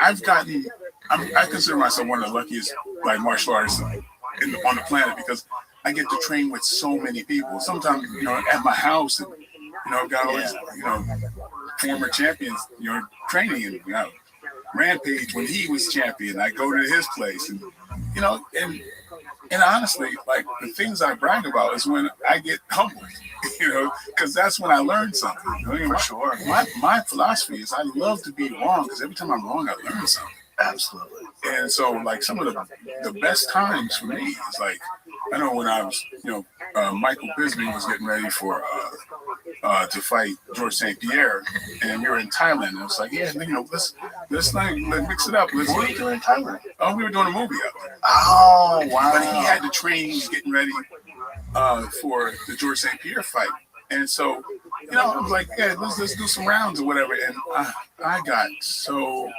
winded the second round.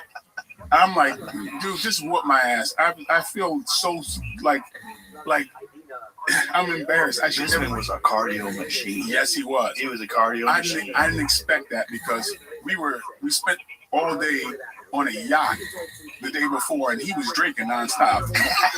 I'm a non-drinker, right? I'm like, this guy's gonna, I'm gonna probably take it easy on him today.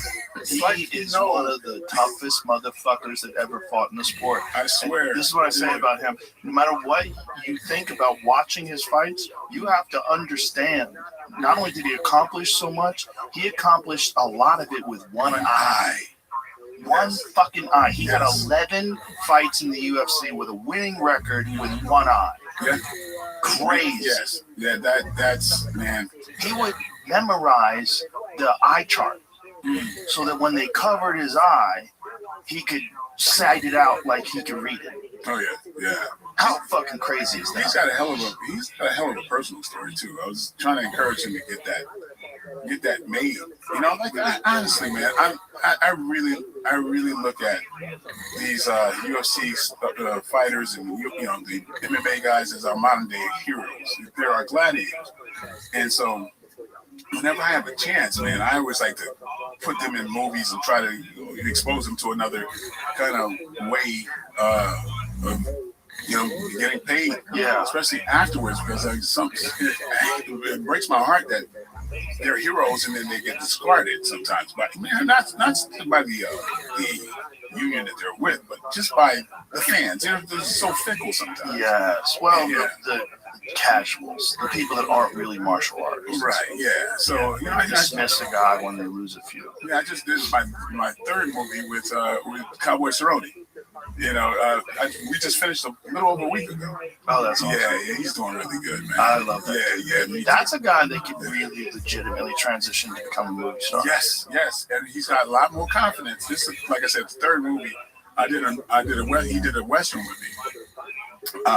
Outlaw Johnny Black. I wrote and directed it.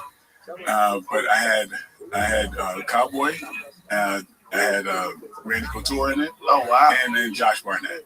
Randy's done an amazing job of transitioning. Oh, absolutely. The Expendables, and he's great at it. Yeah.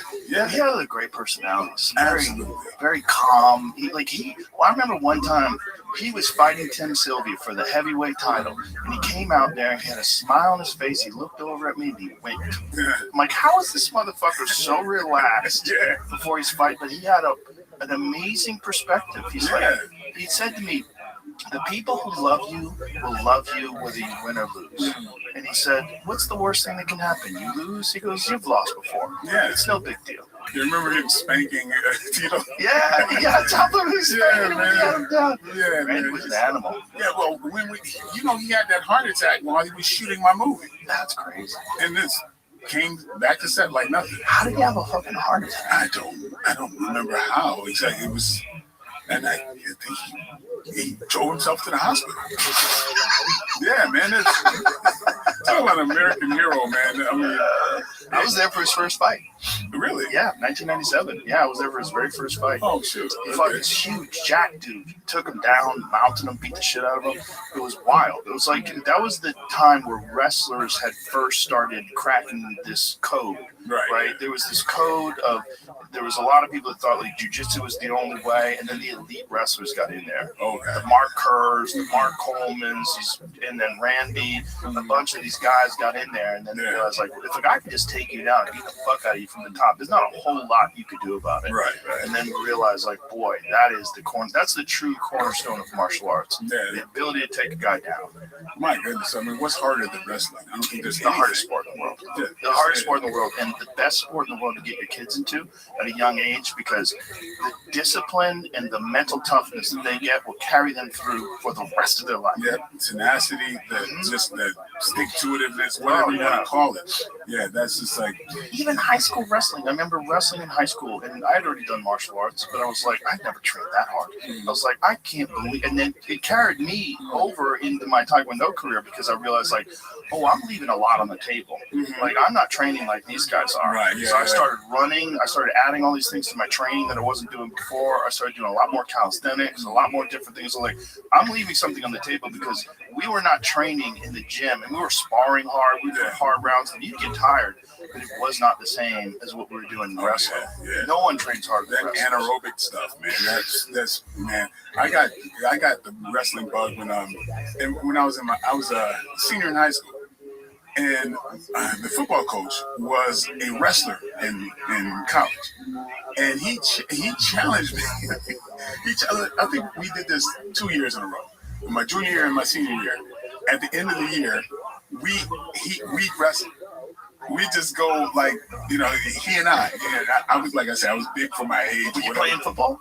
I was for a very short time, but I ended up I wasn't designed for team sports. Me neither. I ended up beating up the football coach. Oh no! Yeah, I had the worst temper than anybody I'd ever seen. I mean, I used to go into fits of rage. I was so angry early on, man. It's like the Hulk is like, Mike, you should chill out a little bit, man. It's like I was just... It's probably from being on your own at 14. Yeah, what it is like I was growing up in a very harsh environment, and I didn't know I was an artist. I didn't know I was a writer, director, whatever. You didn't see those growing up where I am. Right. And so when you're a sensitive kid, man, what you do is you build armor. Like, I was to play Mike Tyson later on, and I understood him quite well. And if you're sensitive, anything that's precious, you put it in, you lock it in a safe, and you become the safe. And it's like, I grew up, my brothers were completely different. They're engineers, so things rolled off their back. But like for me, I was just volatile, and luckily I had martial arts to kind of put my focus into. But like I said, like I was to play Mike Tyson, I understood him a great deal. And even though you take the moniker of this monster, it's only to hide what's really deep inside. And that's why you would see, if anybody's going to go into tears in front of a million people, it's people like Mike Tyson. And you go, how does that fit in the same person? Right. And so that's what I was growing up. And I don't know if you know this, but I was a school teacher before I was an actor. Oh, really? Yeah, I taught EMD. I was a special ed teacher.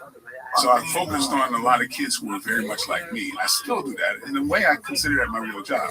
Whenever I'm off from work on a movie or whatever, I go into the inner cities. I go into community centers. I devote my time because there's nothing that I could do. There's no better spending of time than something like that. Because I was luckily saved. I had just at the right times in my life, just different seeds planted. And so I'm confident that if those seeds were not planted, I would not be here.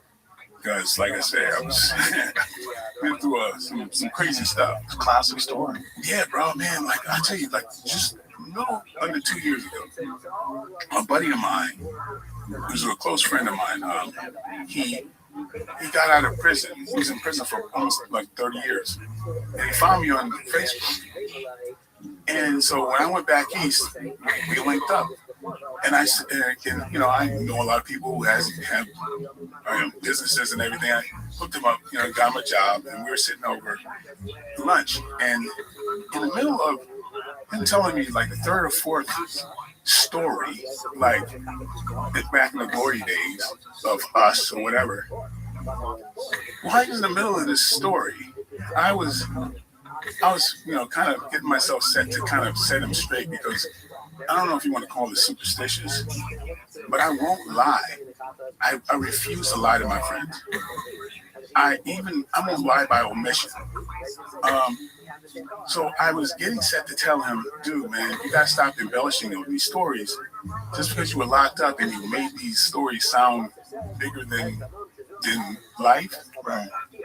I get it, but that's not real. You gotta really, kind of not do that. And in the middle of me thinking that, and I'm listening to him, I go, holy shit, he's telling the truth. I started remembering what he was telling me. And I'm like, now I'm finishing his sentences. Not only was that story true, but the other ones were true too. And dude, like I swear, every time I think about this, I got these goosebumps. And I realized, oh my God, how close I was to being where he was, or just not being on this planet. Like, I better devote my time into helping kids the way I was helped. Yeah, don't pull that ladder out. No, hell no. Even if I'm taken out, I accept that. Even if I'm in some projects where I'm not supposed to be and I shouldn't have been, I accept that. Because, dude, I am abundantly lucky. It doesn't even fit on the radar how lucky I am. And I can remember a lot of these crazy stories, aside from the ones that he made me conjure back up. But man, I'm like, wow. Well, that speaks to your character, that you had downplayed it all in your mind so much that you thought he was exaggerating. I swept it under the rug. Yeah. Because you're not that person anymore. No, but I mean, there was so much. There was so many events, things that I just call it on a Wednesday that I went through. That it's like, I don't know, like, I think I wouldn't trade it because I continue to be the happiest guy I know because of, I think, some of that. Because you can appreciate a good time. Oh my God, yeah. And I should be slapped if I complain about anything. Right. You know what I mean? Like, what? And so, so I just, boy, I just know I'm so blessed. And you know what we do, what we're doing even right now, man, we're in the service industry, man. You're here to serve, in my opinion. That's what we're all here for. And, it's great that we get to serve and doing the things that we would like to do that inspired us. That's definitely a lot of what we do. I mean, that's definitely a lot of it, right? You entertain, but I feel very blessed that I've been able to expose people to so many different ways of thinking, so much information, so many different human beings that have led completely different paths that can tell you about whatever discipline they're involved in, what they've learned, and what we're working on right now, and what you can learn about the human mind, the body, ancient history, fill in the blank, like whatever it is. Yeah, man. I see you do that over and over, and you in utmost honesty. I remember, like, when you had to kind of pull Shab aside and tell, as a friend, some things that are hard for people to, other friends to tell him, and like that was real hard. Yeah, that was real hard because I love that guy. He's a great person. He's a great human being, and I knew the path. I'd seen it too many times, but I hadn't seen it with someone I was that close with. I was like, you have to stop. Because not only you're in the heavyweight division, so the knockouts are brutal, and you're going to get 3 or 4 more in the next couple of years, and then you're not going to recover from those. Oh, man, so many people, I hope they take a page out of that, because it's so non-manly, I feel, to just not say anything. Right. And allow somebody you love to go down the road. I mean, that might be detrimental for them. Well, it was also, Shab had another path. He was really good at podcasting. He's fun. He's a funny dude. Right, yeah. He's like, as a podcast, he's like, got a great personality. He's hilarious. He's silly. You know, he's a big, giant, silly dude. Yeah. And, like, we would have so much fun, and he was doing really well. He was making more money doing that than he was fighting. Yeah. But his identity was so wrapped up in him being a top 10 UFC heavyweight. Right. You know, he'd beat world-class guys like Mirko Krokop, Yes, yeah. you know, and he Yeah. was legit, man. But that time had passed. Yeah. And I saw that he was 1 foot in and 1 foot out. And as soon as the guy's 1 foot in, 1 foot out, you're going to run into some guy who has both feet in and he's a fucking samurai. And you're going to wake up on a stretcher. Yeah. You're on the way to the hospital going, what happened? And you don't remember the fight. You don't remember nothing. Yeah. And then you don't know where your keys are. You forget people's names. You tell the same story over and over again. Yeah. And then you struggle to put sentences together. When you start seeing dudes with the slur, nothing's worth that. Because I mean, at the time he was only 35 years old or whatever he was. Like, man, you got another 45, 55 years of life. You can't do this. You can't sacrifice all these years for glory that will never be achieved anyway, because you're not on that path anymore. Yeah, it's not about what strangers say about you. No. It's about your friends, your family. People who really love you. It's just so hard for people to abandon that identity. That's the hardest thing for fighters, is to abandon that identity. We've seen so many guys, even the greats, they come back and they shouldn't, and you see it, and you see them get humiliated, and you're like, oh. Yeah, and when it comes down to it, these people, they don't love you, man. Like a lot of that, they love you as the image. Yeah, they live vicariously through you. I remember one time I was in a fight in Boston, and I remember when something completely changed. Usually, if anybody, because I did any kind of thing, I would do kickboxing or this tournament. I just loved my best. I think the thing I did best in the world was fighting. And I always had these cheat codes in a way, and I enjoyed the chess match of it. And anybody who was against me, I don't care if you were my cousin or whatever, you're gonna pay for all the angst that I've had in my life. But until there was this one time, I swear, I ducked the technique. I caught somebody with something that was kind of cool, and I just remember the audience just cheering. And in that moment, I was like, just angry, kind of like, yo, this guy can really be messed up right now. You're cheering for me. You're living vicariously through me, like I'm a pit bull or something. Right. And I got angry at the audience. I fucking hated them. And I said, because if I was down on the ground, you'd be cheering for the person that put me down. And something just snapped. And I go, no, this is not enough for me. This is not what I want to do. And just something snapped. And I much rather be skillful, test myself in a skillful way. And I'd much rather not try to peel your head off, but show I could, as opposed to, that triumph of the dominating. Right. There was nothing for me anymore in that. Something just rubbed me the wrong way. And anytime I would do any kind of competition, it was for me and it wasn't for an audience. It's just something soured. I always thought at one time I'm going to be called out, and I thought, I'll rise to that occasion if that happens. And, kind of like, remember the thing with you and Wesley? Which would have been, oh my God, that would have been terrible. But I always thought, hey, maybe, something. I think Wesley just needed money. I mean, that was one. I don't think that was ever serious, but it's very much like I think we were in negotiation for quite a while, man. We had lawyers involved. Yeah, it's always easy to pull a plug and something like that. Just like John Claude's talking about fighting Jake Paul, right?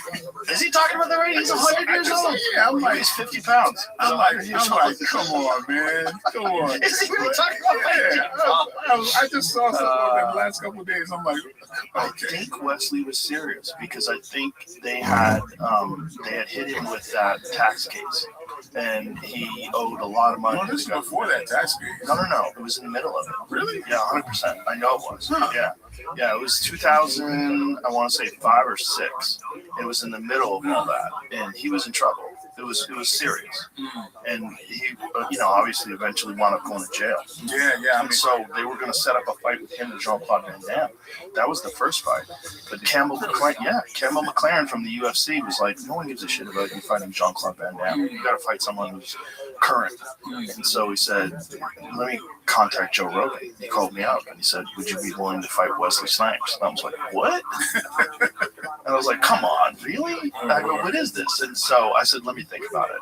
I thought about it. I called him the next day. I said, let's fucking do it. Really? Yeah. I was training with Rob Kamen in the mornings, and I was doing jiu-jitsu at night. I trained twice a day for 6 months. Wow. I was always tired. That was one thing that I realized, like, fuck, man, to be like, and I wasn't even a professional, really. I was training like a professional. I was like, I can't believe how tired I am all the time. But, I think Wesley had never really had a fight. I don't think so. I think he was an accomplished martial artist. He had good technique. I trained with Wesley's instructors. Marcus Salgado was a good friend of mine, and also Lamar Thornton, who was Marcus Salgado's instructor. I believe that's the lineage I believe that he's through. But I mean, I've known Wesley since way before he was kind of Wesley. I was a giant fan of Wesley. Yeah. Also wild for me. Because I love Blade. Blade was like my favorite comic book when I was a kid. Yeah. I didn't think they were serious about it. I couldn't imagine why would Wesley. I always thought it was not real. I think Wesley thought that I was just a grappler, and think he knew that I was doing jiu-jitsu. I don't think he knew my background. And so, like, Wesley was talking to them, saying, "Oh, he thinks he's going to be able to stop you from taking him down, and he's going to catch you with a knee where you're coming in to try to take him down." I go, "Oh, he wants to stand up?" I go, "I'm way better at that." I was wondering how that even occurred. I didn't think that was serious. I was like, okay. It was serious. Yeah, it was serious. It went on for a long time. It was a lot of negotiation to the point where I even talked about it on the UFC broadcast once. I said, "Come on, Wesley, sign the contract. I'm getting bored training. Let's do this. Like, I have to do it now." I was like 35 or 36. I was like, I don't have much time left. If we're going to do this, we have to do this now. Like, come on. Let's go. And then he decided not to, and then I'm like, that's probably for the better. Yeah, I know Wesley for a while. I remember when he was first telling me about the being sovereign. Yeah, that's where they got him with that sovereign citizen shit. Yeah, and I was like, I wish I was friends with him. I was a dude. I'm protective of my friends.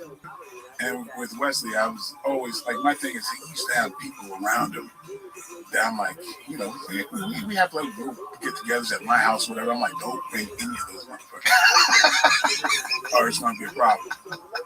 Because there's people that just I felt like were hangers on, and that kind of a thing. And I was always like, yeah, man, are you good? And, are you staying healthy? I've always been that way, because the way I look at it, he's a big brother. If not for him, it may not be for me. He gave me some good advice early on. He always encouraged me that if I have a movie that's overseas, get there. Show up in those overseas markets and let them know that you're down. And I took that to heart, and that helped me out in my career a great deal. And so I look at it like that. I'll never say anything derogatory about him or whatever.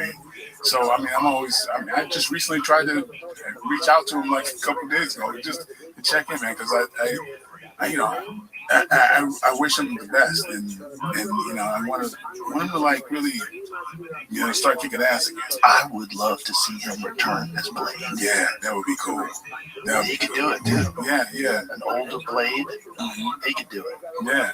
Fuck, he was good in the original Blade. Yeah. That's the opening scene. That's one of the best scenes in any action movie of all time. When it's that vampire party and the sprinkler starts spraying blood. Yeah. And they're about to kill that dude. Yeah. And all of a sudden Wesley shows up. Yeah, man. What really gets on my nerves is that he saved Marvel, man. that movie saved Marvel. You know that, right? Oh yeah, that movie was a huge hit. Even Stan Lee admits that. They were like in trouble until that movie. Isn't that crazy? Yeah. Superhero movies are the biggest fucking movies in Hollywood right now.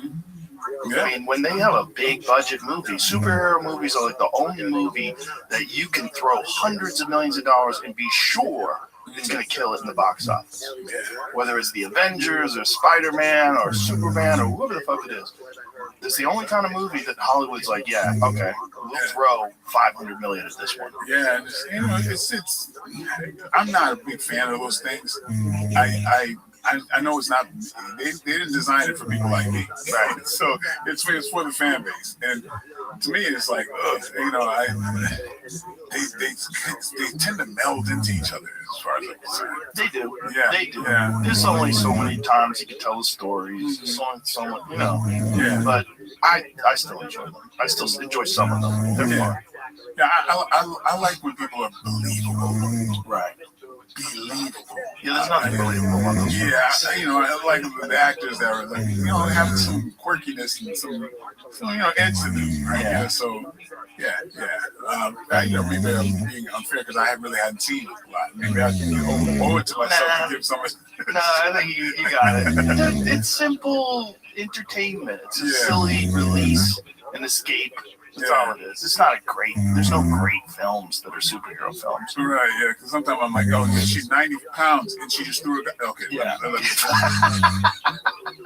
like Charlie's Angels. Yeah, I'm like, oh, kicking come ass on and now. stilettos. And it's like, anytime somebody lands in a 3-point stance and then looks up, I'm like, I just changed the channel. Yeah, I was like, stop, just stop. Yeah. But, you know, when people love those things, I'm like, that's cool. I don't know why they have so much appeal, especially in the American market. People, that is one of the only movies that you can make that's guaranteed to be huge. Yeah, it's McDonald's, man. Mm-hmm. It's McDonald's. But I remember when. That's it. Yeah, I remember when they, you know, you had, what was that, like the 300. You know, that was like, nobody knew anybody. Right. But that was just such a breath of fresh air. Because it looked like some badasses that were real. Yeah. You know what I mean? I'd like to see more of that kind of a thing. Like, you know, not the star power thing, but just some motherfuckers that you believe. Right. You know what I mean? That would, you know, that would attract me. Also, the style of that movie was so unique because it blended fantasy with reality and blended like comic history too. Yeah. You know, knock on wood. I got some things in the works. Do you? Yeah. Oh man, I've been blessed, man. I've got some really good movies coming out, and some things that I'm planning on doing. I'm getting to a place where I'm really shooting the things that I want, and I'm producing and all that stuff. So you know, I have movies that have their body count, but also have a little bit of like something to say. You know what I miss? What's that? Spawn. Oh man, bro! Yeah, a lot of people. Yeah, people forgot about Spawn. You don't hear about it anymore. Right? Yeah, man. That was fucking great. Yeah, I had my man. You didn't. Most people didn't see the first adaptation of it. The first. Well, I saw a cut of the movie before it. I mean, at this time it had like 71 special effects in. But Bob Shea at the time that was running New Line liked that version. He just gave the director carte blanche to just add whatever he wanted, and the director was a special effects guy, so he started throwing special effects in there that was really killing the story, which kind of drove me up a wall, because then, like, you didn't even see why my character wanted to get back. You didn't even see the life that I wanted to get back to, because there was so much special effects. And even when I saw the final version, I'm like, what the hell is going on? People that knew Spawn, they were fine with it because they understood the character. But for me, it was like the story got all convoluted. But like, you know, but I mean, people love it. I think it was a thing for its time. But unfortunately, I saw a version of it that made you care about it. I understand, but I cared about the one that I saw. And I felt like I don't understand how Spawn sort of escaped the zeitgeist. You don't ever hear about Spawn anymore. You know what I mean? Like, there's all these superhero films, all these different things, but Spawn was unique and it was really good and dark. Yeah, I always said if they did another one, should do it just like the comic book. Make it hard R or non-rated. Because I mean, like to do a Spawn PG, how we did PG-13. Yeah, it's like, what do you want? Are you trying to go for breakfast cereal, like Spawn-O's or something? Like, come on, man, let's go hard, like the cartoon. Right? See if we can find a clip from Spawn, because I feel like no one talks about it anymore. It's kind of weird. They damn sure talked to me about it, bro. It was good. What year was this? 97. Wow. Yeah. They were fucking great, man. The night is young. Evil has a new enemy. Justice has a new weapon. And the world has a new hero.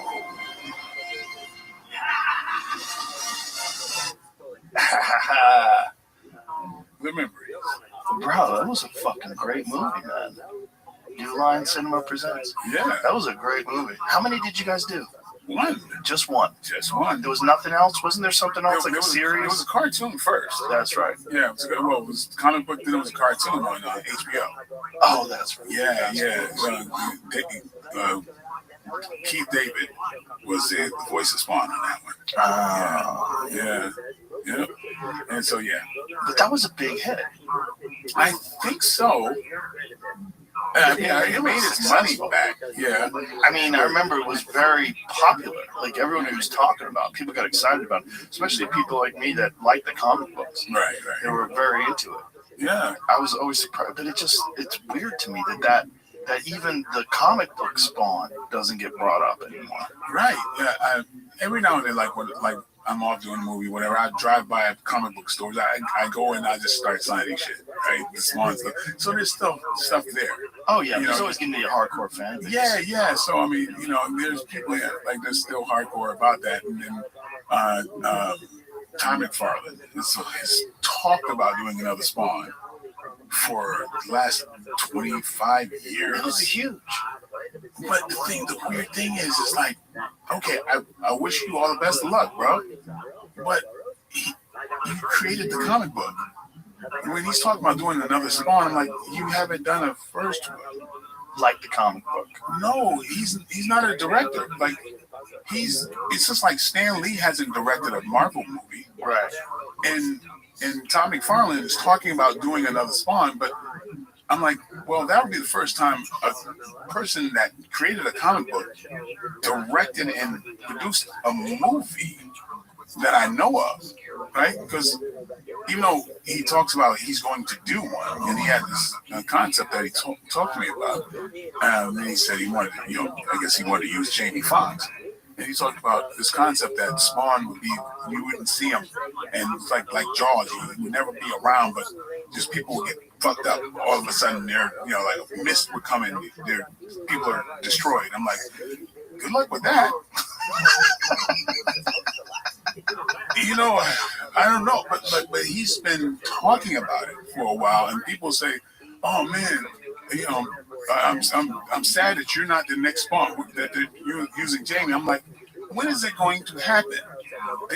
He's been saying that for a long time, but I'm going, hey, maybe somebody is going to give him that amount of money to do a movie when he's never directed anything before. Right.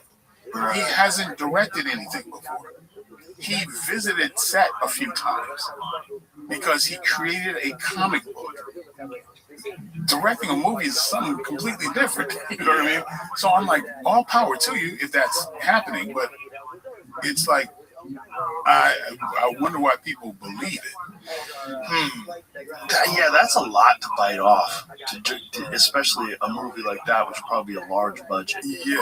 Yeah, but but and then you're gonna get the executives involved, and they're gonna fuck with it because they always have to have their say. Yeah, man, it's a miracle that a movie gets done the way it's intended. Period. Yeah, I'm like, a lot of times when a movie works, I go, how did some executive not fuck this movie up? Right. I mean, I'm always like, there's only a few guys that can get away with a movie where everybody just leaves him alone. There's a few Tarantinos out there. Yeah. Everybody just let him go. Just let him go. Yeah. If you tried to make Once Upon a Time in Hollywood and you weren't a successful director, you were just some guy with an idea, someone would come along. Fuck that. Absolutely. Yeah. Absolutely. Luckily, people leave me alone. I've been directing and doing my own thing. And they go, okay, you got this. Okay, like I say, I give you the body count, but now if I could put stuff in it, What's going on with Jamie Foxx doing Tyson? Because that's been rumored for a decade. That's another thing. It's like weird that Jamie Foxx wants to do a Tyson and a Spawn, but it's like I don't take it personally. He's a very talented guy, but yeah, I think Jamie does a very good impression of Mike Tyson. Yeah, but you gotta gain like 100 pounds, right? And then Jamie's he's gotta pack on that meat at 50. But then why? I just sit there and I go, why? When Tyson's life itself has been very, transparent, right? And so you can see the real guy in documentary form and everything else. What story do you have to tell? That's true. I'm not trying to be a hater, but I'm like, I'm just curious. The only thing that would be interesting is seeing like Jamie do it, seeing him pull like he pulled off Ray Charles, like seeing him pull it off. That would be the appeal of it, I think. Right, but yeah, in my personal opinion, I don't think that's enough. You gotta tell a story. Right, I know what you're saying. Yeah, you gotta. It's gotta be some compelling story. People saw Titanic. You know how it's going to end, but you had to present a story right there. Jamie is so versatile. Yeah, there's very few guys that can do all the different things that he can do. He can sing, he can act, he can do stand up, and he can do all kinds of different characters. And he's so believable in so many different roles. You know what I watched the other day, which is a fucking great movie that I forgot was so great, is Collateral. Oh, hell yeah. Oh my God. No. When Jamie had Collateral and Ray, to me, like there was, you couldn't have had a better year. Right. Two completely different Oh my God. beings. Yes, absolutely. Yeah. He became those people. He became Ray Charles. Oh yeah, absolutely. Yeah. Yeah. And as good as he can sing, him singing as Ray Charles was insane. It's one of the best, performances ever. Ever. Ever. Yeah. But so's Collateral. Yeah. He really played that dude in Collateral. You believed it. And fucking Tom Cruise. Oh my God. Tom Cruise really proved something to me in that damn movie. Because I would never think I would ever be scared of Tom freaking Cruise. Right. And how convincing he was. He's a bad motherfucker. Yes. He's crazy as bad shit, but he's a bad motherfucker. You have to be that crazy to do all the stunts that guy does. And he's 60 years old. He's jumping off buildings and shit, breaking his ankle. Yeah, just like Johnny Depp. I'm like, Johnny Depp, when he did Black Mass, I'm like, oh, you had that in you? Right, Holy shit. And just like with Tom Cruise, I'm like, him having that character in him? There's a scene in Collateral that tactical instructors play. Yes. The scene when double tap, yes. He whips it back, double tap. He knocks the guy's gun out of the way, pulls it out, and it's so fast, and it's so you didn't find that scene, Jamie. It's a scene where they're trying to take Tom Cruise's briefcase, and he's in an alleyway. Ooh. Yeah, I played that over and over myself. The amount of times that he must have drilled that to get that, unholster the gun, pull it out, shoot the other dude so smooth, and the way he did it, so professional. It looks like a legit hitman. Oh, absolutely. Absolutely. Yeah, that was that character, from start to finish, like, to me, proved a lot. Yeah. He embodied that guy. And there it is. And my briefcase? Briefcase? Yeah, it is. Why? You want it back? Want to what? What else you got for me? Huh? Come on, son. Yeah.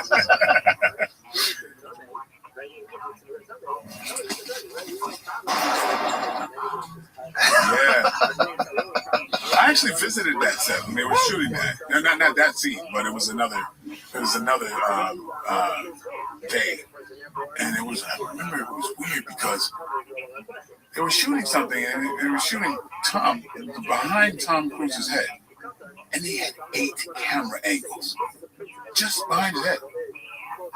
I'm like, and I'm looking at the video village where they made sure they had a choice of whatever perfect thing that they want. It was the craziest thing. I'm like, and I guess Michael Mann, he's known for like shooting a lot, but it was like 8 cameras that's just behind the dude. That's crazy. Yeah, I'm like, this is a whole nother like level. Yeah, it was crazy. It's a great fucking movie. That movie holds up. Oh yeah. That's prime Jamie, man. Yep. Yeah. And the fact that he's got that much range, that he can do this nerdy dude who's terrified, doesn't know what the fuck's going on, he's just driving a car, and all of a sudden he has his hitman with him, and then he gets wrapped up in this whole thing. Yeah, but as a fan, I want to see him do something else like that. Right. You know what I mean? Like something like that requires what he can do. Mm-hmm. And it's not, that's one of the things. There's not a lot of things out there sometimes. So he's been doing things that I think show, certain parts, but like to where he was going in Collateral and Ray, it'd be nice to see that stuff again. It's gotta be hard to find those roles, right? And when you find those roles, there's probably like 6 or 7 A-list dudes that they have like on a board somewhere, and they're trying to figure out who's the guy for this. Yeah, but I Who's believe gonna sell the most. I believe you gotta create some of your own stuff, man. Put it this way: nobody's gonna write that Black Dynamite. Right. You know what I mean? Right. My thing is largely creating my own lane. That was a fun movie, by the way. Well, thanks, man. Really fun. Thanks, man. So, yeah, man. So, I luckily, like I enjoyed writing. I was always looked at everything from. I was always fascinated about this industry, and I sold a lot of things as a writer, separate from the acting thing. And so, just putting it all together is something that's like I really enjoy doing. How do you dedicate your time when you're writing? Do you just like have an idea and say, okay, for the next X weeks, I'm going to sit down and dedicate myself to this? Dude, it's all different. A lot of times, I will see the entire movie. Like when I did Black Dynamite, dude, I was in China, going to the set, and I was in Shanghai. I was listening to James Brown's Superbad, and I just started thinking about. I'm laughing. I'm in the back of this car, and there's a driver wondering what the hell is going on.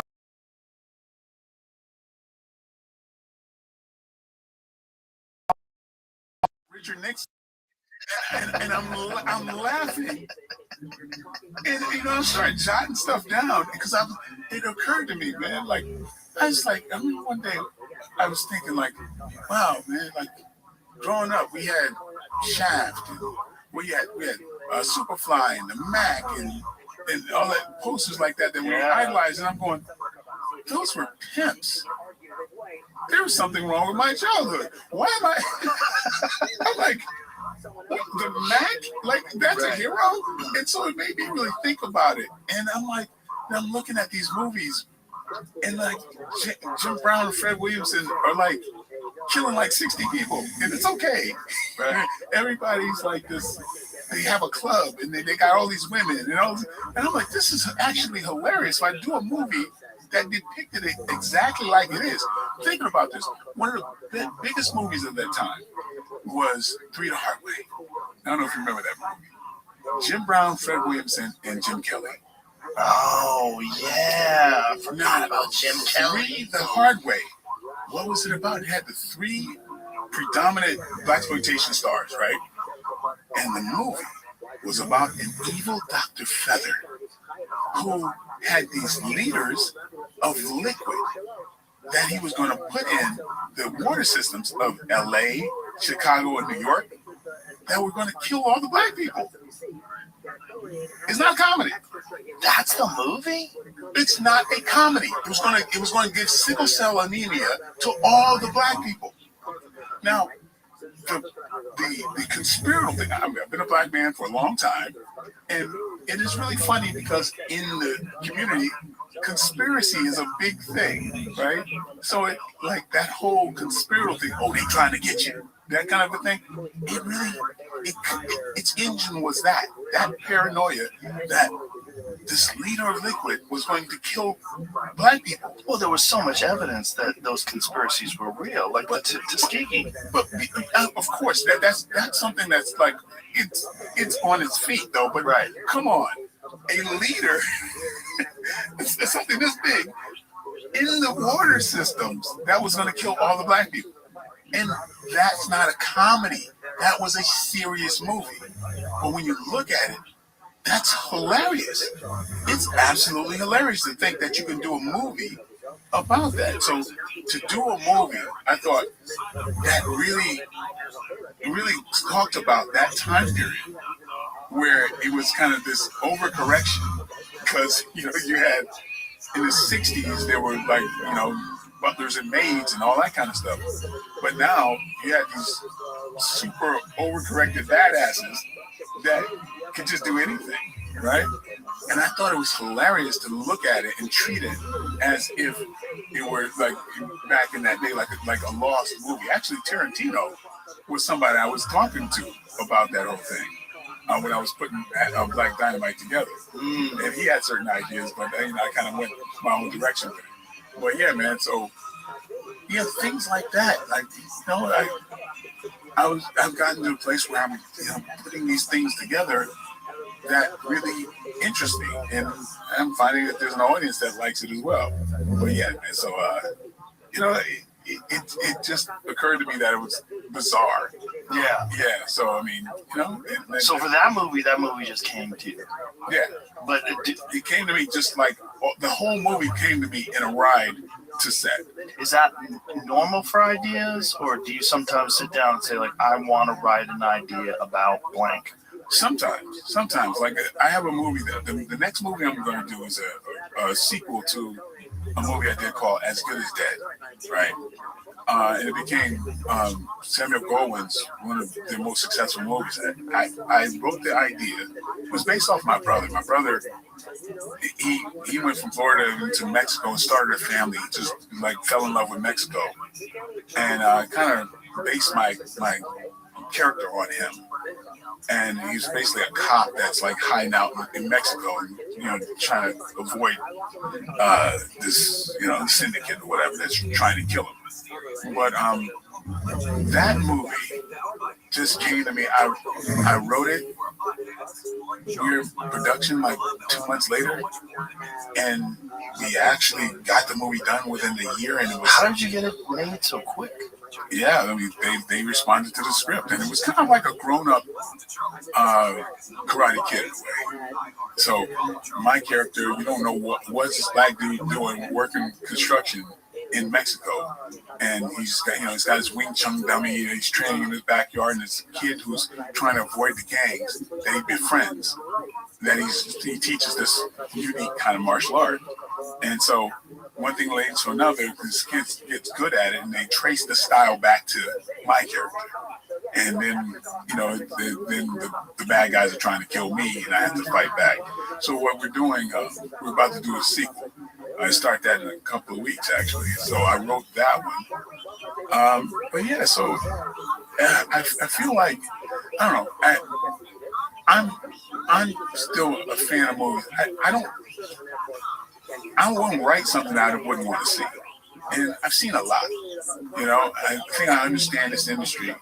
I understand there's a lot of stories that I think could be told with fresh ways.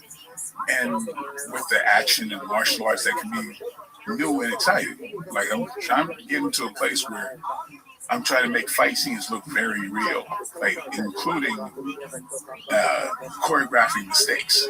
You know what I mean? I think people have become so much more sophisticated watching UFC fights and all that type of stuff. I think you got to raise the bar to make something look real. And there's a lot of the stuff that's in the superhero movies or whatever that you just kind of go, okay, you're seeing choreography for choreography's sake. Right. and you're not invested because you don't feel like you're looking at a real fight. And so I like to try to, use my platform to step that up a bit. Yeah, that's hard, especially as a person who's a martial artist, to watch fight scenes and go. You have to kind of suspend disbelief and go, all right. Well, yeah, kind of like, it's weird, but, kind of full circle. It's kind of going back to the way Bruce Lee did stuff. Mm-hmm. I mean, he's a little faster than the other person. He has a little bit more technique. And, if you imagine, like, even if I imagine you in a real fight, your technique's not going nowhere. And other people are not going to have that same technique. You beat somebody to the punch, you do things that would logically give you the edge. That's what you shoot. You know what I mean? Right. Yeah, so it's not like you got to do a lot of camera tricks. If you're moving faster and stronger than another person, well, there it is. There it is. So, luckily, I can put things on screen that kind of resemble what things might look like, and you get the benefit of the doubt because you're in a heroic position. It's just very hard to do that. It's very hard to make it look real. There's a real art to that. Yeah, but like with the movie that you turned down, Blood and Bone. I turned down John Wick 4 too, though. I turned down a lot of movies. You do. You did the right thing because what you're doing, you could not, this could not be more, up your alley doing the things that you're doing. But like John Wick was hard. I'm a giant John Wick fan, especially John Wick 1. And eventually, there's going to be a John Wick 7, so you decide to do that. They got kind of crazy. They're over the top now. But even John Wick 1 was totally unrealistic. Oh, man. Totally unrealistic, but so fun. I fucking love those movies. Yeah, well, I got something that's kind of in that vein that I just finished. There's a lot of body count, but a lot of CQB. I've been studying that for a while. A lot of like CQB. Close quarter combat. Okay. Of course, close quarter battle. But I've been doing like a lot of like tactical training, and kind of getting myself. I may compete at some point. Oh, really? Yeah. I'm pretty into it. Where are you training? Well, a lot of places. I trained with a guy named Tyler Gray. He's Delta Force. I had a lot of friends who were like, special force guys. You ever go to Terran Tactical? Oh, of course, yeah. I go to Terran quite a bit. That guy's the best. Oh yeah, he's amazing. You want to talk about someone who's very technical? Oh my God, he shoots from the hip like better than anybody is using a laser. No, he's preposterous. It's always iron sights. Yeah. He doesn't. He uses red dots, but he prefers iron sights. He's like, they never fail, they never go wrong. Yeah. And he's so crazy accurate. It's wild to watch. And then you think about like how fast could you just take out everybody in this damn room? It's kind of spooky. Yeah, it is spooky. Yeah. Well, it's also he's so calm about it too. Yeah. It's weird, like almost like autistic, like weird, fucking Rain Man-ish. Yeah. Like what the fuck? When you watch him do it, like many times I've gone to range and trained to it, like do a run. And he's like, okay, I'm gonna do this, I'm gonna do that, I'm gonna do this, I'm gonna do that, and then I'm gonna pull this out right here. Yeah. It's crazy. You're like, what the fuck did I just watch? Yeah. That's crazy. And then you see how many times he's won the championship? Oh yeah, ridiculous. And like there's only a few people that won consecutive years, and he's got like 7 years in a row and chunks of, I'm like, this is crazy. Yeah, he's a very unique talent. Yeah. Very unique talent. Yeah, a buddy of mine, like Tyler Gray, he's been Delta, he's been decorated. Oh my God, his place in Vegas, he creates guns, and he's got like more in his arsenal than every gun store you can imagine. But like he's something else. Like he's one of the most mellow people you ever want to meet in your life. And he's been the guy, been the consultant and director on Navy SEALs for years, and but I got a lot of friends doing that. So my brother, he just retired from Secret Service, and you know Danny Hester? No, he was a former Mr. Olympia, classic physique. but he's gotten into, I shoot with these guys all the time. And actually, Flex Wheeler. A lot of the guys are, into the gun stuff, so we go set up stuff and, But once you start training, you realize like how difficult it is and how long the learning curve is. Because you think, oh, you point, you pull the trigger, what's the big deal? But then you get into it, and then you see someone like Taryn or someone who's competing, and you go, oh, well, this is just like everything else, just like karate, like jujitsu, like there's levels, levels and levels and levels. Yeah. And you see people competing, and you go, oh, wow. Yeah. I'd like to do that someday. Yeah. You're in a great place for it. Yes. Yeah. Texas is a great place for it. Oh, yeah. There's a staccato range that you go to sometimes. It's awesome. They have all these different setups out there. They have this old West town with all these different like targets set up, and you run from doorway to doorway. It's pretty badass. Yeah, John Jones, I see, is doing quite a bit of that. It's a fucking scary human being. Yeah. And if you get past him, he's got his fucking dog Dutch. Yeah. Which is, he brings a Belgian Malinois everywhere he goes. Yeah. I know my good friend, Josh Barnett. He's at turns a lot too. Yeah, he's another scary human being. Yeah. And a very analytical, intelligent. One of the most very well read. He is like Jeopardy smart. He's Yes. like ridiculous. Yeah. There's not many things that he doesn't know. Right, yeah. He's amazing. I watch you guys on this show. I was very flattered. He mentioned out of nowhere, he started talking about how he was inspired by myself and my wife, and that it actually got me real choked up. I was like, what, man? Josh is a great guy. Yeah, incidentally, my wife is somebody that I don't know. You met her a long time ago. You last saw her sliding down the Luxor. Oh wow, that's crazy. Yep, that's crazy. On Fear Factor.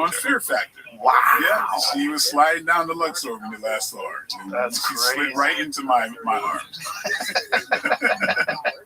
That's awesome. We've done our sixth movie together. Oh wow. So we've been, we got two our teenagers we got one left. We got two left in the house. We're going to college now. So, that's awesome. Congratulations. Yeah, man. So it's wild how these things kind of connect. It is wild. Yeah. It is wild. Yeah. Josh is one of he's like one of the best examples to me of when people think of a martial artist or think of a cage fighter, former UFC heavyweight champion, and you think of a guy like, oh, probably some brute, some dude. Have a conversation with him. Yes. And you realize the depth of his intellect and the depth of his knowledge, like how much he knows about Nietzsche. He can quote Nietzsche. Oh my God. Like he's so well read. He makes his own whiskey. Yeah. He's a very interesting guy. Man, what a Renaissance guy, man. Exactly. A real Renaissance guy. guy. We have the same birthday, so sometimes we throw parties together. That's awesome. Yeah, when he's in town, he's always in Japan and just all over the place, man. It's like he's an amazing human being. He really is. Yeah. And again, one of the best examples, like when people have a stereotype of what they think a cage fighter is. Yeah. And Josh was the youngest ever UFC heavyweight champion. Yeah. And man, that's probably like I've trained more with him than so many people. Like, and it's just what a great friendship and what a inspirational thinking person. So he did Never Back Down 3 with me. We shot that in Thailand. Oh wow. Yeah. What's it like training in Thailand? It's gotta be fun. Oh man, kind of hot. Yeah, but the motherland of Muay Thai. Yeah. Again, like with every style, there's its strengths and its weaknesses. A lot of them, a lot of things are round, they go around and not straight. Of course, the quickest distance between 2 points is a straight line. So it's not a whole lot of, they could do with a lot more boxing technique and some of those things. But man, talk about toughness and that kind of a thing. But it's kind of a tragic, like how they beat that shit out of themselves. By the time they're in their 30s, man, they're like Yeah, they're busted up. Yeah, Well, they start fighting when they're very, very young. Yeah. But it's also led to them training so intelligently. You know, one of the things about Thai training, they don't spar like a lot of Americans do, where they beat the fuck out of each other. They play spar. Yeah. And that play sparring allows them to not get beat up by the time they get into the ring on Saturday, because a lot of them are fighting every week. So they do touch sparring, you know, and a lot of people say, oh, you can't get good touch sparring. Well, you certainly can. Oh, yeah, absolutely. Especially when you're fighting every weekend. Yeah. That's probably the best way to do it, because you're you know, just working on timing, pattern recognition, and just getting your reps in. Yeah, just like with jiu-jitsu, of course, when you don't muscle things, when the technique, you let the technique do it, it's that's so much better. Right. Yeah, and you maintain so much better as well. Right. And I think one of the best examples of that is like Sanchai, because Sanchai is in his 40s and he's still fucking people up. I mean, it's crazy watching that guy fight, but you look at him, very unassuming guy, you know, he's not ripped. You know, he's an older guy, but he's just his timing and his smoothness and the way he moves, it's very playful. But he's just fucking people up. Yeah. Man, it makes me. I miss Thailand. I actually we did our wedding ceremony in Thailand. Oh wow! Yeah, and you know who officiated part of it was Tony Jaa. Oh really? Tony Jaa did cool. the Buddhist part of our wedding. He did the water blessing, and he also sang at the wedding. He's cool. He's like Bach. Yes. Yeah. One of the greatest martial artists. Ooh, what a great movie that was. Yeah. For martial arts technique, that was like one of the first times like real true Muay Thai was exhibited in a film, like absolutely, super high level. Yeah. I'm telling you, just my God, like he would do these incredible feats in front of you. Just unbelievable. He could do a somersault, hit you in the shoulder, and just tap you like that with his foot. Just he had that much control. It's unbelievable. Yeah. He was sick recently, but I think he's overcoming. I think it was a C word, man. Yeah, I haven't talked to him in a minute, but I just found out about it about I don't know, a couple weeks ago. Yeah, I knew he got thinner, but I'm hoping that he's better now. Yeah, he's a legend. Yeah, he's something else. It's so fascinating to me how different parts of the world develop a different style of martial arts, in Thailand in particular, because of the fact that there was so much gambling and there were so many fights that they developed this very heavy leg kick, clinch, elbow, knee style. Yeah. It was just very different than a lot of the other styles. You know, and for a long time was really dominating in kickboxing. But then you're starting to see other styles, like particularly a lot of Kyokushin guys now, specifically out of Japan. Have you ever seen this kid Yuki Yoza? Is he Kyokushin? Yeah, Kyokushin guy out of Japan who's dominating people. He fights very different, man. He's fucking up a lot of Thai guys with calf kicks. Okay. Oh my God, dude. No, I hadn't heard. Oh, I just officiated a Kyokushin tournament yesterday. What was Sunday? Was that 2 days ago? Yeah. I'm still connected in Kyokushin. I mean, I've been doing that, since I was a kid. Well, you did the whole thing, like where you have to fight like 100 guys in a day. You did all that shit, right? I did 30 man. I haven't done 100. I'm exaggerating, but it's like a lot of people. Yeah, which is the toughest. Honestly, I love it. It was the toughest thing I ever had to really face, because you come to a point where you want to give up, and you have to just, kind of walk the burning sands. What is it like walking the next day? Man, I remember the first time I did a 10-man, and I had several knees on my legs, put it that way. So, because they destroy your legs so bad. Yeah. Right? I did a 20-man one other time, and made the mistake of having I had like an energy drink beforehand, which is stupid because now my heart is racing higher than normal. And so it made it even harder. But somewhere around, like, inevitably, you get to a place where I remember the 12th guy, I'm like, what the fuck are you doing? Why are you here? But you have to dig deep. And you got 18 more to go.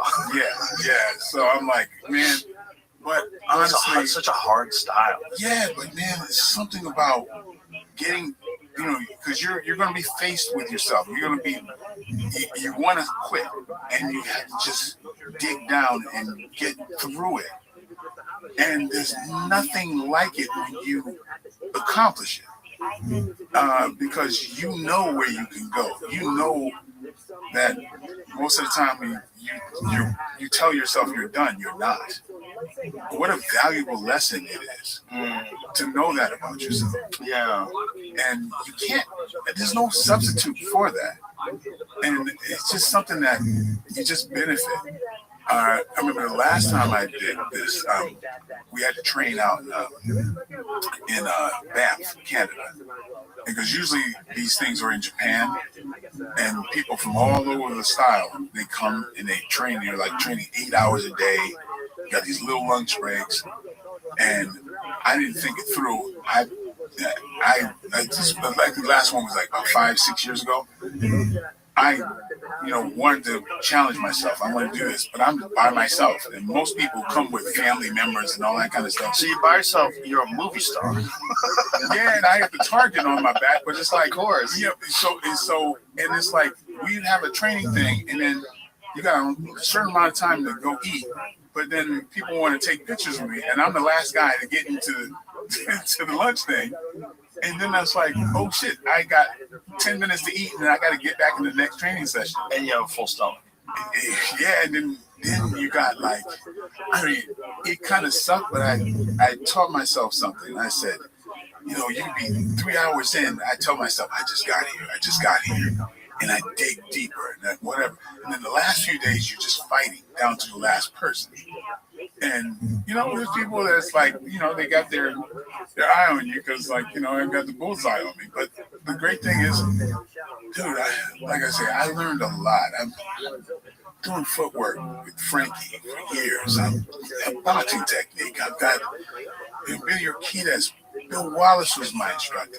I've got so many things in my arsenal, and to test myself, it's such a great benefit to and it was weird because I was thinking, like, am I insane? Because I had a movie that I was going to be starting like a week later.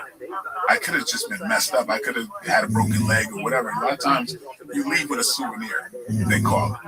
Like, when you trade in Japan, a lot of the Japanese want to give you a souvenir. That means a broken bone. But I had to try to, overcome that. So in life, it's especially in this kind of coddled life I'm living, I don't get a chance to test myself that much, right? Right. And, I had to, listen to my own complaints and shut the fuck up and get through it. Yeah, it's not fair because everybody's taking pictures and you're doing this and I'm by myself. No, that's not, the point is, get through it, Yeah. And I'm so glad to do that. And I always that's why I like to train with champions and stuff, because, that's, you want to get through things. You should be tested. I mean, if I had a religion, a large part of it, if I was the head of my own religious cult, would be that men go through something. There's a rites of passage. Yes. You got to know how to protect yourself and your family and your loved ones. That to me is paramount. You also have to know what's inside of you. Like, that's the only exactly way to find out is to test it. Exactly. Because otherwise, you get these dudes that have their chest puffed out and they're talking loud. Why are they doing that? Because they want to scare people off. Right. Because they don't know what they're capable of. They're terrified. Yeah, you can't hide from yourself. Right. And that's the thing. I'm not going to bullshit myself. I want to know, and it's great. There's no substitute for going through that. And that's the thing why I love fighters so much. You're basically naked to the world. Right. You have to dig down. You have to overcome things. Yeah. That's why I love them so much, because they're our gladiators. We live vicariously through them. And that's why I'm a little dogged about actors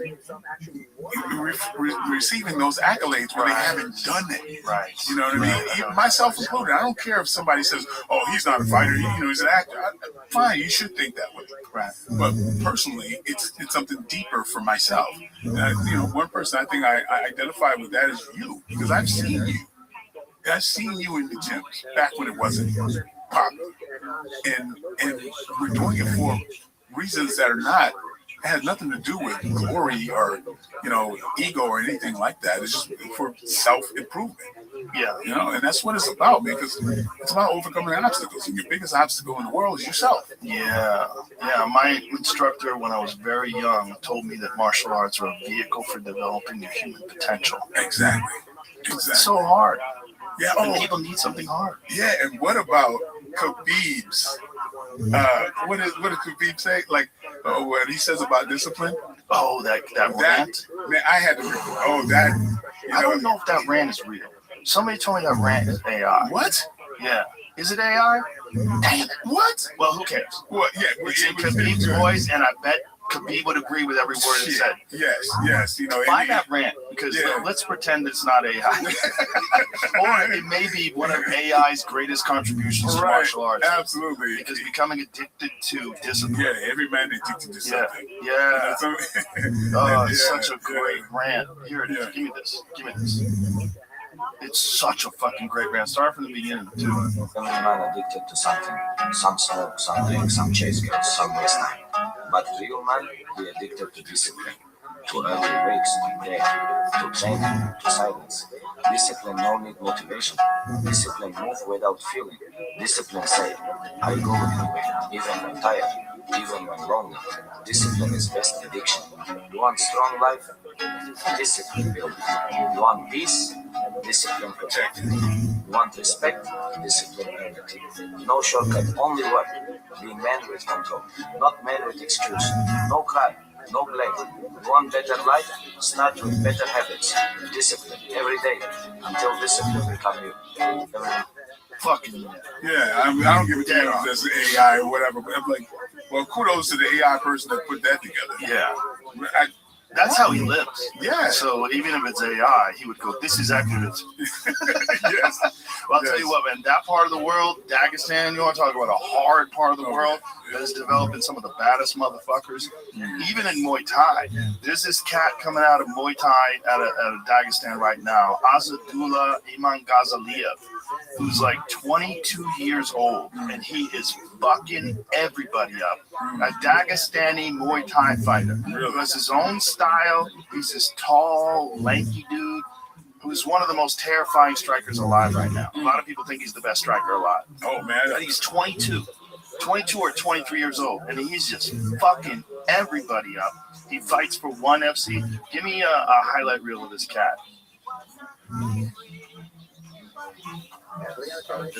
Highlight reel didn't pop up right away, so that's the first time. That's it. Best technical striker in the world. That's it. Click on that. Just give me some of this.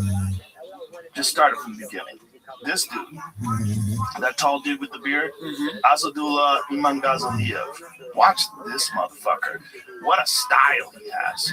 I mean, it's just this long, tall, lanky dude, perfect timing and measurement. And he just starts piecing dudes up. Yeah, well, I don't think so. If you scoot ahead, I think he fucks this guy up pretty quick. I've seen this fight. This guy he catches with one shot, but some dudes not so lucky. Oh, man. Yeah, that was one shot, but it keeps going, and then give me the next fight. He just starts lighting guys on fire, including Thais, and they don't know what the fuck is going on because he fights different than them. I mean, he's a Muay Thai fighter. He's got that straight, that he's exploiting the fact that they got so much round technique. Exactly, a lot of front kicks up the middle, and especially to the face, but also his spinning attacks. He's got wicked spinning attacks, man. And also comes off angle a lot. His head's never on the center line. Super fucking technical. But just lighting dudes on fire. And just an attacker. Always attacking. And it has the benefit of that range. That long range. Yeah. I mean, Nice. dude is incredible. And again, 22 years old. Like, look at that. So he's combining like Taekwondo techniques, karate techniques, and precision Muay Thai. I mean, the problem with this not this style, but this form, is that a lot of people aren't seeing it. ONE FC is doing a really good job of highlighting a lot of like elite Muay Thai fighters. You know, they have Tawan Chai over there and Sita Chai and all these like high level guys. But in America, this, for whatever reason, has not caught on. And the only way this guy's going to get the kind of attention that I think he deserves is if he gets into MMA. Boom. Yeah, look at axe kick, his spinning back fist. Oh, boom. man. And his straight rights are no joke. He's a laser beam. Yeah. He's so focused. He's so good, man. So good. Yeah. Yeah. So the Dagestanis are now entering into Muay Thai, which is a terrible sign for all these Muay Thai guys. Man, yeah, man. Those are hard people, man. Hard people. Oh, yeah. Start at a very young age. I mean, a very young age. Like, and also Dagestanis now, because of Khabib and Islam, they all know that this is the pathway to greatness. Yes, yeah. I mean, so there's heroes. And they're coming, Ankalaev. There's all these guys that have been world champions out of Dagestan now. So it's like you're seeing all these guys come out of there, and some of these young guys that are coming up are so good. Yeah. They're so good. But this is fascinating to me that you take a guy who's adapted this Thai style, but then morphed it into something that's different. And again, like you were saying, a lot of straight techniques. Oh, yeah. Especially when you're a tall guy like that for the weight class. I think he fights at 145. And when you're that tall at 145, you got those straight shots down the middle. Oh, yeah. Like his right is just like you can't really see it. Laser beam. Yeah, right directly at him. But it's also the hooks too. His hooks are coming around the guard. Right. Like everything is precise and his accuracy is spectacular. Yeah. I'm a student, obviously. I watch every fight I can. I watch kickboxing. I watch Muay Thai. I watch jiu-jitsu matches. I watch it all. Yeah. I'm always fascinated by these cats that stand out, and this guy just stands out. Yeah. It's great when somebody knows how to use their length like that. Yeah. Well, Yuki Yoza, the Kyokushin guy that I was telling you, totally different. This guy's doing is shelling up and getting in tight on guys and kicking the fuck out of their inner thigh, outer calf, lower. Like he's chopping at their legs. I mean, even Thai guys don't know what to do because they're not used to guys kicking their calves like this guy. Right. Yeah. So he's inside going shin to shin. And you know as well as anybody, Kyokushin guys have some of the most conditioned shins in the world. Yeah. They're always battering shin to shin. And this dude is just getting in. And you see in the second round, a lot of these Thai guys like, oh, fuck, I can't walk. Yeah. I can't move right. My calves don't work anymore. Yeah. So the calf kick, which is really kind of revolutionized MMA, it's changed MMA. Because 1-2 hard calf kicks, you're compromised, you're not moving right anymore, and you're not pivoting off that foot when you're punching, so your punching power is diminished. This Yuki Yoza guy is like putting it on Thai guys with it. That's something. I mean, especially for a Kyokushin guy to. I mean, the knock with Kyokushin, I've been doing that ever since I was a kid. Is just that not developing facial blocks. But this guy has incorporated Russian style boxing. He's got Russian style boxing with Kyokushin karate techniques. Well, yeah, that with the Russian style boxing, they really kind of mastered the non-telegraph kind of. Yeah. It looks like they're not going fast. Yuki Yoza highlight reel. There's a bunch of fights with him and Thai guys. And, the first round, Thai guys are doing their thing. And it looks, like a normal fight. But Yuki Yoza just starts chopping at those calves inside. And he's like multiple kicks to the calf from in tight and close. Yeah, that's punishing. And you see guys like playing at like, go ahead, kick me. And then after a while, like, fuck, don't kick me anymore. they try to get macho with him, and it's not working. But yeah, what would it take to develop like this is calves?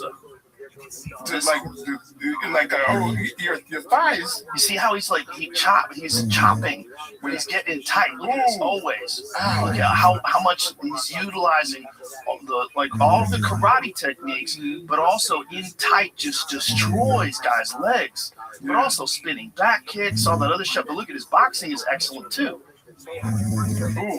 a lot of Muay Thai stuff, dumping people. But look at it. He's constantly kicking the inside of the leg. When they're committing to kicks, he's taking their legs out. This dude, one of my favorite guys to watch right now. Like, look, that's a Thai guy, man. He's just destroying their legs, man. And excellent movement. Yeah. And he comes out of a very high-level gym in Japan that's produced a lot of really Masasaki Nori, another guy who's like that, is a very similar guy who beat Tawan Chai recently.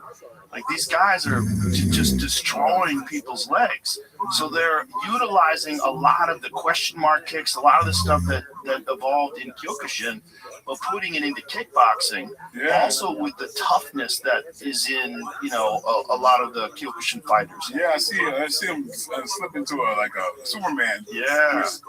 Everybody's gonna be susceptible for that. If you got a leg kick, that's that legitimate. Mm-hmm. Yeah, they're gonna bite on that. They're just gonna be open for it. And then he uses a Superman punch. Yeah.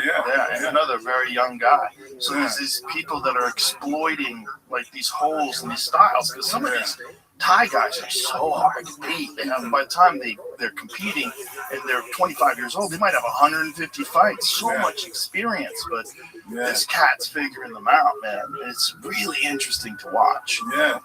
Yeah, so I would love to see. I wish there was like some kind of governing body that would get it, all the some superstars, whatever. Get this guy versus this guy from. Well, one is doing that a lot, but one unfortunately is not that popular in America. What I love about one is they'll have grappling competitions, they'll have kickboxing, they'll have Muay Thai, and then they'll have MMA. They'll have them all combined on one card. What is the one with that Michael Chevelle is on, right? Well, he was on that. Michael Chevelle's not with one anymore. Michael Chevelle is one of the best commentators. Oh, yeah. He's excellent. Great guy, too. I'll probably be seeing him in another 3 weeks. You going to Australia? Yeah, going to Australia. Nice. My wife and I, we were going to, we did a tour. I do like seminars over there and, meet and greets and stuff like that. We haven't done that in a while, but yeah, got some really good fighters out there. Oh, yeah. John Wayne Parr. Yeah. Some great fighters have come out of Australia. Yeah, so we're going to have some fun out there. That's awesome. Yeah, they're in New Zealand. Oh yeah, another hotbed. Oh yeah, another hotbed for fighters. It was just warrior cultures. Absolutely. Yeah. Warrior history. Dude, I don't think I've never met an Australian that I didn't like. I know they're the nicest fucking people. Cool. Yeah, they're the coolest people. They're friendly, easygoing. Yeah, you have rites of passage still. Mm-hmm. Places like that. That's one thing that is sad about the United States. It's like we're not making men anymore. Not a lot of them. No. When they are, they stand out. Yeah, that's why it's like a lot of times in these movies, if you have an alpha male, a lot of times that American alpha male is being played by an Australian or somebody from Chris Hemsworth.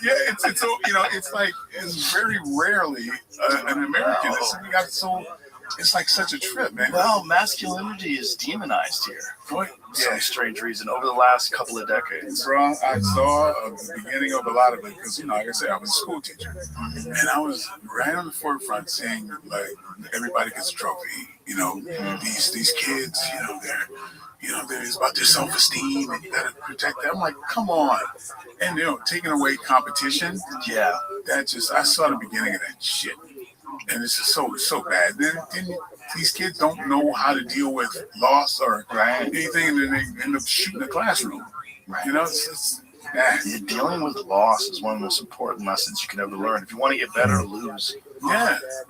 Losing is the best medicine because you lose. I don't ever want to feel that again. And then you start thinking about all the things that you cut corners on, all the things that you didn't do. What can I do differently to make sure that never happens again? I never feel that feeling. Or you quit.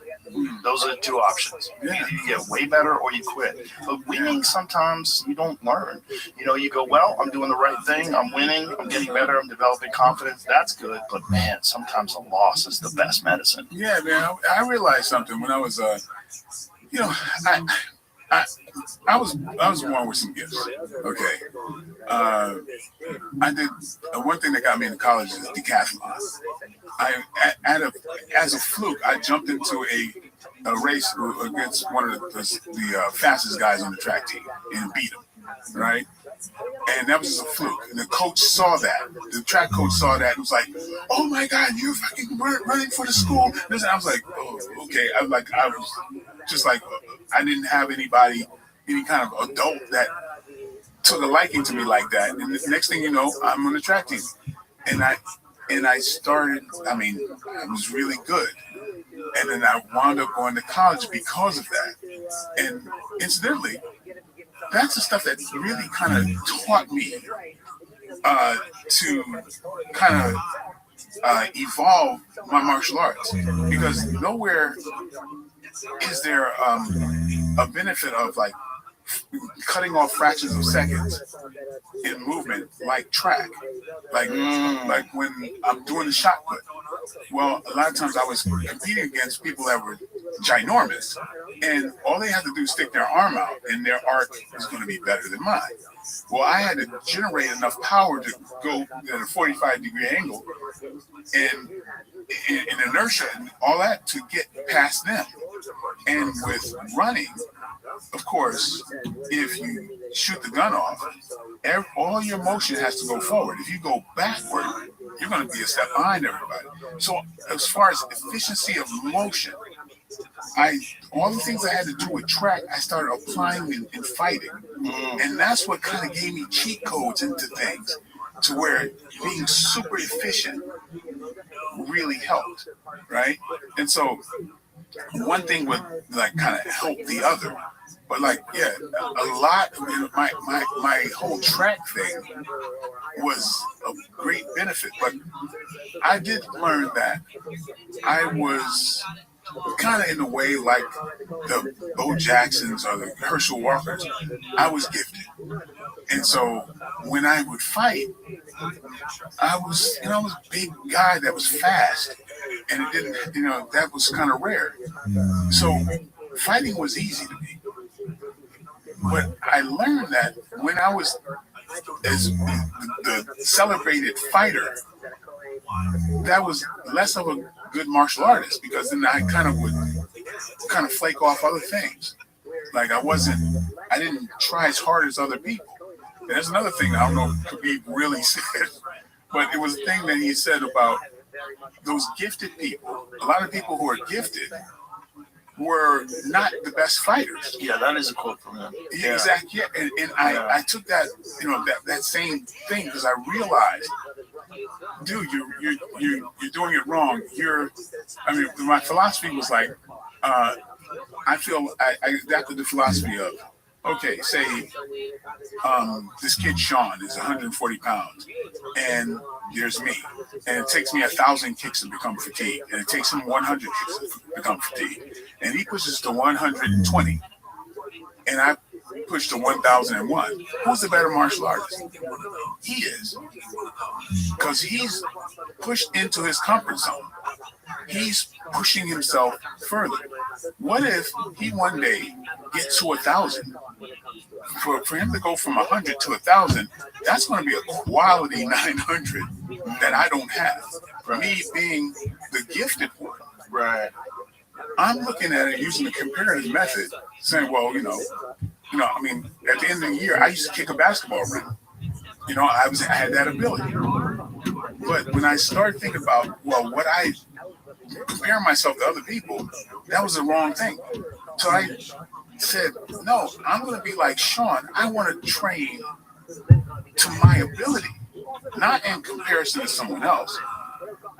And that really taught me something as far as, again, why I put myself through these things and the benefit of it by really, when what the martial arts really teaches is, in the fact that, I had these gifts, but if I use those gifts as a crutch, I'm limiting what I can be. Right, you're limiting your potential. Exactly. Yeah.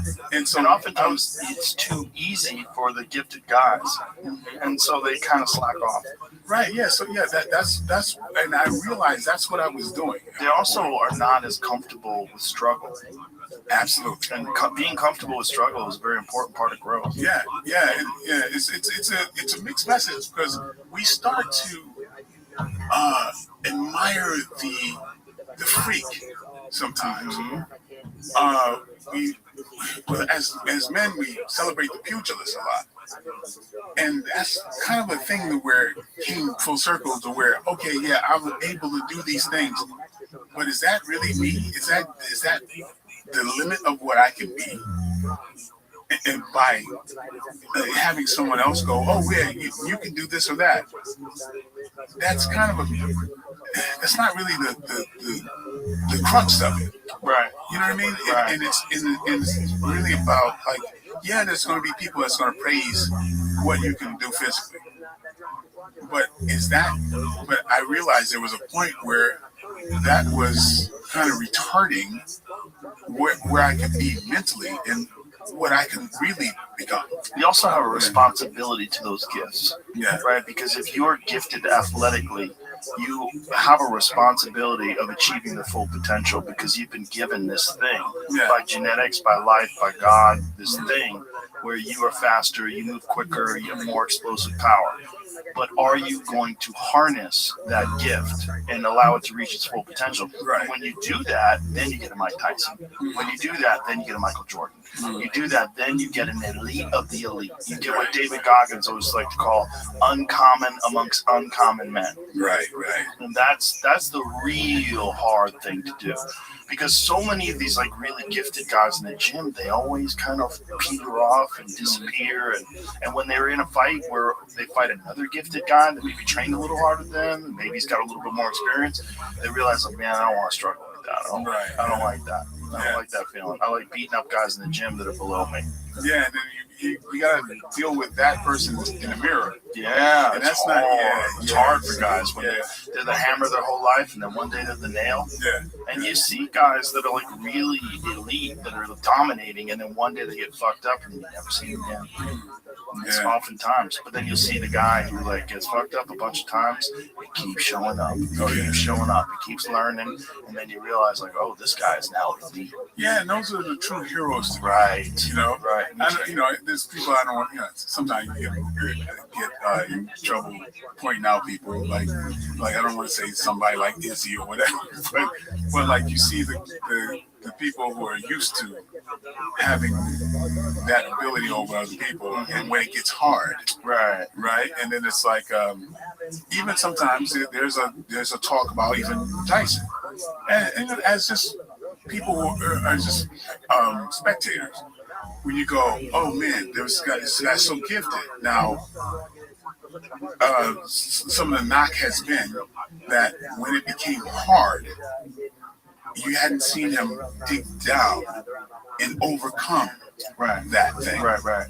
You know, because a lot of times when it got hard, it was like he just, kind of tapped out. Yeah.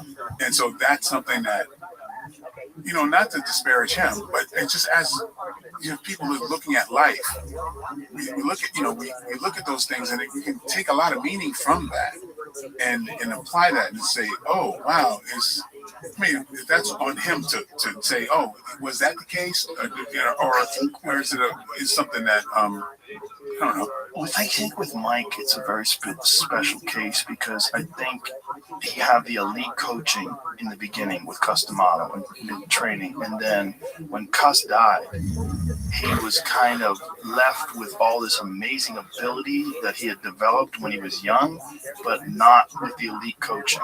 Like, so if Mike had left when Customato died, if he had then went to Emmanuel Stewart, or if he had, you know what I'm saying? If he had then went to an elite boxing coach and had someone analyze his style and someone he really respected. Yes, absolutely. That he could still maintain that same level of discipline when he was the 21-year-old dominating the world. Oh my God! But he had so much pressure on him. So much. Because I had to play him, so I had to study everything he did. And it's interesting because, oh my God, like I always viewed him as somebody who was always looking for a father figure. Yes. And I would study him, and with Customato, he would dress like Customato. He was a young black guy from Brooklyn with suspenders, right? In a cabbie hat, And then when Customato was gone, he was around Kevin Rooney, and Kevin Rooney had this really fast way of talking. it seemed like he adapted that when he was with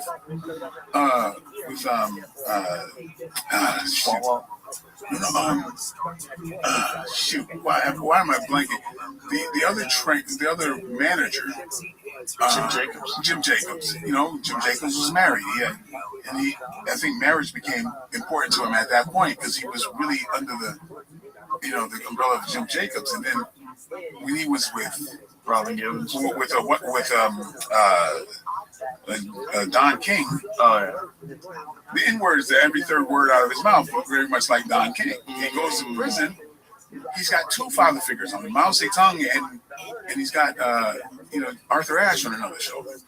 And I would just notice that, like, even speech patterns would change, and I looked at him as, wow, here's a guy that I felt like I identified with a great deal because coming from the same kind of place.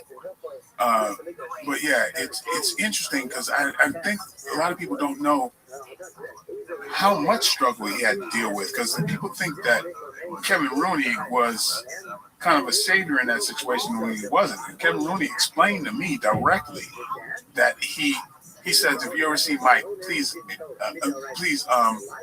apologize for me, because when Mike was married to Robin Givens, he didn't want to do this interview, and then turn around, Kevin Rooney did the interview. And Kevin Rooney was like, I really messed up when I did that. And Kevin Rooney even told me that when at the Spinks fight alone, Kevin made like over $1 million. He left that casino owing. Mike had to bail him out like so many times. And so people thought, oh, Kevin Rooney is no, Mike was. He had so much pressure on him, and I think with Don King trying to hire Mike's cohorts to help out, if you're going to hang out with him anyway, to try to just do that. He had so much.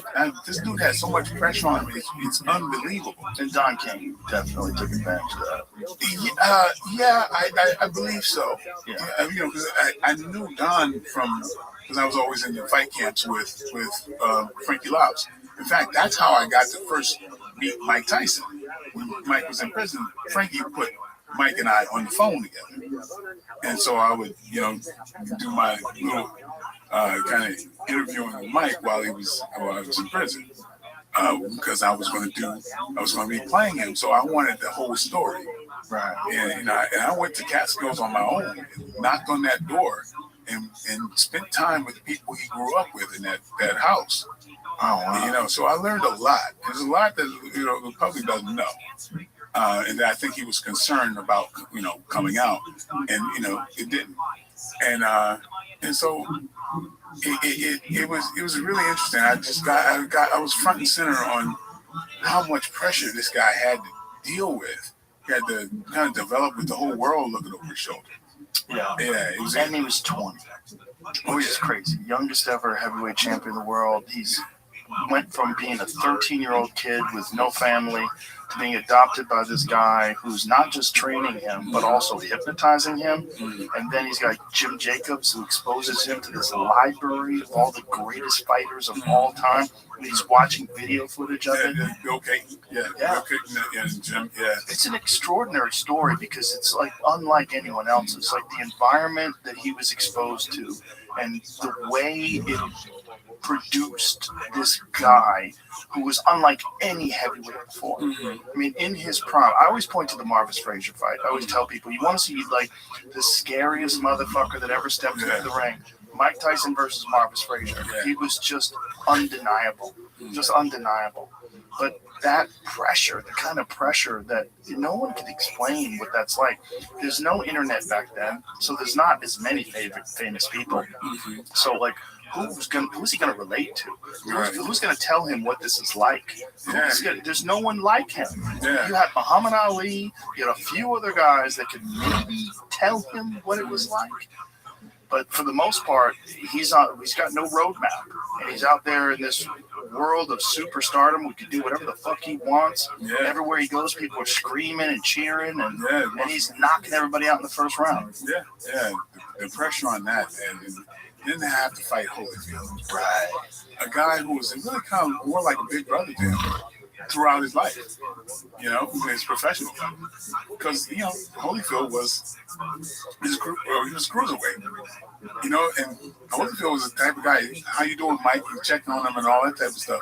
Then he has to fight this guy. And there's deep down, like, he's got to fight this guy he's got this reputation as a holy man, and he's all this type of stuff. And then I remember being at that fight, and I remember the press conference, and Mike was like really manufacturing this hatred that I was like, that's not real. Like, he's trying to dig down to really get this edge to really hate Holyfield. And I was like, I thought that was a mistake. But and I don't think psychologically he was in his game. Right. Holyfield had an edge on him. Yeah, there's also the fact that the holy man thing was a big deal. Like, Holyfield had this incredible belief in God, and he really believed that, you know, God was looking out for him, and he was going to go in there and and then couldn't be deterred. Dude, the third round. I mean, I studied all this stuff on Mike Tyson. Third round of that first fight got chills because, think about it. He heard something that he never heard his entire career. Everybody started chanting for the other guy. Right. Holyfield. Holyfield. And I swear to you, I saw just the air come out of this guy. Yeah. And it was like, I've done all of this, and they're chanting for this man. And how gracious he was, how Tyson was at the end. I felt like that's not a new thought. You kind of had that opinion of him going into this. Well, Holyfield had been through the wars, right? He had those wars with Riddick Bowe. He had the first war with White Muhammad Ali. Remember that fight at cruiserweight? Oh my God! Go back and watch that fight. He had the war with Burt Cooper. Like, he had war. And Holyfield was unflappable. He's like, I don't know why Mike saying this about me, but he never got angry. Yeah. It's like, how you know? It's hard to maintain like anger for that dude. Like, he's just like, okay, it's okay. Well, that's also terrifying too. Because you know you can't get in there. You're trying to get in that head, and it's like you're not getting in there. God's in there. Yeah, and then that's like, if you look at it, you know, Mike Tyson was committing to every first blow. Yep. Holyfield is a counter fighter. Fake him, let him throw that counter, and you got him. Yeah. And I was like, I think normally Mike knows this. Holyfield's center of gravity, so different. Thin-legged, big up top. Mike should be able to push him easily. I didn't see the things that I normally saw from Mike Tyson in that fight, which made me feel like this is a psychological component. It's a psychological component, but it's also a training component because, again, he wasn't with an elite trainer at that time. It wasn't the same as him being trained by Costamano. It wasn't the same. Yeah, he didn't have the bobbing and weaving style that he used to have. You remember he caught Holyfield with the body shot and the uppercut? Yeah. And just like, basically, you almost said, you saw, finish him. Yeah. But he just chilled. Do you remember that moment? I don't specifically. Yeah, there's a moment like that he hurt him, and Holyfield looked like it's like. Yeah, but Holyfield would rebound. I mean, the Riddick Bowe fights. But when you look at Tyson, you look at almost everything he's done. I thought I was about to see the beginning of the end, and I'm like, what the? I remember being there going, why isn't he jumping on him? You know, hey, no, maybe I'm wrong, but I swear I saw that moment. And I remember going, what's going on? Why is he not jumping on him? I mean, it's interesting. Psychology plays a big role in how you feel about the opponent, and the opponent essentially holds up a mirror and allows you to look at yourself. Yeah. And when he's comparing himself to this holy man, he probably didn't like it. Joe, you know, I think that's the way I thought about it. Of course, who am I? But this is my opinion. Those dudes with that kind of character, like Holyfield had at the time, those are scary guys. Because, like, they can't be broken mentally. Right. They're always good. And if you try to break him physically and he rebounds, like, oh, God.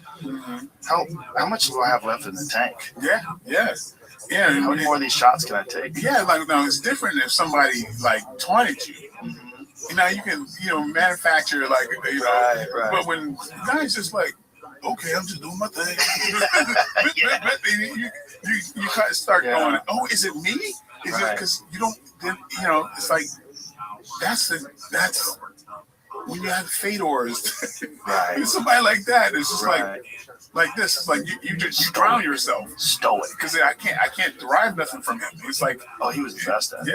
Yeah. Fedor was the best at it. Fedor would be in the middle of the most chaotic war and it looked like he was just sipping a cup of coffee. Yeah. It's crazy. There was no one like that guy. He's one of the most unique characters. And I think we were robbed of one of the greatest heavyweight matchups of all time when they never figured out how to put Cain Velasquez versus Fedor when they're both in their primes. Man, Cain Velasquez is the scariest person I've ever seen, as far as I'm concerned. Like, if there was one guy that, like, 'cause I pride myself that I get in the ring with anybody. That guy, man, he never got tired. Man, he had cardio. He had cardio for a heavyweight that was like a marathon runner. It didn't make any sense. He was a 240-pound guy who never got tired. Yeah, perfect technique. Yeah, and I think the fights with Junior Dos Santos, I feel like they ruined each other. Yes. I feel like they ruined each other. Well, I think certainly ruined Junior. Especially the second fight. The first fight, Junior caught. The first fight, Cain should have never took that fight. Cain had to take that fight because it was on Fox. It was a big deal. It was the main event of the first Fox card, and Cain blew his knee out. So if you look at that fight, Cain's wearing a knee brace. His knee was fucked up. Like, his meniscus was torn. He was all fucked up. He couldn't anchor on it. He couldn't really post on it. And then he couldn't get out of the way. And Junior caught him with a big right hand, cracked him, dropped him, stopped him. And then he comes back. Here it is. Here's Tyson versus Holyfield. Yep. Yeah, but Holyfield's still there. He's still there. Remember, he has a chance. He has a chance right now. Vander's hurt. That right handed up. You heard what he said, right? Yeah. But that took some wind out of Evander right away. He's the biggest rapper might get. But the thing about Evander is, Evander was always there. He had been through these kind of fights before. But I don't know where I am, but I was there. And something about seeing that, I felt like, oh, he's about to take him out. But I think because Evander rebounded, and Evander had a history of rebounding. Oh, sure, absolutely. Of wars. Absolutely, but fights. It still doesn't change the fact that I feel like there was an opportunity, and that was a very un-Tyson-like situation. I just don't think Tyson was Tyson anymore by this time. I mean, I think he was a one-punch guy by this time. He wasn't cutting those crazy angles. He would slide off to the side and rip the body and go. He was standing right in front of guys. Yeah. He lost a lot of what made him special, which was the speed of combinations and the movement. The movement is primarily because he could have never gotten that far if he didn't do that. Show that Marvis Frazier fight. Show that Marvis Frazier fight. Tyson versus Marvis Frazier is my favorite Tyson performance. Because Marvis Frazier looked like he was going to a funeral in the beginning of the fight. Look at him. I mean, you feel the energy from his face. And he played the Covenant right after this with the grizzly bear just mauling It's the same thing. Here it is. He just all over Marvis, like from the beginning. This was on ABC Wide World of Sports. I remember watching this at home. But look at the bobbing and the weaving. It's not just right in front of him. It's angles. Like right here. Boom! Oh, man. Oh, man.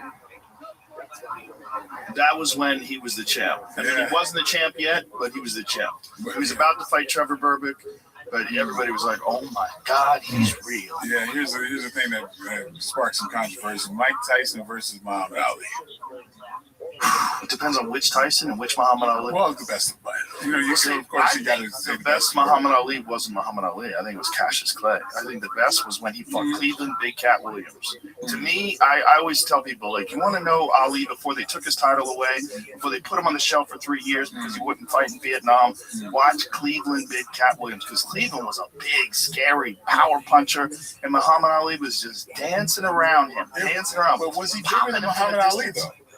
See, that's the thing about Muhammad Ali. People don't realize he was like the biggest guy in the ring. You know, he was only 4 pounds different than Foreman. People don't realize because he moves around the way he moves. Back then, but in the Cleveland Big Cat Williams days, he was lighter. He was only like 215 or 220. And Cleveland Williams was what? Big. Look at the size of Cleveland. Look at his back. Look at the back on Cleveland. Look at the legs, though. Yeah, but he was a power puncher, man. You watch somebody. Look at his back. Cleveland was a scary dude, man. He might be lean. But Muhammad Ali's a big dude. Oh, he's definitely a big dude. I think Muhammad Ali's bigger than that guy. Maybe. But look at the movement, man. Absolutely. So this movement was absent when he came back 3 years later. He never fought like this again. And when he fought Cleveland Big Cat Williams, Cleveland just did not know where he was. He was like 212. Williams was 210 at weigh-in. Oh, okay.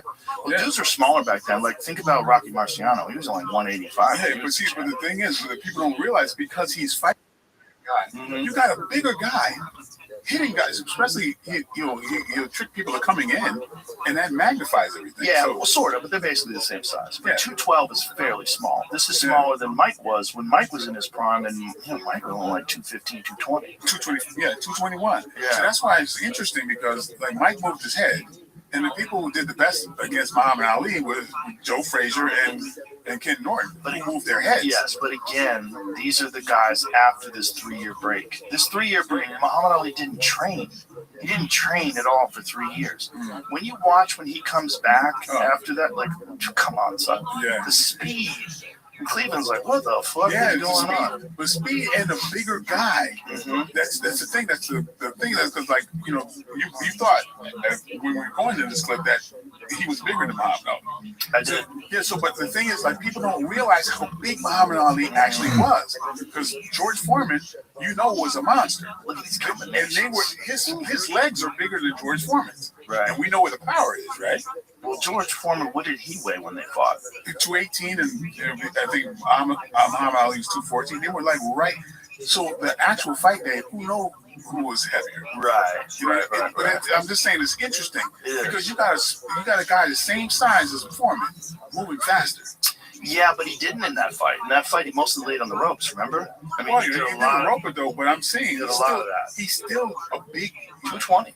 212 to 220, pretty close. Yeah, I've seen it different. I've seen that. He wasn't the same guy. If George Foreman of that time fought Cleveland, the Muhammad Ali that fought Cleveland Big Cat Williams, is a completely different fight. Foreman's getting pieced up. Foreman's getting pieced up from the outside, and Ali was just picking him apart and moving, and Foreman swinging it in. He was like nobody else before him, man. He was so different. He was so different.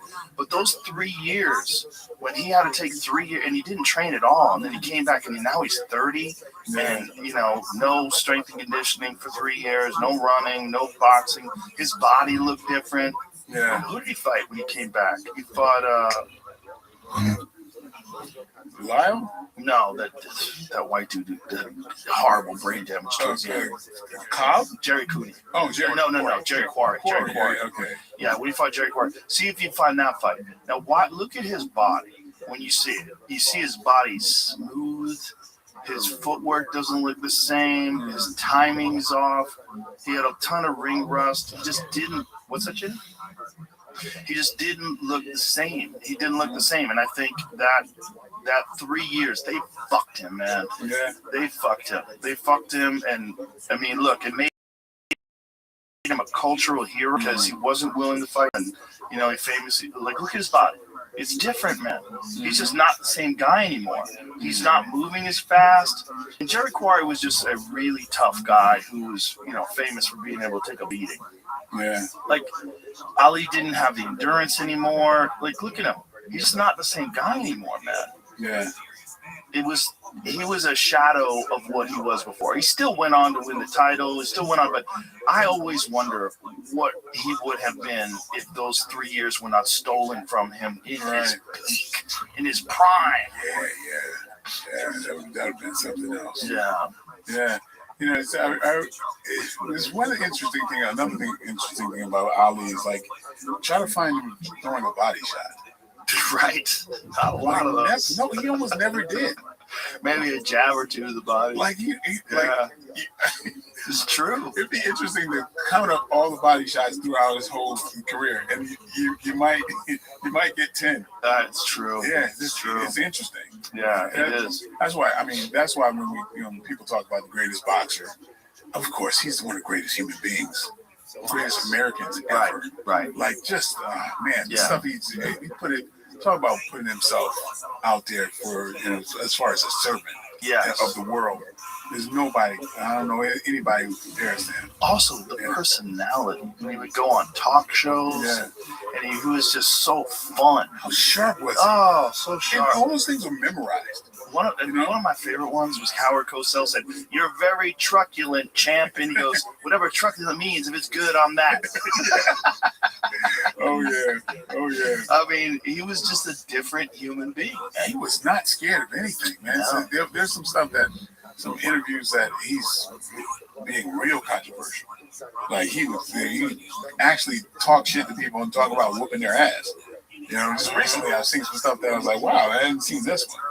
So, if anybody disrespected him, if they wouldn't call him Muhammad Ali, if they were calling him Cassius Clay, he would fuck them up. Yeah. What's my name? Pop! What's my name? Yeah. Pop! Yeah. He was a special person. And just culturally, like one of the most significant figures ever in the history of America.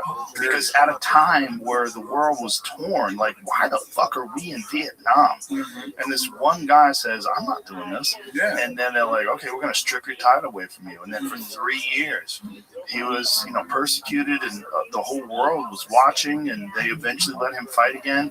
Yeah. By then, we had realized that Vietnam was not a just war. Yeah. And this guy, they had taken 3 years of his life away from him because he wasn't willing to participate. Yeah, what a hero. A real hero.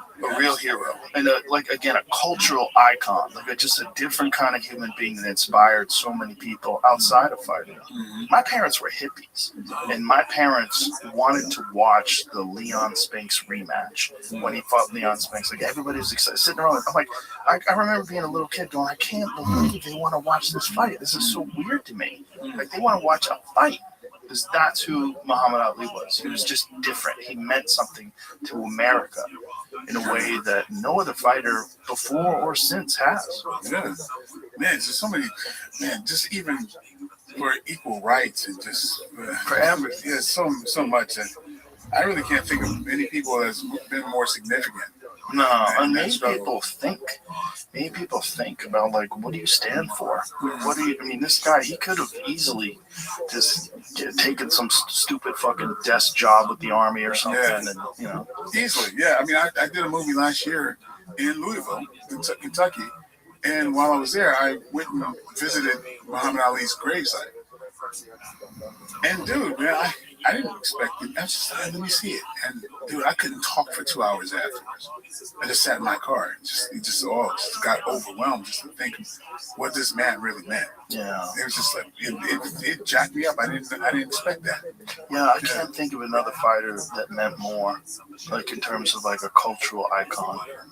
Can't think of another. Yeah, and put his life on the line and just was so, And that's a cautionary tale to fighters too, about the end. About fighting too long. Look, no one ever forgave Larry Holmes for beating him up. Larry Holmes, one of the greatest heavyweight champions of all time, never got his just due. Right. Because people never forgave him for beating up Ali. Yeah. Honestly, yeah. It's just crazy. Yeah. It's not fair. Didn't make any sense. Muhammad Ali was trying to beat him up.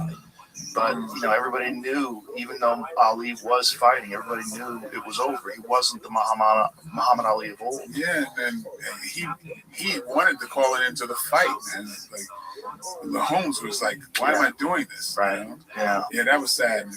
And he wasn't, Holmes was never that much of a likable presence. It was hard to come behind Muhammad Ali. Right. He was never that kind of a personality. Yeah. But damn, did he have a jab. That's the best jab around. Ooh, Larry, even when he fought Tyson, when he was popping with that jab, and it made you wonder, God, I wonder what Larry would have done in his prime. This would have been an exciting fight to see in his prime. You know, the two of them? Yeah, I still don't think he would have been able to beat prime Tyson. No. But it was wild to see. Tyson made his bones on fighting bigger guys and making them miss and pay for it. Yeah. Yeah. So he load up on on his legs, and a lot of times when he's landing, he's in the air. Yep. He's in the air, man. It was the speed too, middleweight speed in the heavyweight body. He's the fastest. Well, he was one of the fastest heavyweights. I think. There's one guy. Usyk's pretty damn fast. Oh, Usyk's nice. Yeah. Oh man, talk about a person.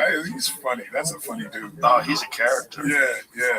And you want to talk about technique too. And another guy was trained by the same guy as Lomachenko. Lomachenko's father trained Usyk. Oh, cool. Which is also why he's like a heavyweight Usyk. Or a heavyweight Lomachenko. Yeah. He's got that footwork and movement and that Russian style, Ukrainian Russian style. It's like those guys, they figured out movement and footwork. Bilal has it, Yeah. So, we're very fortunate that we can see all of these incredible human beings that have, risked their life and their health and put it on the line, so we can see true lessons about character and technique. Yeah, I just wish heavyweights would concentrate on technique a little bit more. Right. I mean, maybe Usyk's changing people's perspective on that. Maybe they're realizing, like, wow, you can't just 1-2 everybody. Yeah, I think what happened is another thing in this country. It's like people, I think, they're not following boxing. They're not getting into boxing. A lot of these guys are going for the money, they'll try to play football or whatever. Well, since Deontay, we haven't really had a heavyweight boxing champion in America. Deontay was our last heavyweight boxing champion. Yeah, and talking about technique is. Yeah. Not the best. Yeah. But, he had what Teddy Atlas likes to call the eraser. Right, yeah, true. He can make all the mistakes in the world. He had that one eraser. Blam! Yeah. Deontay's were the craziest knockout punchers that's ever existed. Yeah. It was nuts. He hit you moving backwards, flatline you. Weighed like 212? Great 209 when he fought Tyson Fury the first time. 209. Yeah, he and I went shooting before. Like we've done some tactical stuff together. Yeah, really nice guy. Yeah, I love talking to him on the podcast. Oh yeah, he's great. I don't know, like just work on his technique, right? It's like, geez, I don't. Yeah, I don't know, man. It's too late. That's what you do for a living. I think he relied on that gift for so long. Because, look at the gift, though. At one point in time, he was like 39 knockouts out of 40 fights. Yeah. But it's like I know. Nuts. But it didn't matter when it landed. When it landed, you couldn't do shit about all that sloppiness. I still wouldn't mind seeing AJ versus him. I still wouldn't mind that either. That'd be interesting. I think after the car accident, AJ might be done, though, because he was, he was knocked unconscious in that car accident. I heard really bad. I heard he was out for like 10 minutes. Really? Yeah, and his two friends died. And after all his fights, and that was the last thing he needed is some extracurricular brain damage like that. True. And then also losing his two great friends like that has got to be, that's just fucking crazy. Yeah, that's a sad thing, but I think. Yeah, if he's my brother or my cousin, I'd be like, you gotta go through this. You can't you gotta. For their sake. Yeah. What would your friends want you to do? Well, we'll see. Yeah. I'm hoping the best. He's one of our warriors, man. Yeah. He puts his body and life on the line. Yeah. For us, man. It's like that's our modern day gladiator. I know. There's nothing like a fight. It's different than any kind of sporting event. It's very different, and the losses are way different. They're way harder to deal with, and the victories are way greater. Yeah, one of my best friends being Frankie, man. So I got front seat to all of that. Frankie knocked out Roy Jones back in the amateurs, and I wanted to see him get his due. He was WBA super middleweight champ for 5 years straight. But it was a front seat to the boxing life and the fighting life, and it's a hard world. Yeah, it is. It's a hard world. In the end, it's not pretty, and there's no one there for you. In the end, I was watching this piece on Bobby Chacon, who was a great fighter in the 80s. And oh my God, in the end, it was horrible. It's just horrible watching just the deterioration and the brain damage and the no one there for you. And that's a lot of guys. Yeah. And if, I mean, it doesn't regenerate, then no, it only gets worse. Yeah. And if you're experiencing brain damage now, I mean, without treatment, there's some treatments now that they're able to use to help regenerate some neural tissue but there's a certain amount you never come back from. Yeah. I know my son. One of my sons is. I mean, he's been going to what do they call it? It's like a stimulation thing. Mm-hmm. And the magnetic stuff. Yeah, it's man, I forget. But he's actually helped him out a great deal. I mean, he kind of went kind of an interesting route, like kind of experimented with some stuff before, but now he's kind of come back. He's turned him around. What happened? Yeah, he kind of was like he ain't getting high, doing it. He kind of went that route for a minute, but it's but he's gotten. I've just actually seen things turn around with this. I don't know why I can't remember, but it's this brain stimulation thing, and it kind of rewires you. Mm-hmm. I think I heard you talk about this. Ibogaine. NED and those type of things. Yeah. So there's things that are going. There are things that can help, but you got to be very vigilant about it. Yeah. So I've been connected to a lot of the anti-aging type of stuff. We're getting up there, brother. Yeah, it's fascinating. A good friend of mine is Bob Goldman. I don't know if you know who Dr. Bob Goldman is. No. Yeah, you should have him on your show. He's an interesting guy. He runs A4M. I don't know if you ever heard. It's this conglomerate of doctors all around the world that's dedicated to fixing causes of disease, not just chasing around the symptoms and stuff. And so it's like very much in the face of the pharmaceutical companies, they are really dedicated to like taking care of the things from the source. Okay. And it's been going on for a while, man. It's like they have like about 6 of these things a year. One of the biggest ones is in Vegas. But like you look it up, A4M. Okay. Sylvester Stallone, Arnold Schwarzenegger. He's been dealing with them. I've actually tried to. I've hooked Nick Diaz up with him to help him because they're on the forefront of the new medicine type stuff. And so it's an interesting thing. A4M, you have a lot of doctors who will be giving lectures on all the most innovative stuff, and they have all the newest equipment. That's just like just the biggest kind of like rooms, just huge rooms full of all the most collaborating. Yeah, it's a good time to be an older person. There's a lot of science behind it. Right, yeah. They have the belief that you should be in your, living to 100, but healthy. Yeah, they really believe that, and if it's ever been possible, now's the time. Oh yeah, I think so. Yeah. You should. My doctor, Dr. Alavizos, Doctor's 63. He looks like a freaking superhero. That's awesome. Yeah, 63-year-old guys when we were kids were basically dead. Yeah, they were just old men, frail, feeble. Yeah, it's interesting, man. It's like, and we're getting older, but not wood, man. But I've been very fortunate. I've been very lucky. Yeah, me too. This is a good time to be an older person. Yeah, man, you look good, man. You too. Yeah, I think I'm a little older than you, though. How old are you? Yeah, I'm 58.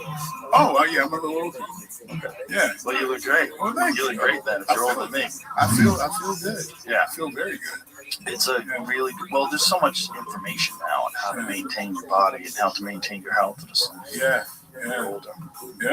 You know. Well, hey, brother, it's been great. I'm glad we got together. Me too, man. Again, man, I gotta tell you, man, how proud I am.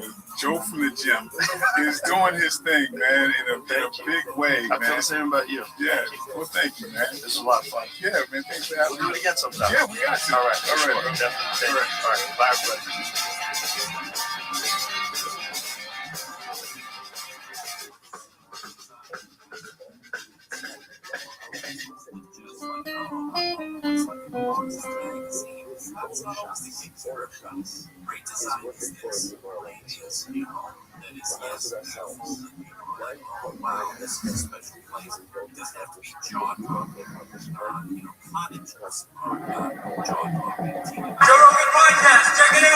The Joe Rogan Experience. Drink by day, Joe Rogan podcast by night, all day.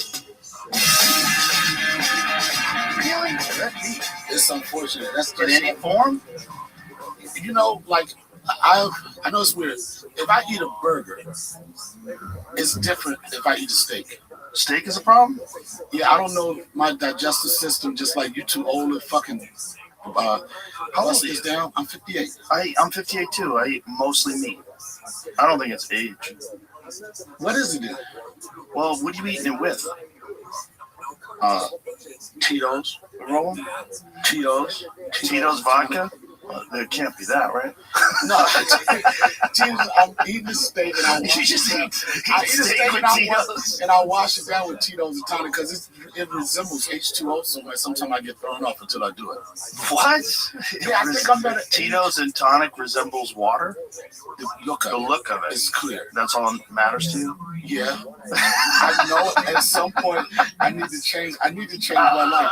I'm at the age now that it's like I look at certain food and I'm like, oh my God, it looks good, but you know you can't handle that. I think this is when I really, really need to be in love because I need to be with somebody that understands when I go places and when I want to pick out, they gotta be like, he can't eat that. He's right. You need a handler. He's gonna be thrown up. But I think a female handler. They call it geriatric. Like this is what I hear. This is what the streets are saying. Most men get to an age, it's a geriatric shit where you just smash all the women you want to do and everything. Now you're gonna have to worry about somebody helping you with your pill diet, helping you with your dietary needs and everything. And they say that's a lot of times when men fall in love when they need somebody to take them to the golden years. Oh, when you're about to be out of here, you need somebody to say, don't do that. You gotta mash this food up, you gotta chop it up. But I'm having digestive issues sometimes. With steak, huh? That's red meat, I want to say. And I'm a fan of it. So if you eat like a bowl of pasta with the Tito's, no problem? That's not a problem. Interesting.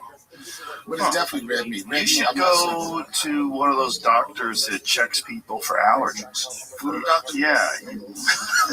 I don't want one of those. So I had to date an Asian. I mean, I had to date a Haitian chick. They into food really, really good. Oh, yeah. Oh, yeah. They stab you with pillows and shit. You want like that pain in your neck. Is there any particular reason, Joe, and I haven't been in a while, is there any particular reason why I am doing your show during Black History Month? No, you asked to come on. But you reached out to me. I reached out to you. I didn't. You could have reached out to me in July. I would have said yes. You got an open invitation. You know that. I have an open invitation, but this is when I don't know. I said, "Can I come to you?" You said, "This is what you told me." You said, "I have a guest," and then you called back. I don't know if Jamie said, "You know what month this is?" Right? I don't know if he added you. And you called me right back. I moved somebody for you because I knew you were coming here on a Monday. I had someone booked. Was it a Caucasian person? I don't know. I don't remember. Jamie? You know it was a white man or a black man. No, you know what? Did I put a white person? It might have been Michael Jar White because he's here tomorrow. Yeah. So it was probably Michael. I just probably moved him a day. But I appreciate you being accommodating because I felt like it was time for me to come back. I haven't been here a while. You can come on anytime. I really appreciate that. I hold that to be true. Come on. I know that's true. You know I love you. Yeah. I want some of that gum too, man. I'm sorry. The neuro gum? Yeah. Do we have any, Jay? Yeah, that stuff's the shit. I know, but whenever you say something is the shit, it's the shit. Yeah. Well, what can I do about I can't do anything about my diet. All right. Whoops. I hit the mic. Yeah, you can. You just you know, you should go to a doctor and find out if there might be something particularly about you that red meat doesn't agree with you. But it might just be what you're eating with the red meat more than the red meat itself. You know, that's what I would imagine. I would imagine it's not actually red meat. I would imagine it's what you're eating with it. Might be. And I'm going to check into it. Because as they say in the streets, I'm at that big age where you have to be considerate of a whole bunch of things. So that's what I have to do. I have to do that. Do you exercise at all? A little bit. Usually doing sexual intercourse is when I get most of my cardio. Get your push-ups in. Yeah. It's not as strong.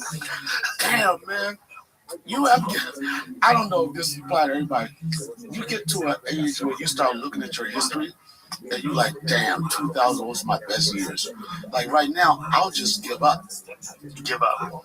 I don't put no pressure. I give up. I start asking like, what's your shoe sizes or whatever. I'd rather go shopping than to really try to pound somebody out for 3 hours.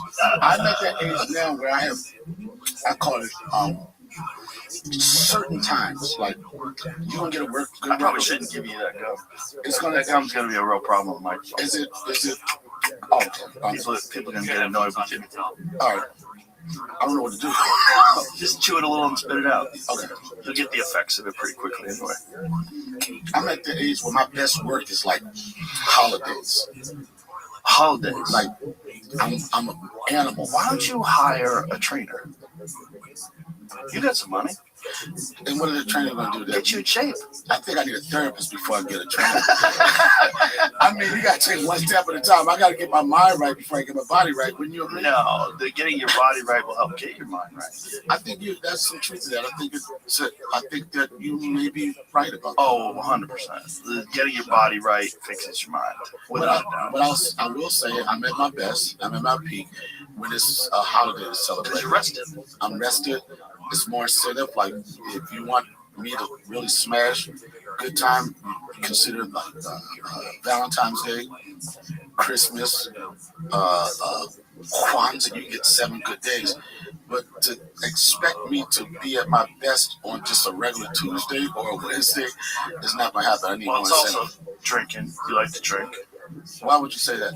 I know why you would say that. Come on, I'm seeing you. All right. I've been with you. Okay. I've drank with you. Okay, then that's a good point. All right. There's cigarettes. You was there. You brought a pack with you. Right? There's that. Those are not good. There's But you used to smoke. I saw one of your podcasts. I forget how you explained what made you not want to smoke anymore. Well, cigarettes are a cognitive enhancer. They are. It's fact. Nicotine is a cognitive enhancer. There's no doubt about it. It's fact. And it does things to your mind, stimulates your mind in a way that very few other things do. That's why a lot of intellectuals, a lot of professors use nicotine. A lot of academics use nicotine. A lot of people that rely on their brain use it. A lot of writers use nicotine.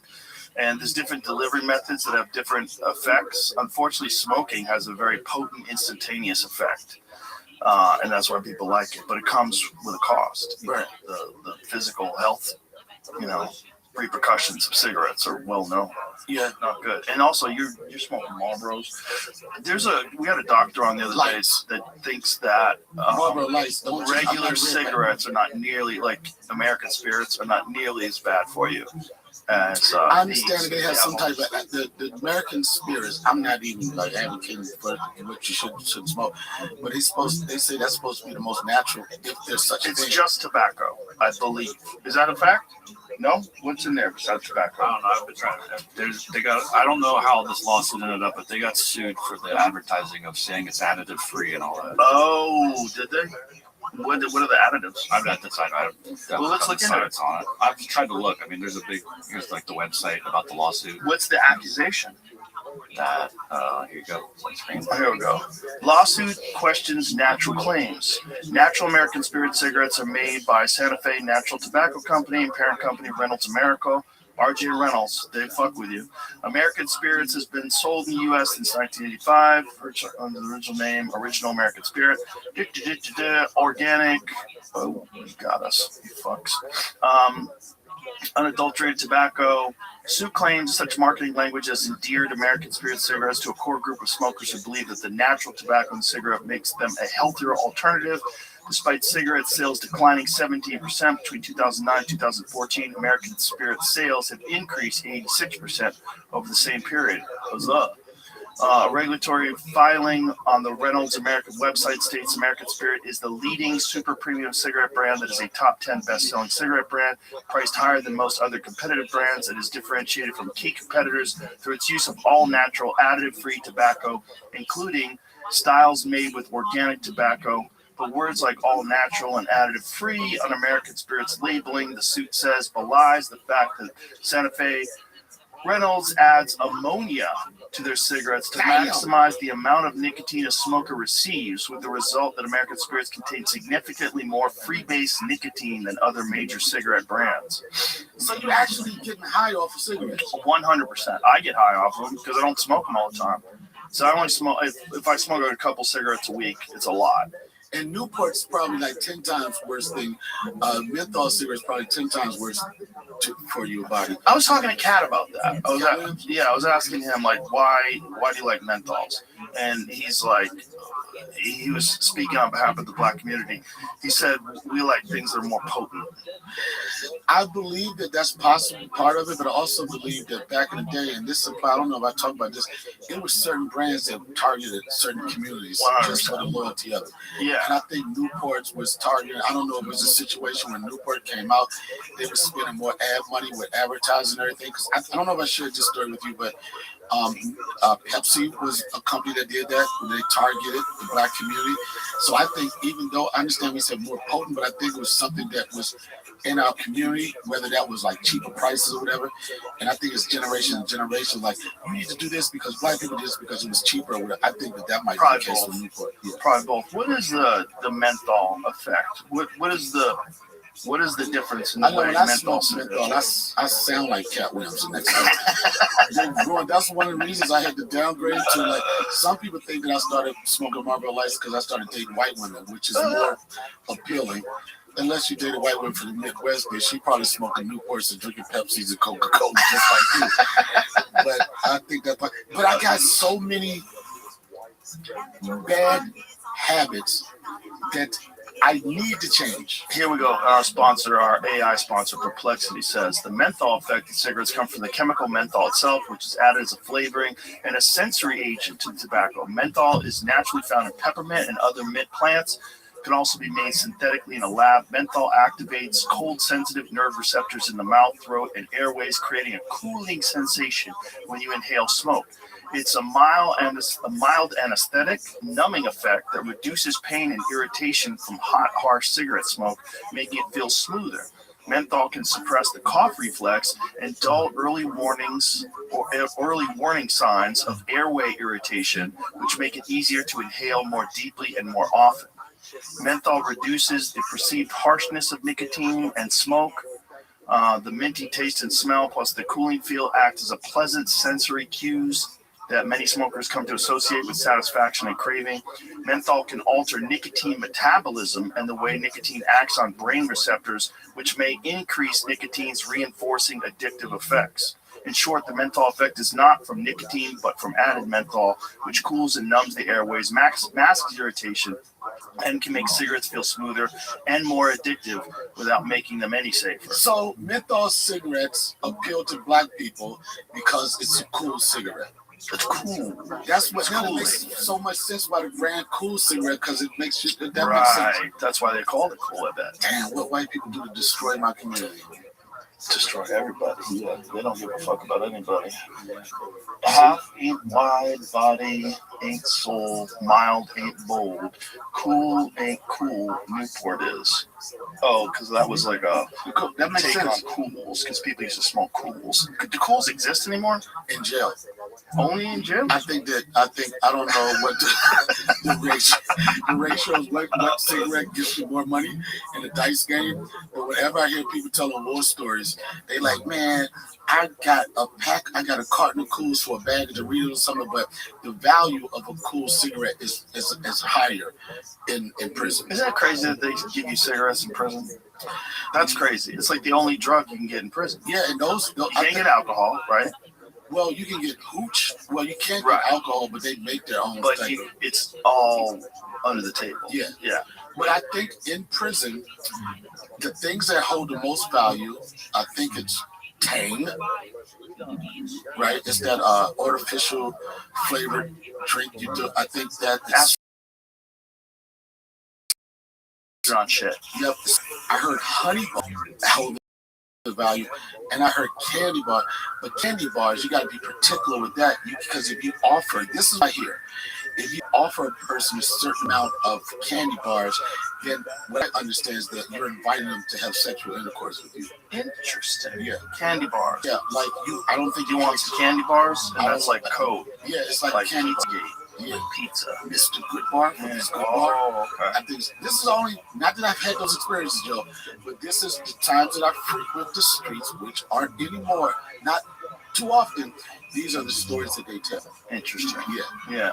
And these facts, you don't need them for anything but for barbershop talk, but these are conversations that I have. I've heard people have. It's interesting how different brands market to different people, and I mean, how do they figure it out? Like, what do they work? Like, that's where it's evil, right? Like advertising itself, I don't have a problem with, but there is something weird about deceptive advertising that's legal. You know? Well, they do a history on what people like. I was watching or reading a story about the people that started Forever 21. I forget what the brand was. It was some Koreans from South Korea, not to be confused with Kim Jong-un and those people. But they were tailors or something. They started a small boutique. And what they would do is they would have these clothing, pieces of clothing, and they would really pay particular attention to what colors people like, what was selling the most, whatever, and that's what they buy. And one of the things that made Forever 21 so popular because they had really inexpensive, these clothes weren't expensive, but they was turning them over so quick. You know, so people do case studies and see what people attracted to.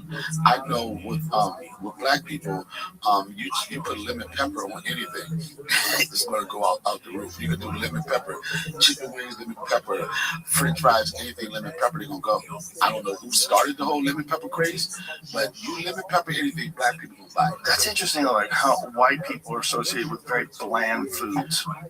You know, macaroni, cheese, mashed potatoes, mayonnaise. And you know why you're connected with that blandness? Because the way you pronounced it. Macaroni and cheese? You never, ever say, if you tell somebody, if you say, and you would be able to be invited to the cookout, Joe, you know, people like it. If you say, hey guys, I'm coming to the cookout, right, and I'm bringing macaroni and cheese, you're going to get uninvited to the cookout. How should I say it? Mac and cheese. Mac and cheese. Yeah, you can't say macaroni and cheese. Nobody ever does that. Okay. They would look at you as a spy. You would get invited and get invited. Well, I'm a different type of white person because I'm Italian and we're associated with spicy food. Very strong flavors. Yeah, but this is different. Like Italian people don't like bland food. It's like you're not going to say spicy. You're not going to say I'm bringing baked ziti to the barbecue. You'd be like, I'm bringing ziti, right? Yeah, I would say baked ziti.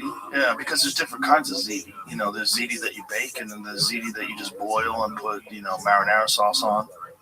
But I will say this: as much as communities make fun of white people and their lack of seasoning, that can save your life.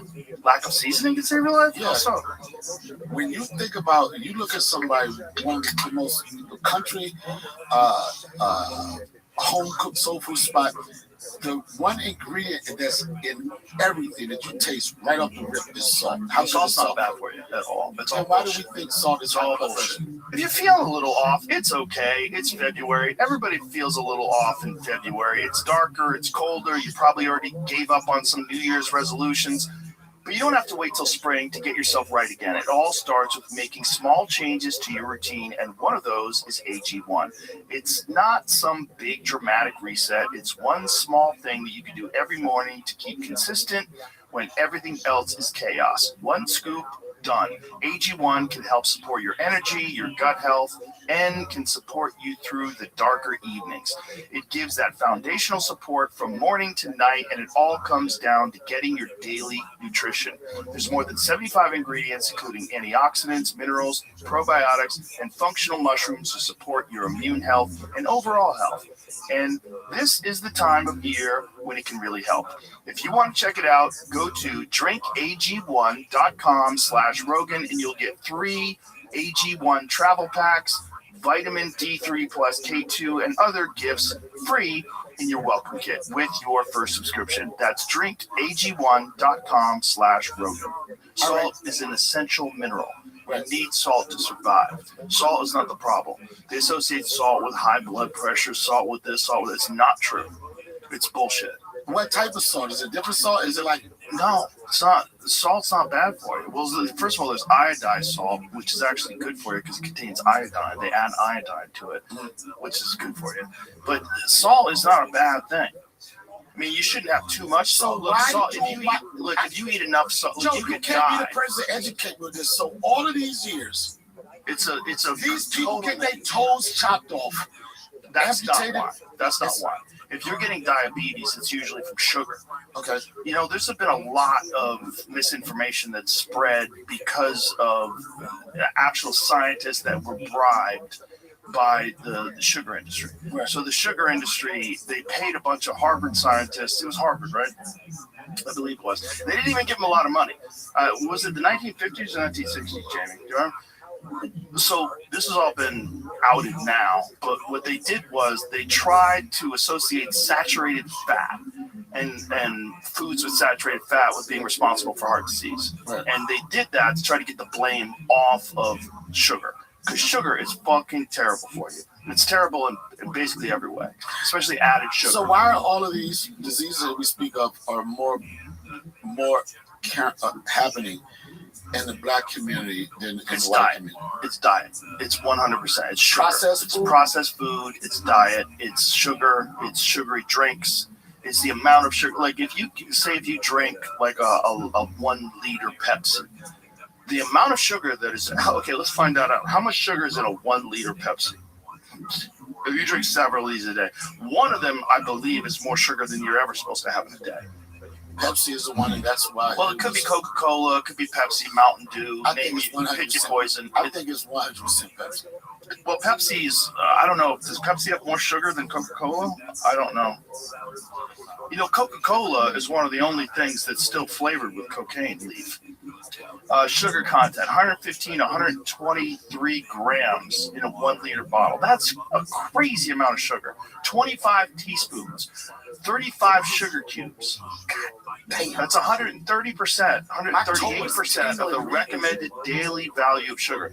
That's where people are getting type 2 diabetes. They're getting it from excess sugar, specifically excess sugar, like in a liquid form. Your body does not know what the fuck to do with that, because nowhere in nature do you get sugar in a liquid form like that. Like even orange juice, like people think orange juice is good for you. It's not. Like drinking orange juice, yeah, you're going to get some vitamin D, but you're also going to vitamin C rather, but you're also going to get a gigantic dose of sugar that has no fiber in it. But is it a different type of sugar in fruits and vegetables than what you get off the counter? You get fructose rather than high fructose corn syrup. Sugar from fruit is the best sugar for you because it's attached to fiber, and that's a slow release sugar. Like if you eat an apple, apples aren't bad for you. It's a natural way that your body consumes sugar. But there's apples were bad for Adam. I don't even know if it was an apple. It was a fruit. It was a fruit from the tree of knowledge. The tree of. It was an apple. It was an apple, but it wasn't an apple tree. What specifically does the Bible refer to as the fruit? Adam and Eve. Adam. You know the truth? Eve never talked to God. Adam talked to God. Adam told God not to eat the fruit. There's nowhere in the Bible does it say that Adam went and told Eve. This is why we should start not just shutting women down to listening to them, It all started off. Genesis does not specifically specify, rather, what kind of fruit Adam ate, only that it calls it fruit from the tree of knowledge of good and evil. Yeah, so it's not necessarily an apple. We call it an apple. The text never names the species, apple, fig, etc. The Hebrew word is peri, a general term meaning fruit without a botanical detail. Where the apple idea came from over time, Jewish and Christian interpreters proposed many candidates, including fig, grape, pomegranate, citron, and others. Now, common ideas that an apple developed later in European tradition, helped by wordplay in Latin and Old French, where the words evil and apple, or fruit, sounded or were spelled similarly. So it's not necessarily an apple. I really don't know what to believe. Well, I feel like I get so much more information when I come here. Yeah. I don't know if people understand that. Well, the crazy thing is that, I mean, I found this out recently because I've actually been reading the Bible, that there's no reference whatsoever to Adam telling Eve, you're not supposed to eat the fruit from the plant with the knowledge of good and evil. I never knew that. Yeah. I just knew it's just Adam just with an apple and the shit got fucked up after that. What happened was God created Adam. This is what Genesis says. God created Adam and then told Adam, go and name all the animals. And then when he was done with that, Adam made Eve. But he never said, it never says in the Bible, Adam told Eve, do not eat the apple. Who's giving us this misinformation? Well, the problem with the Bible is, first of all, that it was an oral tradition forever. So it was an oral tradition for a long time before it was ever written down. Then it was written down in a bunch of ancient languages. It was written down in ancient Hebrew. It was written down in Aramaic. And then when you translate ancient Hebrew to, first they translated it to Latin, and then they translated it to Greek, and all these other, maybe Greek first. I forget which one was first. But either way, the translations miss a lot of the language. It's a very complicated. Ancient Hebrew is a very complicated language, and the numbers double as letters in ancient Hebrew. So ancient Hebrew doesn't have numbers. All their words have a numerical value to them. What do you think makes people so connected to the Bible? Is it because of wanting to believe in something? Definitely wanting to believe in something. And then specifically, if you look at like the teachings of Jesus Christ, if you follow them, I think it'll lead to a better life. I think it makes you a better person, makes you a better member of the community. It reinforces community. It's like a really good way to live your life. So I think people that live that way, that actually live that way, they're better examples of human beings. So that makes it reinforced. But it's also people, there's a lot of other religions that people believe in that don't have those aspects to them. People want to believe things. People want to believe in things, even if you like Scientology. People deeply believe in Scientology, and we know it was written by a science fiction author who was a bad science fiction author. L. Ron Hubbard wrote some terrible books. Like, that guy would just bang books out. He never rewrote shit. Everything was a first draft. Just claim. He wrote more fiction than any human being that's ever lived. And he also wrote Scientology. And people believe in it. I do believe it. I think people, like you say, people want to, if your life is fucked up, whatever, they want to be able to say, okay, this is my save. If I believe in this, it's going to get me on the right track. 100%. And then with that, with these, like, Drewski just did a skit that went viral, right? And it was like he was making fun of the mega churches and everything. But these churches, like, they give these people something to believe in, make them feel better, and they charge them. Do you think that there should be a separation?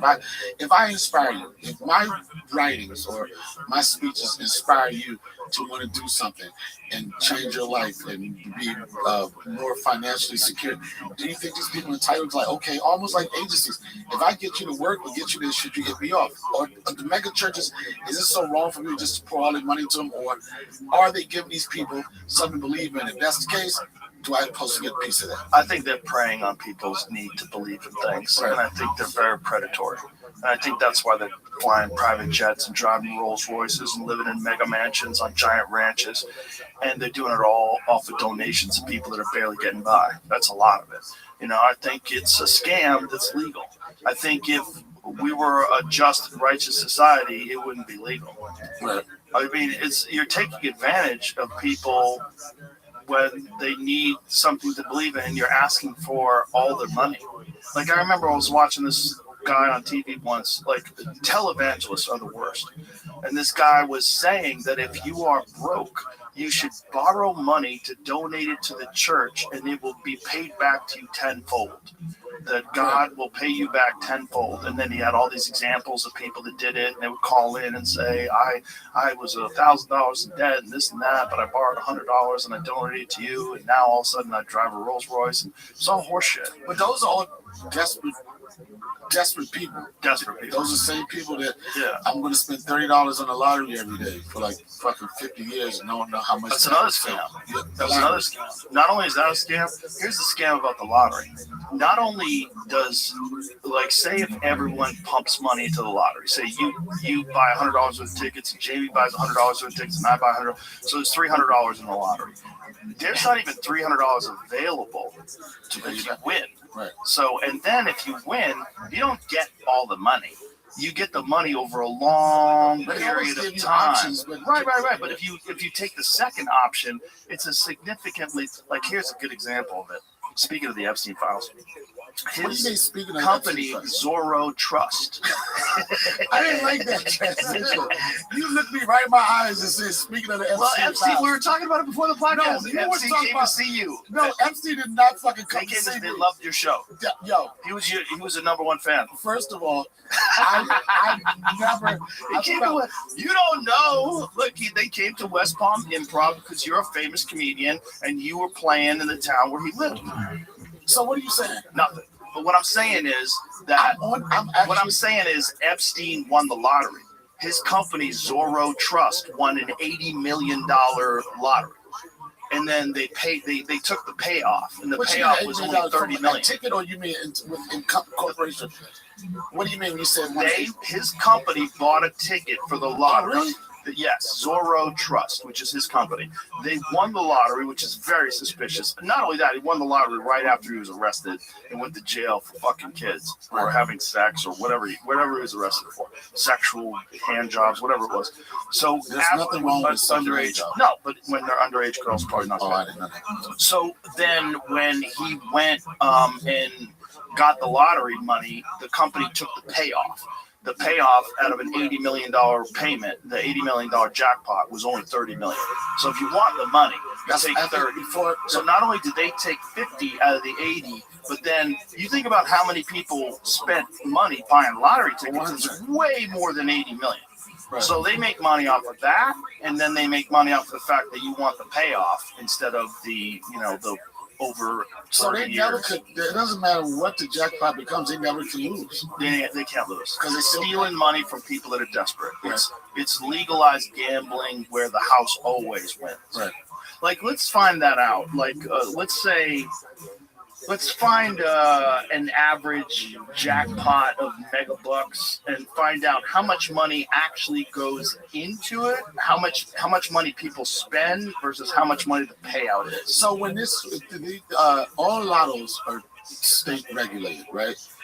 Right? I don't know who regulates. Okay, so they get $100 million from people trying to win $1 billion. It's because the state regulated. Do they have to pay taxes to the government for the money that the lotto? No, it's the state. Well, the government owns it. So it's a whatever the. But not only that, you pay taxes on it. So say if you get that, yes, of course. So say if you take that $30 million payout, you don't even get $30 million. Then you have to pay taxes on that $30 million, so they get money from that too. So they can't fucking lose. But for a person that's never seen, barely seen $1,000 anywhere, anything with $1 million, they're gonna be excited about it and take it. Exactly. And over time, most people are not gonna win, so most people are dumping money into it. There was a story of a young lady. I don't know exactly what it was. I think she won some type of lottery where they gave her two options. She would get, I think it was like a payout of like $2 or $3 million right up front, or they give her, I think it was like $20,000 every month for as long as she lived. Yeah, that's how they do it. And she did this. Well, people think that it's kind of crazy, but if you consider the fact that she was probably 2021. Her life expectancy she was white, so she probably lived to 132. You know what I'm saying? She looked like that was a smart. A lot of people would not understand that. That was a smart thing. But I don't think it's for the rest of your life. I think it's until it reaches that number. I don't think they're going to give you money for the rest of your life. Well, maybe I was reading the headline. Maybe it's a different kind of lottery that I'm not aware of. Maybe I think it was something as long as she lives. That sounds crazy. Yeah. All right, here it is. Typical Mega Millions jackpot run total ticket revenue is usually several times the advertised jackpot. But there's no single fixed average because sales vary enormously with the jackpot size. Still, you can get a good ballpark. So around 50% of ticket revenue goes into the overall prize pool. So the government makes 50% right off the bat. Right. So if it's $100 million payout, they already made $100 million. So that's $200 million is what they made. They throw in $100 million for everybody. Of that prize pool, roughly 2/3 to 3/4 is allocated to the jackpot, with the rest funding lower tier prizes. So that means even if there's $200 million, out of $100 million, only 2/3 of it goes into the big jackpot. And that means the jackpot is typically in the order of 1/3 of total ticket sales that run. And then out of that 1/3, so say if it's 100 million, or with the Epstein case, it was 80 million. He took the payout, which was 30 million. So they make 50 on top of that. And then on top of that, you pay taxes on that 30. It's a crazy scam. What do they do with the money? Whatever the fuck they want. I think they probably. I think that in certain neighborhoods, I think they probably pump a certain amount of winning tickets into a neighborhood just to get you addicted to keep going in there and spend your money. Well, it's supposed to be random.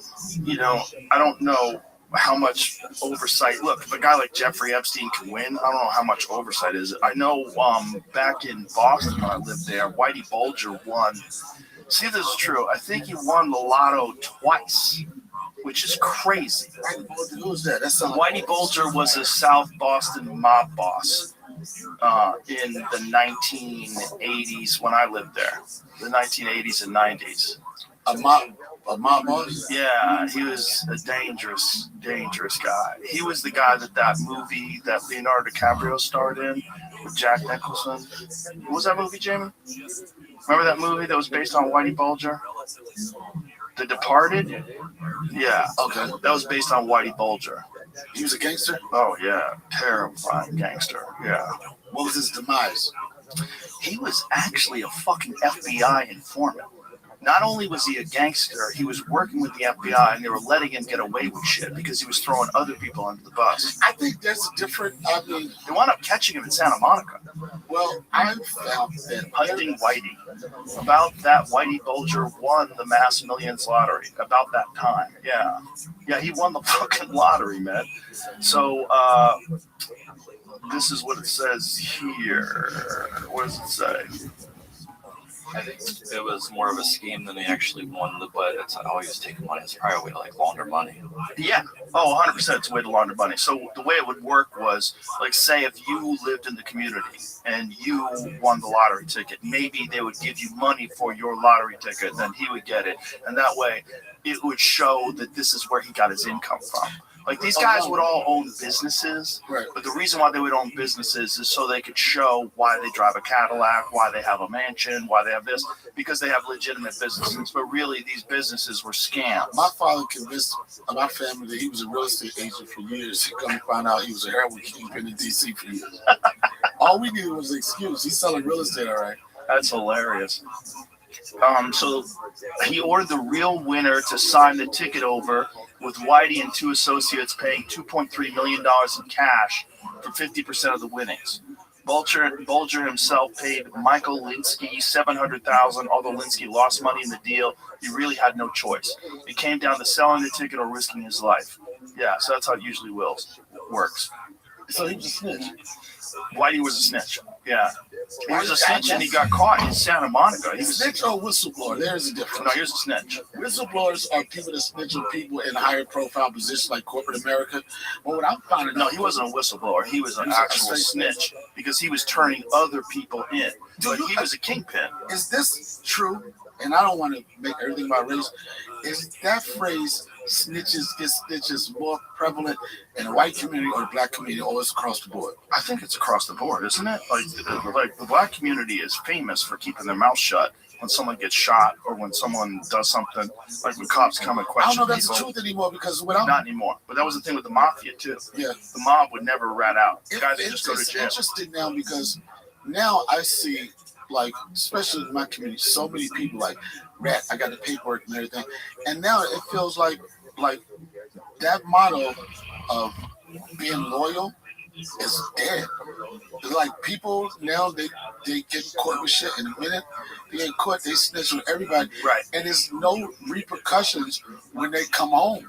There's no repercussions. I don't see that as much. I see so many people that are like they want to do whatever, and they still out here just living their lives normal, like nothing fucking happened. Well, with the mob, it was always like if you ratted on the mob, you were a dead man. You were a dead man. Your family was probably dead. They'd burn your house down, and people kept their mouth shut because of that. And so guys would go to jail all the time and never open their mouth, and they would be rewarded when they would get out. And they'd have a party for them, celebrate. That's in Goodfellas. You kept your mouth shut. You never said nothing. That was the whole thing. But the whole thing I used to live That by. changed though, like with John Gotti. Like the government. Did he snitch? No, Well, Sammy the Bull. Sammy the Bull, and it wasn't just them. Like everyone was snitching on everybody. It's like they got these guys, and we had Donnie Brasco in the studio from that Bronx Johnny Depp movie. It was called Donnie Brasco. Okay. Why am I confused that with what's his real Donnie Brasco's real name? Joe. I'm not confused. Bronx Tale. That's not Bronx. Joe Pistone. That's not nothing to do with Bronx Tale, right? No, different story. That's a different story. Yeah. So Donnie Brasco was the guy who was an agent, and he pretended to be a mob guy, and he got in with the mob and was with them for like 7 years, did all kinds of shit with the mob, and then sold everybody out, and they all went under. Yeah, I don't know. I'm just so the culture, everything is. There used to be a phrase stitches. Now I don't know if this just everywhere, but everywhere I go, it's like the most interesting thing now that's selling on any platform, especially social media, is beef. And I don't understand why people gravitate toward negativity more than anything. That's normal. Right. But you know what? It's interesting. Your platform is not known for that. No. Your platform, but I go to these other platforms and I don't know. I think these guys, these people, they just sit back and it's like, okay, what can I say to make people upset, get them riled up, and then I take advantage of the engagement that they do. They're in a different game than me. All right, their game is trying to get engagement. My game is talking to people that are interested. Doesn't that become? I don't want to be triggered or anything, but doesn't that become destructive 100%, after a while? 100%. And have you noticed, especially, I'll put it like this, especially with comedians with podcasts. There used to be a time where, like you say, a person would go on a podcast because it was interesting, they told funny stories, right, or they was good at their craft or whatever. But now it feels like all these platforms, and I don't know, that's just in my community, when I say that, black people, it's like the only way I can find myself interested if I talk shit about people. Right. And motherfuckers are going away from being funny when you get interviewed.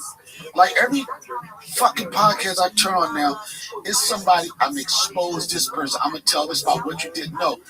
And the one thing they're not doing, especially as a stand-up comedian, motherfuckers don't give a fuck about being funny no more. Are those days over? No. Those people that do that are almost always not very talented. Almost always. The only exception to that is Cat. And I think what Cat was doing was different, because what Cat was doing was exposing what he thought was snakes and liars. Okay. It's a different thing. Okay. This is my question. Okay. This is my question. Okay. This is my question. People take it. Okay. I want to say this. This is what I'm saying. What are you saying? I come from this place. I'm like this. No disrespect to whatever the Cat, but like, Who asked you? Like, who Shannon asked- Sharp did when he did that podcast.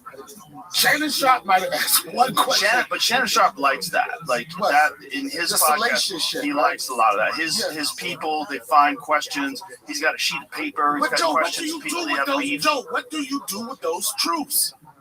What do you do with talking about? I watched. Oh, this is a horrible impression. I sat there in the parking lot and I watched people go up to Denny's house and they came down and they were standing up. I'm trying to figure out what the fuck do you get out of that? What is the result of that? You expose these people to say what? Hollywood is never going to fucking change. You know what changes? Like what you do. I left fucking Hollywood. Hollywood's not going to change.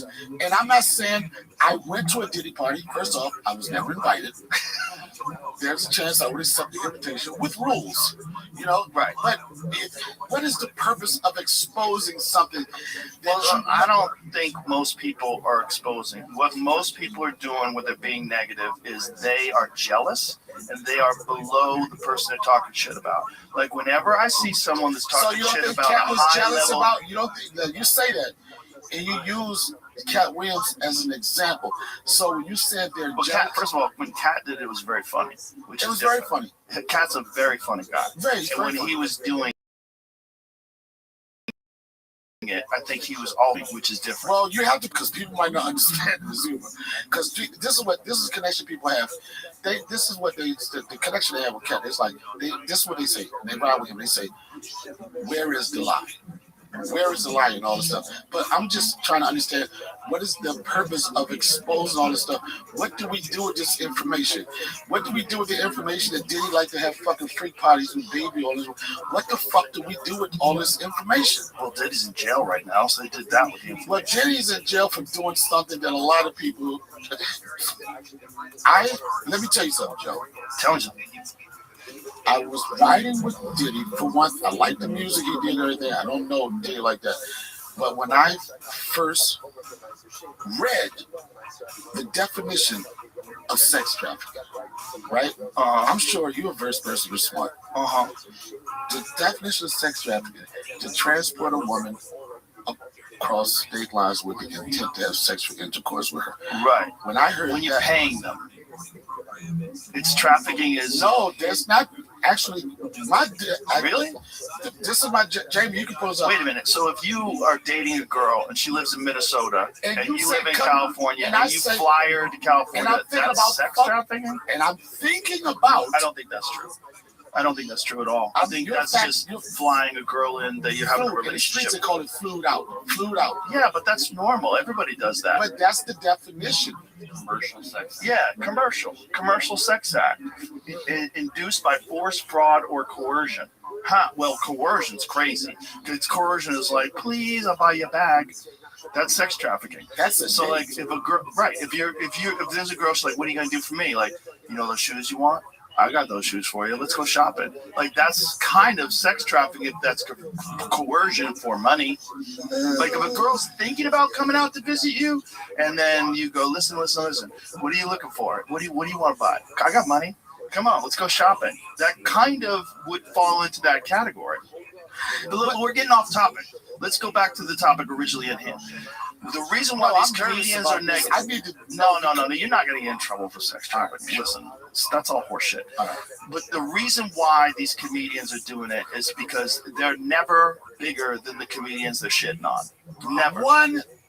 1,000%. And you know what it is, Joe? And they're never good. You know what it is too, Joe?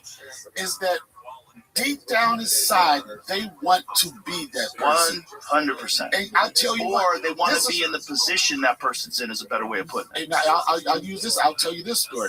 I realize not to say names, but it's so many people that could be guilty of it. And this is the thing that I hear that understands me, that disturbs me, is that, you know, a lot of these people that bitch the most, they at some point in their career they were favored by Hollywood. Yes. At some point in their career, they had these opportunities. At some point in their career, guess what? They had the agencies, they had the agents, and something happened in their career where they fell out of favor for whatever you want to call that is, whatever you want to call that, for whatever, maybe something they did, agency didn't like it too much, and now everything that they wrote on, everything they wanted to do, now it's all that's fucked up, and the only way you get this opportunity because it has to be sexual favors and all that type of shit. And where the fuck you draw the line? But it's not even sexual favors. It's like they criticize the work of the other person. That person ate shit. That person sucks. Can I? Yo, here's the thing. There was. Come on, you get this all the time because you ride with Dave and Dave's number one, right? So you always get this label, even though you're a great comic, you get this label being a coattail rider. Right. And guess what? Everybody don't. This is what I try to explain to people, Joe. Everybody does not have to be Batman. I don't have a problem with being Robin. You know why? Because Robin got the same amount of screen time as Batman. And the reason why I said this is what I get, and I'm telling you this, Joe. I don't know if this gum is kicking in. This is what fucks me up, Joe. This is what fucks me up. And I'll tell you an example. I'm gonna give you an example. Don't give me examples. No, I'm gonna tell you. Are you pulling out your phone? I'm gonna tell you why. Because your fucking shirt is fucking triggering me right Kill now. Tony? No, you mean the greatest comedy show of all time in the history of the known universe? I know that, but there's a lot of lies involved. Okay. Listen, this is what they say. This is what they say. Don't pay attention to what they say. No, listen. Why are you doing that? Yo, you told me. What are you playing? Things that the Kill Tony audience say about me. Chappelle's butt plug is Yo, I gotta deal with this shit. What is the fuck? No. Well, you gotta stop paying attention to it. It's so hard. Do you know what would happen to me if I paid attention to all the haters that I have? Yeah. I would go crazy. You would. Do you think that you paid attention to those haters? Now you're in a position right now. You have some reason to say fuck. Do you feel like you had that same belief when you was first starting this? Did you engage them then? Well, I engaged online with a lot of people in the early days because I didn't understand. What you're doing is you're engaging with people that don't have happy lives, right? And they're negative. And there's some criticisms that are good for you because some criticisms make you evaluate what you're doing and say, okay, well, what I need to do is be undeniable. So these critics mean nothing to me because you can't. I'm killing. The audience loves me. I'm selling out everywhere. I'm doing great on stage. That you can't pay attention. You know what? I will say this. I hear you, Joe. I tried that with the motherfuckers on your shirt. You had a bad show. You had one bad show. I never had. You had a bad show. You had a bad show. Please don't do this to me. You did. You had that one bad show where you went back and forth with it. Did you walk off the show? Get sit the fuck down. I did not fucking walk off the show. You want me to play it back? Please don't do this. You were a little drunk. Who was the comic? Who was the comic? I don't know his name. We don't need to bring funny. that. Whoever that dude is, yo, he's funny. See, now you're doing this. You know what you're doing. You're being a provocateur. You're provoking me because we broke this shit down, and I don't want to keep. I've been thinking this when I was wearing this shirt. I'll change the shirt. No, it's okay. Put something over. I'll wear a Benny the Jet shirt. Let's break it down, Joe. Oh, we don't have to. If we have to, you started this shit. All right, thank you. I'm gonna change my shirt right now. It's like I didn't have a bad show. You definitely didn't have a great show, right? When you walk off, it's not good.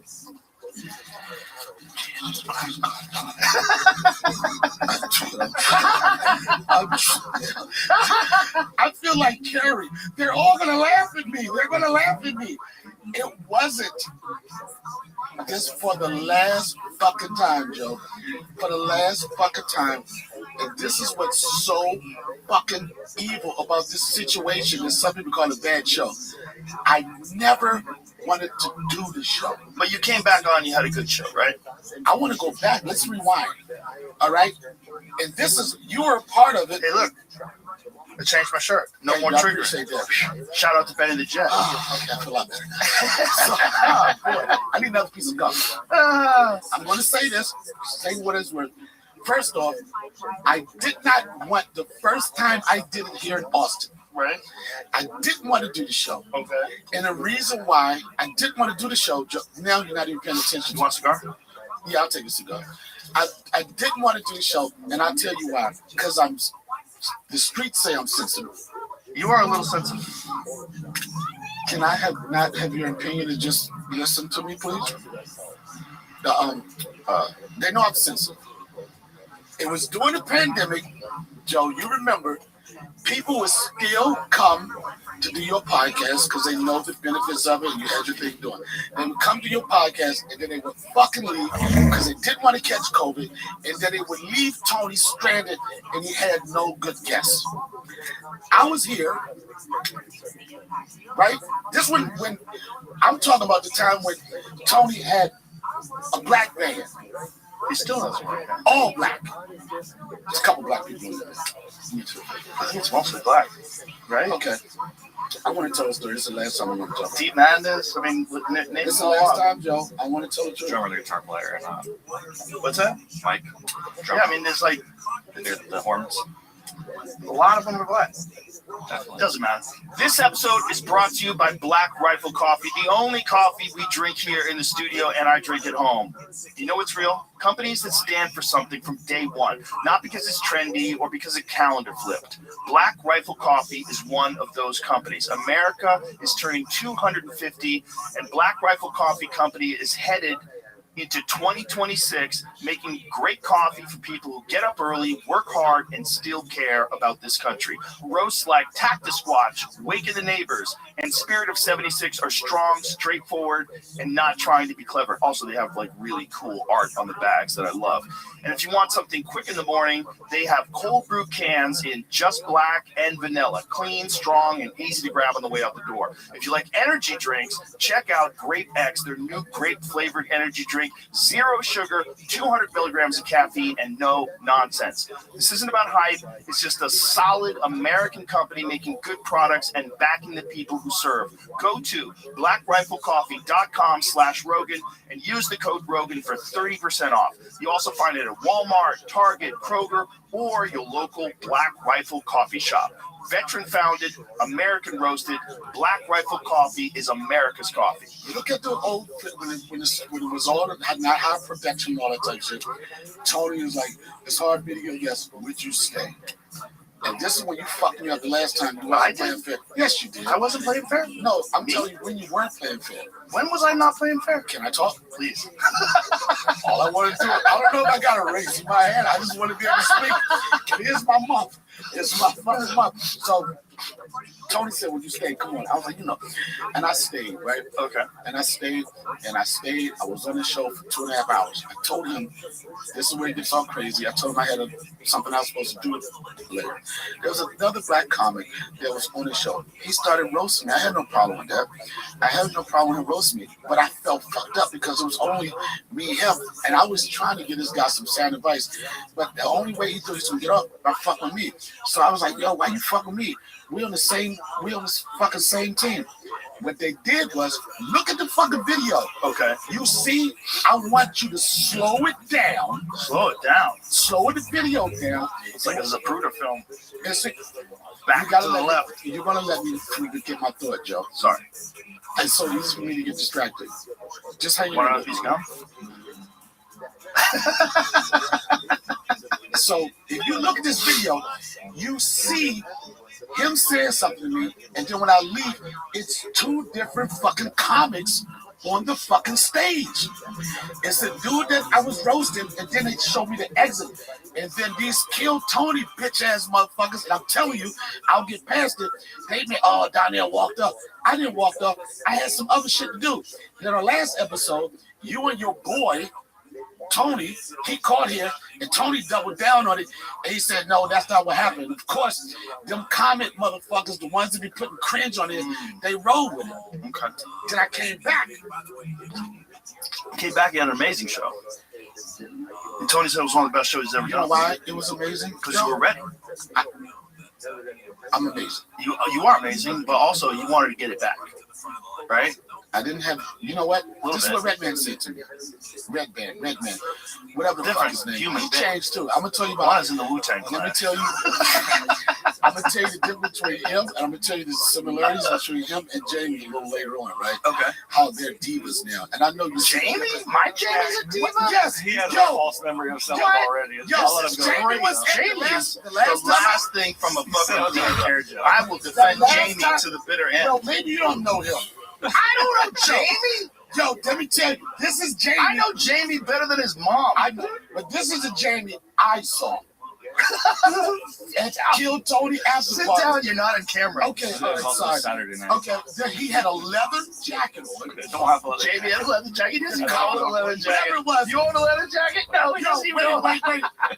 The collar You was have any flipped up. false memory, Joe, the collar was flipped up. like dice. And then he had the shirt. You might have had Timmy No Yo, Breaks. Yes, Joe, it's confusing. No breaks in Joe, Jamie. he had the shirt open to this button right here. Oh, right. Yeah. Gold chains. And he was sitting there, I don't know what type of moose or Timmy had gold chains, boots on his hair. ponytail was popping. He had some type of moose or something, right? And then he was just looking, and I was like, "What's up, Jamie?" He was like, he had his hands in his pocket. It was given, as they say, it was given Fonzie attitude. I knew that it changed. But this is what Redman, whatever the man he is, Redman, he said after the show, he said that might have been the most epic comeback and kill Tony Israel. I was like, Well, the second episode was. You know came what? back full You know what steam. you're doing? I don't know. It was great. I'm trying to use the term. I don't think this is passive aggressive, but you fucking with my mental right now. No, I'm telling you, you're a great comic and you're funny as fuck. And No, when you that's came not back, what it you was said. amazing. That's what you The said. second episode was great. This is the point I'm making of what you're doing.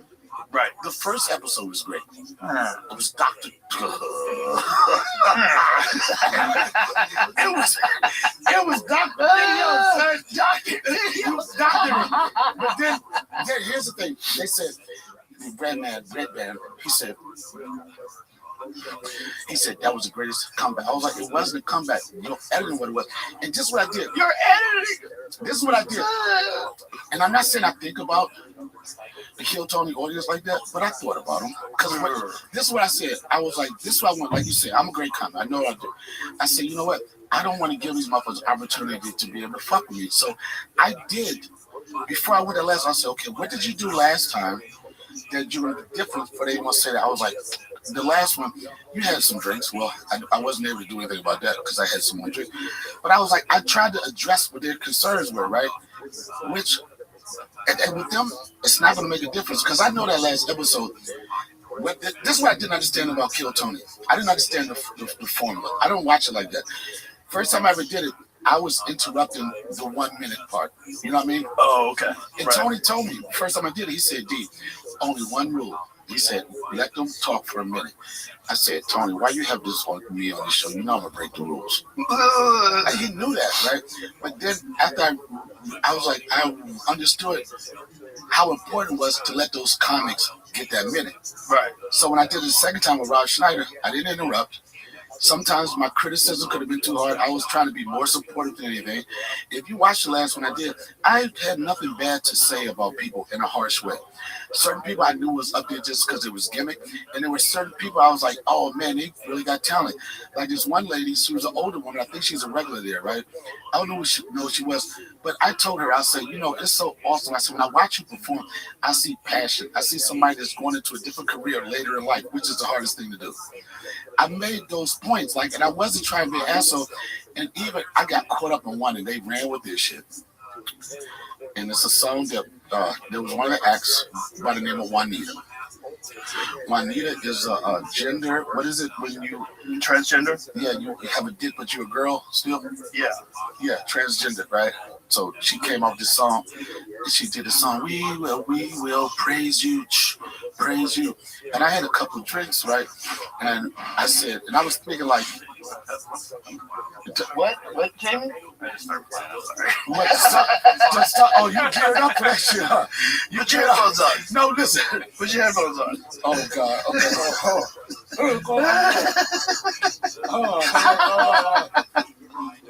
Okay. Go ahead.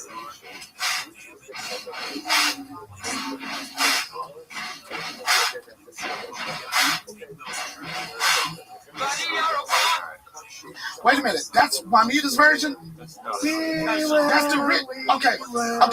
So you got Juanita's version? So this is what happened, Joe. So I had a couple, 2, 3, 4, 5 Tito's in. And I'm only looking at the artist with my peripheral. I'm not staring nobody down and like looking at them in the through the pupils or whatever. So the performer, I'm going to say that because I don't want to get anybody upset. The performer was like, here we go. Probably just why letting them talk to still though. Okay. Now look how I'm not paying attention. Right? You're looking right at her. Shut the fuck up! Okay, listen. All right, let's see. So it's very strange when in 2008. Okay. Oh, they had to cut it out too, I think. Probably the song. Yeah.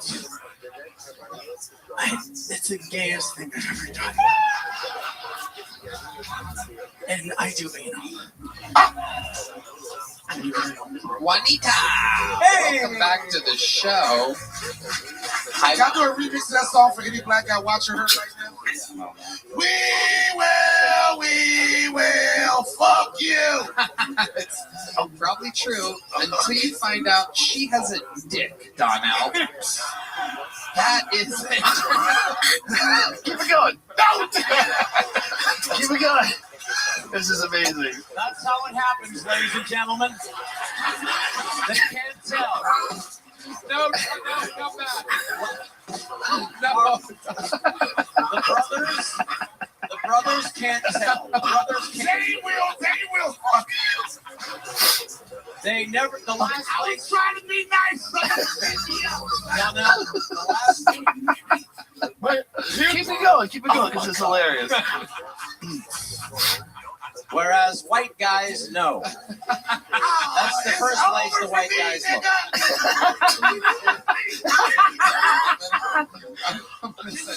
Charlemagne's gonna find that clip. We will. Fuck you. You are fucked, Donnell. From the street. I'm sure this I happened. want to get banned like Dave Chappelle, nigga. I'm sure this happened before in Korea. I'm sure in Korea as an 18-year-old boy, this is a memory coming back to you. Oh my god. That's usually how black guys react. Pretty. Juanita, have you been with a black man before? Keep it going. Gets even funnier.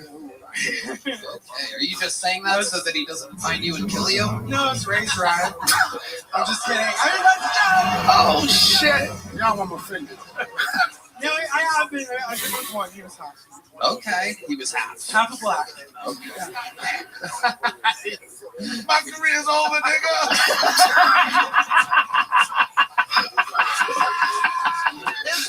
It's over. Come on, that was funny. No, wait a minute. It was funny, and I didn't take. The funny thing about it was, I did have a couple of things, right? People like, how did you not know? Like, I live in the Midwest, and what I really thought it was, I know the women that look just like Juanita. That in the face is kind of like sketchy, like a Dollar General 1 to 2, and I wasn't offended, but it just caught me off guard. But when I'm going back to what I was saying about the Kill Tony thing, and this is another thing people said, well, Donnell, you got upset because Rob Schneider was roasting or whatever. First off, it was the first time Rob Schneider was on the show, right? He didn't really know too much about the Kill Tony platform. I knew a little more than he did. And at the beginning, he was kind of cold, if you want to say. Not cold, like not funny, but he just wasn't warmed up to the flow. And then I started saying things. I was alley-ooping him, right? And basically, people said they want. I helped get him comfortable in the show, and then he started crushing, right? He started crushing, and then anybody tell you that episode was amazing, right? It was amazing. But this is the thing, this is what, that platform is not a place for you to tell how you really feel about somebody, right? And I owe Tony an apology, and I'll tell you why.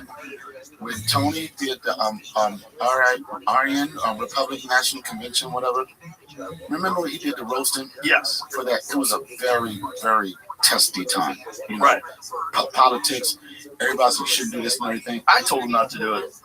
You told him not to do the show? Or not to do the Republican Party thing. Here's the thing. This is what, just for the people that's listening, this is what happened at the end of that Kill Tony with me and Rob Schneider. all I wanted to do, I had the question of, where do you draw the line? Do you draw the line of what people think how you're supposed to respond to something, or are you loyal to somebody, or how they treat you and how they are as a friend to you? And Tony wanted me to do that show, and anytime I've called Tony, he's picked up the phone. Vice versa, we've been in for each other. My publicist, I don't know if this is a good idea right now, too, because what you think is a nice gesture you want to do the show, people are going to act like it's a political stand. I didn't want that, right? So I can't listen to publicists. This is what I learned now, Joe. You know what I'm saying? That was my inexperience, whatever. It's something I kept calling. I was like, what if I do this? Because I wanted to be reconnected with him, whatever. And I told Tony, he was hot. In a good way and a positive way. I felt so bad. I called him. I said, man, I really want to do the show, but I think people are going to take it the wrong way now, right? And this was with me. I felt bad about it. I stood up at your condo. I was on the balcony, brother, and I watched motherfuckers go onto the show. I felt bad about it. I didn't do it. And the only thing I wanted to do at the end of that Kill Tony episode was to apologize to him and say, as a friend, I probably wasn't there. And he understood. Even though I was like, he's never going to let me do the show again. He said, I'd love to have you there. The only issue I had with Rob Schneider, in that moment, he didn't have the sense of me trying to say something serious, right? And he was getting a laugh off his one joke, and it was at my expense. When I had this moment, I was talking about friendship and everything. Rob kept on with this fucking corny joke, and I didn't want to flip out. And then people took that as like, oh yeah, Rob roasted him. The fuck out of here. I was trying to talk about, and I had this issue. You might have the same issue. Some people know people a certain way, you know them different way. And I use an example, and I'm going to get shitting on for saying this or whatever. Like, oh, how could you say that? You gotta stop worrying about what other people think. You gotta stop worrying about what other people think. This is the conflict. You know how you feel. Just be yourself. I'll just say this: Kid Rock, right? You say that name for some people, certain places, they can be like, oh, fuck him or whatever, right? I met Kid Rock some years ago when we were doing the cornfield shows in Yellow Space, and I tell people something. We talked about this earlier. Some people are provocateurs. I really believe Kid Rock doesn't believe half the shit he say, but I think that he knows it's going to move the dial, is what's going to make him be in the headlines with people like, oh shit, he's going to stop to them. Well, we did that show in Nashville. Remember we hung out with him, went to his house? Yeah, exactly. And with that, even when he came to Cornfields that time, this was the point where he said some crazy shit out of his mouth. Nobody wanted to be around him or anything, right? He was like, oh, bah, bah, bah, bah, bah. Right. When I do this thing called, I do river runs in Yosemite, Ohio. And for some reason, I take people down the river, and it's like a peace thing, like you in nature. Got a photo of you right outside the door. I know, I actually got a photo here too. It's right outside the door. I love that. So now, if you look at that photo, you'll see the energy. That's the vibe I was on. And nobody wanted to get close to Kid Rock or anything, right? And I remember as a kid how the black community accepted him. It was cool. I was thinking about that shit. We're riding down the river. Kid is over on one kayak. I'm on the other side. We smoking a joint. And he looked at me, and I know he was sincere. He said it. He said, man, it felt like I just had 13 hours of anger management, right? And I was like, okay, I'm not trying to be a therapist or anything, but that felt good. Then at the end, he stopped. He's flipping burgers and shit. We got to know each other. We kept in touch with each other. And he was doing a comedy festival in Nashville, right? He appreciated me as a comedian. He said, yo, D, I'm doing this. I was like one of the first people he called, right? He said, you want to do it? I was like, why not? Then I thought about it. I was like, what you said, I was like, what people going to think? 7 comedians on the show. I'm the only black guy. I knew what I was walking into. I knew it was going to be all MAGAs. It wasn't going to be a gay person. It wasn't going to be a midget. It wasn't going to be a lesbian. It wasn't going to be anything but bona fide, the real red, white, and blue flag motherfuckers. But I said, Donnell, can you separate? Can you go up here? Can you perform and be entertaining? Not shucking and jiving or none of that type of shit. I want to be a last person, got a standing ovation, right? At the end of the show. This is what people might not understand, and I'm not trying to defend him or anything. At the end of the show, me and Kid Rock, in this case, I want to say Kid Rock wasn't backstage. Bobby was, right? Mm-hmm. And he said, man, he looked at me. He said, man, I think we just brought this country back together, right? And I said, well, don't separate it, motherfucker. He said, okay. 2 weeks later, he do some other stupid shit. when Trump got elected, I know people went to his page to see what his response was going to be. Was he going to gloat? He was like, fuck y'all, this is America. He did this video, which I thought was so dope, because it showed two sides of him. It showed Kid Rock and it showed Bobby, right? And then how they both responded to Donald Trump being elected. The Kid Rock was the crotch grab the motherfucker, fuck you, right? Then he came out, you find this, he came out as Bobby with shorts, just no American flags, baseball cap, fucking reading glasses, whatever. And I thought it was dope. The dialogue that he had with it, he played the victory. He said, you know, we did win. He said, but this is not a time to gloat. There's so much stuff that we need to do. He said, all sides want to get to a certain place, but we have different ideas on how we're going to get there. I thought that, for whatever people want to think, I thought that was showing another side. And also I told him, because I would talk to him off and on, I said, you know what song you should do? You should do Nina Simone's song, Misunderstood. Right? Just sing that shit. But I know he wouldn't never do that, because the base that really likes or supports him might be like, oh, he's soft now. Point I'm making with, even though with Tony, with the situation, I consider Tony a good friend of mine for different reasons, right? That's why I wanted to have that moment to say that. But Rob Schneider, as much as they say I took away from moments on that show, he took away from that moment. I wasn't trying to be a bitch. I wasn't trying to be soft. I wanted to say, I apologize, because sometimes friendships got to be stronger than that. And that's where I was with that. And as much as I don't need the Kill Tony show, and this is what I always say about that show. I said, that reminds me, Kill Tony reminds me of the Def Jam era, right? And when I say that, there was a platform for undiscovered talent, people you never see, like Def didn't have the skill set to fucking go live, but they was being seen. Same thing with Kill Tony. Look at what your phone on. Your phone ding. This is what I appreciate about the show, for whoever likes it or whatever. It's a platform to get on. I've traveled around the country. It used to be, you remember back in the day, it was like, oh, I need to be on Letterman. I need to be on Carson, whatever. That is I got to get on Kill Tony 100%. And in some cases, there's some good and bad to that. There's some people that was ready for it. There's some people like, you know what? You had 2 or 3 minutes worth of jokes. You know what I'm saying? You're not ready. But it gave people some hope. When I was staying at the hotel the other day, 3 people traveled across the country like with the hopes of that. You know, so I know how important that show is. You know, is it the fan base? I want them to be like, oh, I can't wait to see them.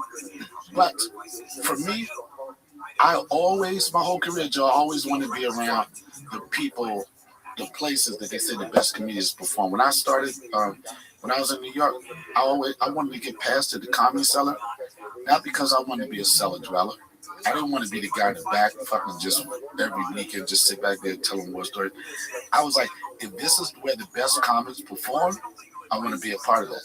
I want to be past that. Because when I got past in the Comedy Cellar, it wasn't a lot of black comedians working in the cellar. It was Greer Barnes, it was Keith Robinson, R.I.P. It was William Stevenson, Patrice, Dave Chappelle. In fact, Barry Katz had a room, Boston Comedy Club, and it was Black Night on Sundays, right?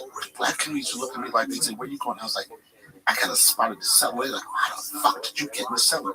The way I got into it was, put the work in, I hung out, got a couple of recommendations, and when it's time for me to showcase, I did my thing.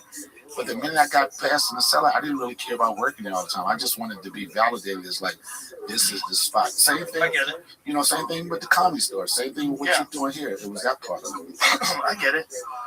Greer Barnes, probably one of the most underappreciated talents in the country. But you know what? I've known that dude for 30 years. He's a funny motherfucker, and he's been funny forever. You know, it's so funny that you said underappreciated, because, you know, when you know comedians that put the work in or whatever, it's a phrase that people use, underrated, but you got to ask who rated. You didn't use those words. You said underappreciated. But he is.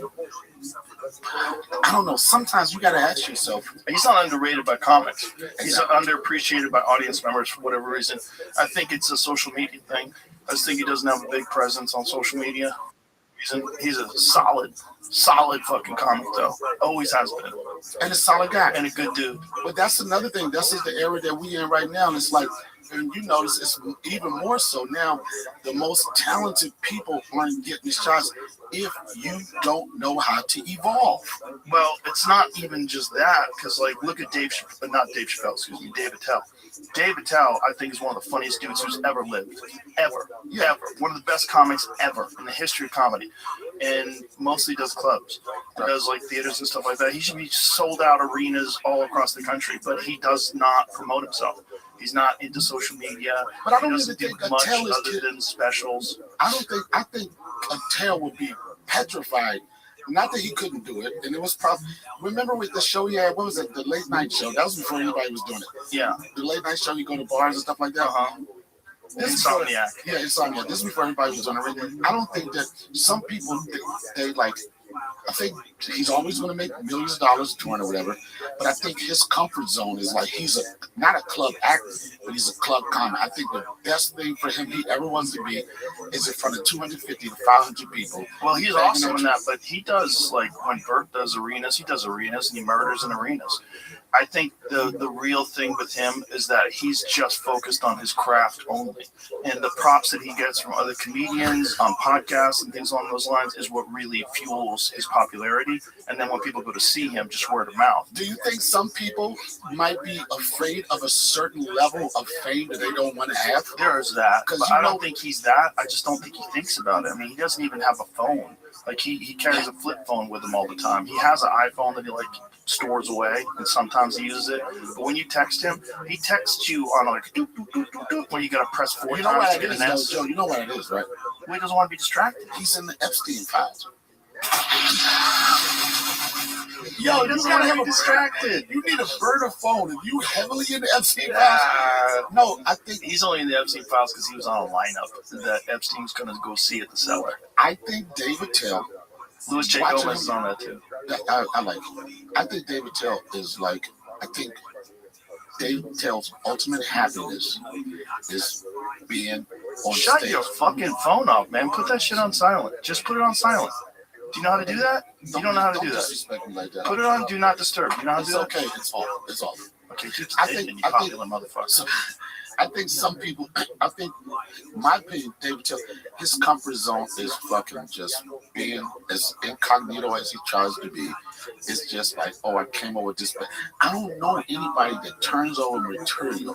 There's certain comics you look at, Joe, and you're like, God damn, this motherfucker's constantly trying. Yeah, always. Like when I worked with Dave, he forced me to do that.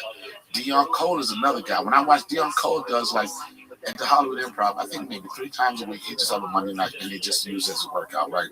Me, when I go into a spot, I'm trying to beat it up. So sometimes I get distracted on what I'm really there for, this workout new material. There's a different level where you just like, you know what, I could deal with the silence. I could deal with something not working. And when I watch people like him, there's another comedian in LA by the name of Malik S. that doesn't have all that notoriety like that. But when I see him, I'm like, damn, every time I see this motherfucker, he's working on some new shit and has the same passion. Everybody doesn't have that. That's why David Tell will always give other comics something to like try to achieve, because you're like, you ain't gonna see him doing the same shit. It's always a flip. And that's what makes him who he is, and that's why he gets so respected by so many people. Well, he's only focused on his craft, whereas some people are really focused on social media and promotions, and they have a guy that films them doing a bunch of wild things and edits with music. And I've never seen so many comedians have full-out production crews with them. Right. On an intro. I know. On stage. They think that that's what they need. You know, they think that's what they need to separate them. And it does get them attention. But what it takes away, it does draw some focus away from what you're trying to do, which is work on your shit and come up with new stuff, where Attell doesn't have any of that. But with that said, it takes away, but then it also lets you know who the special people are. Right now, fucking my goddamn guy that services my pool and just said he's got a special coming out. I don't know who doesn't have a special coming out. And the thing about it is, like, now, Joe, you know it, specials aren't, if you really look at it, specials aren't special anymore. It's special. It's a weird word, right? Specials are a weird word. It's I got a new special. Like, no other art form calls it a special. Like if someone like Taylor Swift puts out a concert video, it's a video of her performance. You know, a musician puts out a video, it's that. It's like for a comic, we got a weird word, special. You know what special is now? When you get excited about special, if people still do that, it's who's putting it out. It's special people that do it. It's special people like Sebastian. He's doing it special. You know what I'm saying? Fucking Tom does a special. It's special people where you know it's special. And a lot of them now is just people that's doing 45 minutes worth of comedy. No beginning, no middle, no end, no point of view. You don't know anything about them. It's just like the same way they do photo dumps. It's just like joke dumps. Right. But I just say, and I'm not, people say Dave Chappelle's butt plug. But one thing I could say, however you Dave Chappelle's a what? No, I'm Dave Chappelle's butt plug. I'm going back to, that's what people, they are. You gotta stop listening to what other people say. Joe, I'm segueing into a story. Is it about Jamie wearing a Fonzie jacket? Hey! He's got him in all colors. He's got a red, white, and blue one. And like people took it off before the show. People get so critical, but at a certain point, people evolve. People that you know them a certain way, but then you're talking about a person who's 35, 40 year career. Like people like, well, this last special so and so did, it wasn't that funny. But how long are you going to just be like rip roaring funny? Some people have a position where when they talk, people listen. And I use Dave as an example. If you look at all his special, 20 years from now, right? You have Netflix and chill day or whatever. If you play all the special that Dave ever did, you would know exactly what was going on in the world at that time. You know what I mean? Right. You know what's going on. Some people put out singles. They got one or two jokes. And some people put out albums. He's one of those people. Sebastian is another one. And you look at you see how his comedy is evolved. People get older. They have different perspective on life. And that's what you have to fucking accept me for. But we don't do that. Right. And another thing, I don't know if this is prevalent in your community. And when I say that, your community is a lot of people, but my community is just so much dumb beef. And it's only one white beef I've ever known about, and that's yours. Mine? Yes. What do you mean? The beef that you had with Mencia? Yeah, years ago. Oh, well, that was the same thing like with Kat. Like some shit just has to be exposed. That was a real problem, man. You weren't around the store back then, but it was a real problem. Where he had that special, or that show rather, on Comedy Central after Dave left, which was basically doing his version of Dave's sketches. And he was... Do you think it was his version of Dave's sketches? There was a lot of shit like the when he dressed like the white guy and had white paint on his face and wore the white wig. It was basically the same character that Dave was doing. Yeah, but if you look at the history of sketch comedy, I don't think Dave was the first person to ever paid to dress himself up to look like. Yeah, but it was right afterwards. Right after. Same slot. Anything that came after Chappelle's show, every comparison. Dave was saying it. Yeah. Dave never talked shit about nobody. He was like, this motherfucker's doing my show. Dave was saying it. Dave doesn't talk shit about nobody. Right. But that was only one of the problems. The real problem was he would sit in the back room and watch open mic nights and take their shit. Like they would flash the light when he was in the room, so comics wouldn't do material. They would start doing crowd work. So why didn't he get exposed before that? Why did it just come? Because nobody had the balls to do it. And then because he was famous at the time, and he was doing. And look, it cost me. I got banned from the store. I lost my agent, and I was famous. I was on Fear Factor. I was rich. I had a lot going for me where I could stick my neck out. But you came back stronger. I give another example, like the same situation with Dave and Comedy Central and shit. As much as he went through that, he took a 12-year hiatus, whatever you want to say. What Dave showed in that is that he's a real artist. Right. Dave just said, fuck it, I'm going to disappear for a while like a legend. He just disappeared. I remember when I was hearing stories about Dave doing shows where he would set up a speaker in Seattle in the park and just start doing stand-up. And people were like, what the fuck? And for no money.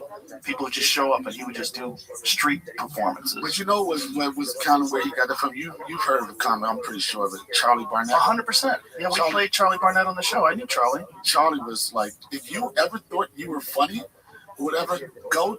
This is what the art of only people I've ever known that got certain level of success with that. Charlie Barnett, Michael Collier, when he used to Venice Beach. Right. But people don't understand how Charlie Barnett would like to go to a park, go to the center of Washington Square Park. You got to gather around a bunch of people in a And you circle. it's a certain technique.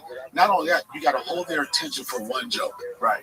You got to get them involved, blah, blah, blah, blah. Yeah. And you build this audience up, and then it's really for one joke. A lot of people don't know that Charlie got Saturday Night Live, but he couldn't read. Yeah, he couldn't, and that's what opened up the door. Yeah. But he was so gangster. Like when they wouldn't give him spots because he was probably a bit to deal with. He would go to the Boston Comic Cup and yell in there, "Don't go in there! I'm doing my show in 5 minutes."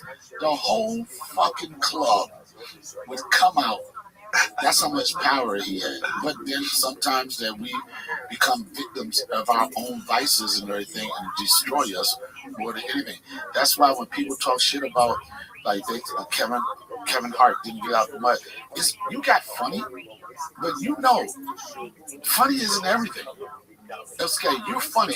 That's not so good that you got talent, but more importantly, it's your work ethics and how do you take your God-given talent and your passion and turn it into money.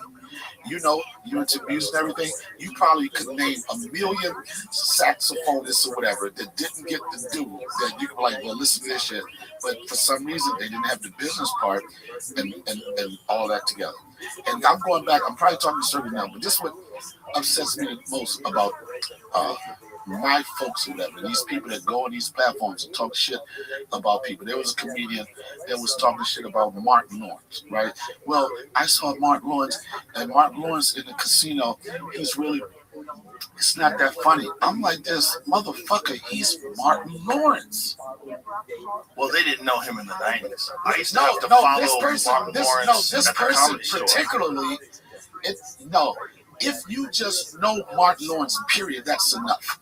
Richard Pryor, before he passed away, when he was in the wheelchair, damn near rolled him out of the stage, sold out audiences. I followed him for 6 weeks. I followed him for 6 weeks at the Comedy Store when he was like that. Certain people, Joe, I look at this business, are made people. How dare you talk shit about this motherfucker? That's a good way to put it. He's a made man. Another thing, Joe. A legend. In this business, you can have a career, right? But you have certain times where you just rolled. You had 3 years. Martin Lawrence, film star, movie star, comedy star. He had one period of time for 5 to 7 years when it was just Martin everywhere. How dare you, as a person gets older, and whether he has a good, bad a night or a bad night, how are you to judge? You ain't doing shit. How are you to judge a motherfucker? That when I was coming up, Joe, every fucking black comic in the business wanted an audition. Everybody wanted to be Hustle Man. Everybody wanted to just get 2 or 3 minutes on Martin's show because they knew that would do their career. So you judge a motherfucker years down the road, right? Where they basically, when Martin goes out, guess what? Martin not doing no tour saying I'm doing 45 minutes, whatever. He's like, y'all want to see me? Guess what? Y'all gonna see this young talent. You're gonna see this person. I'm putting people on. How dare you even come out your fucking mouth and talk shit about this motherfucker? How dare you talk shit about motherfuckers and talk shit about Kevin Hart? How dare you talk shit about a motherfucker that was rocking with a dude, Nate Smith, R.I.P. passed away. I remember when Kevin Hart was the one of the motherfuckers doing those comment cards. All right, I'm doing email list. One person. I remember when fucking Kevin Hart had fucking 20,000 people on on Twitter. And at the radio, he was like, yo, radio station, yo, D, this is problem. I seen the hard work. I see him not just come to fucking New York and do the black rooms. I'm doing the black rooms, I'm doing the white rooms, I'm doing all of this shit. How dare you? I'll just say this, and I'll answer this. And ain't no beef for nothing. Cat Williams said, this is what Cat Williams said about Kevin Hart. How I find it very strange that you just come from New York and then you have a TV show and a movie show, and how does that happen? You were in New York. I'll tell you how it happens. You're on the biggest showcase in comedy, and you know what that is? JFL. Just for laugh. Kevin Hart was a product of that. Monique was a product of that. Dave Chappelle was a product of that. No, Kevin Hart wasn't pounding the streets in LA, but he happened to be on a showcase when you back in the day, you do at JFL, it was motherfuckers leaving there that probably had $500 in the bank, leaving with a $250,000 development deal just to do nothing. That's the era it was. I remember. So just because you worked in LA doesn't mean you wasn't beating the pavement. And I don't care. In LA, you got LA and New York. Nobody as a stand-up comic grinds as hard as a comic coming from New York opposed to LA. And the reason why LA don't have that many stages. LA don't have that many stages. They used to tell you all the time, as a stand-up comic, if you're trying to be an actor, whatever, go to LA. If you want to be a great stand-up comic, bang it out in New York. And this was the rule back in the day, Joe. Let Hollywood call you. You just don't go to LA to sleep on somebody's couch. Some people had that story, but it was like you grind. And back then, everybody's got their own path. Everybody, you can do whatever the fuck you want. It's just work on your act. That's the point that I'm making. Yeah, it's just everybody's got their own path. The real problem in this conversation is what I said earlier. It's worrying about what other people think. The more you spend time worrying about what other people think, the less you're worrying about what you're doing. The less you're thinking about what you're actually trying to achieve. And I listen to what you're saying, and I don't listen to what you're saying. And the reason why I say that, every time I go into this rabbit hole or whatever, it's the echo. It's like a Rogan angel right here, and it's whispering, "Don't read the comments." Yeah, but I'm right. I still read them. I know you should. But I'm stopping. But this is another thing I did. What I didn't know is that white comedians actually have beef with each other. I did not know, or at least it's not. You don't hear about it. It's rare. It's more rare, and the ones who have beef are usually failures. They're usually people that aren't doing well. I got an example. Okay. I'm exposing the industry right now. I'm not exposing. I have an example so funny. And this was interesting. I was at the Comedy Store. Oh, you told me this. So fucking funny. He said about 2 months ago, right? I'm good friends with Bill Burr. You know, we had Rich Bitch tour with Charlie Murphy, me, Bill Burr years ago. And I know Mark Maron, right? I don't know. What I found out is I didn't know Mark Maron the way white people know Mark Maron. Right? So I know Mark Maron. Like when I see Mark Maron, I was like, oh, that's the guy. That's the greatest podcast out. That was alternative comedy favorites. Mark Maron's special. Blah, blah, blah, blah, blah. So when I see Mark Maron, I have a certain level of respect. Like, oh, that's the guy who did it, whatever. So I was doing an Annie Letterman's show. With Annie Wood or whatever, right? And I love that girl. And I'm in the green room and I'm smoking a joint. I forgot who sponsored this weed, but it was incredible, right? So I'm in here and I'm cracking jokes. Bill is right there, and then Mark is over by the side of the door, and I'm cracking jokes with Bill and everything. And I felt something different. Nobody was really laughing at my jokes, right? Then all of a sudden, a whole fucking argument popped off. And it was white argument because it was so nice. They were so gentlemen to each other. It was a whole bunch of, oh yeah, but you'll never do my podcast. It was like podcast beefs. I'm right in the middle. I don't even know. I didn't even know that they had beef like this, but they were so gentle about it. But I tell you the difference between white beef and black beef. I never felt that I was going to get shot. Yo, I felt so safe. Yo, if anything, I thought it'd be like lawsuits the next morning, defamation of character, slander, but I never knew that it was fucking Caucasian on Caucasian beef like but this is and it was entertaining. This is an example. Mark Maron was doing really well at one point in time in his career, and now he's not. Right. So Mark Maron had the #1 podcast, and after a while, his podcast wasn't even in the top 200. Right. It dropped off. Bill Burr, his career's took off. Right. He's doing arenas. He's killing it. Mark's not.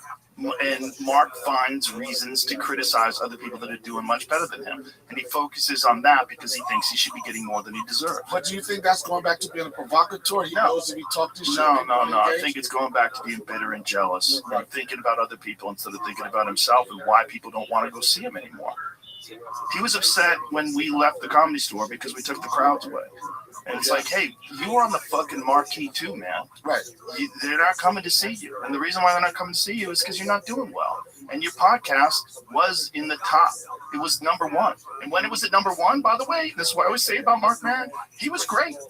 Mark Maron was fun to hang out with when he was killing it. Right. Because he was happy. because he was getting validation, because he had the #1 podcast. We were friends. Like, I did his podcast, he did mine. We had a good time. I'd hug him when I see him. Like, we had gone back and forth many times having beef with each other.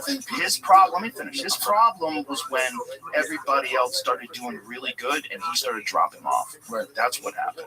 This is what I don't understand. Why can't people understand that you have a moment? Like I was talking. Because he's a fucking narcissist. He wants the moment to always be around him. He wants it to always be about him. And when other people are doing better than him, he wants to talk shit about them. And that's where Bill had a problem with it. You think being a narcissist in this field is a bad thing? For some reason, I think that kind of fuels you to be the person that you are, to be determined to do it and not give a fuck about what nobody thinks. Well, having self-respect and having an ego where you care about what you put out, yes, that's a good thing. But making it all about you and not being able to appreciate other people's work is crazy, because other people doing well can be fuel for you to be inspired and do better yourself. And that's a positive thing. Right. And if these people are your friends and you love them and you care about them, you should be happy that they're killing it. And if you're not killing it anymore, you should try to figure out why. Because it's not like the door's not open. It's not like you're not getting on stage. It's not like you're not putting out specials. You should probably figure out why your podcast dropped from #1 to not even in the top 200 anymore without anything happening. You didn't get arrested. There was no scandal. There was nothing crazy. You should try to figure that out. And he doesn't do that because he's instead bitter and jealous. He's always been like that. There's that story about Jon Stewart. And Andrew Schultz came on the podcast and told a story about Jon Stewart and Maron, where Maron confronted Jon Stewart, but Jon Stewart got some television show. He called him a fucking sellout. He yelled at him, all this different shit. Jon Stewart left the show, and they hired Maron to do the same show. Yeah.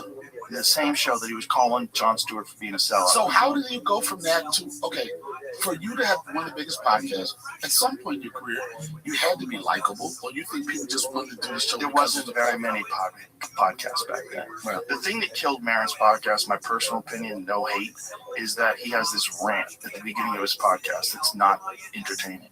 I don't think it's good. And the rant was long, and he would just ramble about himself, was very self-obsessed, and I just don't think it was good. And I think that was part of the problem. It's also the problem was how he interviewed people. He had a very confrontational interview style, specifically with some comedians that he felt like were below him or that he could pick on. You would think that style would work in this day and age. No. People don't want always to be uncomfortable. They want to like you, man. They want you to be a good person. People want train wrecks. They want train wrecks for 15-second or 30-minute, 30-second Instagram clips. They don't want train wrecks to be their primary thing they're listening to when they're in traffic on the way to work. But the people that host these podcasts now, like, I think people go on these podcasts now and like this. This is gonna be clickbait. We're gonna go viral. Yeah, but they're not that talented. That's why they're doing it, because that's their only method of getting attention. If they were entertaining and interesting and fascinating, then their podcast would be about that.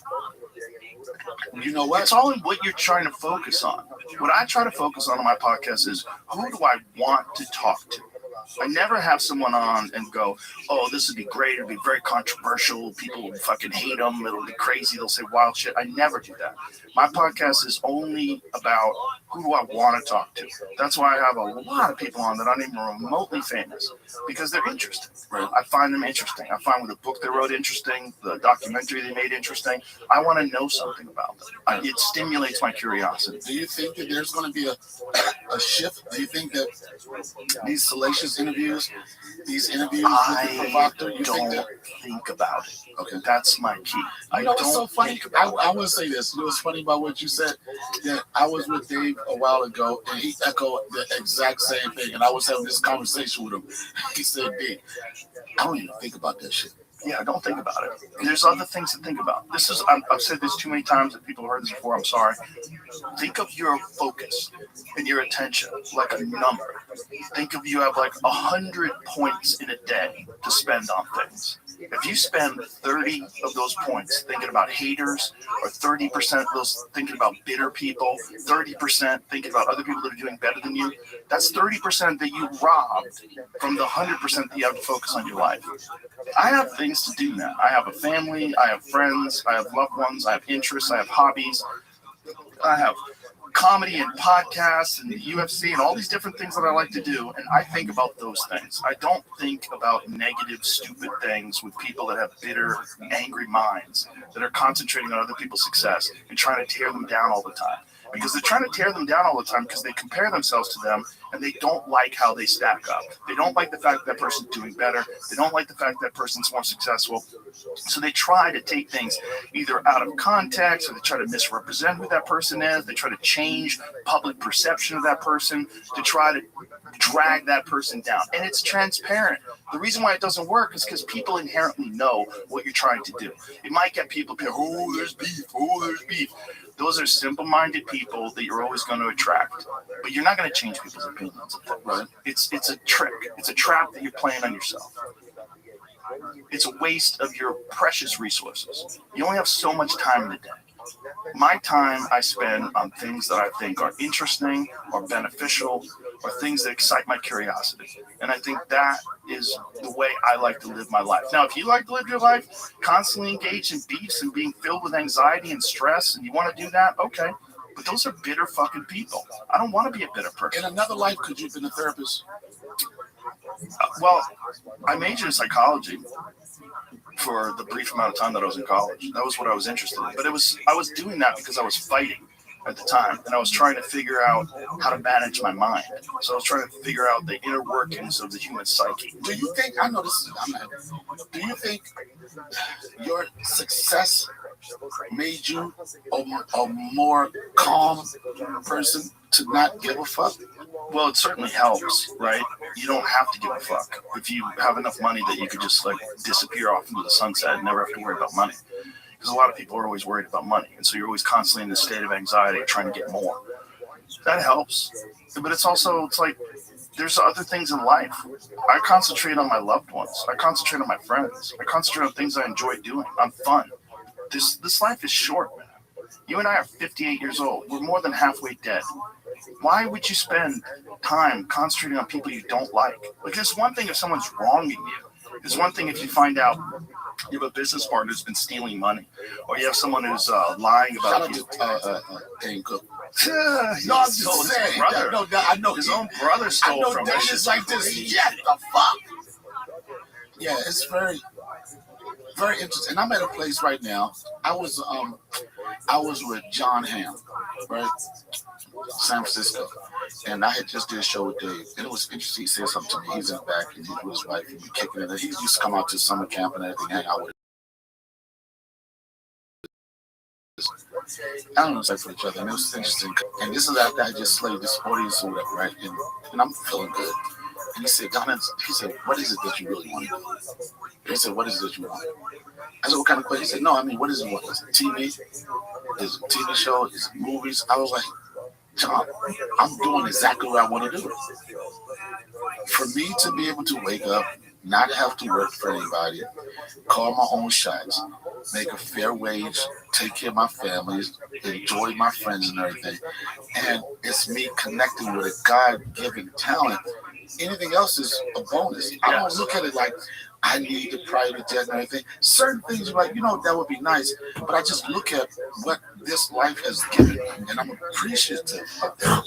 I know so many people that of my class, whatever, that aren't doing nearly as well as I am. Or even the ones that aren't, that don't mean that they're happy. You know what I'm saying? So when he asked my question, I didn't think any bad of it. I was like,